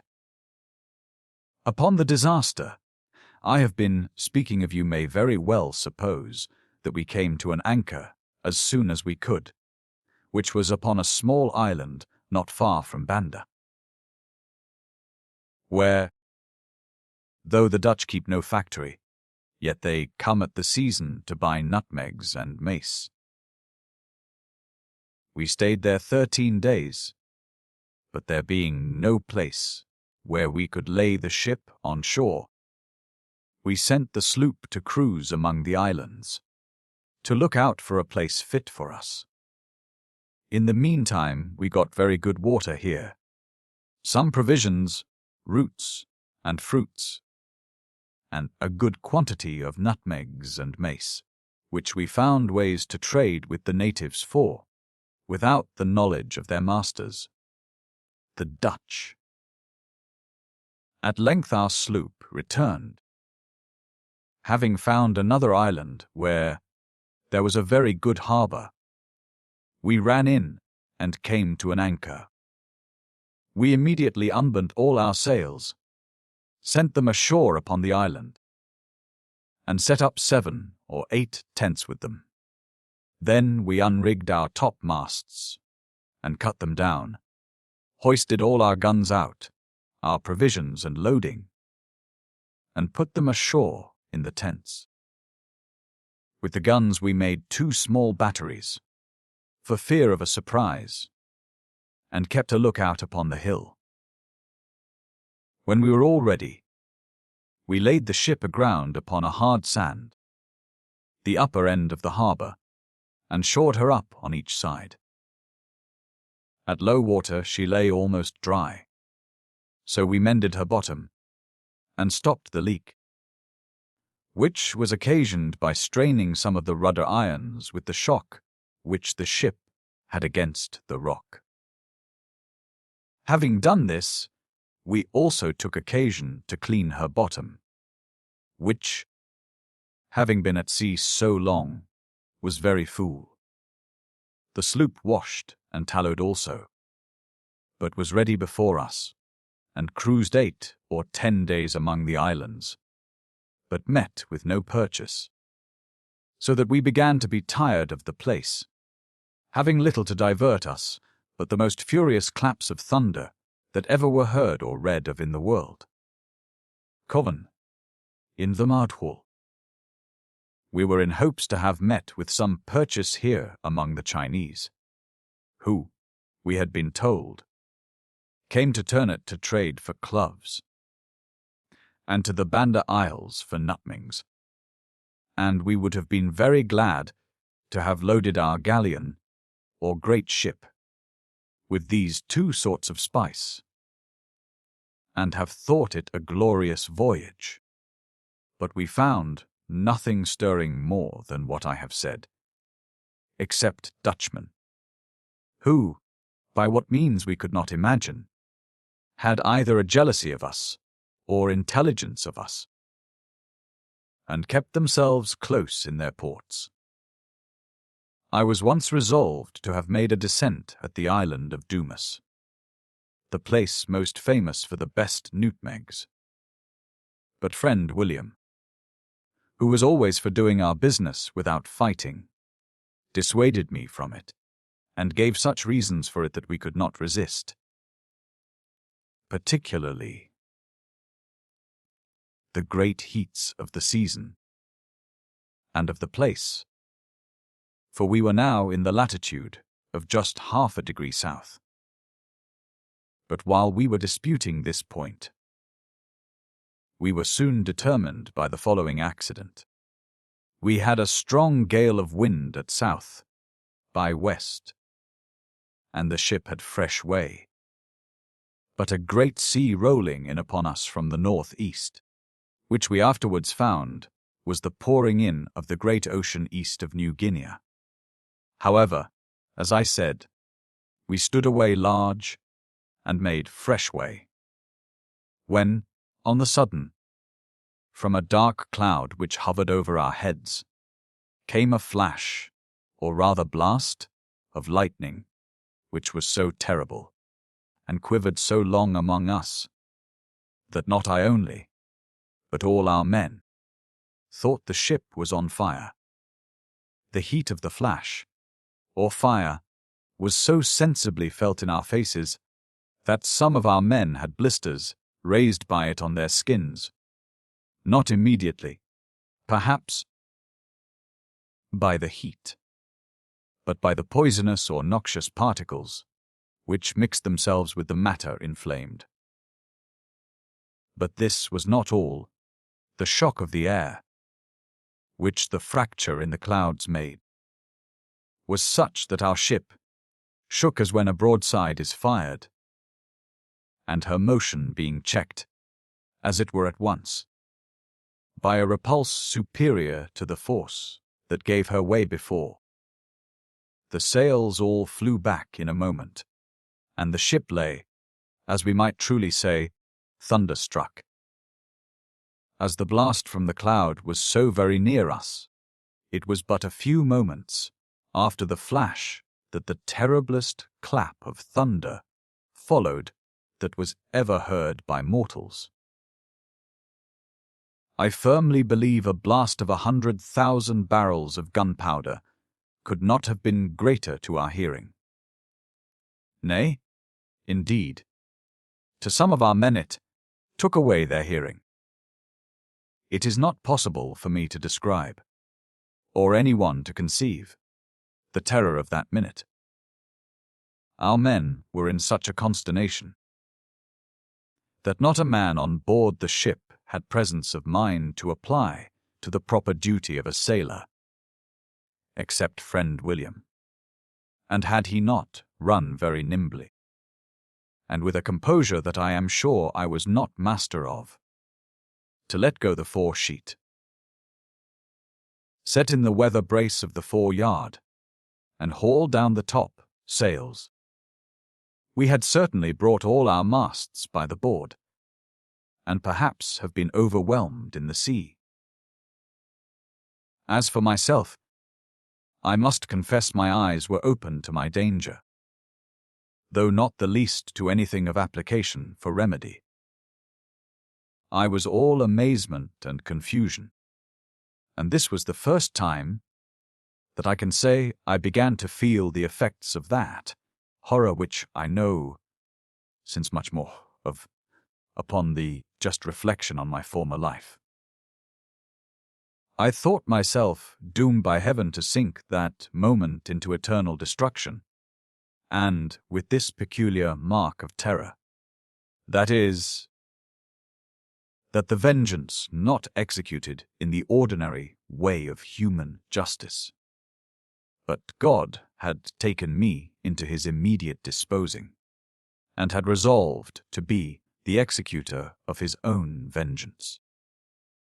Let them alone describe the confusion I was in who know what was the case of John Child, of Shadwell, or Francis Spira. It is impossible to describe it. My soul was all amazement and surprise. I thought myself just sinking into eternity, owning the divine justice of my punishment, but not at all feeling any of the moving, softening tokens of a sincere penitent, afflicted at the punishment, but not at the crime, alarmed at the vengeance, but not terrified at the guilt, having the same gust to the crime, though terrified to the last degree at the thought of the punishment, which I concluded I was just now going to receive. But perhaps many that read this will be sensible of the thunder and lightning, that may think nothing of the rest, or rather may make a jest of it all. So, I say no more of it at this time, but proceed to the story of the voyage. When the amazement was over, and the men began to come to themselves, they fell a-calling for one another, every one for his friend, or for those he had most respect for, and it was a singular satisfaction to find that nobody was hurt. The next thing was to inquire if the ship had received no damage, when the boatswain, stepping forward, found that part of the head was gone, but not so as to endanger the bowsprit. So we hoisted our top sails again, hauled aft the foresheet, braced the yards, and went our course as before. Nor can I deny but that we were all somewhat like the ship, our first astonishment being a little over, and that we found the ship swim again. We were soon the same irreligious, hardened crew that we were before, and I among the rest. As we now steered, our course lay north-northeast, and we passed thus, with a fair wind, through the strait or channel between the island of Gilolo and the land of Nova Guinea, when we were soon in the open sea or ocean, on the southeast of the Philippines, being the great Pacific, or South Sea, where it may be said to join itself with the vast Indian Ocean. As we passed into these seas, steering due north, so we soon crossed the line to the north side, and so sailed on towards Mindanao and Manila, the chief of the Philippine Islands, without meeting with any purchase, till we came to the northward of Manila. And then our trade began. For here we took 3 Japanese vessels, though at some distance from Manila. 2 of them had made their market, and were going home with nutmegs, cinnamon, cloves, etc., besides all sorts of European goods, brought with the Spanish ships from Acapulco.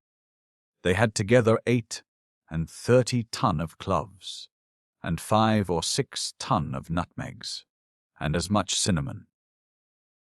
We took the spice, but meddled with very little of the European goods, they being, as we thought, not worth our while, but we were very sorry for it soon after, and therefore grew wiser upon the next occasion. The 3rd Japanese was the best prize to us, for he came with money, and a great deal of gold uncoined, to buy such goods as we mentioned above.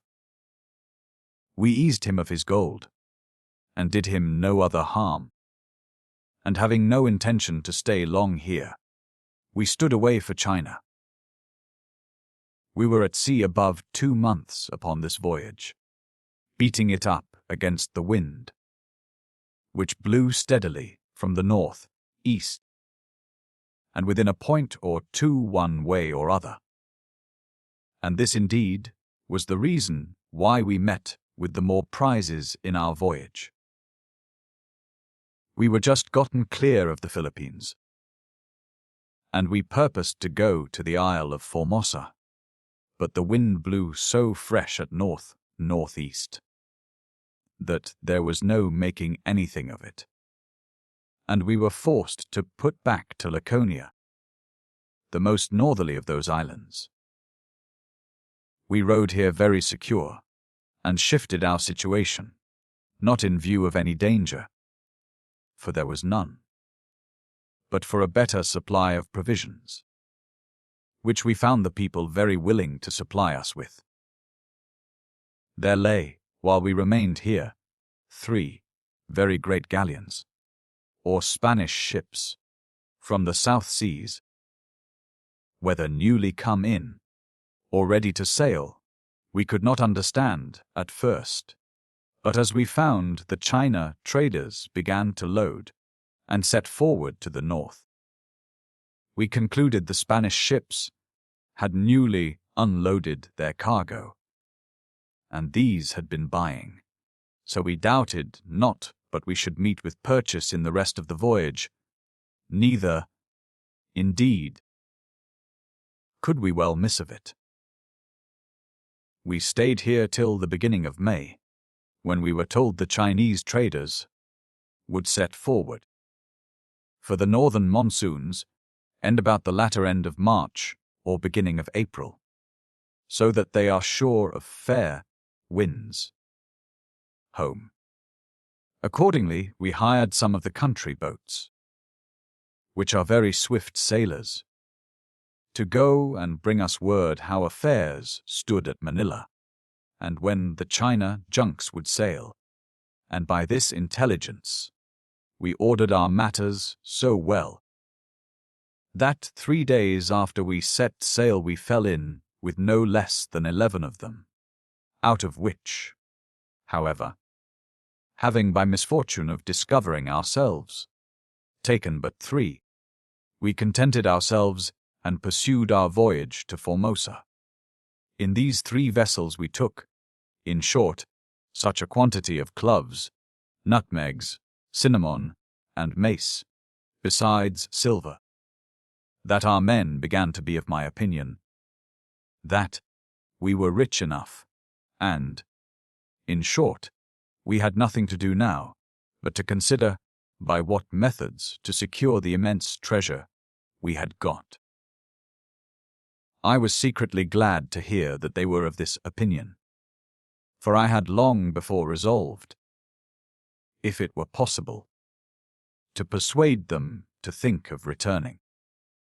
Having fully perfected my first projected design of rummaging among the Spice Islands, and all those prizes, which were exceeding rich at Manila, was quite beyond my design. But now I had heard what the men said, and how they thought we were very well, I let them know by friend William that I intended only to sail to the island of Formosa, where I should find opportunity to turn our spices and Europe goods into ready money, and that then I would tack about for the south, the northern monsoons being perhaps by that time also ready to set in. They all approved of my design, and willingly went forward, because, besides the winds, which would not permit until October to go to the south, I say, besides this, we were now a very deep ship, having near 200 ton of goods on board, and particularly some very valuable. The sloop also had a proportion. With this resolution we went on cheerfully. When, within about 12 days' sail more, we made the island Formosa, at a great distance, but were ourselves shot beyond the southern most part of the island, being to leeward, and almost upon the coast of China.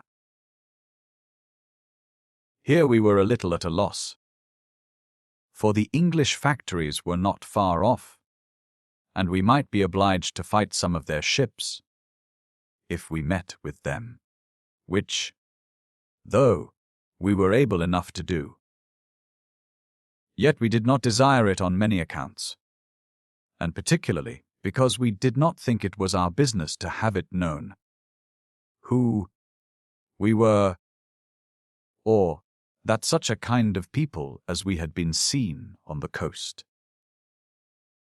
However, we were obliged to keep to the northward, keeping as good an offing as we could, with respect to the coast of China. We had not sailed long, but we chased a small Chinese junk, and having taken her, we found she was bound to the island of Formosa, having no goods on board but some rice and a small quantity of tea. But she had 3 Chinese merchants in her, and they told us that they were going to meet a large vessel of their country, which came from Tonquin and lay in a river in Formosa, whose name I forgot, and they were going to the Philippine Islands, with silks, muslins, calicoes, and such goods as are the product of China, and some gold, that their business was to sell their cargo, and buy spices and European goods. This suited very well with our purpose. So I resolved now that we would leave off being pirates and turn merchants. So we told them what goods we had on board, and that, if they would bring their supercargoes or merchants on board, we would trade with them.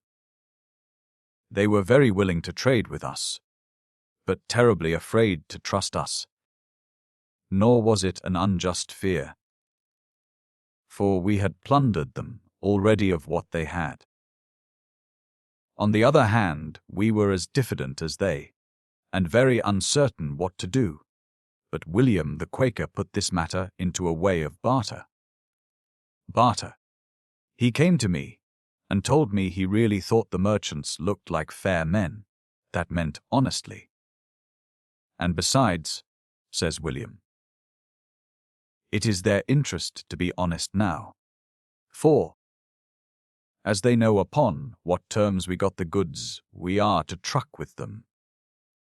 So they know we can afford good pennyworths.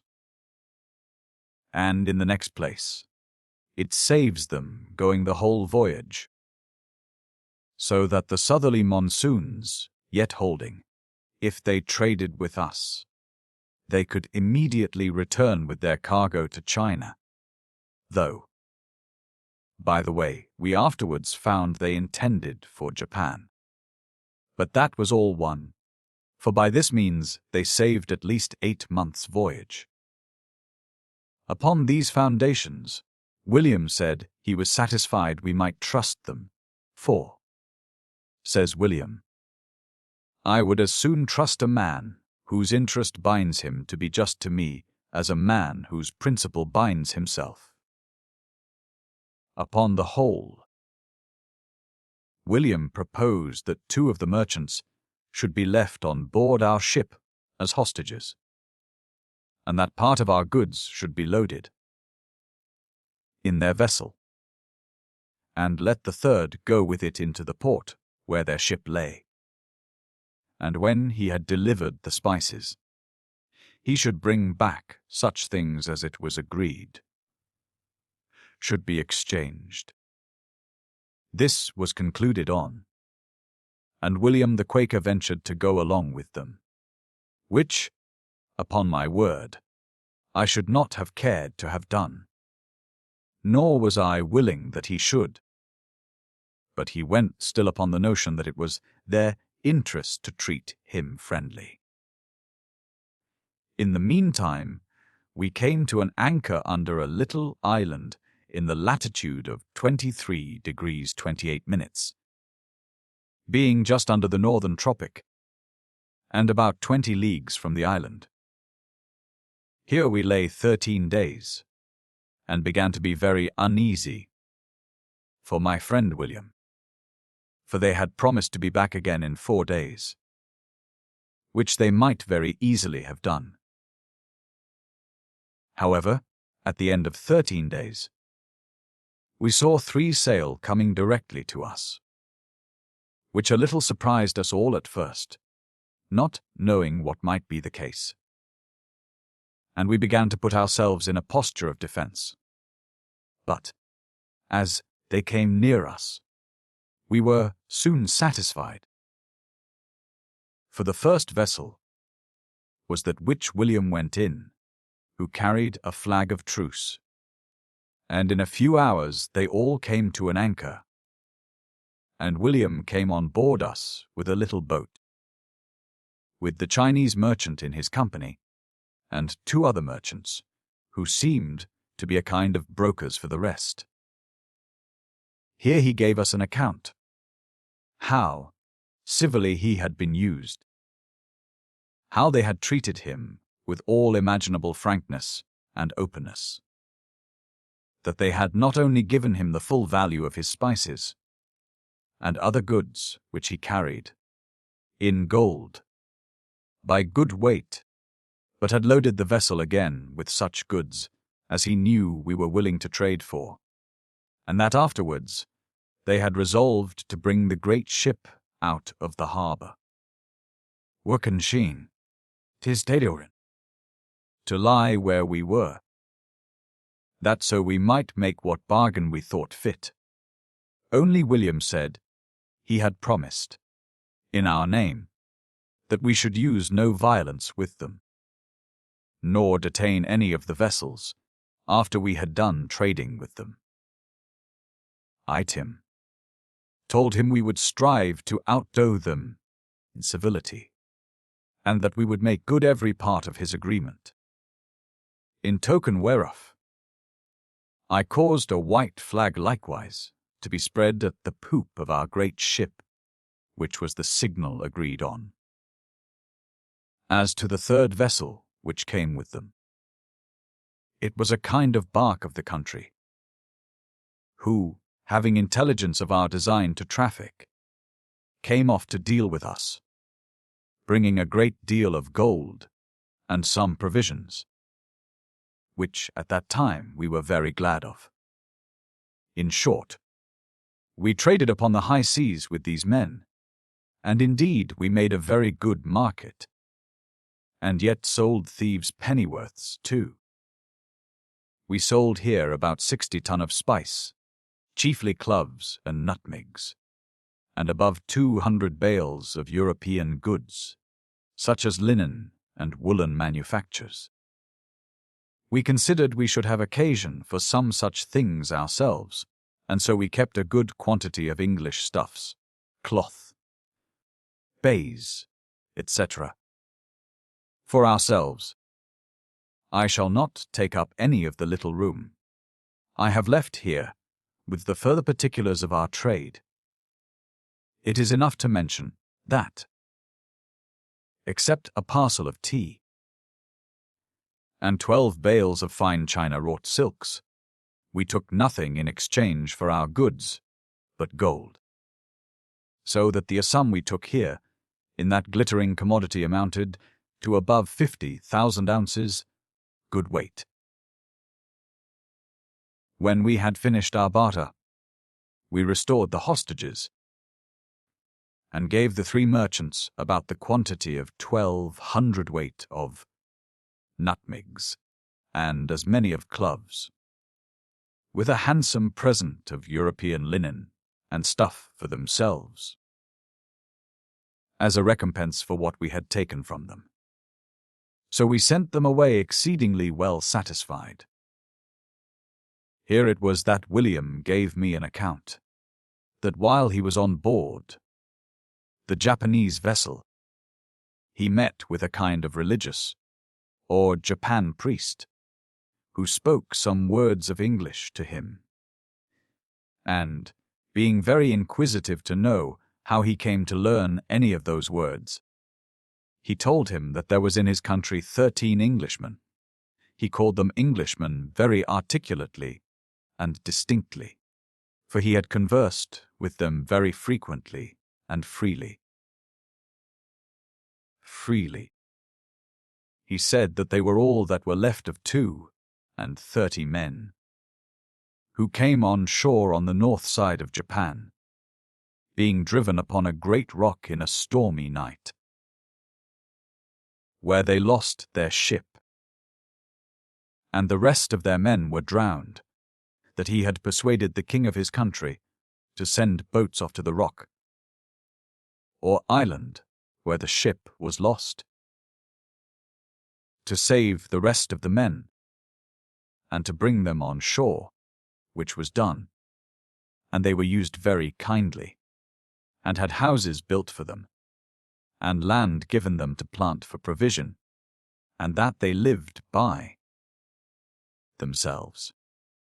He said he went frequently among them to persuade them to worship their god, an idol, I suppose of their own, making which, he said, they ungratefully refused, and that therefore the king had once or twice ordered them all to be put to death, but that,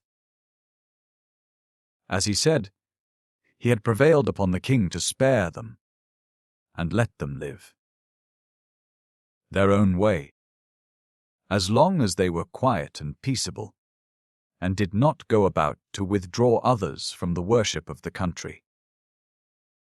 I asked William why he did not inquire from whence they came.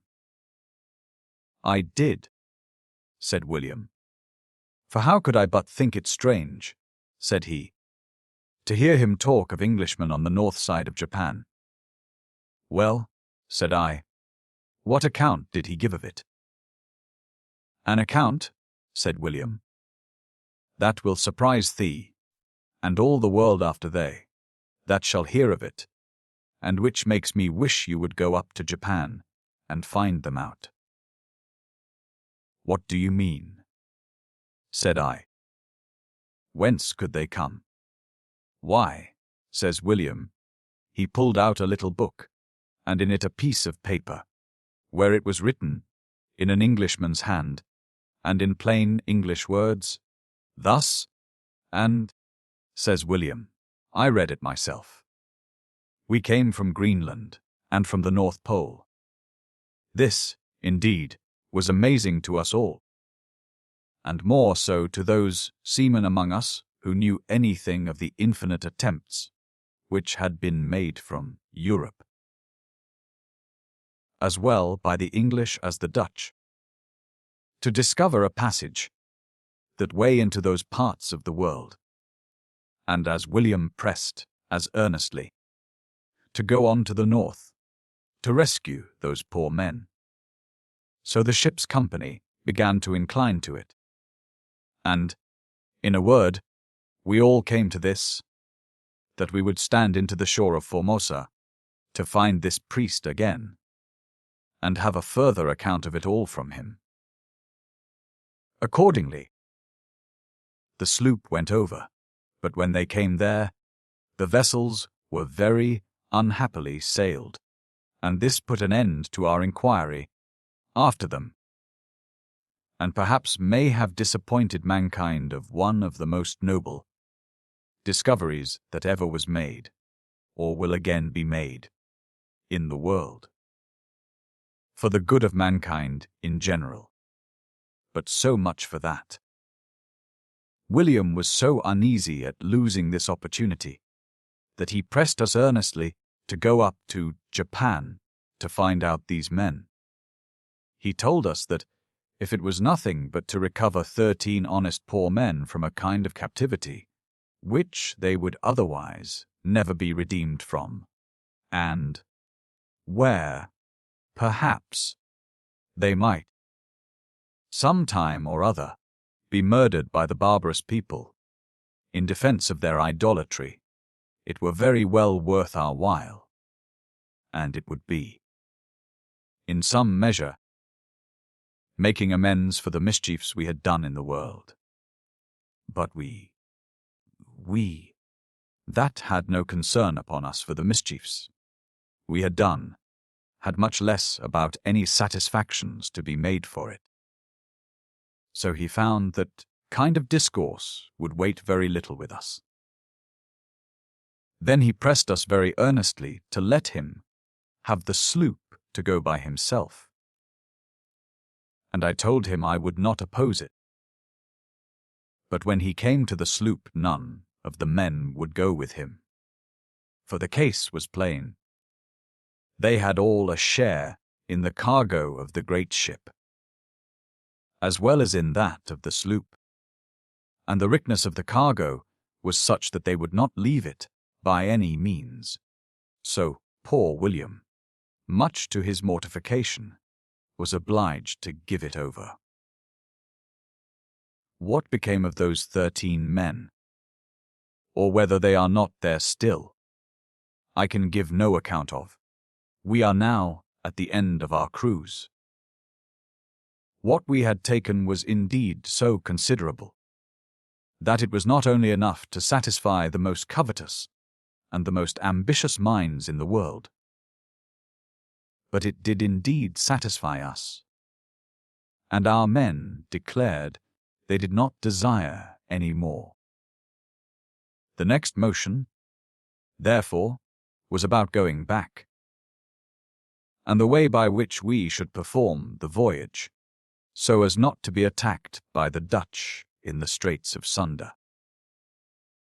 We had pretty well stored ourselves here with provisions, and it being now near the return of the monsoons, we resolved to stand away to the southward, and not only to keep without the Philippine Islands, that is to say, to the eastward of them, but to keep on to the southward, and see if we could not leave not only the Moluccas, or Spice Islands, behind us, but even Nova Guinea and Nova Hollandia also, and so getting into the variable winds, to the south of the Tropic of Capricorn, steer away to the west, over the great Indian Ocean. This was indeed at first a monstrous voyage in its appearance, and the want of provisions threatened us. William told us in so many words that it was impossible we could carry provisions enough to subsist us for such a voyage, and especially fresh water, and that, as there would be no land for us to touch at where we could get any supply, it was a madness to undertake it. But I undertook to remedy this evil, and therefore desired them not to be uneasy at that, for I knew that we might supply ourselves at Mindanao, the most southerly island of the Philippines. Accordingly, we set sail, having taken all the provisions here that we could get, the 28th of September, the wind varying a little at first from the north-north-west to the north-east by east, but afterwards settled about the N.E. and the east-northeast. We were 9 weeks in this voyage, having met with several interruptions by the weather, and put in under the lee of a small island in the latitude of 16 degrees 12 minutes, of which we never knew the name, none of our charts having given any account of it. I say, we put in here by reason of a strange tornado or hurricane, which brought us into a great deal of danger. Here we rode about 16 days, the winds being very tempestuous, and the weather uncertain. However, we got some provisions on shore, such as plants and roots, and a few hogs. We believed there were inhabitants on the island, but we saw none of them.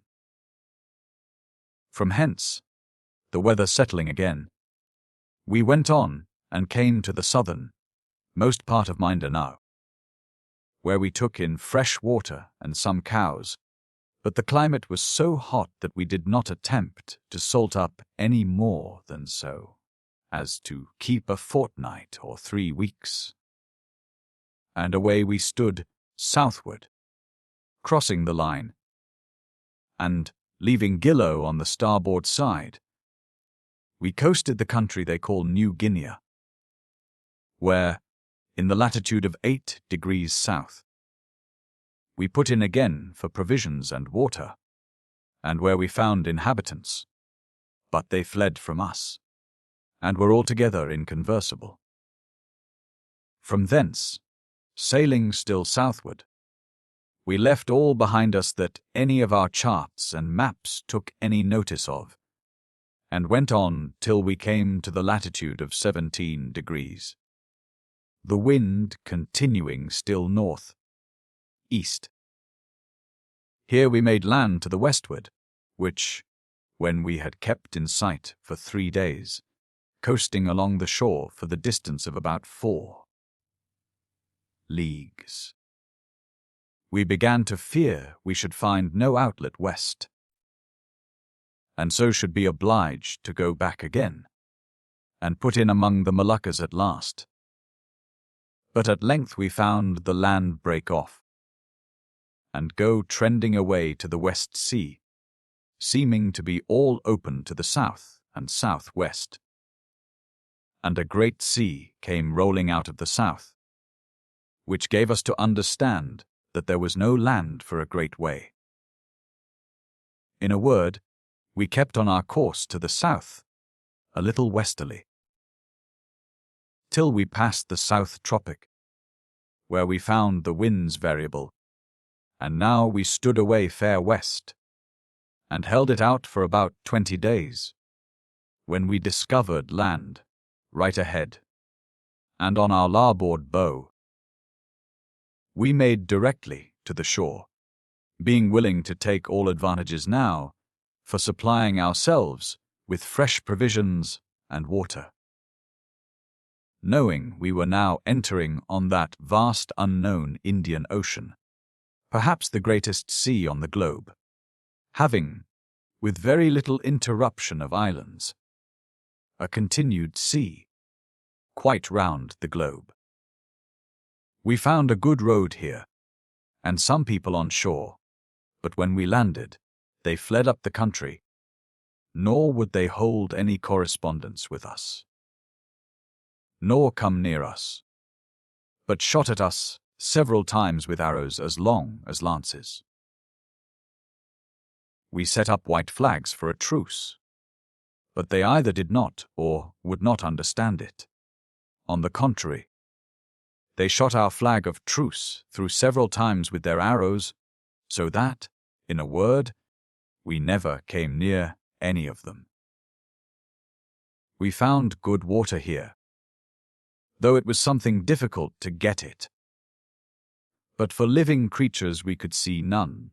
For the people, if they had any cattle, drove them all away, and showed us nothing but themselves, and that sometimes in a threatening posture, and in number so great, that made us suppose the island to be greater than we first imagined.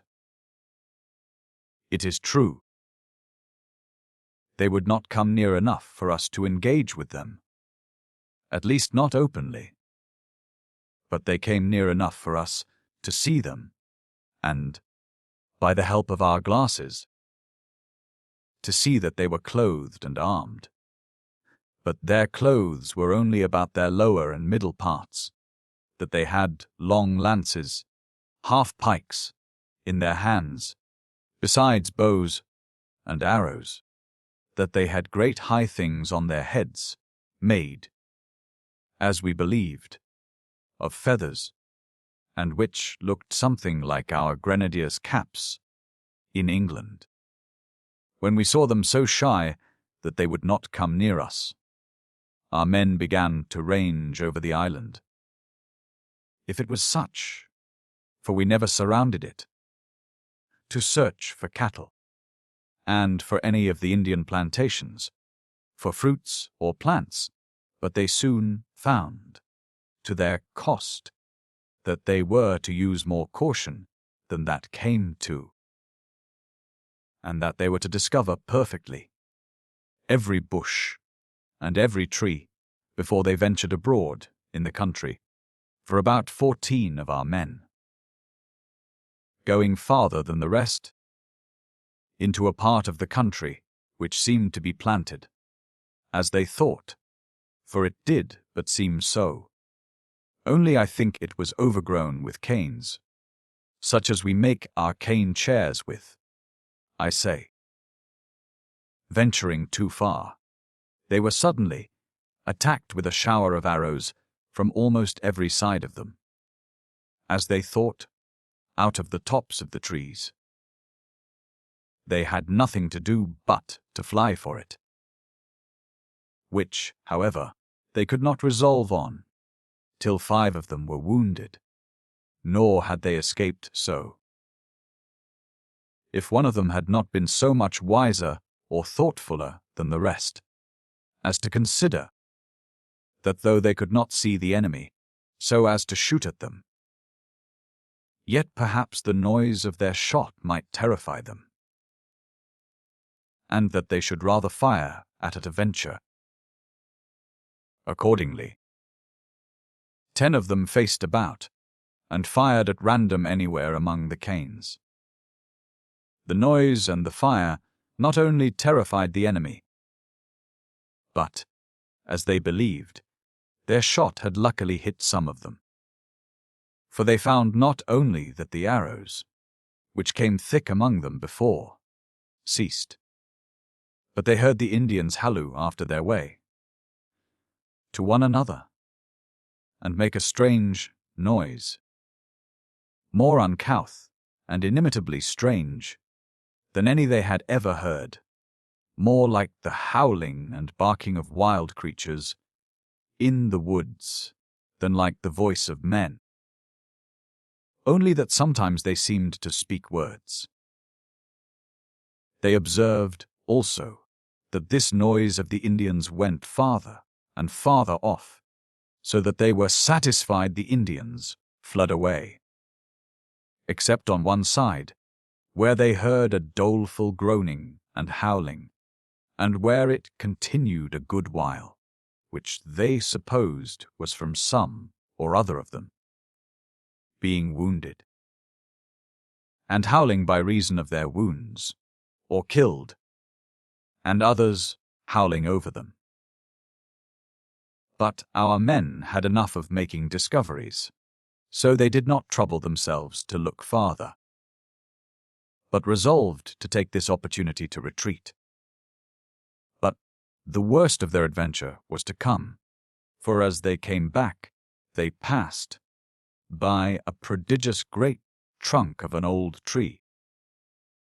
What tree it was, they said they did not know, but it stood like an old decayed oak in a park, where the keepers in England take a stand, as they call it, to shoot a deer. And it stood just under the steep side of a great rock, or hill, that our people could not see what was beyond it.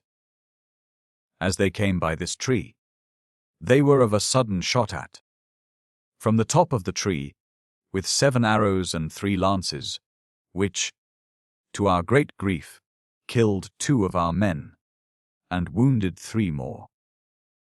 This was the more surprising, because, being without any defense, and so near the trees, they expected more lances and arrows every moment, nor would flying do them any service, the Indians being, as appeared, very good marksmen. In this extremity, they had happily this presence of mind, that is, to run close to the tree, and stand, as it were, under it, so that those above could not come at, or see them, to throw their lances at them. This succeeded, and gave them time to consider what to do. They knew their enemies and murderers were above.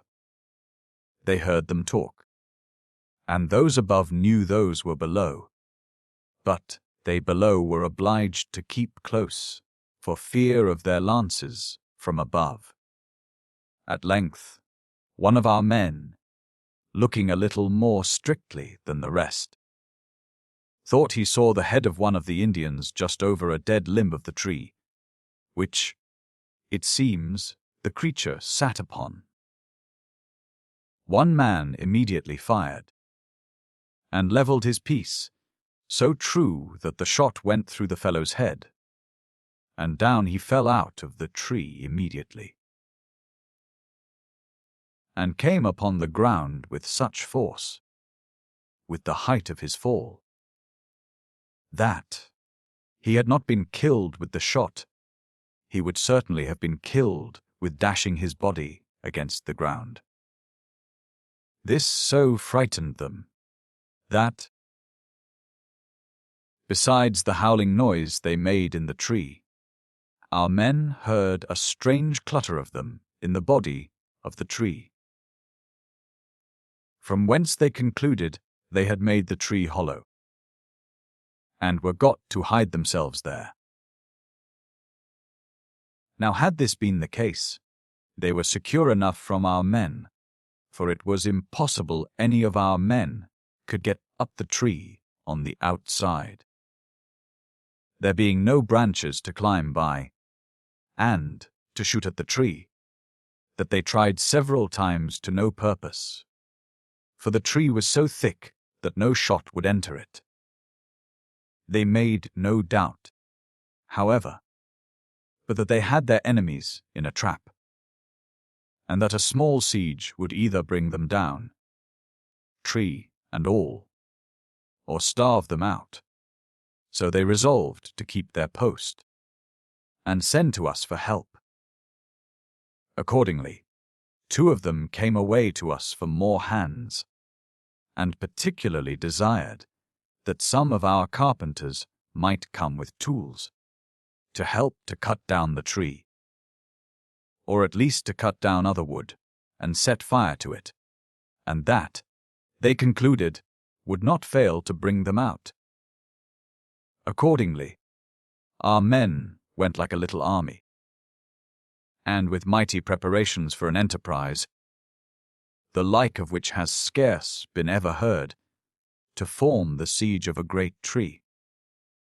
However, when they came there, they found the task difficult enough, for the old trunk was indeed a very great one, and very tall, being at least 22 feet high, with 7 old limbs standing out every way from the top, but decayed, and very few leaves, if any, left on it. William the Quaker, whose curiosity led him to go among the rest, proposed that they should make a ladder, and get upon the top, and then throw wild fire into the tree, and smoke them out. Others proposed going back, and getting a great gun out of the ship, which would split the tree in pieces with the iron bullets. Others, that they should cut down a great deal of wood, and pile it up round the tree, and set it on fire, and burn the tree, and the Indians in it. These consultations took up our people no less than 2 or 3 days, in all which time they heard nothing of the supposed garrison within this wooden castle, nor any noise within.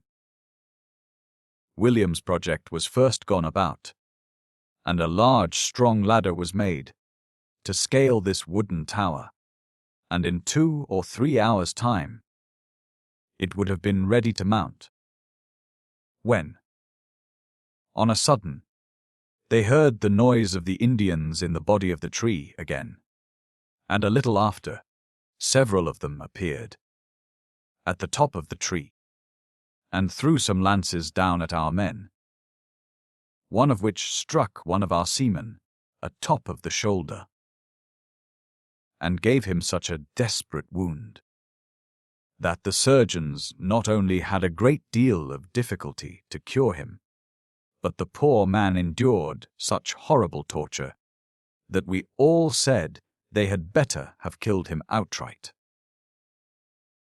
However, he was cured at last, though he never recovered the perfect use of his arm, the lance having cut some of the tendons on the top of the arm, near the shoulder, which, as I supposed,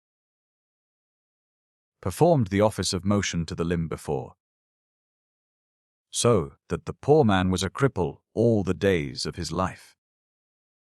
But to return to the desperate rogues in the tree, our men shot at them, but did not find they had hit them, or any of them. But as soon as ever they shot at them, they could hear them huddle down into the trunk of the tree again. And there, to be sure, they were safe. Well, however, it was this which put by the project of William's ladder. For when it was done, who would venture up among such a troop of bold creatures as were there, and who, they supposed, were desperate by their circumstances? And as but one man at a time could go up, they began to think it would not do, And, indeed, I was of the opinion, for about this time I was come to their assistance, that going up the ladder would not do, unless it was thus, that a man should, as it were, run just up to the top, and throw some fireworks into the tree, and come down again, and this we did 2 or 3 times, but found no effect of it. At last, one of our gunners made a stink pot, as we called it, a being a composition which only smokes, but does not flame or burn, but withal the smoke of it is so thick, and the smell of it so intolerably nauseous, that it is not to be suffered. This he threw into the tree himself, and we waited for the effect of it, but heard or saw nothing all that night or the next day. So we concluded the men within were all smothered. When, on a sudden, the next night we heard them upon the top of the tree again shouting and hallooing like madmen. We concluded, as anybody would, that this was to call for help, and we resolved to continue our siege, for we were all enraged to see ourselves so bulked by a few wild people, whom we thought we had safe in our clutches, and, indeed, never were there so many concurring circumstances to delude men in any case we had met with. We resolved, however, to try another stink pot the next night, and our engineer and gunner had got it ready, when, hearing a noise of the enemy on the top of the tree, and in the body of the tree, I was not willing to let the gunner go up the ladder, which, I said, would be but to be certain of being murdered. However, he found a medium for it, and that was to go up a few steps, and, with a long pole in his hand, to throw it in upon the top of the tree, the ladder being standing all this while against the top of the tree.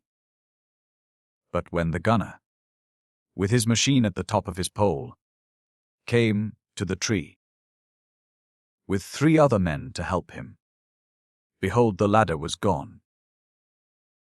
This perfectly confounded us, and we now concluded the Indians in the tree had, by this piece of negligence, taken the opportunity, and come all down the ladder, made their escape, and had carried away the ladder with them. I laughed most heartily at my friend William, who, as I said, had the direction of the siege, and had set up a ladder for the garrison, as we called them, to get down upon and run away. But when daylight came, we were all set to rights again, for there stood our ladder, hauled up on the top of the tree, with about half of it in the hollow of the tree, and the other half upright in the air. Then we began to laugh at the Indians for fools, that they could not as well have found their way down by the ladder, and have made their escape, as to have pulled it up by main strength into the tree. We then resolved upon fire, and so to put an end to the work at once, and burn the tree and its inhabitants together. And accordingly we went to work to cut wood, and in a few hours' time we got enough, as we thought, together, and, piling it up round the bottom of the tree, we set it on fire, waiting at a distance to see when, the gentlemen's quarters being too hot for them, they would come flying out at the top. But we were quite confounded when, on a sudden, we found the fire all put out by a great quantity of water thrown upon it.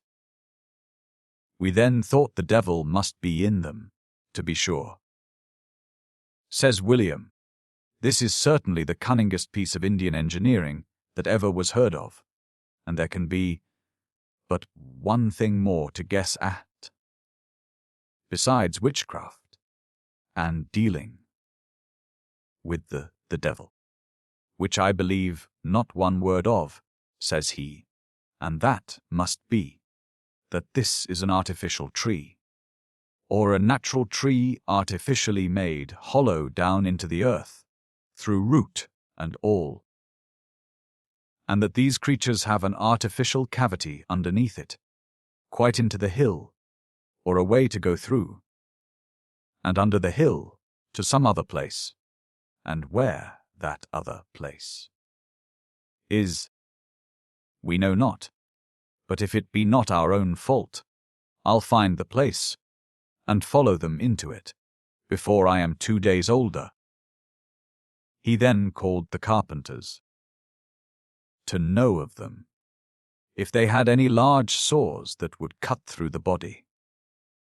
And they told him they had no saws that were long enough, nor could men work into such a monstrous old stump in a great while, but that they would go to work with it with their axes, and undertake to cut it down in 2 days, and stock up the root of it in 2 more. But William was for another way, which proved much better than all this, for he was for silent work, that, if possible, he might catch some of the fellows in it. So he sets 12 men to it with large aegers, to bore great holes into the side of the tree, to go almost through, but not quite through, which holes were bored without noise. And when they were done, he filled them all with gunpowder, stopping strong plugs, bolted crossways, into the holes, and then boring a slanting hole, of a less size, down into the greater hole, all of which were filled with powder, and at once blown up.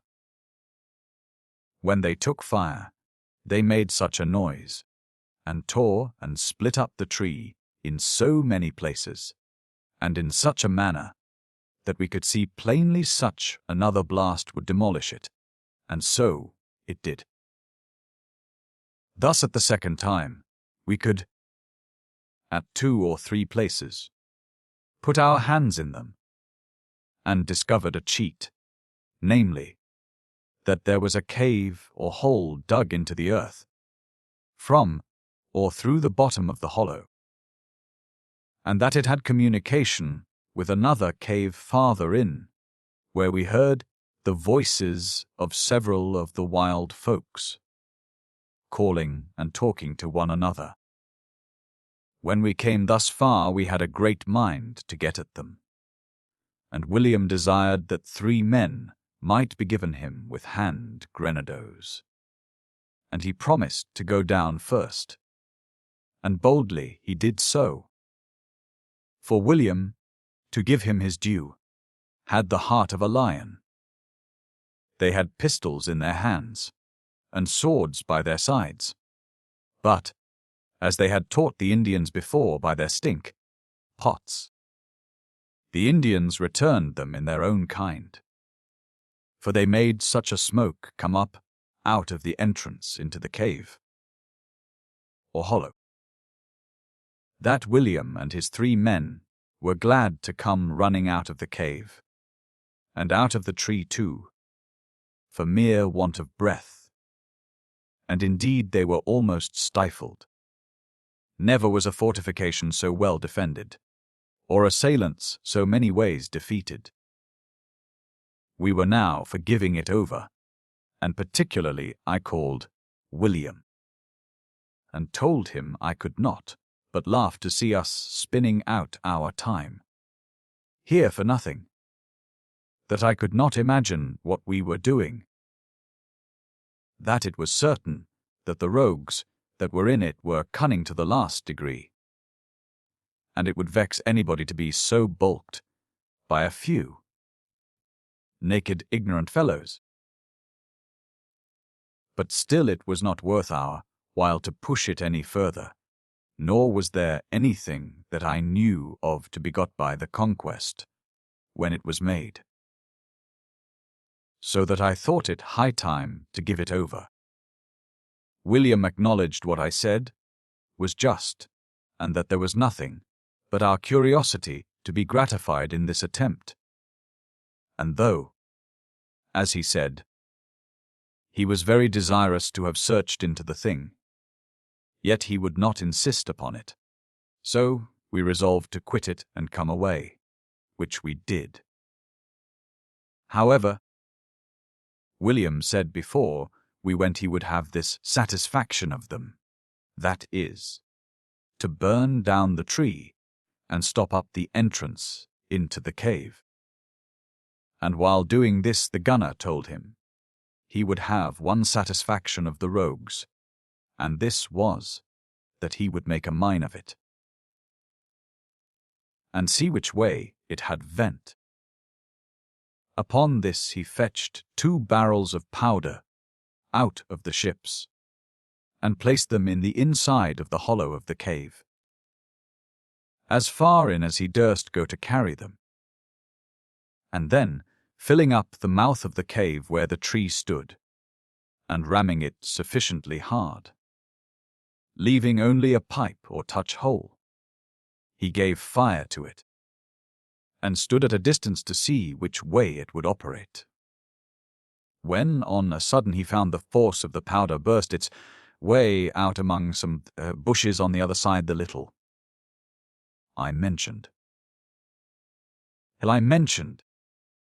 and that it came roaring out there as out of the mouth of a cannon. Immediately running thither, we saw the effects of the powder. First, we saw that there was the other mouth of the cave, which the powder had so torn and opened, that the loose earth was so fallen in again that nothing of shape could be discerned.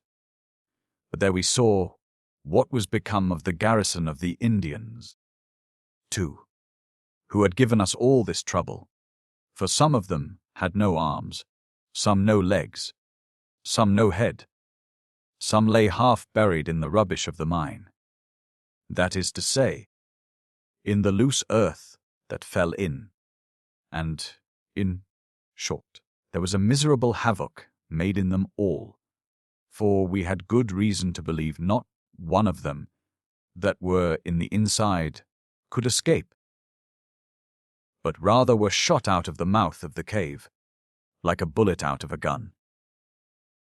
We had now our full satisfaction of the Indians, but, in short, this was a losing voyage, for we had 2 men killed, 1 quite crippled, and 5 more wounded.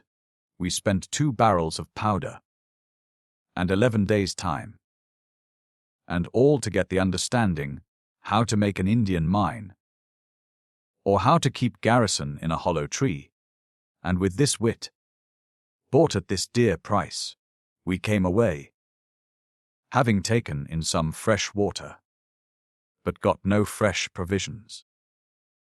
We then considered what we should do to get back again to Madagascar. We were much about the latitude of the Cape of Good Hope, but had such a very long run, and were neither sure of meeting with fair winds, nor with any land in the way, that we knew not what to think of it. William was our last resort in this case again, and he was very plain with us. "Friend," says he to Captain Wilmot, "what occasion hast you to run the venture of starving? Merely for the pleasure of saying you hast been where nobody has been before. There are a great many places nearer home, of which you mayest say the same thing at less expense. I see no occasion you haste of keeping thus far south any longer than till you are sure you are to the west end of Java and Sumatra, and then thou mayest stand away north towards Ceylon, and the coast of Coromandel and Madras, where you mayest get both fresh water and fresh provisions, and to that part it is likely we may hold out well enough, with the stores we have already. This was wholesome advice, and such as not to be slighted.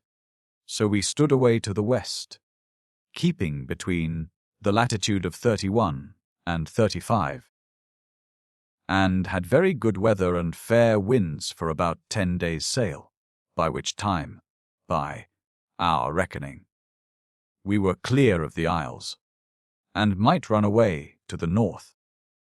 And if we did not fall in with Ceylon, we should at least go into the great deep bay of Bengal. But we were out in our reckoning a great deal. For, when we had stood due north for about 15 or 16 degrees, we met with land again on our starboard bow, about 3 leagues distance. So we came to an anchor about half a league from it, and manned out our boats to see what sort of a country it was.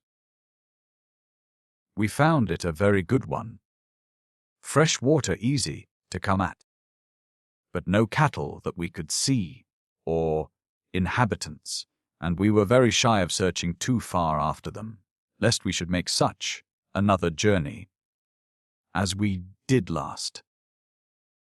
So that we let rambling alone, and chose rather to take what we could find, which was only a few wild mangoes, and some plants of several kinds, which we knew not the names of. We made no stay here, but put to sea again, northwest by north, but had little wind for a fortnight more, when we made land again, and standing in with the shore, we were surprised to find ourselves on the south shore of Java. And just as we were coming to an anchor, we saw a boat, carrying Dutch colours, sailing along shore. We were not solicitous to speak with them, or any other of their nation, but left it indifferent to our people, when they went on shore, to see the Dutchmen, or not to see them. Our business was to get provisions, which, indeed, by this time were very short with us.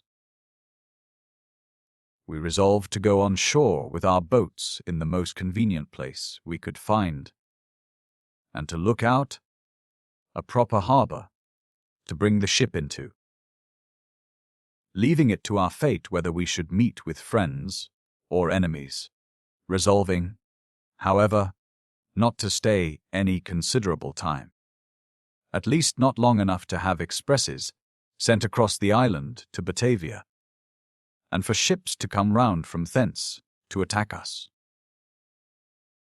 We found, according to our desire, a very good harbour, where we rode in 7 fathom water, well defended from the weather, whatever might happen, and here we got fresh provisions, such as good hogs, and some cows, and that we might lay in a little store. We killed 16 cows, and pickled and barrelled up the flesh as well as we could be supposed to do in the latitude of 8 degrees from the line.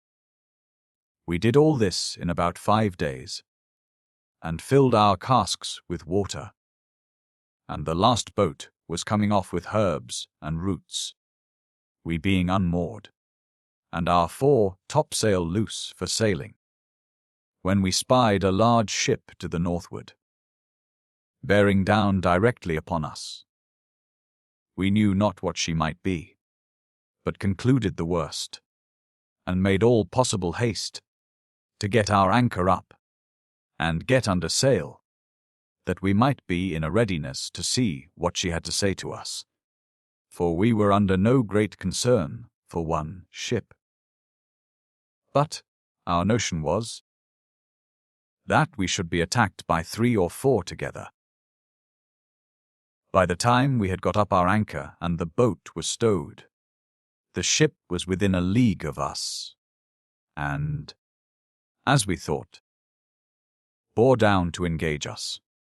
So we spread our black flag, or ancient, on the poop, and the bloody flag at the top masthead, and having made a clear ship, we stretched away to the westward, to get the wind of him.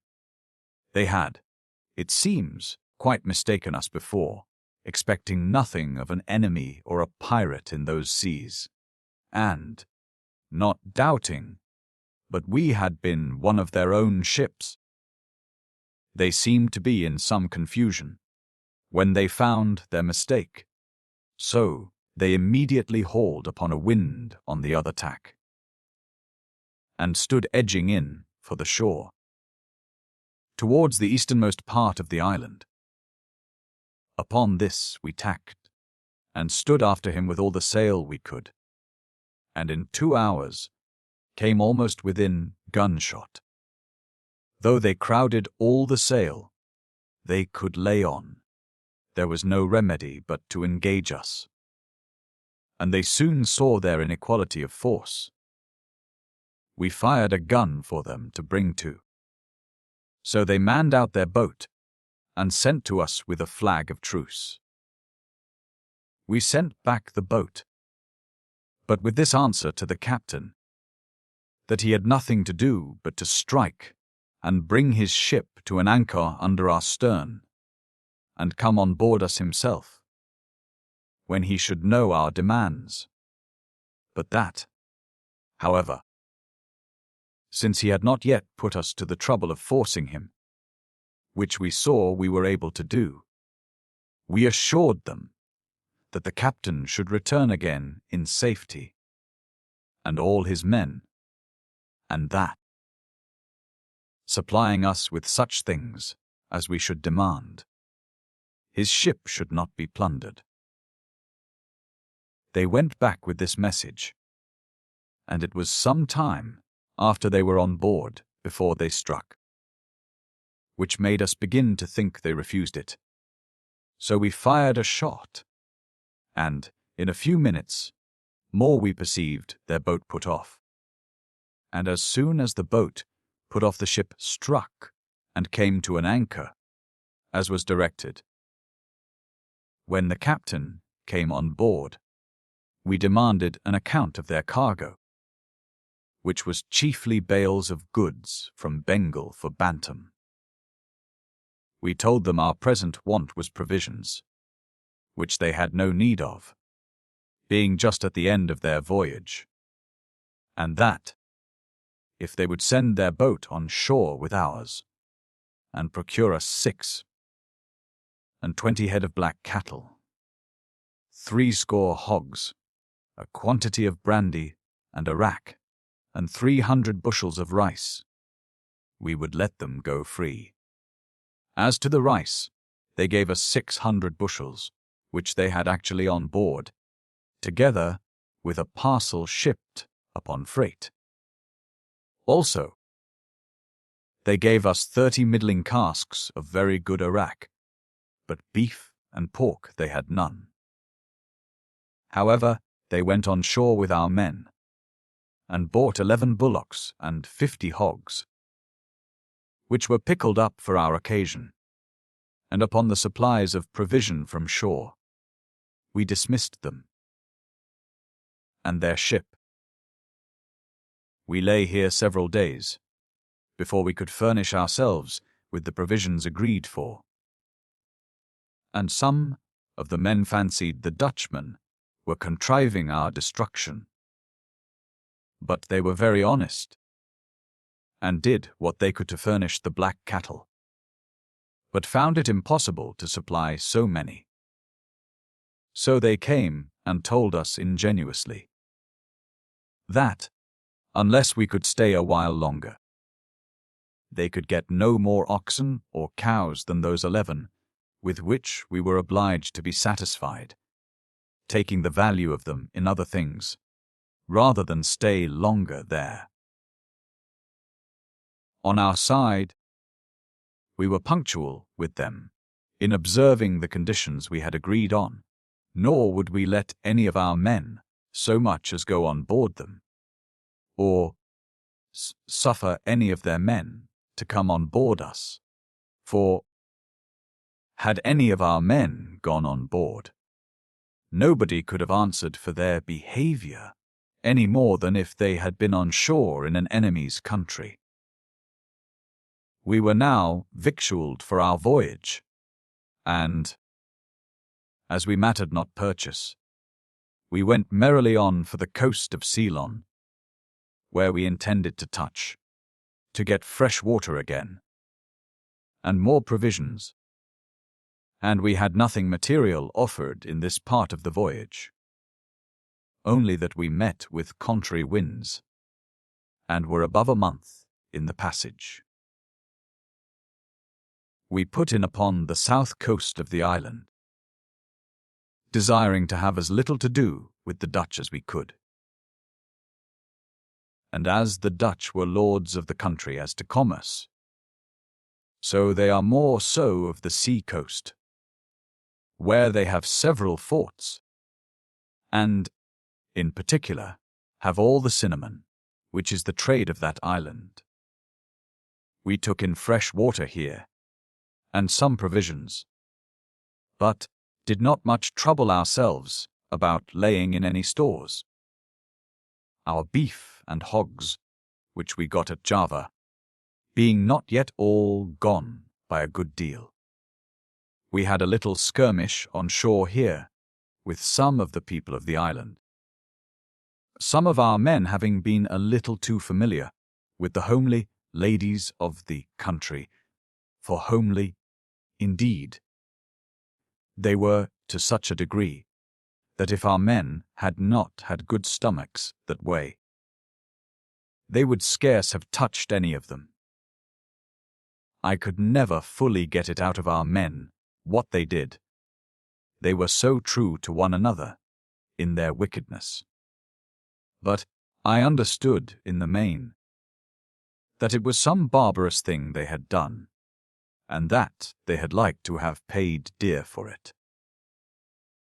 For the men resented it to the last degree, and gathered in such numbers about them, that, had not 16 more of our men, in another boat, come all in the nick of time, just to rescue our first men, who were but 11, and so fetched them off by main force, they had been all cut off, the inhabitants being no less than 200 or 300, armed with darts and lances, the usual weapons of the country, and which they are very dexterous at the throwing, even so dexterous that it was scarce credible, and had our men stood to fight them, as some of them were bold enough to talk of, they had been all overwhelmed and killed. As it was, 17 of our men were wounded, and some of them very dangerously. But they were more frighted than hurt too, for every one of them gave themselves over for dead men, believing the lances were poisoned. But William was our comfort here too, for when 2 of our surgeons were of the same opinion, and told the men foolishly enough that they would die, William cheerfully went to work with them, and cured them all but one, who rather died by drinking some arrack punch than of his wound, the excess of drinking throwing him into a fever. We had enough of Ceylon, though some of our people were for going ashore again, 60 or 70 men together, to be revenged. But William persuaded them against it, and his reputation was so great among the men, as well as with us that were commanders, that he could influence them more than any of us. Any of us. They were mighty warm upon their revenge, and they would go on shore and destroy 500 of them. Says William, and suppose you do, what are you the better? Why, Then, says one of them, speaking for the rest, we shall have our satisfaction. Well, and what will you be the better for that? Says William.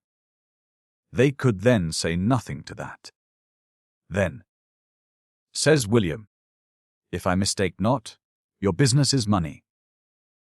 Now, I desire to know, if you conquer and kill 2,000 or 3,000 of these poor creatures, they have no money. Pray, what will you get? They are poor naked wretches. What shall you gain by them?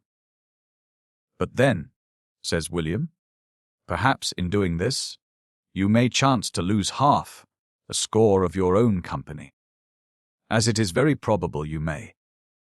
Pray, what gain is in it? And what account can you give the captain for his lost men?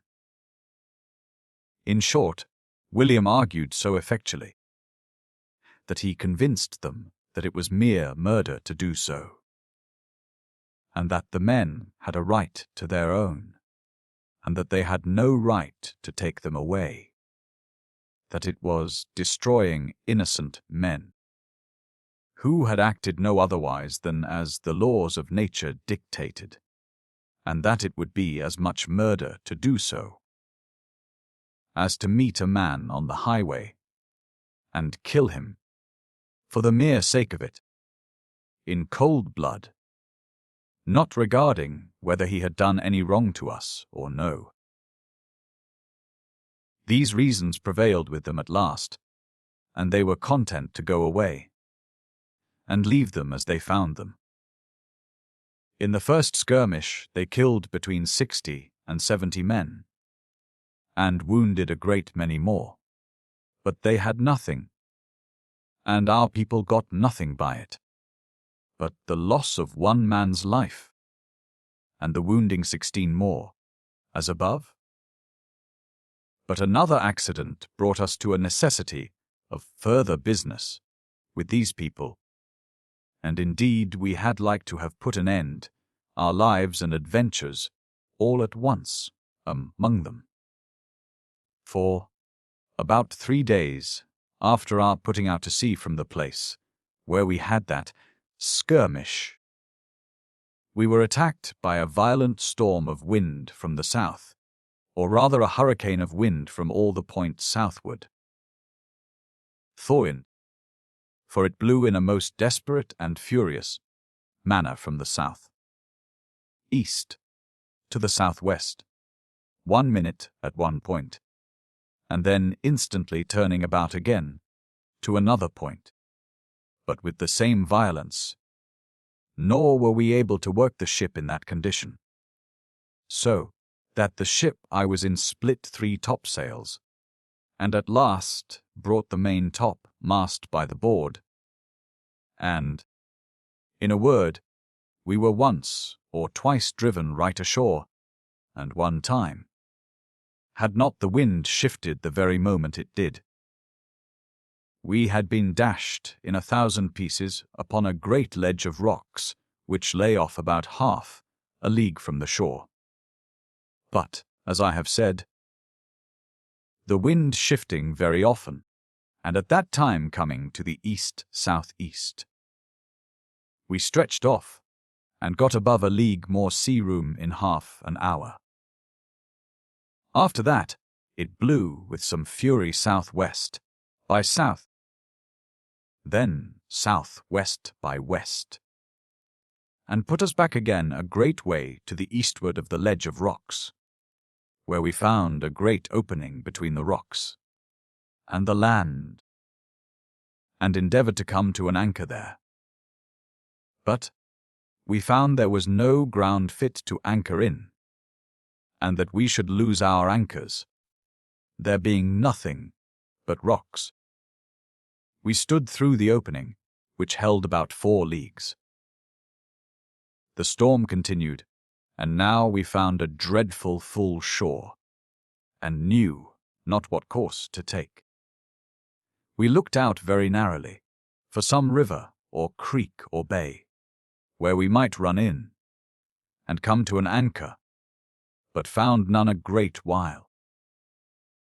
At length we saw a great headland lie out far south into the sea, and that to such a length that, in short, we saw plainly that, if the wind held where it was, we could not weather it. So we ran in as much under the lee of the point as we could, and came to an anchor in about 12-fathom water. But, the wind veering again in the night, and blowing exceedingly hard, our anchors came home, and the ship drove till the rudder struck against the ground, and had the ship gone her length, farther she had been lost, and every one of us with her. But our sheet anchor held its own, and we heaved in some of the cable, to get clear of the ground we had struck upon.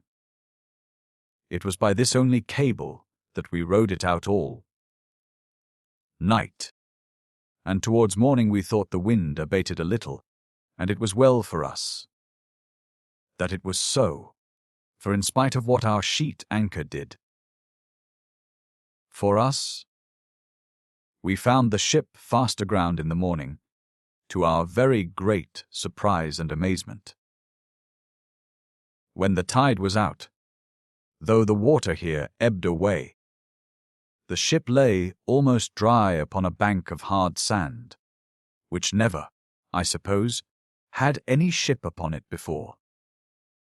The people of the country came down in great numbers to look at us and gaze, not knowing what we were, but gaping at us as at a great sight or wonder at which they were surprised, and knew not what to do.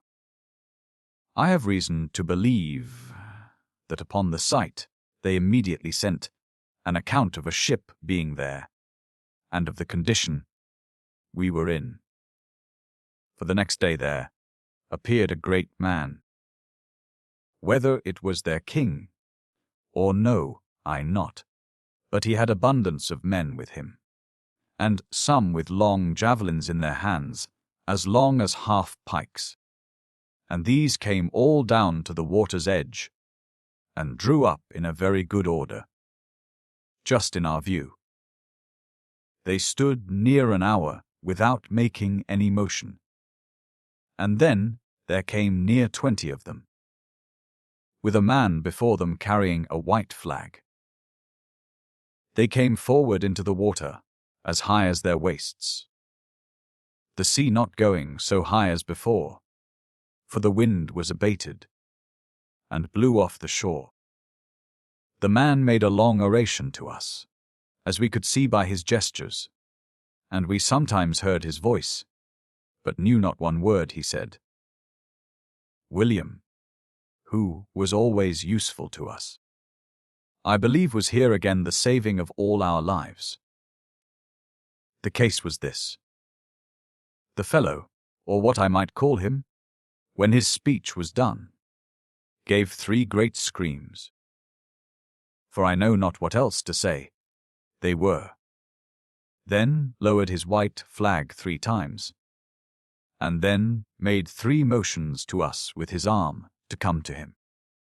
I acknowledged that I was for manning out the boat and going to them, but William would by no means allow me.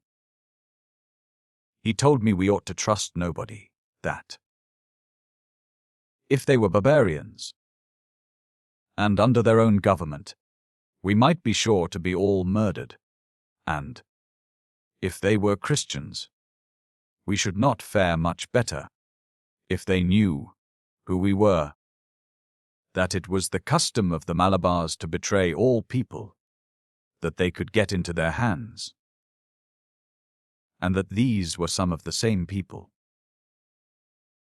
and that, if we had any regard to our own safety, we should not go to them by any means. I opposed him a great while, and told him I thought he used to be always right, but that now I thought he was not, that I was no more for running needless risks than he or anyone else. But I thought all nations in the world, even the most savage people, when they held out a flag of peace, kept the offer of peace made by that signal very sacredly. And I gave him several examples of it in the history of my African travels, which I have here gone through in the beginning of this work, and that I could not think these people worse than some of them. And, besides, I told him our case seemed to be such that we must fall into somebody's hands or other, and that we had better fall into their hands by a friendly treaty than by a forced submission. Nay, though they had indeed a treacherous design, and therefore I was for a parley with them. Well, friend, says William very gravely, if you wilt go, I cannot help it. I shall only desire to take my last leave of thee at parting, for, depend upon it, you wilt never see us again. Whether we in the ship may come off any better at last, I cannot resolve thee, but this I will answer for, that we will not give up our lives idly, and, in cool blood, as you art going to do, we will at least preserve ourselves as long as we can, and die at last like men, not like fools, trepanned by the wiles of a few barbarians. William spoke this with so much warmth, and yet with so much assurance of our fate, that I began to think a little of the risk I was going to run. I had no more mind to be murdered than he, and yet I could not for my life be so faint-hearted in the thing as he. Upon which I asked him if he had any knowledge of the place, or had ever been there. He said, no. Then I asked him if he had heard or read anything about the people of this island, and of their way of treating any Christians that had fallen into their hands, and he told me he had heard of one, and he would tell me the story afterward. His name, he said, was Knox, commander of an East India ship, who was driven on shore, just as we were, upon this island of Ceylon.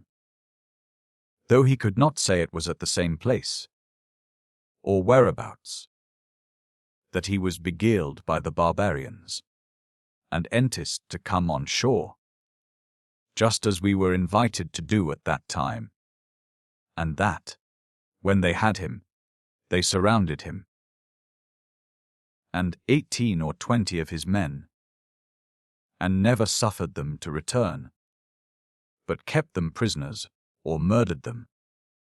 He could not tell which, but they were carried away up into the country, separated from one another, and never heard of afterwards, except the captain's son, who miraculously made his escape, after 20 years' slavery. I had no time then to ask him to give the full story of this Knox, much less to hear him tell it me.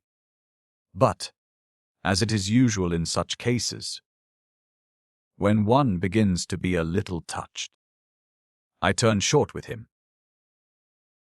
Why then, friend William, said I, what would you have us do? You see what condition we are in, and what is before us. Something must be done, and that immediately. Why, says William, I'll tell thee what you shalt do. First, cause a white flag to be hanged out, as they do to us, and man out the longboat and pinnace, with as many men as they can well stow, to handle their arms, and let me go with them, and you shalt see what we will do. If I miscarry, you mayest be safe, and I will also tell they, that if I do miscarry, it shall be my own fault, and you shalt learn wit by my folly. I knew not what to reply to him at first, but, after some pause, I said, William, I am as loath you should be lost as you are that I should, and if there be any danger, I desire you may no more fall into it than I. Therefore, if you will, let us all keep in the ship, fare alike, and take our fate together. No, no, says William, there's no danger in the method I propose. Thou shalt go with me, if you thinkest fit, if you pleasest but to follow the measures that I shall resolve on. Depend upon it, though we will go off from the ships, we will not a man of us go any nearer them than within call to talk with them. You seest they have no boats to come off to us, but, says he, I rather desire you would take my advice, and manage the ships as I shall give the signal from the boat, and let us concert that matter together before we go off.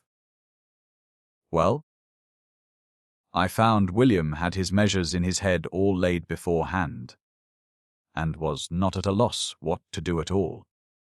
So I told him he should be captain for this voyage, and we would be all of us under his orders, which I would see observed to a tittle.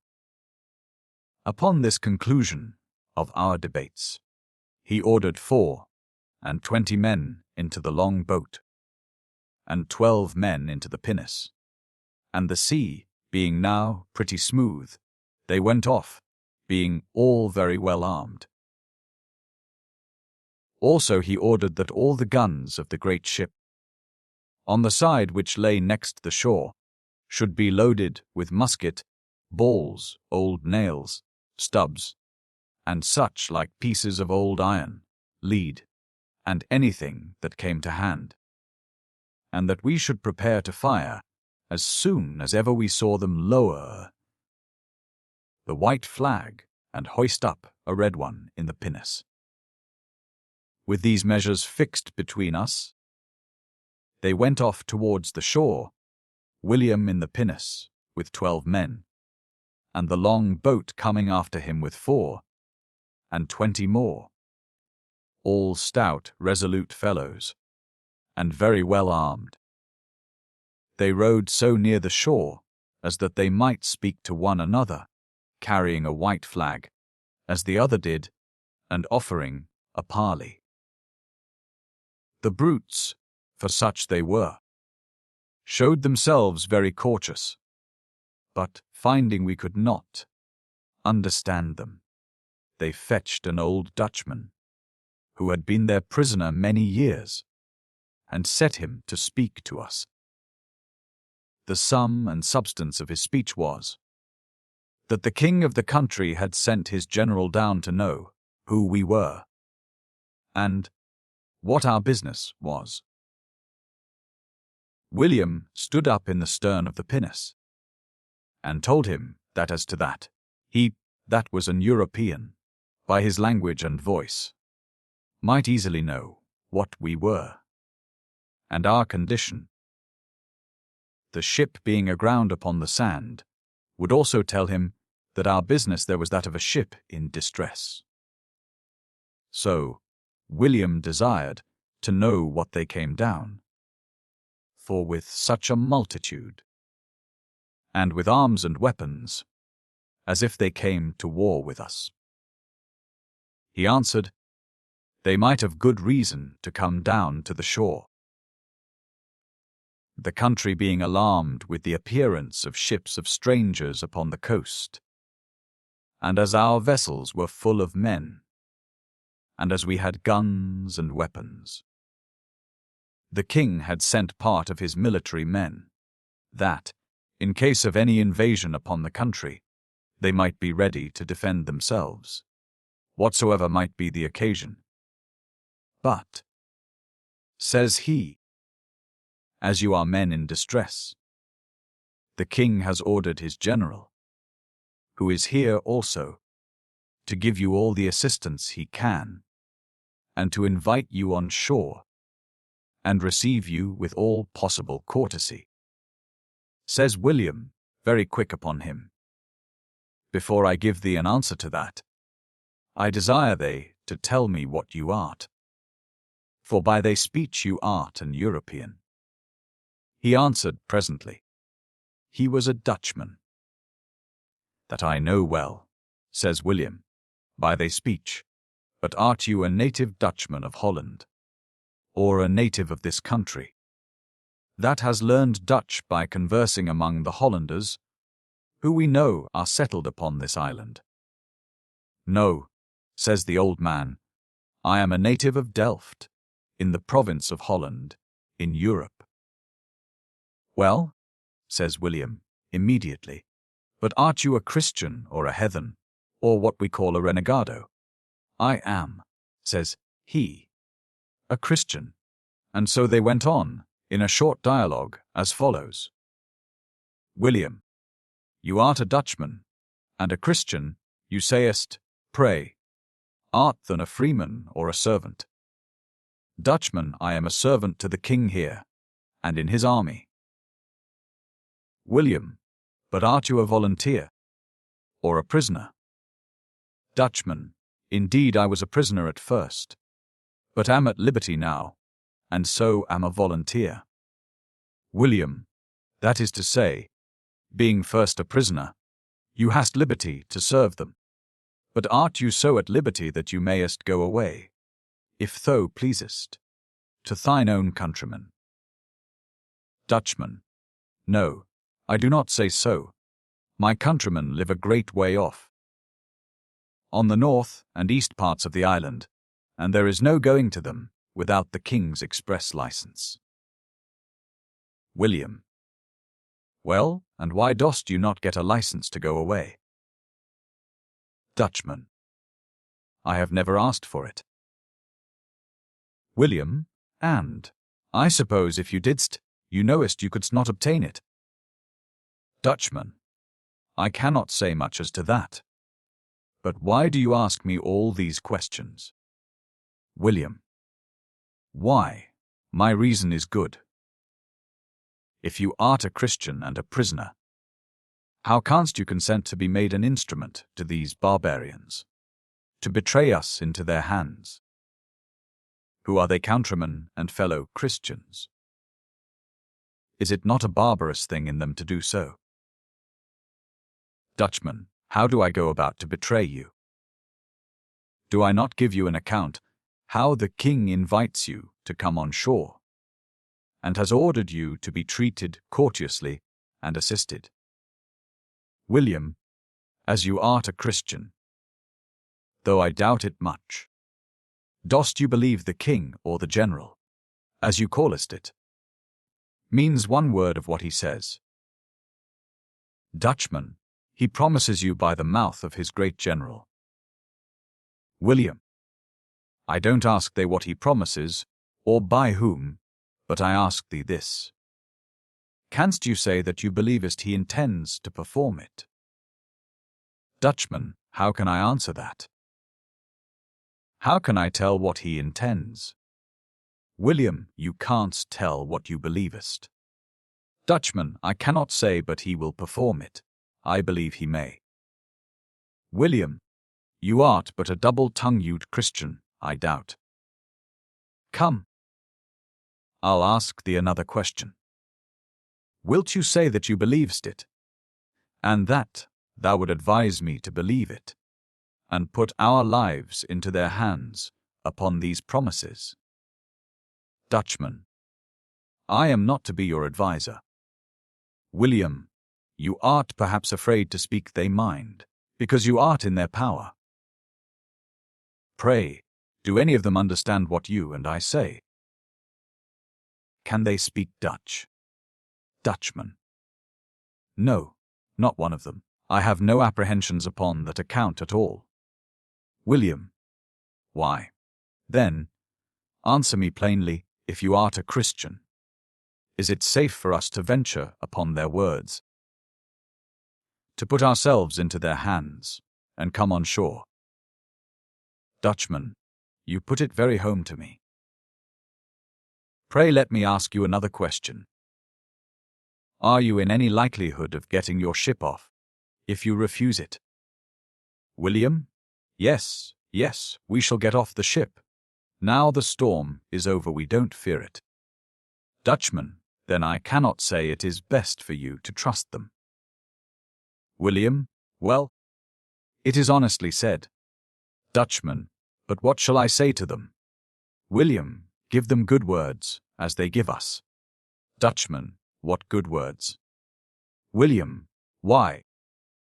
Let them tell the king that we are strangers, who were driven on his coast by a great storm, that we thank him very kindly for his offer of civility to us, which, if we are further distressed, we will accept thankfully, but that at present we have no occasion to come on shore, and besides, that we cannot safely leave the ship in the present condition she is in, but that we are obliged to take care of her, in order to get her off, and expect, in a tide or two more, to get her quite clear, and at an anchor. Dutchman, but he will expect you to come on shore. Then, to visit him, and make him some present for his civility.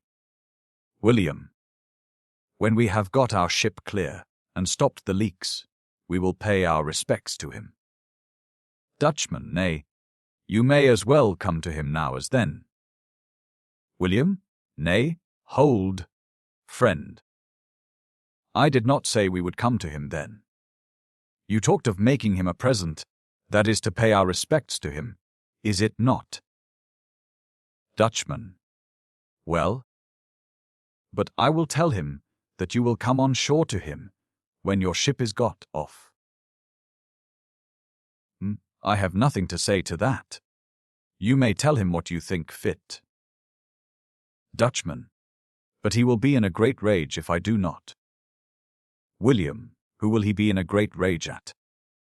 Dutchman, at you. William, what occasion have we to value that? Dutchman, why? He will send all his army down against you. William, and what if they were all here just now? What dost you suppose they could do to us? Dutchman, he would expect they should burn your ships, and bring you all to him. William, tell him, if he should try, he may catch a Tartar. Dutchman, he has a world of men. William, has he any ships? Dutchman, no, he has no ships. William, nor boats. Dutchman, no, nor boats. William, what then do you think we care for his men? What canst you do now to us, if you hadst 100,000 with thee? Dutchman, oh, they might set you on fire. William, set us a-firing, you meanest, that they might indeed, but set us on fire they shall not. They may try, at their peril, and we shall make mad work with your 100,000 men, if they come within reach of our guns, I assure thee. Dutchman, but what if the king gives you hostages for your safety? William, whom can he give but mere slaves and servants like the self? Whose lives he no more values than we an English hound? Dutchman, whom do you demand for hostages? William, himself and your worship. Dutchman, what would you do with him? William, do with him as he would do with us, cut his head off. Dutchman, and what would you do with me? William, do with thee. We would carry thee home into thine own country, and, though you deservest the gallows, we would make a man and a Christian of thee again, and not do by thee as you would have done by us. Betray thee to a parcel of merciless, savage pagans, that know no God, nor how to show mercy to man. Dutchman, you put a thought in my head that I will speak to you about tomorrow. Thus they went away, and William came on board, and gave us a full account of his parley with the old Dutchman, which was very diverting, and to me instructing.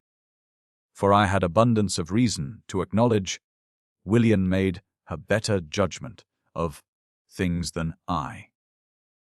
It was our good fortune to get our ship off that very night, and to bring her to an anchor at about 1.5 miles farther out, and in deep water, to our great satisfaction, so that we had no need to fear the Dutchman's king, with his 100,000 men, and indeed we had some sport with them the next day, when they came down, a vast prodigious multitude of them, very few less in number, in our imagination, than 100,000, with some elephants, though, if it had been an army of elephants, they could have done us no harm, for we were fairly at our anchor now, and out of their reach.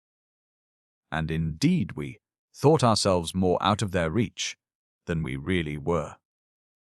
And it was 10,000 to 1 that we had not been fast aground again, for the wind blowing off shore, though it made the water smooth where we lay, yet it blew the ebb farther out than usual, and we could easily perceive the sand, which we touched upon before, lay in the shape of a half-moon, and surrounded us with 2 horns of it, so that we lay in the middle or center of it, as in a round bay, safe just as we were, and in deep water, but present death, as it were, on the right hand and on the left, for the 2 horns or points of the sand reached out beyond where our ship lay near 2 miles.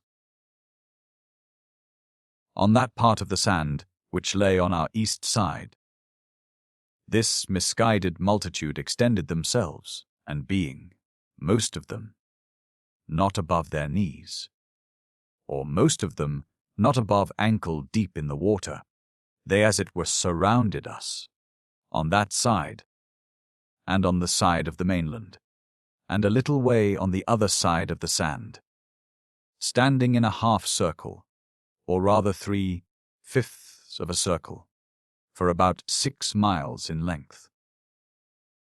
The other horn, or point of the sand, which lay on our west side, being not quite so shallow, they could not extend themselves upon it so far. They little thought what service they had done us, and how unwittingly, and by the greatest ignorance, they had made themselves pilots to us, while we, having not sounded the place, might have been lost before we were aware. It is true we might have sounded our new harbor before we had ventured out, but I cannot say for certain whether we should or not. For I, for my part, had not the least suspicion of what our real case was.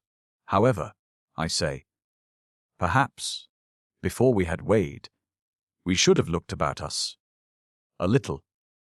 I am sure we ought to have done it, for, besides these armies of human furies, we had a very leaky ship, and all our pumps could hardly keep the water from growing upon us. And our carpenters were overboard, working to find out and stop the wounds we had received, healing her first on the one side, and then on the other. And it was very diverting to see how, when our men heeled the ship over to the side next the wild army that stood on the east horn of the sand, they were so amazed, between fright and joy, that it put them into a kind of confusion, calling to one another, hallooing and squeaking in a manner that it is impossible to describe. While we were doing this, for we were in a great hurry, you may be sure, and all hands at work, as well at the stopping our leaks as repairing our rigging and sails, which had received a great deal of damage, and also in rigging a new main, topmast and the like. I say, while we were doing all this, we perceived a body of men, of near 1,000, move from that part of the army of the barbarians that lay at the bottom of the sandy bay, and came all along the water's edge, round the sand, till they stood just on our broadside east, and were within about 1/2 mile of us. Then we saw the Dutchman come forward near to us, and all alone, with his white flag and all his motions, just as before, and there he stood. Our men had but just brought the ship to rights again, as they came up to our broadside, and we had very happily found out, and stopped the worst and most dangerous leak that we had, to our very great satisfaction. So I ordered the boats to be hauled up and manned, as they were the day before, and William to go as plenipotentiary. I would have gone myself, if I had understood Dutch, but, as I did not, it was to no purpose, for I should be able to know nothing of what was said, but from him at second hand, which might be done as well afterwards. All the instructions I pretended to give William was, if possible, to get the old Dutchman away, and, if he could, to make him come on board. Well, William went just as before, and when he came within about 60 or 70 yards of the shore, he held up his white flag, as the Dutchman did, and turning the boat's broadside to the shore, and his men lying upon their oars, the parley or dialogue began again thus: William, well, friend, what dost you say to us now? Dutchman, I come of the same mild errand as I did yesterday. William, what? Dost you pretend to come of a mild errand with all these people at thy back, and all the foolish weapons of war they bring with them? Prithee, what dost you mean? Dutchman, the king hastens us to invite the captain and all his men to come on shore, and has ordered all his men to show them all the civility they can. William, well, and are all those men come to invite us ashore? Dutchman, they will do you no hurt, if you will come on shore peaceably. William, well, and what dost you think they can do to us, if we will not? Dutchman, I would not have them do you any hurt then neither. William, but prithee, friend, do not make thyself fool and knave too. Dost not that know that we are out of fear of all they army, and out of danger of all that they can do? What makes the act so simply as well as so knavishly? Dutchman, why, you may think yourselves safer than you are. You do not know what they may do to you. I can assure you they are able to do you a great deal of harm, and perhaps burn your ship. William, suppose that were true, as I am sure it is false. You see we have more ships to carry us off, pointing to the sloop. Note, just at this time, we discovered the sloop standing towards us, from the east, along the shore, at about the distance of 2 leagues, which was to our particular satisfaction, she having been missing 13 days. In Dutchman, we do not value that. If you had 10 ships, you dare not come on shore, with all the men you have, in a hostile way. We are too many for you. William, you dost not, even in that. Speak as you meanest, and we may give thee a trial of our hands when our friends come up to us For thou hearest they have discovered us. Just then the sloop fired 5 guns, which was to get news of us, for they did not see us. Nin Dutchman, yes, I hear they fire. But I hope your ship will not fire again, for, if they do, our general will take it for breaking the truce, and will make the army let fly a shower of arrows at you in the boat. William, you mayest be sure the ship will fire, that the other ship may hear them, but not with ball. If they general knows no better, he may begin when he will, but you mayest be sure we will return it to his cost. Dutchman, what must I do then? William, do. Why, go to him, and tell him of it beforehand. Then, and let him know that the ship firing is not at him nor his men. And then come again, and tell us what he says. Dutchman, no, I will send to him, which will do as well. William, do as you wilt, but I believe you hadst better go thyself, for if our men fire first, I suppose he will be in a great wrath, and it may be at thee. For, as to his wrath at us, we tell thee beforehand we value it not. Dutchman, you slight them too much, you know not what they may do.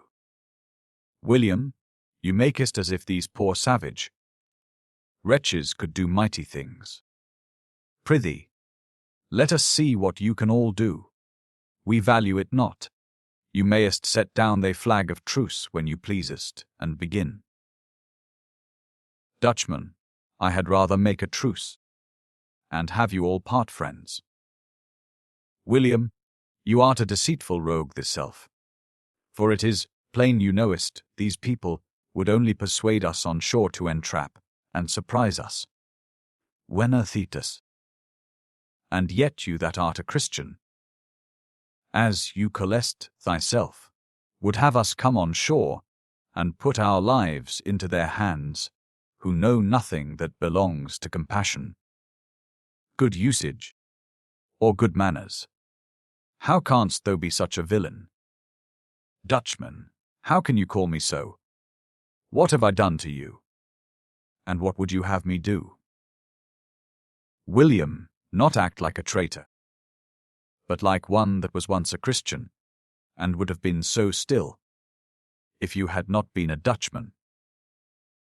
Dutchman, I know not what to do, not I. I wish I were from them. They are a bloody people. William, prithee make no difficulty of what you shouldst do. Canst thou swim? Dutchman, yes, I can swim, but if I should attempt to swim off to you, I should have 1,000 arrows and javelins sticking in me before I should get to your boat. William, I'll bring the boat close to thee, and take thee on board, in spite of them all. We will give them but one volley, and I'll engage they will all run away from thee. Dutchman, you are mistaken in them. I assure you, they would immediately come, all running down to the shore, and shoot fire arrows at you, and set your boat and ship and all on fire about your ears. William, we will venture that if you wilt come off. Dutchman, will you use me honorably when I am among you? William, I'll give them my word for it, if you professed honest. Dutchman, will you not make me a prisoner? William, I will be thy surety, body for body, that you shalt be a free man, and go whither you wilt. Though I own to thee you dost not deserve it. Just at this time our ship fired 3 guns to answer the sloop, and let her know we saw her, who immediately, we perceived, understood it, and stood directly for the place. But it is impossible to express the confusion and filthy vile noise, the hurry and universal disorder, That was among that vast multitude of people, upon our firing off 3 guns. They immediately all repaired to their arms, as I may call it. For to say they put themselves into order would be saying nothing. Upon the word of command, then, they advanced all in a body to the sea-side, and resolving to give us 1 volley of their fire-arms, for such they were, immediately they saluted us with 100,000 of their fire arrows, every one carrying a little bag of cloth dipped in brimstone, or some such thing, which, flying through the air, had nothing to hinder it taking fire as it flew, and it generally did so. I cannot say but this method of attacking us, by a way we had no notion of, might give us at first some little surprise, for the number was so great at first, that we were not altogether without apprehensions that they might unluckily set our ship on fire. So that William resolved immediately to row on board, and persuade us all to weigh and stand out to sea. But there was no time for it, for they immediately let fly a volley at the boat and at the ship from all parts of the vast crowd of people which stood near the shore. Nor did they fire, as I may call it, all at once, and so leave off, but their arrows being soon notched upon their bows, they kept continually shooting, so that the air was full of flame. I could not say whether they set their cotton rag on fire before they shot the arrow, for I did not perceive they had fire with them, which, however, it seems they had. The arrow, besides the fire it carried with it, had a head, or a peg, as we call it, of bone, and some of sharp flint stone, and some few of a metal, too soft in itself for metal, but hard enough to cause it to enter, if it were a plank, so as to stick where it fell. William and his men had notice sufficient to lie close behind their waist boards, which, for this very purpose, they had made so high that they could easily sink themselves behind them, so as to defend themselves from anything that came point blank, as we call it, or upon a line. But for what might fall perpendicularly out of the air, they had no guard, but took the hazard of that. At first they made as if they would row away, but before they went they gave a volley of their firearms, firing at those which stood with the Dutchman, but William ordered them to be sure to take their aim at others, so as to miss him, and they did so. There was no calling to them now, for the noise was so great among them that they could hear nobody. But our men boldly rowed in nearer to them. For they were at first driven a little off, and when they came nearer, they fired a second volley, which put the fellows into great confusion, and we could see from the ship that several of them were killed or wounded. We thought this was a very unequal fight, and therefore we made a signal to our men to row away, that we might have a little of the sport as well as they. But the arrows flew so thick upon them, being so near the shore, that they could not sit to their oars. So they spread a little of their sail, thinking they might sail along the shore, and lie behind their waist board. But the sail had not been spread 6 minutes, till it had 500 fire arrows shot into it and through it, and at length set it fairly on fire. nor were our men quite out of the danger of its setting the boat on fire, and this made them paddle and shove the boat away as well as they could, as they lay, to get farther off. By this time they had left us a fair mark at the whole savage army, and as we had sheered the ship as near to them as we could, we fired among the thickest of them 6 or 7 times, 5 guns at a time, with shot, old iron, musket bullets, etc.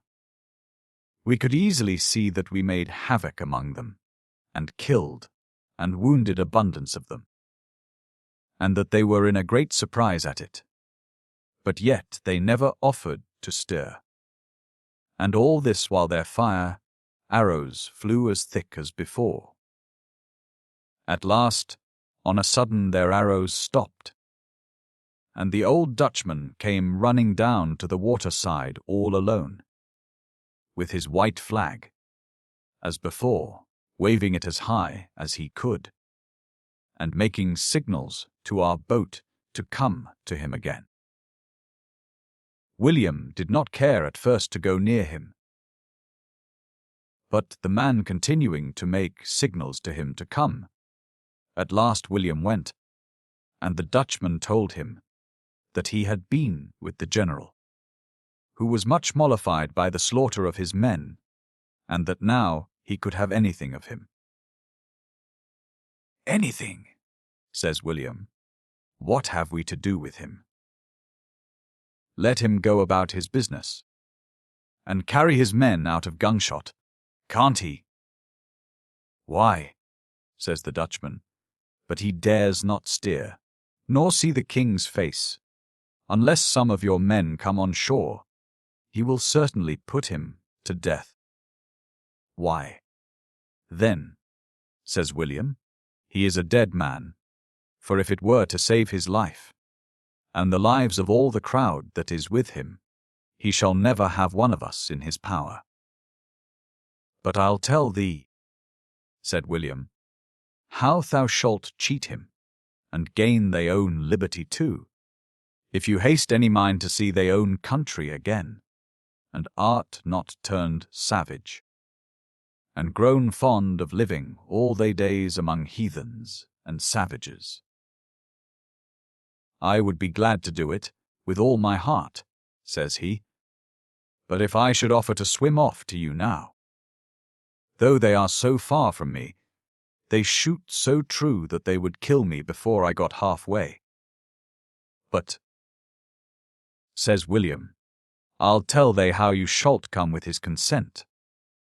Go to him, and tell him I have offered to carry you on board, to try if you could persuade the captain to come on shore, and that I would not hinder him if he were to venture. He was willing to venture. The Dutchman seemed in a rapture at the very first word. I'll do it, says he. I am persuaded he will give me leave to come. Away he runs, as if he had a glad message to carry, and tells the general that William had promised, if he would go on board the ship with him, he would persuade the captain to return with him. To rout her. The general was fool enough to give him orders to go, and charged him not to come back without the captain, which he readily promised, and very honestly might. So they took him in, and brought him on board, and he was as good as his word to them, for he never went back to them any more, and the sloop being come to the mouth of the inlet, where we lay, we weighed and set sail. But, as we went out, being pretty near the shore, we fired 3 guns, as it were among them, but without any shot, for it was of no use to us to hurt any more of them. After we had fired, we gave them a cheer, as the seamen call it, that is to say, we hallooed at them, by way of triumph, and so carried off their ambassador. How it fared with their general, we know nothing of that. This passage, when I related it to a friend of mine, after my return from those rambles, agreed so well with his relation of what happened to one Mr. Knox, an English captain, who some time ago was decoyed on shore by these people, that it could not but be very much to my satisfaction to think what mischief we had all escaped, and I think it cannot but be very profitable to record the other story, which is but short, with my own, to show whoever reads this what it was I avoided, and prevent their falling into the like, if they have to do with the perfidious people of Ceylon. The relation is as follows. The island of Ceylon being inhabited, for the greatest part, by barbarians, which will not allow any trade or commerce with any European nation, and inaccessible by any travellers, it will be convenient to relate the occasion, how the author of this story happened to go into this island, and what opportunities he had of being fully acquainted with the people, their laws and customs, that so we may the better depend upon the account, and value it as it deserves, for the rarity as well as the truth of it. And both these the author gives us a brief relation of in this manner. His words are as follows. In the year 1657, the Anne frigate of London, Captain Robert Knox, commander, on the 21st day of January, set sail out of the Downs, in the service of the Honourable East India Company of England, bound for Fort St. George, upon the coast of Coromandel, to trade for 1 year from port to port in India, which having performed, as he was lading his goods to return for England, being in the road of Masulipatam, on the 19th of November, 1659, there happened such a mighty storm, that in it several ships were cast away, and he was forced to cut his mainmast by the board, which so disabled the ship that he could not proceed in his voyage, whereupon Kochia, in the island of Ceylon, being a very commodious bay, fit for her present distress, Thomas Chambers, S.Q. Since Sir Thomas Chambers, the agent at Fort St. George, ordered that the ship should take in some cloth and India merchants belonging to Porto Novo, who might trade there while she lay to set her mast, and repair the other damages sustained by the storm. At her first coming thither, after the Indian merchants were set ashore, the captain and his men were very jealous of the people of that place, by reason the English never had any commerce or dealing with them. But after they had been there 20 days, going ashore and returning again at pleasure, without any molestation, they began to lay aside all suspicious thoughts of the people that dwelt thereabouts, who had kindly entertained them for their money. By this time the king of the country had notice of their arrival, and, not being acquainted with their intents, he sent down a dissolver, or general, with an army, to them, who immediately sent a messenger to the captain, on board, to desire him to come ashore to him, pretending a letter from the king. The captain saluted the message with firing of guns, and ordered his son, Robert Knox, and Mr. John Loveland, merchant of the ship, to go ashore and wait on him. When they were come before him, he demanded who they were, and how long they should stay. They told him they were Englishmen, and not to stay above 20 or 30 days, and desired permission to trade in His Majesty's port. His answer: that the king was glad to hear the English were come into his country, and had commanded him to assist them as they should desire, and had sent a letter to be delivered to none but the captain himself. They were then 12 miles from the seaside, the Vashamid, and therefore replied that the captain could not leave his ship to come so far, but if he pleased to go down to the seaside, the captain would wait on him to receive the letter. So I pont up the letter, whereupon the Desover desired them to stay that day, and on the morrow he would go with them, which, rather than displease him in so small a matter, they consented to. In the evening the Desover sent a present to the captain of cattle and fruits, etc., which, being carried all night by the messengers, was delivered to him in the morning, who told him withal that his men were coming down with the Desover, and desired his company on shore against his coming, having a letter from the king to deliver into his own hand.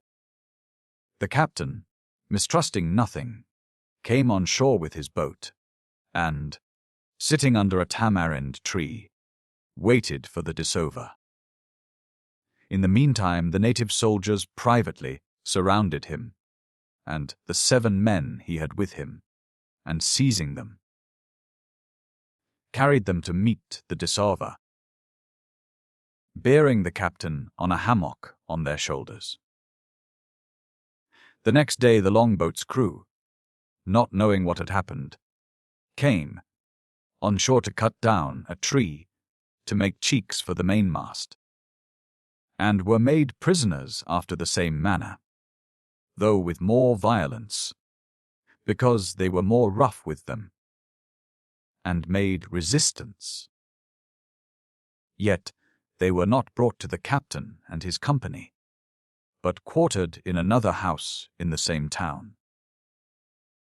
The Desover, having thus gotten 2 boats and 18 men, his next care was to gain the ship, and to that end, telling the captain that he and his men were only detained because the king intended to send letters and a present to the English nation by him, desired he would send some men on board his ship to order her to stay, and because the ship was in danger of being fired by the Dutch if she stayed long in the bay, to bring her up the river.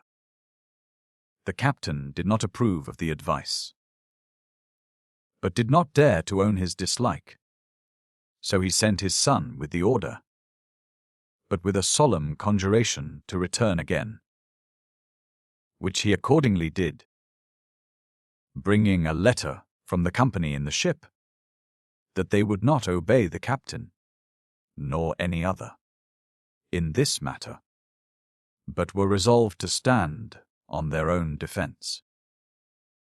This letter satisfied the Desover, who thereupon gave the captain leave to write for what he would have brought from the ship, pretending that he had not the king's order to release them, ethic them, and Ichilariman, dark at Feasum, though it would suddenly come.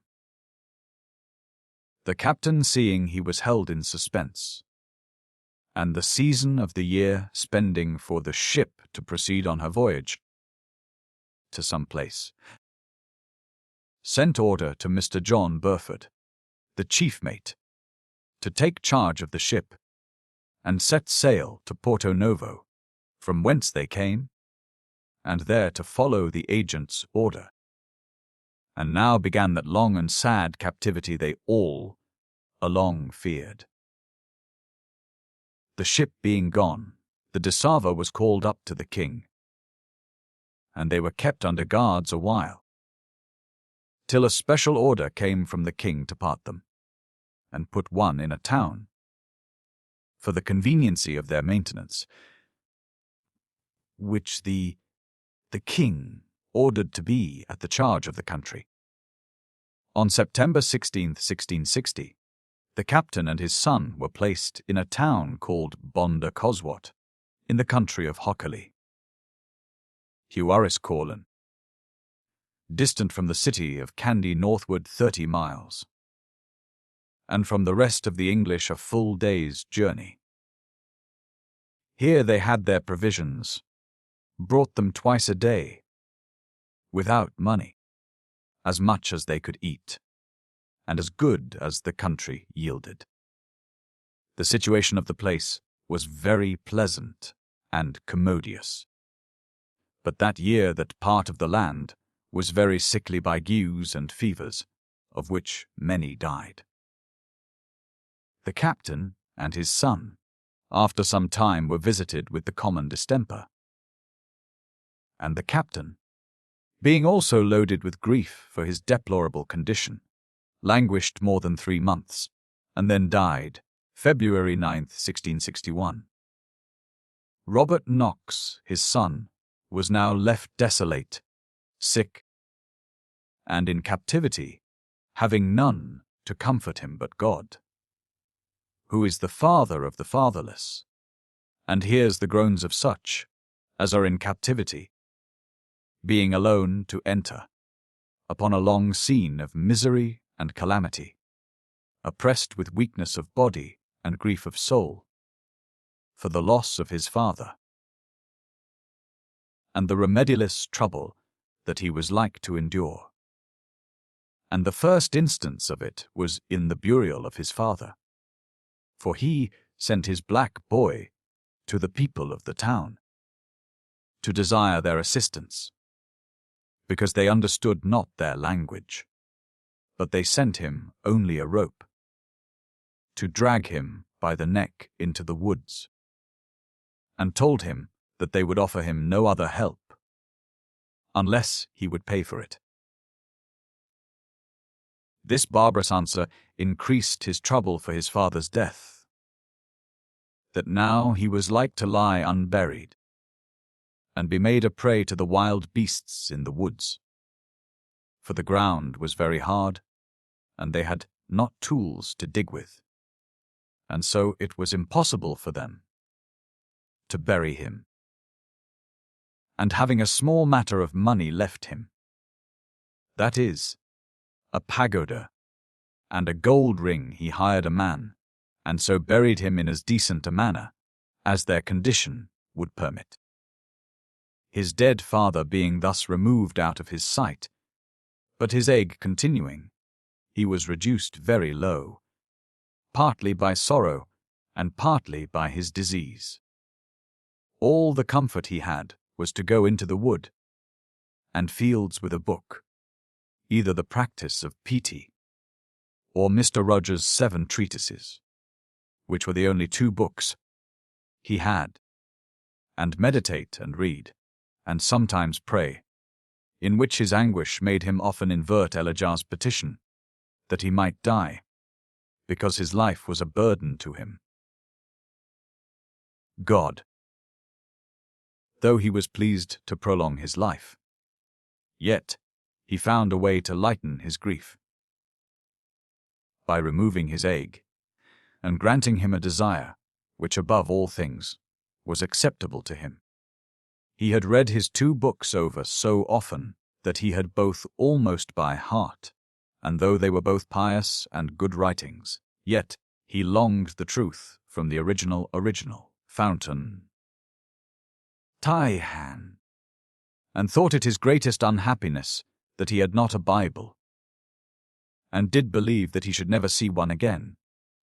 But, contrary to his expectation, God brought him one after this manner. As he was fishing one day with his black boy, to catch some fish to relieve his hunger, an old man passed by them, and asked his boy whether his master could read. And when the boy had answered yes, he told him that he had gotten a book from the Portuguese when they left Colombo, and, if his master pleased, he would sell it him. The boy told his master, who bade him go and see what book it was. The boy, having served the English some time, knew the book, and as soon as he got it into his hand, came running to him, calling out before he came to him, It is the Bible. The word startled him, and he flung down his angle to meet him, and, finding it was true, was mightily rejoiced to see it.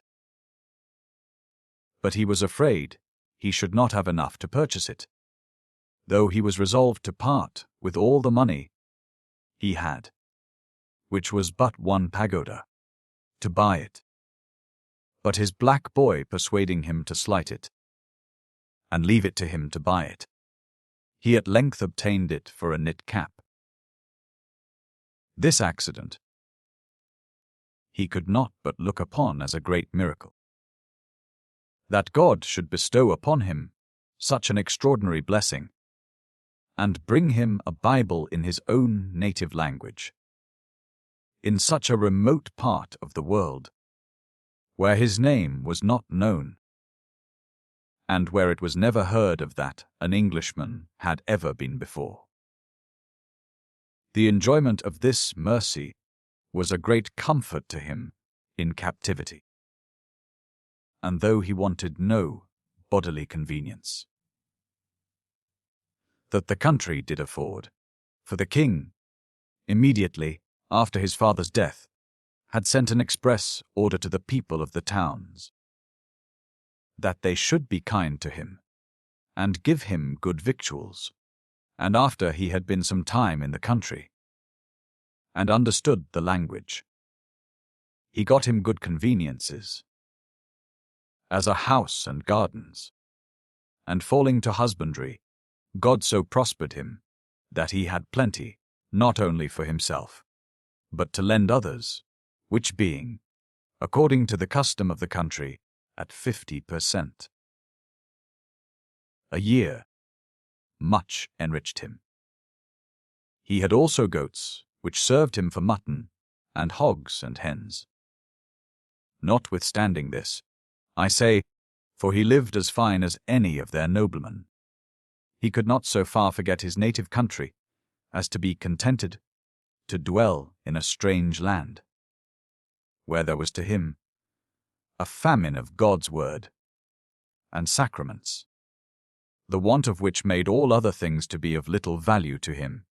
Therefore, as he made it his daily and fervent prayer to God, in his good time, to restore him to both, so, at length, he, with one Stephen Rutland, who had lived with him 2 years before, resolved to make their escape, and, about the year 1673, meditated all secret ways to compass it.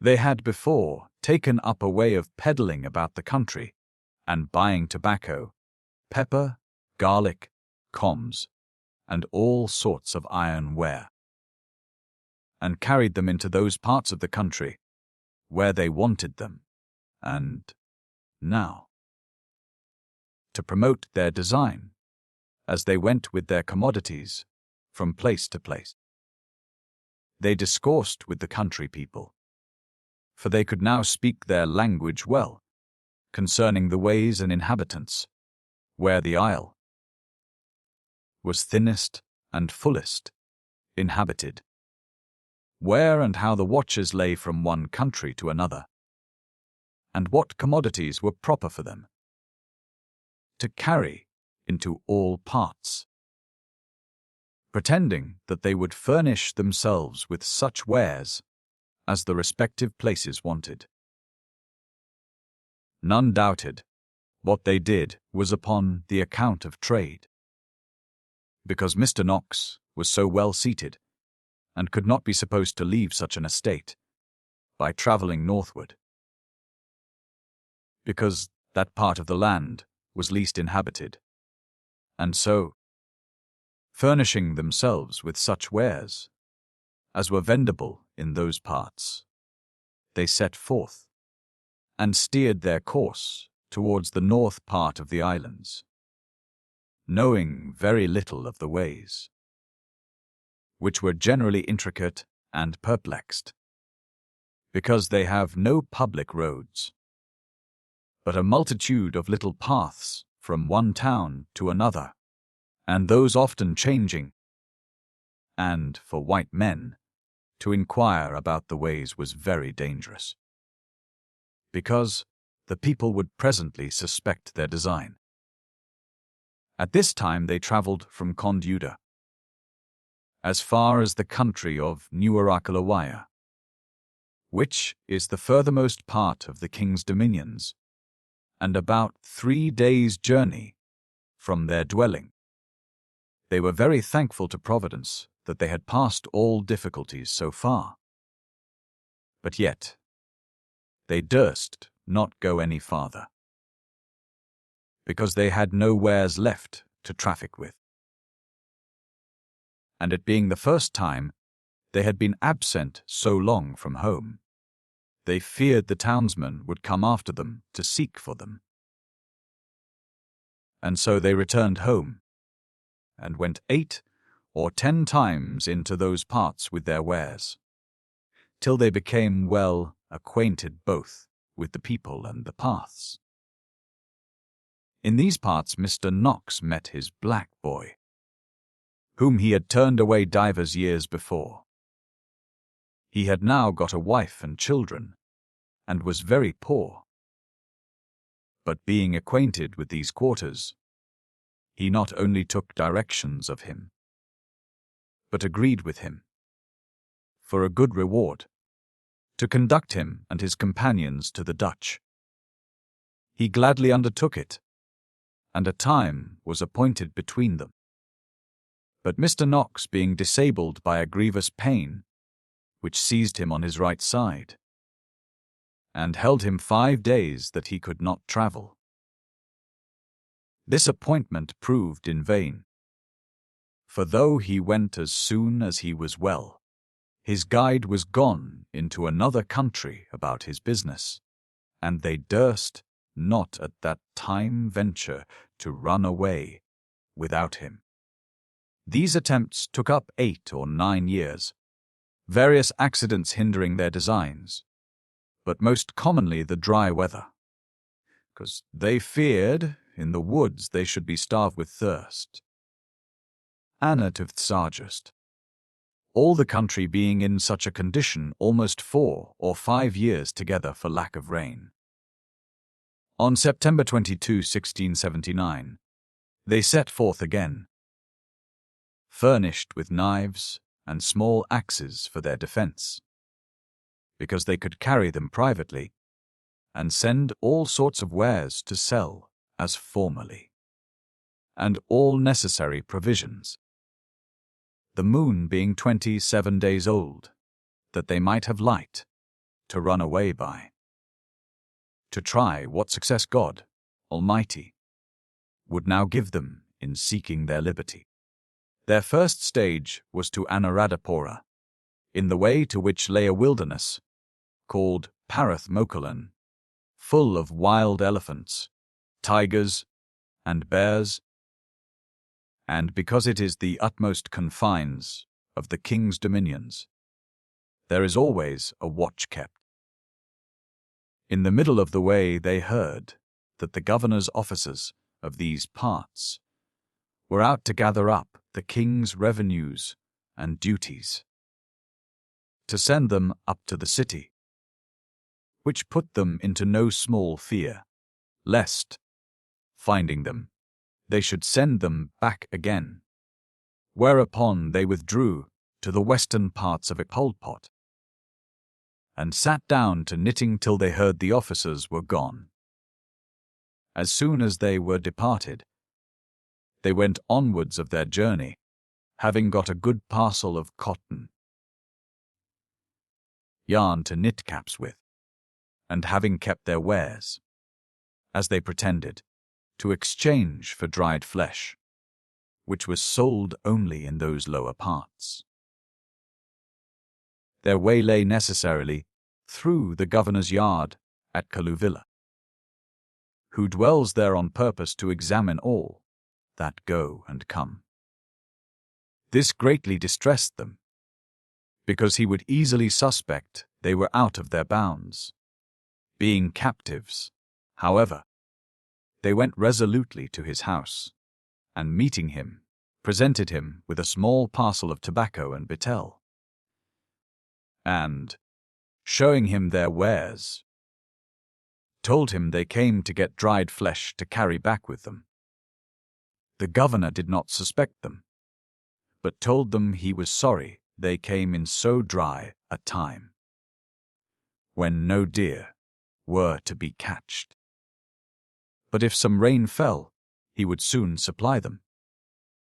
This answer pleased them, and they seemed contented to stay, and accordingly, abiding with him 2 or 3 days, and no rain falling, they presented the governor with 5 or 6 charges of gunpowder, which is a rarity among them, and leaving a bundle at his house, they desired him to shoot them, some deer, while they made a step to Anuradhapura. Here, also, they were put in a great fright by the coming of certain soldiers from the king to the governor, to give him orders to set a secure guard at the watches, that no suspicious persons might pass, which, though it was only intended to prevent the flight of the relations of certain nobles, whom the king had clapped up, yet they feared they might wonder to see white men here, and so send them back again. But God so ordered it that they were very kind to them and left them to their business. And so they got safe to Anuradhapura. Their pretence was dried flesh, though they knew there was none to be had. But their real business was to search the way down to the Dutch, which they stayed 3 days to do. But finding that in the way to Jaffnapatam, which is one of the Dutch ports, there was a watch which could hardly be passed, and other inconveniences not surmountable, they resolved to go back and take the river Mol Wata Oya, which they had before judged would be a probable guide to lead them to the sea, and, that they might not be pursued, left Anuradhapura just at night, when the people never travel for fear of wild beasts, on Sunday, October 12, being stored with all things needful for their journey, that is, 10 days' provision, a basin to boil their provision in, 2 calabashes to fetch water in, and 2 great talapat leaves for tents, with jaggery, sweetmeats, tobacco, betel, tinder boxes, and a deerskin for shoes, to keep their feet from thorns, because to them they chiefly trusted. Being come to the river, they struck into the woods, and kept by the side of it, yet not going on the sand, lest their footsteps should be discerned, unless forced, and then going backwards. Being gotten a good way into the wood, it began to rain, wherefore they erected their tents, made a fire, and refreshed themselves against the rising of the moon, which was then 18 days old. And having tied deerskins about their feet, and eased themselves of their wares, they proceeded on their journey. When they had travelled 3 or 4 hours with difficulty, because the moon gave but little light among the thick trees, they found an elephant in their way before them, and because they could not scare him away, they were forced to stay till morning, and so they kindled a fire, and took a pipe of tobacco. By the light they could not discern that ever anybody had been there, nothing being to be seen but woods, and so they were in great hopes that they were past all danger, being beyond all inhabitants. But they were mistaken, for the river winding northward brought them into the midst of a parcel of towns called Tisi-Wava, where, being in danger of being seen, they were under a mighty terror, for had the people found them, they would have beat them and sent them up to the king, and, to avoid it, they crept into a hollow tree, and sat there in mud, and wet till it began to grow dark, and then, betaking themselves to their legs, travelled till the darkness of night stopped them. They heard voices behind them, and feared it was somebody in pursuit of them. But, at length, discerning it was only an hallooing to keep the wild beasts out of the corn, they pitched their tents by the river, and having boiled rice and roasted meat for their suppers, and satisfied their hunger, they committed themselves to God's keeping, and laid them down to sleep. The next morning, to prevent the worst, they got up early, and hastened on their journey.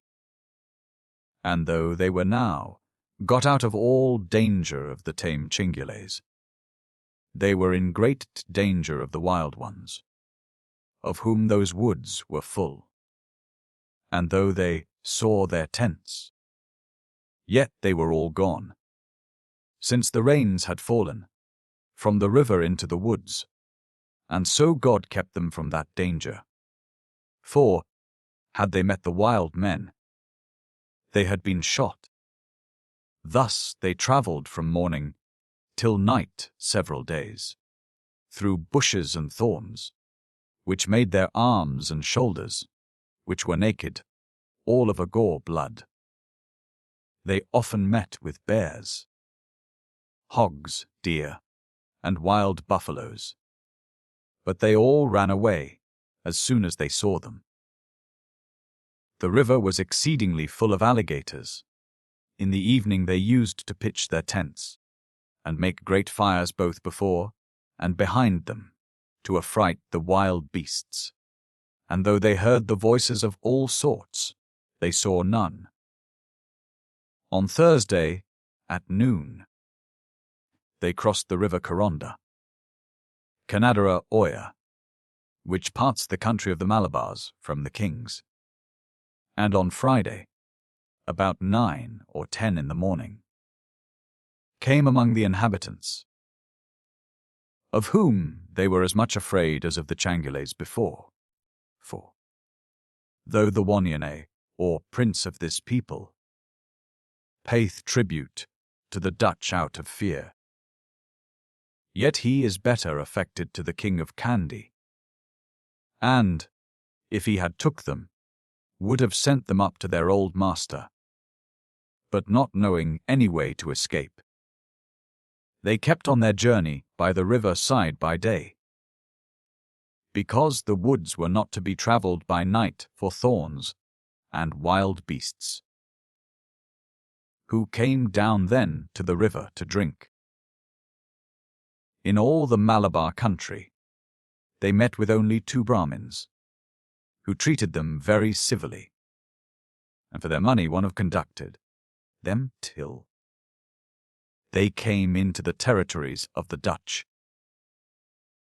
and out of all danger of the king of Kandy, which did not a little rejoice them, but yet they were in no small trouble how to find the way out of the woods, till a Malabar, for the lucre of a knife, conducted them to a Dutch town, where they found guides to conduct them from town to town, till they came to the fort called Arapo, where they arrived Saturday, October 18th, 1679, and there thankfully adored God's wonderful providence, in thus completing their deliverance from a long captivity of 19 years and 6 months.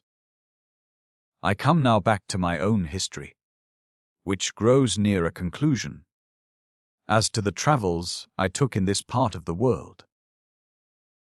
We were now at sea, and we stood away to the north for a while, to try if we could get a market for our spice, for we were very rich in nutmegs, but we ill knew what to do with them. We durst not go upon the English coast, or, to speak more properly, among the English factories to trade, not that we were afraid to fight any 2 ships they had. And, besides that, we knew that, as they had no letters of marque, or of reprisals from the government, so it was none of their business to act offensively, no, not though we were pirates. Indeed, if we had made any attempt upon them, they might have justified themselves in joining together to resist, and assisting one another to defend themselves. So defense, but to go out of their business to attack a pirate ship of almost 50 guns, as we were, it was plain that it was none of their business, and consequently, it was none of our concern.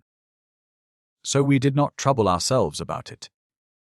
But, on the other hand, it was none of our business to be seen among them, and to have the news of us carried from one factory to another, so that whatever design we might be upon at another time, we should be sure to be prevented and discovered.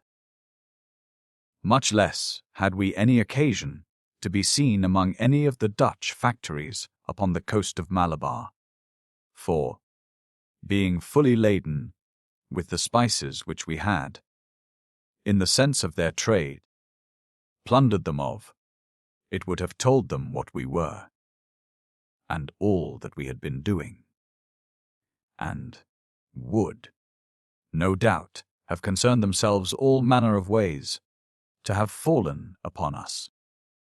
The only way we had for it was to stand away for go, and trade, if we could, for our spices, with the Portuguese factory there.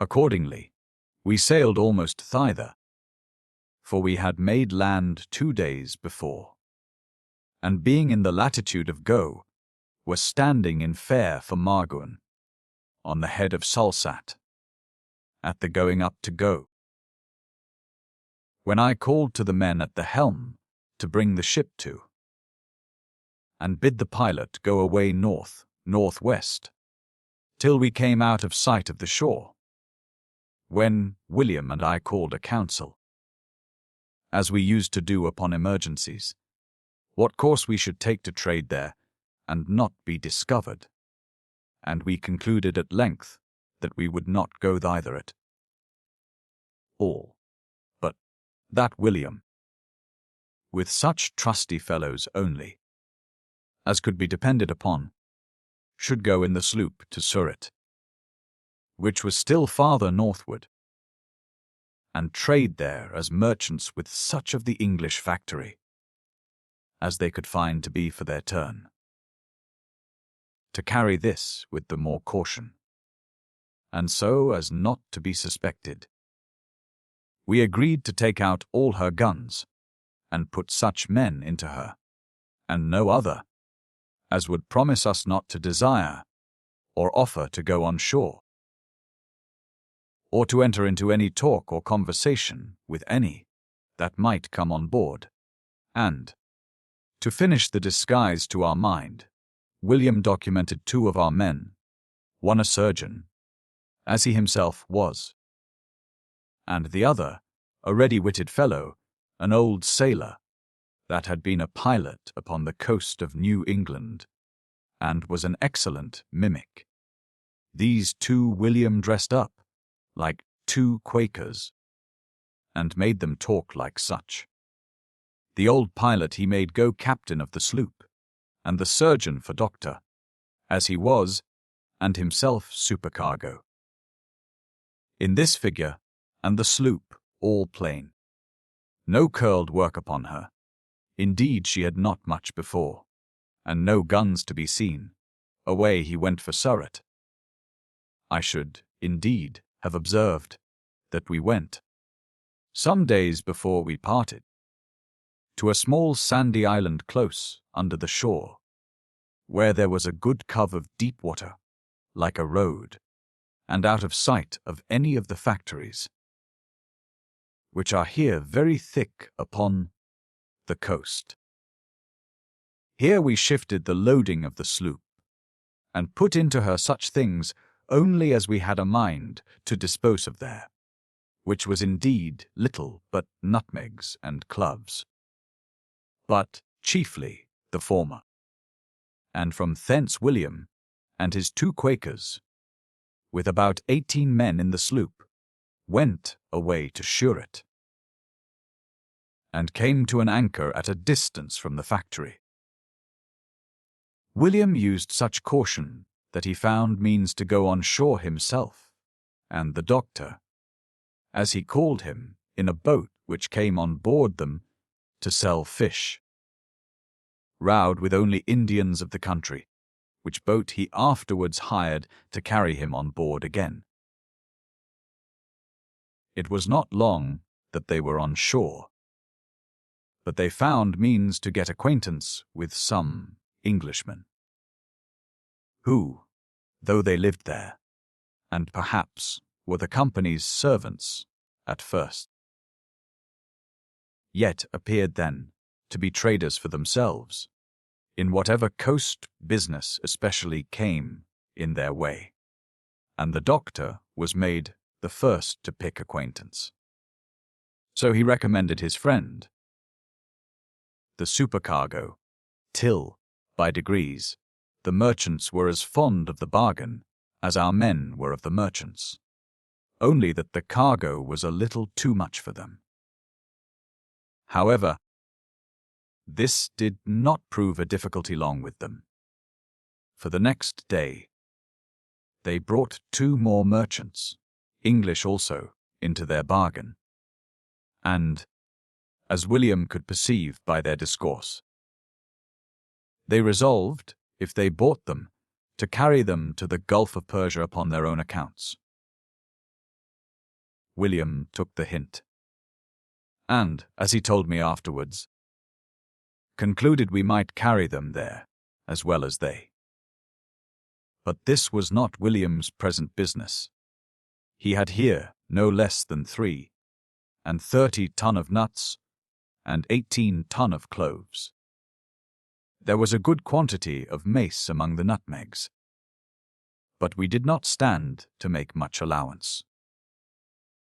In short, they bargained, and the merchants, who would gladly have bought sloop and all, gave William directions, and 2 men for pilots, to go to a creek about 6 leagues from the factory, where they brought boats, and unloaded the whole cargo, and paid William very honestly for it, the whole parcel amounting, in money, to about 35,000 pieces of 8, besides some goods of value, which William was content to take, and 2 large diamonds, worth about £300 sterling. When they paid the money, William invited them on board the sloop, where they came, and the merry old Quaker diverted them exceedingly with his talk, and they'd them, and danned them till he made them so drunk that they could not go on shore for that night. They would fain have known who our people were, and whence they came, but not a man in the sloop would answer them to any question they asked. They asked, but in such a manner as let them think themselves bantered and jested with. However, in discourse, William said they were able men, for any cargo we could, have brought them, and that they would have bought twice as much spice if we had had it. He ordered the merry captain to tell them that they had another sloop that lay at Margorn, and that had a great quantity of spice on board also, and that, if it was not sold when he went back, for that thither he was bound, he would bring her up. Their new chaps were so eager that they would have bargained with the old captain beforehand. Nay, friend, said he, I will not trade with the unsight and unseen. Neither do I know whether the master of the sloop may not have sold his loading already to some merchants of Salsat. But if he has not when I come to him, I think to bring him up to thee.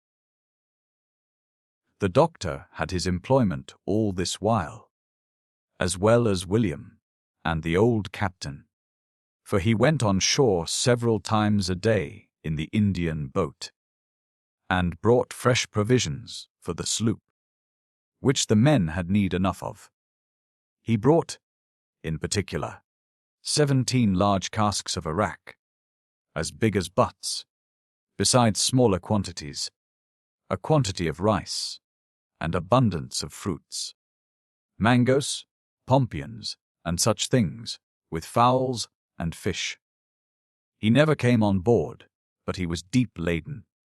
For, in short, he bought for the ship as well as for themselves, and, particularly, they half-loaded the ship with rice and arrack, with some hogs, and 6 or 7 cows, alive, and thus, being well victualled, and having directions for coming again, they returned to us.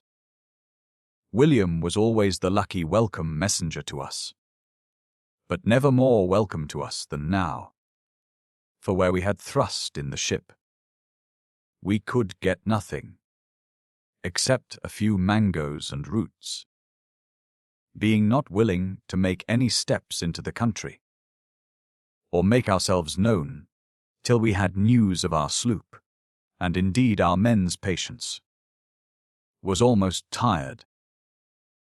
For it was 17 days that William spent upon this enterprise, and well bestowed too. When he came back we had another conference upon the subject of trade, namely, whether we should send the best of our spices and other goods we had in the ship to Surat, or whether we should go up to the Gulf of Persia ourselves, where it was probable we might sell them as well as the English merchants of Surat. William was for going ourselves, which, by the way, was from the good, frugal, merchant-like temper of the man, who was for the best of everything. But here I overruled William, which I very seldom took upon me to do.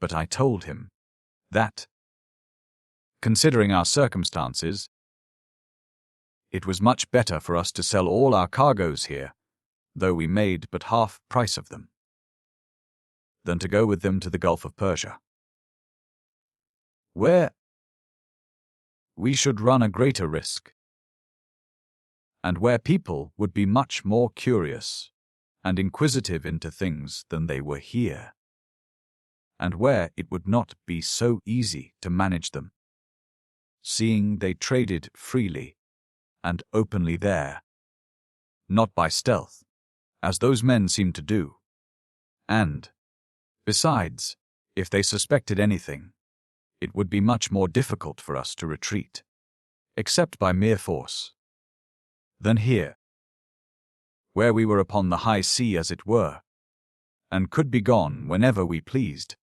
without any disguise, or, indeed, without the least appearance of being pursued, none knowing where to look for us.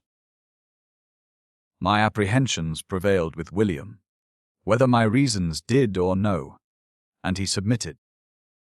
and we resolved to try another ship's loading to the same merchants. The main business was to consider how to get off that circumstance that had exposed them to the English merchants. Namely, that it was our other sloop, but this the old Quaker pilot undertook, for being, as I said, an excellent mimic himself. It was the easier for him to dress up the sloop in new clothes. And first, he put on all the carved work he had taken off before. Her stern, which was painted of a dumb white or dun colour before, all flat, was now all acquired, and blue. And I know not how many gay figures in it. As to her quarter, the carpenters made her a neat little gallery on either side. She had 12 guns put into her, and some pateros upon her gunwale, none of which were there before, and to finish her new habit or appearance, and make her change complete, he ordered her sails to be altered. And as she sailed before with a half-sprit, like a yacht, she sailed now with square sail and mizzen mast, like a ketch, so that, in a word, she was a perfect cheat. It disguised in everything that a stranger could be supposed to take any notice of that had never had but one view, for they had been but once on board. In this mean figure, the sloop returned. She had a new man put into her for captain, one we knew how to trust, and the old pilot appearing only as a passenger, the doctor and William acting as the supercargoes, via formal procuration from one Captain Singleton, and all things ordered in form. We had a complete loading for the sloop, for, besides a very great quantity of nutmegs and cloves, mace, and some cinnamon, she had on board some goods which we took in as we lay about the Philippine Islands, while we waited as looking for purchase. William made no difficulty of selling this cargo also, and in about 20 days returned again, freighted with all necessary provisions for our voyage, and for a long time, and, as I say, we had a great deal of other goods. He brought us back about 30,000 pieces of 8, and some diamonds, which, though William did not pretend to much skill in, yet he made shift to act so as not to be imposed upon. The merchants he had to deal with, too, being very fair men. They had no difficulty at all with these merchants, for the prospect they had of gain made them not at all inquisitive, nor did they make the least discovery of the sloop. And as to the selling them spices, which were fetched so far from thence, it seems it was so much a novelty, there as we believed. For the Portuguese had frequently vessels, which came from Macao in China, who brought spices, which they bought of the Chinese traders, who again frequently dealt among the Dutch spice islands, and received spices in exchange for such goods as they carried from China. This might be called, indeed, the only trading voyage we had made, and now we were really very rich, and it came now naturally before us to consider whether we should go next. Our proper delivery port, as we ought to have called it, was at Madagascar, in the Bay of Mangahelly, but William took me by myself into the cabin of the sloop one day, and told me he wanted to talk seriously with me a little. So we shut ourselves in, and William began with me. "Wilt you give me leave," says William, to talk plainly with they upon their present circumstances, and their future prospect of living. And wilt thou promise, on thy word, to take nothing ill of me? With all my heart, said I. William, I have always found your advice good, and your designs have not only been well laid, but your counsel has been very lucky to us. And, therefore, say what you will, I promise you I will not take it ill. But that is not all my demand, says William. If you dost not like what I am going to propose to thee, you shalt promise me not to make it public among the men. I will not, William, says I, upon my word, and swore to him, too, very heartily. Why, then, says William, I have but one thing more to article with thereabout, and that is, you wilt consent that, if you dost not approve of it for thyself, you wilt yet consent that I shall put so much of it in practice as relates to myself and my new comrade doctor, so that it be nothing to their detriment and loss. In anything, says I, William, but leaving me I will, but I cannot part with you upon any terms whatever. Well, says William, I am not designing to part from thee, unless it is thy own doing. But assure me in all these points, and I will tell my mind freely. So I promised him everything he desired of me in the solemnest manner possible, and so seriously and frankly withal, that William made no scruple to open his mind to me.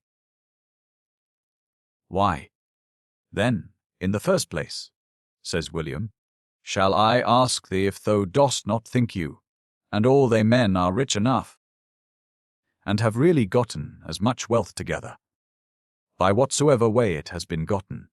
That is not the question, as we all know what to do with.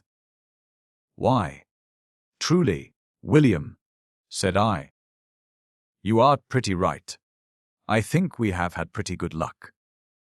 Well, then, says William, I would ask whether, if you hast gotten enough, you hast any thought of leaving off this trade.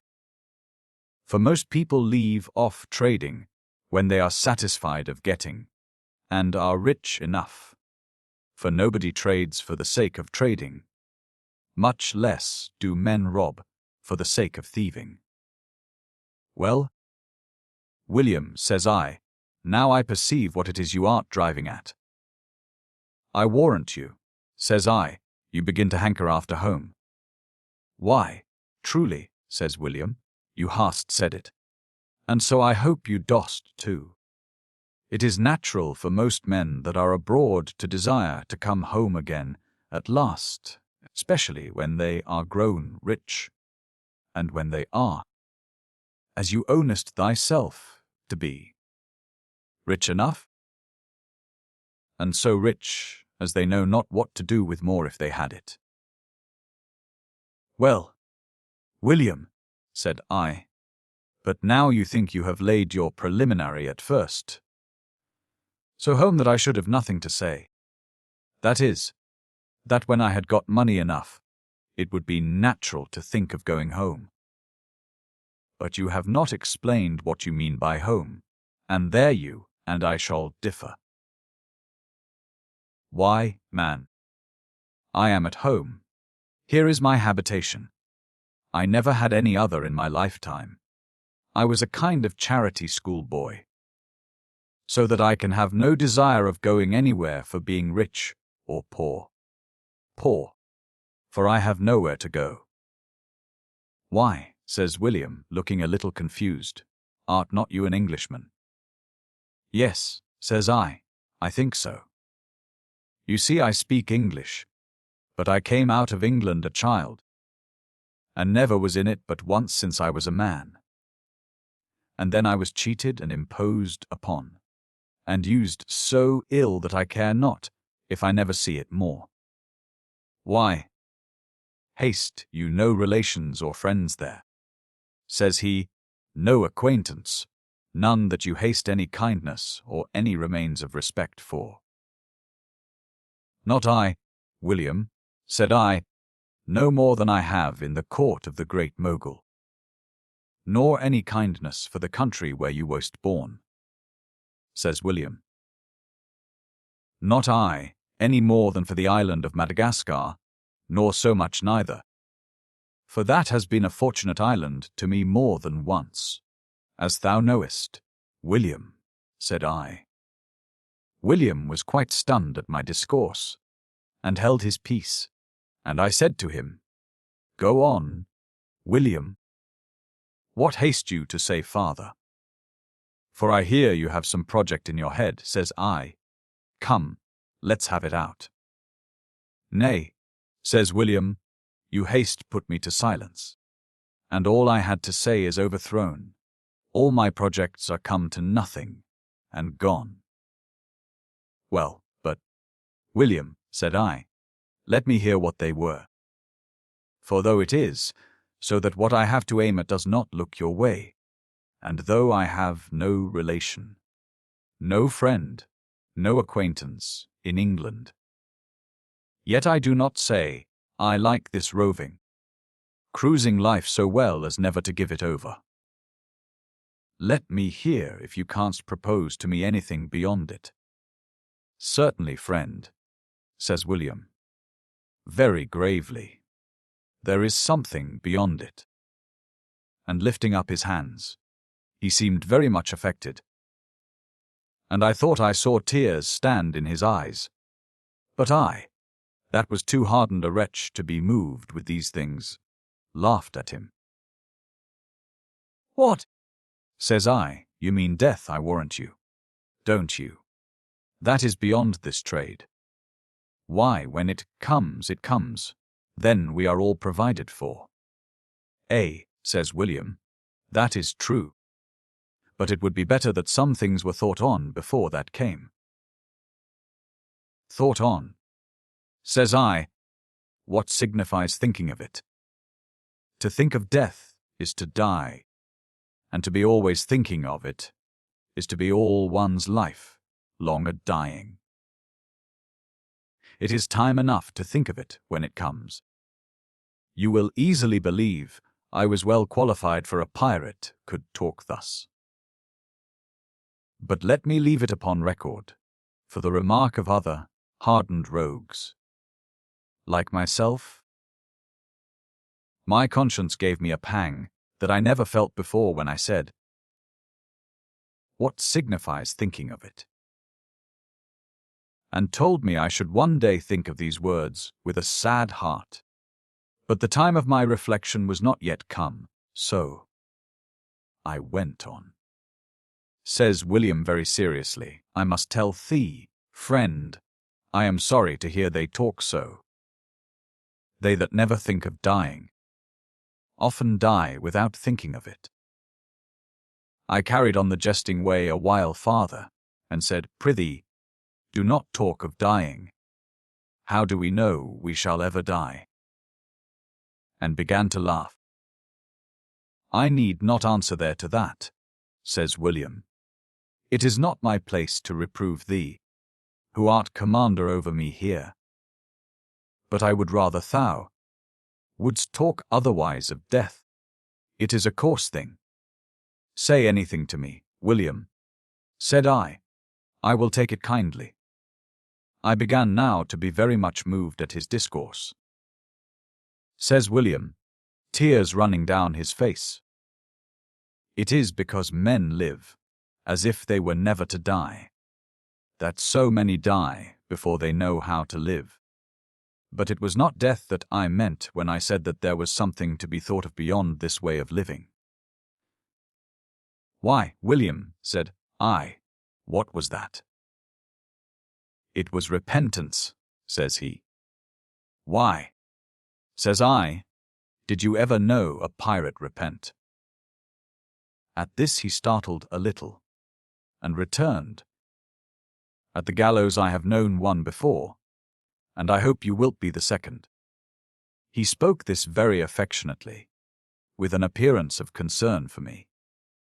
"Well, William," says I thank you. And I am not so senseless of these things, perhaps, as I make myself seem to be.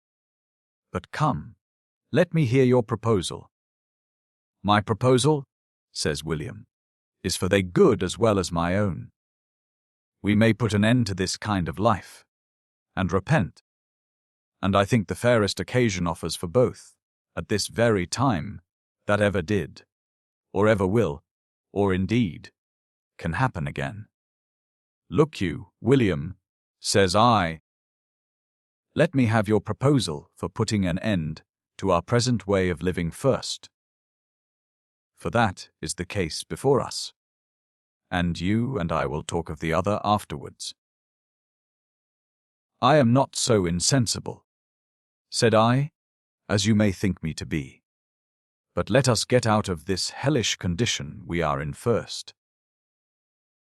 "Nay," says William, "you art in the right there. We must never talk of repenting while we continue pirates." "Well," says I, "William, that's what I meant. For if we must not reform, as well as be sorry for what is done, I have no notion what repentance means, indeed. At best I know little of the matter. But the nature of the thing seems to tell me that the first step we have to take is to break off this wretched course, and I'll begin there with you. With all my heart." I could see by his countenance that William was thoroughly pleased with the offer, and if he had tears in his eyes before, he had more now. But it was from quite a different passion, for he was so swallowed up with joy he could not speak. "Come, William," says I, "you showest me plain enough you haste an honest meaning. Dost you think it practicable for us to put an end to our unhappy way of living here and get off?" "Yes," says he, "I think it very practicable for me. Whether it is for thee or no, that will depend upon thyself."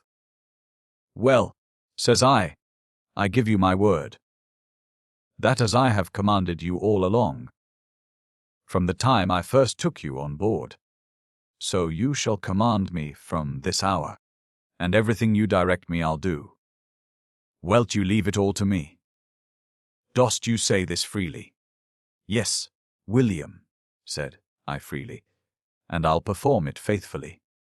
"Why, then," says William, "my scheme is this. We are now at the mouth of the Gulf of Persia. We have sold so much of our cargo here at Surat that we have money enough. Send me away for Bassora with the sloop, laden with the China goods we have on board, which will make another good cargo, and warrant thee I'll find means, among the English and Dutch merchants there, to lodge a quantity of goods and money also as a merchant, so as we will be able to have recourse to it again upon any occasion. And when I come home, we will contrive the rest.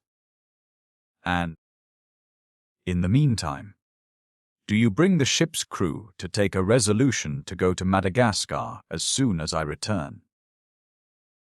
I told him I thought he need not go so far as Bassora, but might run into Gombrun or to Ormuz and pretend the same business. "No," says he, "I cannot act with the same freedom there, because the company's factories are there, and I may be laid hold of there on pretence of interloping." "Well, but," said I, "you may go to Ormuz, then, for I am loth to part with you so long as to go to the bottom of the Persian Gulf."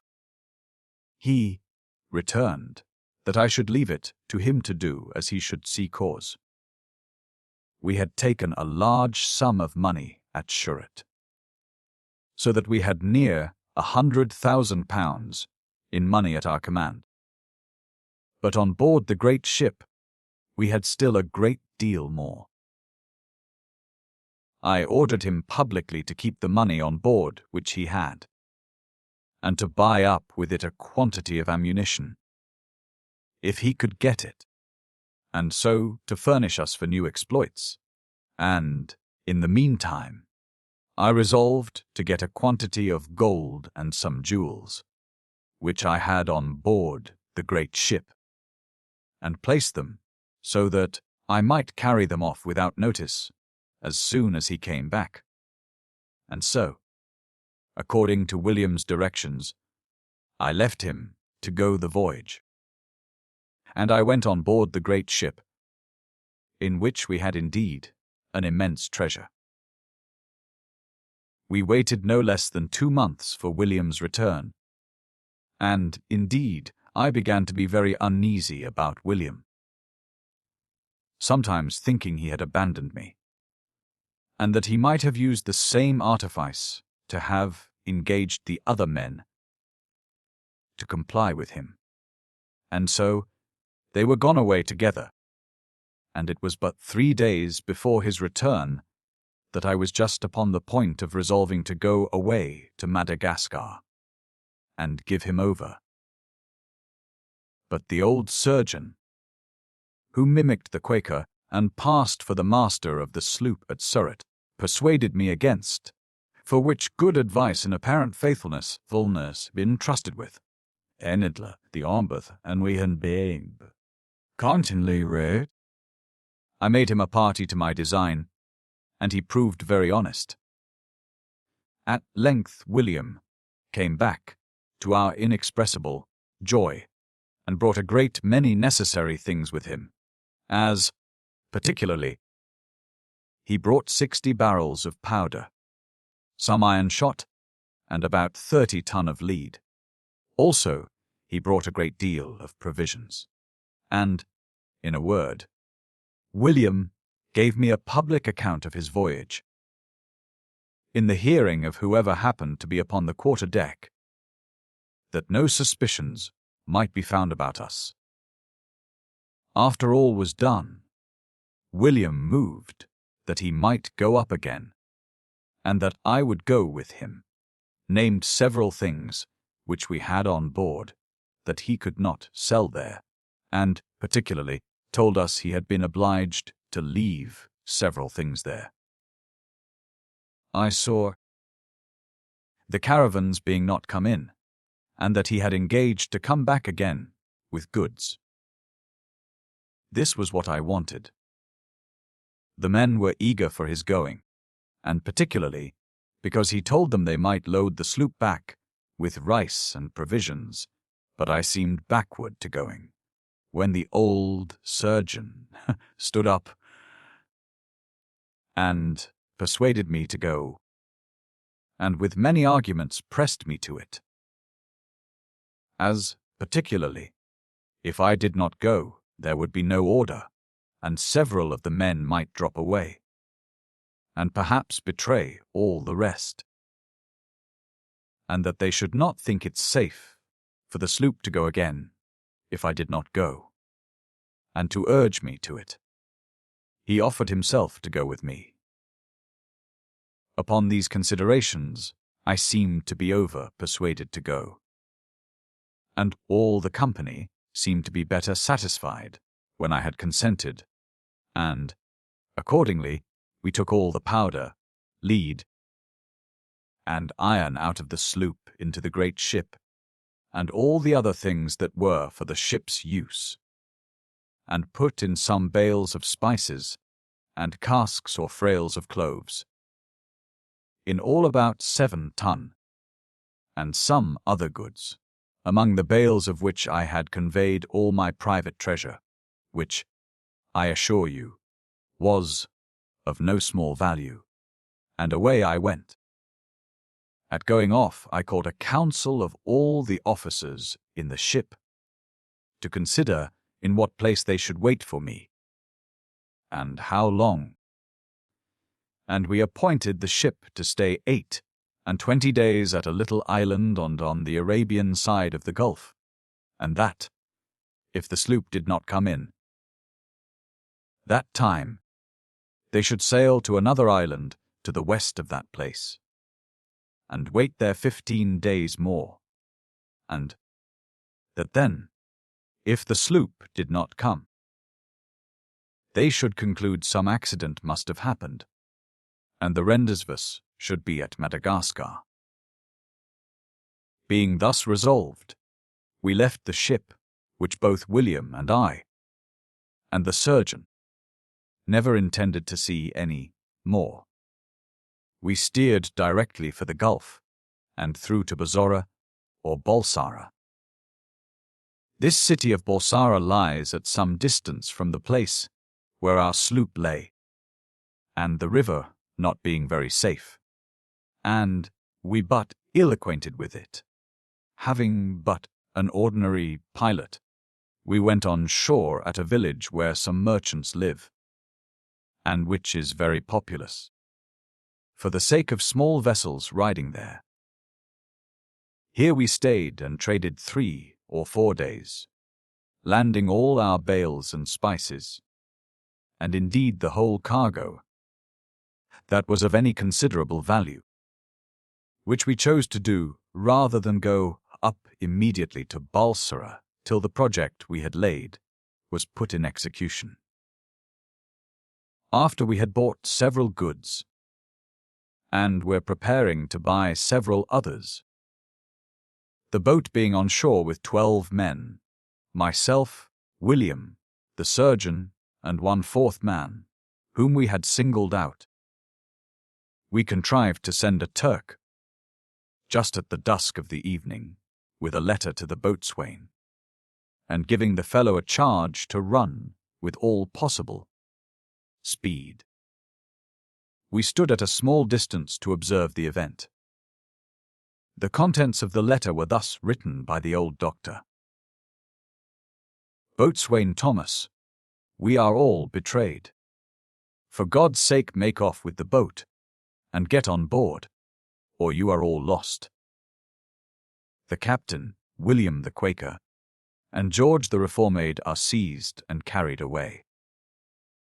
I am escaped and hid, but cannot stir out. If I do, I am a dead man. As soon as you are on board, cut or slip, and make sail for your lives. Adieu. As we stood undiscovered, as above, it being the dusk of the evening, and saw the Turk deliver the letter. And in 3 minutes we saw all the men hurry into the boat, and put off. And no sooner were they on board than they took the hint, as we supposed, for the next morning they were out of sight, and we never heard tale or tidings of them. Since we were now in a good place, and in very good circumstances, for we passed for merchants of Persia. It is not material to record here what a mass of ill-gotten wealth we had got together. It will be more to the purpose to tell you that I began to be sensible of the crime of getting it in such a manner as I had done, that I had very little satisfaction in the possession of it, and, as I told William, I had no expectation of keeping it, nor much desire. But, as I said to him, one day walking out into the fields, near the town of Basora, so I depended upon it that it would be the case, which you will hear presently. We were perfectly secured at Basora, by having frighted away the rogues, our comrades, and we had nothing to do but to consider how to convert our treasure into things proper to make us look like merchants, as we were now to be, and not like freebooters, as we really had been. We happened very opportunely here upon a Dutchman who had travelled from Bengal to Agra, the capital city of the Great Mogul, and from thence was come to the coast of Malabar by land, and got shipping, somehow or other, up the Gulf, and we found his design was to go up the great river to Baghdad or Babylon, and so, by the caravan, to Aleppo and Scanderoon, as William spoke Dutch, and was of an agreeable, insinuating behavior. He soon got acquainted with this Dutchman, and discovering our circumstances to one another, we found he had considerable effects with him, and that he had traded long in that country, and was making homeward to his own country, and that he had servants with him, one an Armenian, whom he had taught to speak Dutch, and who had something of his own, but had a mind to travel into Europe, and the other a Dutch sailor, whom he had picked up by his fancy, and reposed a great trust in him. And a very honest fellow he was. This Dutchman was very glad of an acquaintance, because he soon found that we directed our thoughts to Europe also, and as he found, we were encumbered with goods only, for we let him know nothing of our money. He readily offered us his assistance to dispose of as many of them as the place we were in would put off, and his advice what to do with the rest. While this was doing, William and I consulted what to do with ourselves and what we had, and first, we resolved we would never talk seriously of our measures, but in the open fields, where we were sure nobody could hear. So every evening, when the sun began to decline, and the air to be moderate, we walked out, sometimes this way, sometimes that, to consult of our affairs.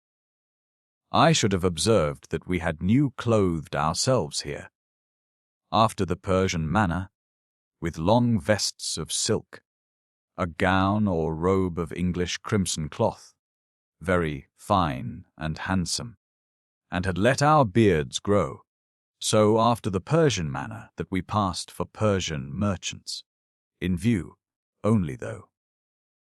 By the way, we could not understand or speak one word of the language of Persia, or indeed of any other, but English and Dutch, and of the latter I understood very little. However, the Dutchman supplied all this for us, and, as we had resolved, to keep ourselves as retired as we could, though there were several English merchants upon the place, yet we never acquainted ourselves with one of them, or exchanged a word with them, by which means we prevented their inquiry of us. Now, or their giving any intelligence of us, if any news of our landing here should happen to come, which it was easy for us to know, was possible enough, if any of our comrades fell into bad hands, or by many accidents which could not foresee. It was during my being here, for here we stayed near 2 months, that I grew very thoughtful about my circumstances, not as to the danger, neither indeed were we in any, but were entirely concealed and unsuspected. But I really began to have other thoughts of myself, and of the world, than ever I had before. William had struck so deep into my unthinking temper with hinting to me that there was something beyond all this, that the present time was the time of enjoyment, but that the time of account approached, that the work that remained was gentler than the labor past, that is, repentance, and that it was high time to think of it. I say these, and such thoughts as these engrossed my hours, and, in a word, I grew very sad, As to the wealth I had, which was immensely great, it was all like dirt under my feet. I had no value for it, no peace in the possession of it, no great concern about me for the leaving of it. William had perceived my thoughts to be troubled and my mind heavy and oppressed for some time, and one evening, in one of our cool walks, I began with him about the leaving our effects.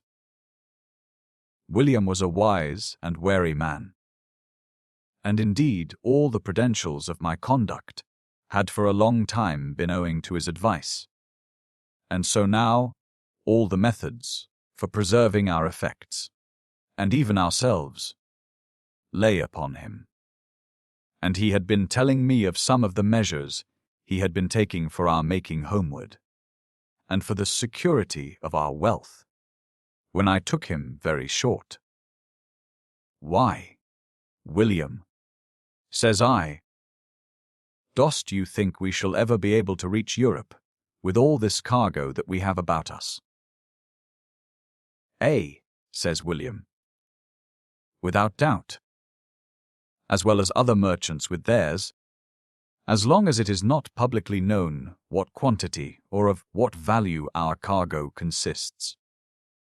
"Why, William," says I, smiling, "do you think that, if there is a God above, as you have so long been telling me there is, and that we must give an account to him, I say, do you think, if he be a righteous judge, he will let us escape thus with the plunder, as we may call it, of so many innocent people? Nay, I might say nations, and not call us to an account for it before we can get to Europe, where we pretend to enjoy it?" William appeared struck and surprised at the question, and made no answer for a great while, and I repeated the question, adding that it was not to be expected. After a little pause, says William, "You haste started a very weighty question, and I can make no positive answer to it, but I will state it thus. First, it is true that, if we consider the justice of God, we have no reason to expect any protection, but as the ordinary ways of providence are out of the common road of human affairs, so we may hope for mercy still upon our repentance, and we know not how good he may be to us, so we are to act as if we rather depended upon the last, I mean the merciful part, than claimed the first, which must produce nothing but judgment and vengeance. But hark ye, William, says I, the nature of repentance, as you have hinted once to me, included reformation, and we can never reform. How then can we repent? Why can we never reform? Says William. Because, said I, we cannot restore what we have taken away by rapine and spoil. It is true, says William. We never can do that, for we can never come to the knowledge of the owners. What, then, must be done with our wealth, said I, the effects of plunder and rapine? If we keep it, we continue to be robbers and thieves, and if we quit it, we cannot do justice with it, for we cannot restore it to the right owners. Nay, says William, the answer to it is short. To quit what we have, and do it here, is to throw it away to those who have no claim to it, and to divest ourselves of it, but to do no right with it. Whereas we ought to keep it carefully together, with a resolution to do what right with it we are able, and who knows what opportunity Providence may put into our hands to do justice, at least, to some of those we have injured. So we ought, at least, to leave it to him and go on. As it is, Without doubt our present business is to go to some place of safety, where we may wait his will. This resolution of William was very satisfying to me indeed, as, the truth is, all he said, and at all times, was solid and good, and had not William thus, as it were, quieted my mind, I think. Verily, I was so alarmed at the just reason, I had to expect vengeance from heaven upon me for my ill-gotten wealth, that I should have run away from it as the devil's goods, that I had nothing to do with. That did not belong to me, and that I had no right to keep, and was in certain danger of being destroyed for. However, William settled my mind to more prudent steps than these, and I concluded that I ought, however, to proceed to a place of safety, and leave the event to God Almighty's mercy. But this I must leave upon record, that I had from this time no joy of the wealth I had got. I looked upon it all as stolen, and so indeed the greatest part of it was. I looked upon it as a hoard of other men's goods, which I had robbed the innocent owners of, and which I ought, in a word, to be hanged for here, and damned for hereafter. And now, indeed, I began sincerely to hate myself for a dog, a wretch that had been a thief and a murderer, a wretch that was in a condition which nobody was ever in, for I had robbed, and though I had the wealth by me, yet it was impossible I should ever make any restitution. And upon this account it ran in my head that I could never repent, for that repentance could not be sincere without restitution, and therefore must of necessity be damned. There was no room for me to escape. I went about with my heart full of these thoughts, little better than a distracted fellow, in short, running headlong into the dreadfulest despair, and premeditating nothing but how to rid myself out of the world. And indeed, the devil, if such things are of the devil's immediate doing, followed his work very close with me, and nothing lay upon my mind for several days but to shoot myself into the head with my pistol. I was all this while in a vagrant life, among infidels, Turks, pagans, and such sort of people.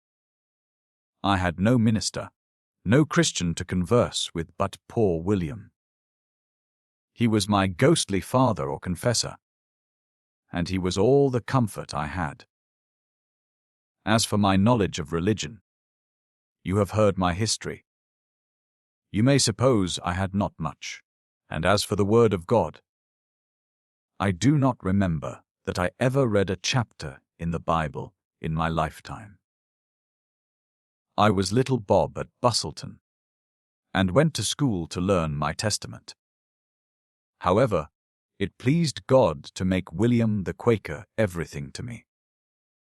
Upon this occasion, I took him out one evening, as usual, and hurried him away into the fields with me, in more haste than ordinary, and there, in short, I told him the perplexity of my mind, and under what terrible temptations of the devil I had been, that I must shoot myself, for I could not support the weight and terror that was upon me.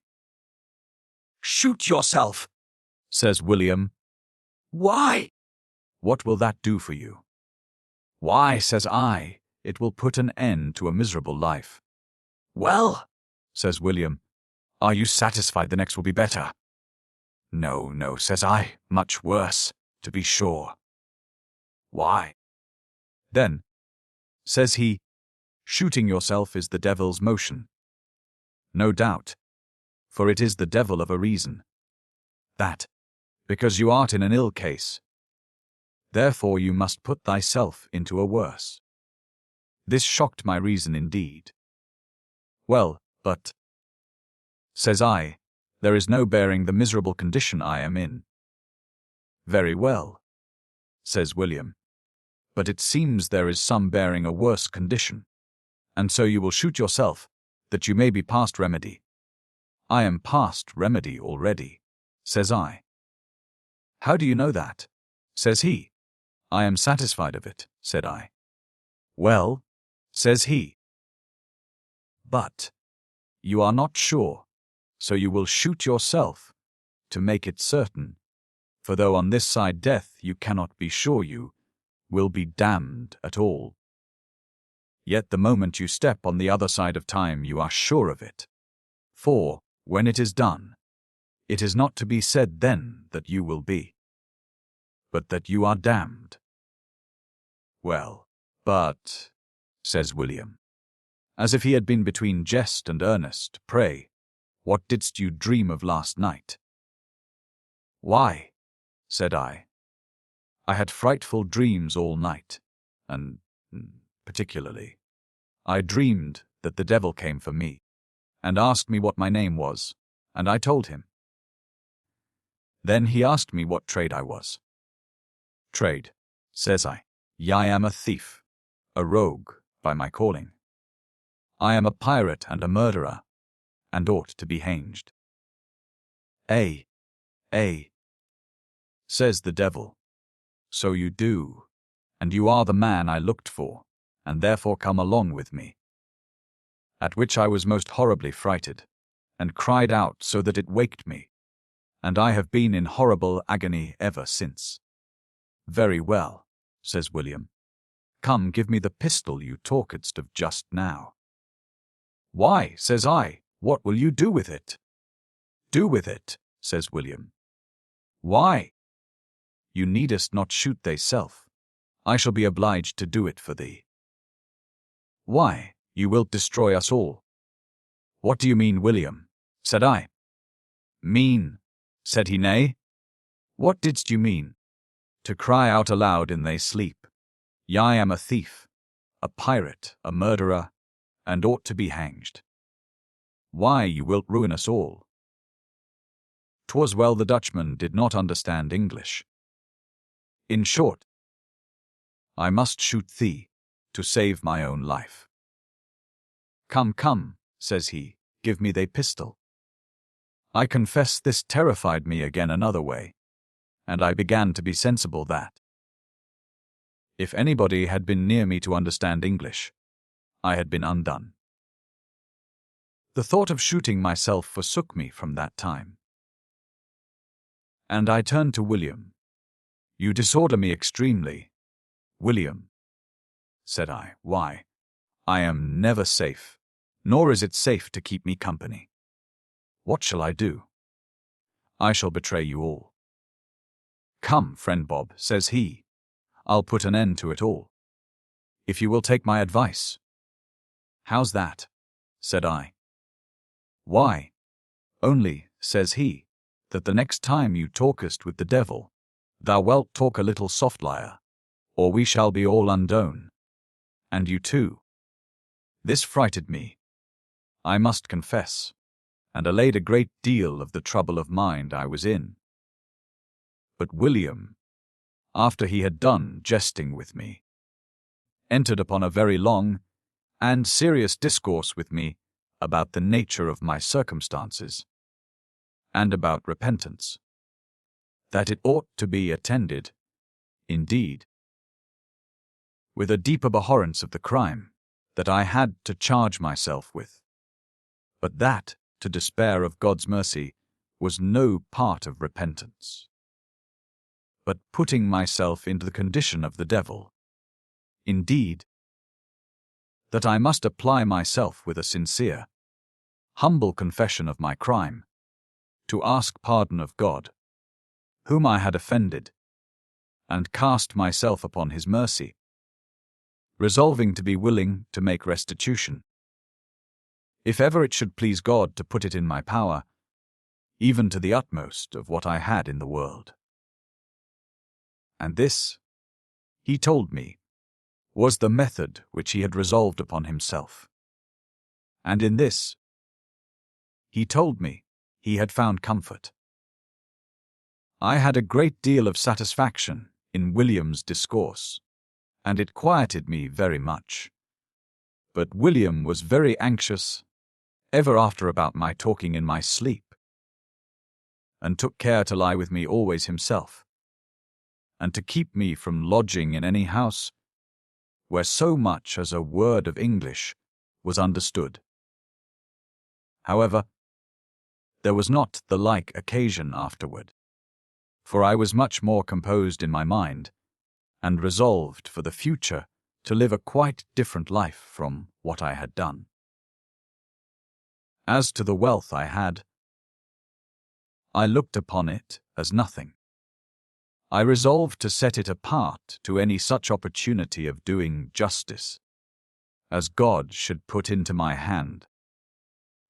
And the miraculous opportunity I had afterwards of applying some parts of it to preserve a ruined family, whom I had plundered, may be worth reading, if I have room for it in this account.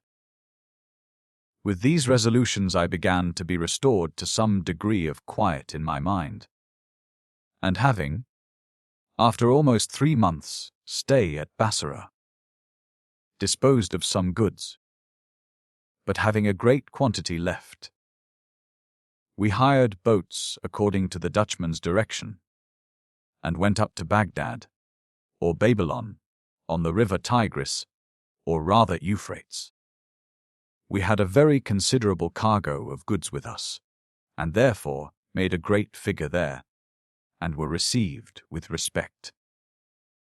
We had, in particular, 42 bales of Indian stuffs of sundry sorts, silks, muslins, and fine chintz. We had 15 bales of very fine China silks, and 70 packs or bales of spices, particularly cloves and nutmegs, with other goods. We were bid money here for our cloves, but the Dutchman advised us not to part with them, and told us we should get a better price at Aleppo or in the Levant, so we prepared for the caravan. We concealed our having any gold or pearls as much as we could, and therefore sold 3 or 4 bales of China silks and Indian calicos, to raise money to buy camels, and to pay the customs which are taken at several places, and for our provisions over the deserts. I travelled this journey, careless to the last degree of my goods or wealth, believing that, as I came by it all by rapine and violence, God would direct that it should be taken from me again in the same manner. And, indeed, I think I might say I was very willing it should be so. But, as I had a merciful protector above me, so I had a most faithful steward, counselor, partner, or whatever I might call him, who was my guide, my pilot, my governor, my everything, and took care both of me and of all we had. And though he had never been in any of these parts of the world, yet he took the care of all upon him.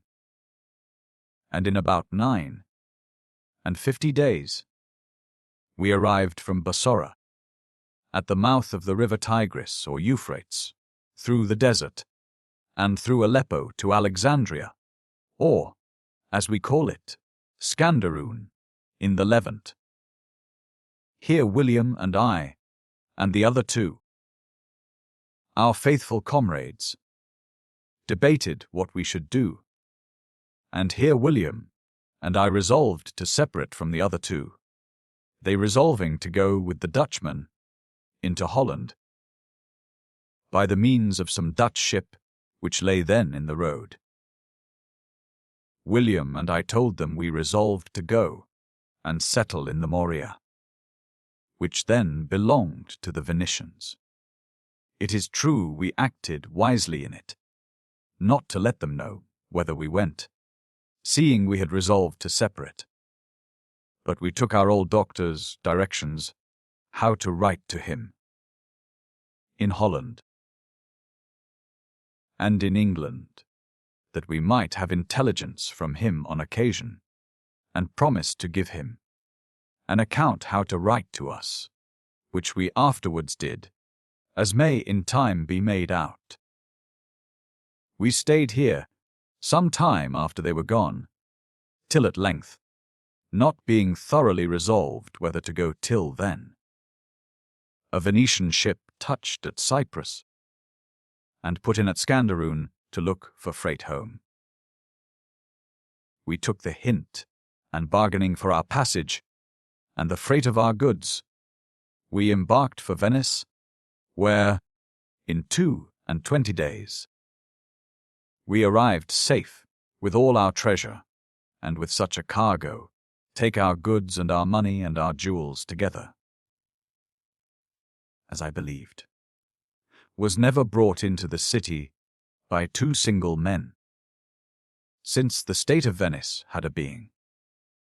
We kept ourselves here incognito for a great while, passing for two Armenian merchants still, as we had done before, and by this time we had gotten so much of the Persian and Armenian jargon, which they talked at Bassora and Baghdad, and everywhere that we came in the country, as was sufficient to make us able to talk to one another, so as not to be understood by anybody, though sometimes hardly by ourselves. Here we converted all our effects into money, settled our abode as for a considerable time, and William and I, maintaining an inviolable friendship and fidelity to one another, lived like two brothers. We neither had or sought any separate interest. We conversed seriously and gravely, and upon the subject of our repentance continually. We never changed. That is to say, so as to leave off our Armenian garbs, and we were called, at Venice, the two Grecians. I had been 2 or 3 times going to give a detail of our wealth, but it will appear incredible, and we had the greatest difficulty in the world how to conceal it, being justly apprehensive lest we might be assassinated in that country for our treasure.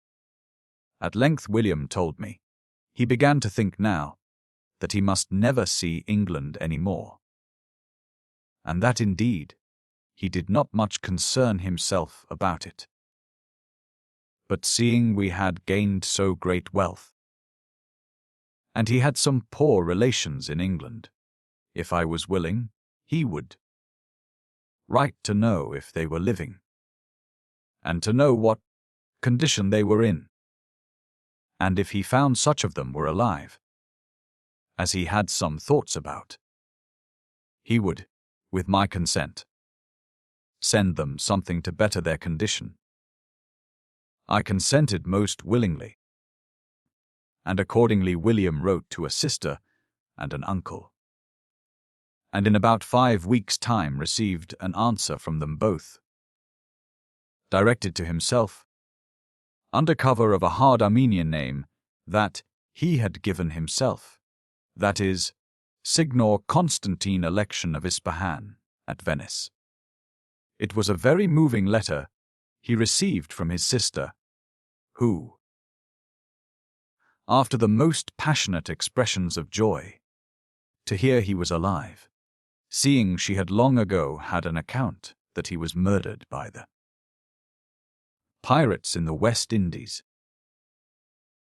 entreats him to let her know what circumstances he was in, tells him she was not in any capacity to do anything considerable for him, but that he should be welcome to her with all her heart, that she was left a widow with 4 children, but kept a little shop in the Minories, by which she made shift to maintain her family, and that she had sent him £5, lest he should want money, in a strange country, to bring him home.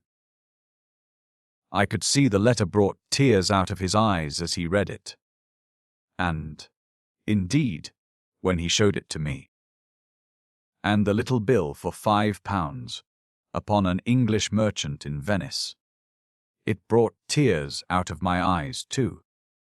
After we had been both affected sufficiently with the tenderness and kindness of this letter, he turns to me. Says he, "What shall I do for this poor woman?" I mused a while. At last says, I will tell you what you shall do for her. She has sent you £5, and she has 4 children, and herself, that is 5. Such a sum, from a poor woman in her circumstances, is as much as £5,000 is to us. You shall send her a bill of exchange for £5,000 English money, and bid her conceal her surprise at it till she hears from you again. But bid her leave off her shop, and go and take a house somewhere in the country, not far off from London, and stay there, in a moderate figure, till she hears from you again. Now, says William, I perceive by it that you have some thoughts of venturing into England. Indeed, William, said I, you mistake me. But it presently occurred to me that you should venture. For what have you done that you may not be seen there? Why should I desire to keep you from your relations? Purely to keep me company. William looked very affectionately upon me. Nay, says he, we have embarked together so long, and come together so far. I am resolved I will never part with thee as long as I live. Go where you wilt, or stay where you wilt. And as for my sister, said William, I cannot send her such a sum of money. For whose is all this money we have? It is most of it thine. No, William, said I, there is not a penny of it mine, but what is yours too. And I won't have anything but an equal share with you, and therefore you shall send it to her. If not, I will send it. Why? Says William. It will make the poor woman distracted. She will be so surprised she will go out of her wits. Well, said I, William, you may do it prudently. Send her a bill backed of £100, and bid her expect more in a post or 2, and that you will send her enough to live on without keeping shop, and then send her more. Accordingly, William sent her a very kind letter, with a bill upon a merchant in London for £160, and bid her comfort herself with the hope that he should be able in a little time to send her more. About 10 days after, he sent her another bill of £540, and a post or 2 after, another for £300, making in all £1,000, and told her he would send her sufficient to leave off her shop, and directed her to take a house as above. He waited then till he received an answer to all the 3 letters, with an account that she had received the money, and, which I did not expect, that she had not let any other acquaintance know that she had received a shilling from anybody, or so much as that he was alive, and would not till she had heard again. When he showed me this letter, Well, William, said I, this woman is fit to be trusted with life or anything. Send her the rest of the £5,000, and I'll venture to England with you, to this woman's house, whenever you will. In a word, we sent her £5,000 in good bills, and she received them very punctually, and in a little time sent her brother word that she had pretended to her uncle that she was sickly and could not carry on the trade any longer, and that she had taken a large house about 4 miles from London under pretence of letting lodgings for her livelihood, and, in short, intimated as if she understood that he intended to come over to be incognito, assuring him he should be as retired as he pleased. This was opening the very door for us that we thought had been effectually shut for this life, and, in a word, we resolved to venture, but to keep ourselves entirely concealed, both as to name and every other circumstance. And accordingly William sent his sister word how kindly he took her prudent steps, and that she had guessed right, that he desired to be retired, and that he obliged her not to increase her figure, but live private, till she might perhaps see him. He was going to send the letter away. "Come, William," said I. "You shan't send her an empty letter. Tell her you have a friend coming with you that must be as retired as yourself, and I'll send her £5,000 more."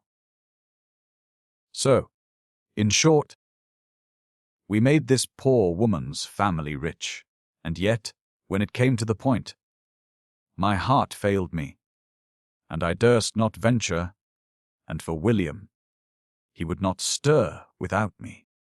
And so we stayed about 2 years after this, considering what we should do. You may think, perhaps, that I was very prodigal of my ill-gotten goods, thus to load a stranger with my bounty, and give a gift like a prince to one that had been able to merit nothing of me, or indeed know me. But my condition ought to be considered in this case. Though I had money to profusion, yet I was perfectly destitute of a friend in the world to have the least obligation or assistance from, or knew not either where to dispose or trust anything I had while I lived, or whom to give it to if I died. When I had reflected upon the manner of my getting of it, I was sometimes for giving it all to charitable uses, as a debt due to mankind, though I was no Roman Catholic, and not at all of the opinion that it would purchase me any repose to my soul. But I thought, as it was got by a general plunder, and which I could make no satisfaction for, it was due to the community, and I ought to distribute it for the general good.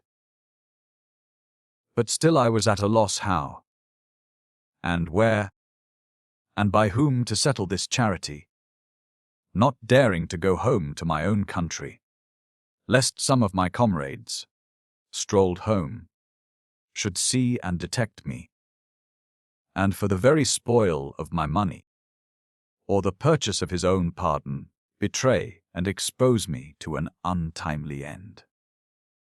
Being thus destitute, I say, of a friend, I pitched thus upon William's sister, the kind step of hers to her brother, whom she thought to be in distress, signifying a generous mind and a charitable disposition, and having resolved to make her the object of first bounty.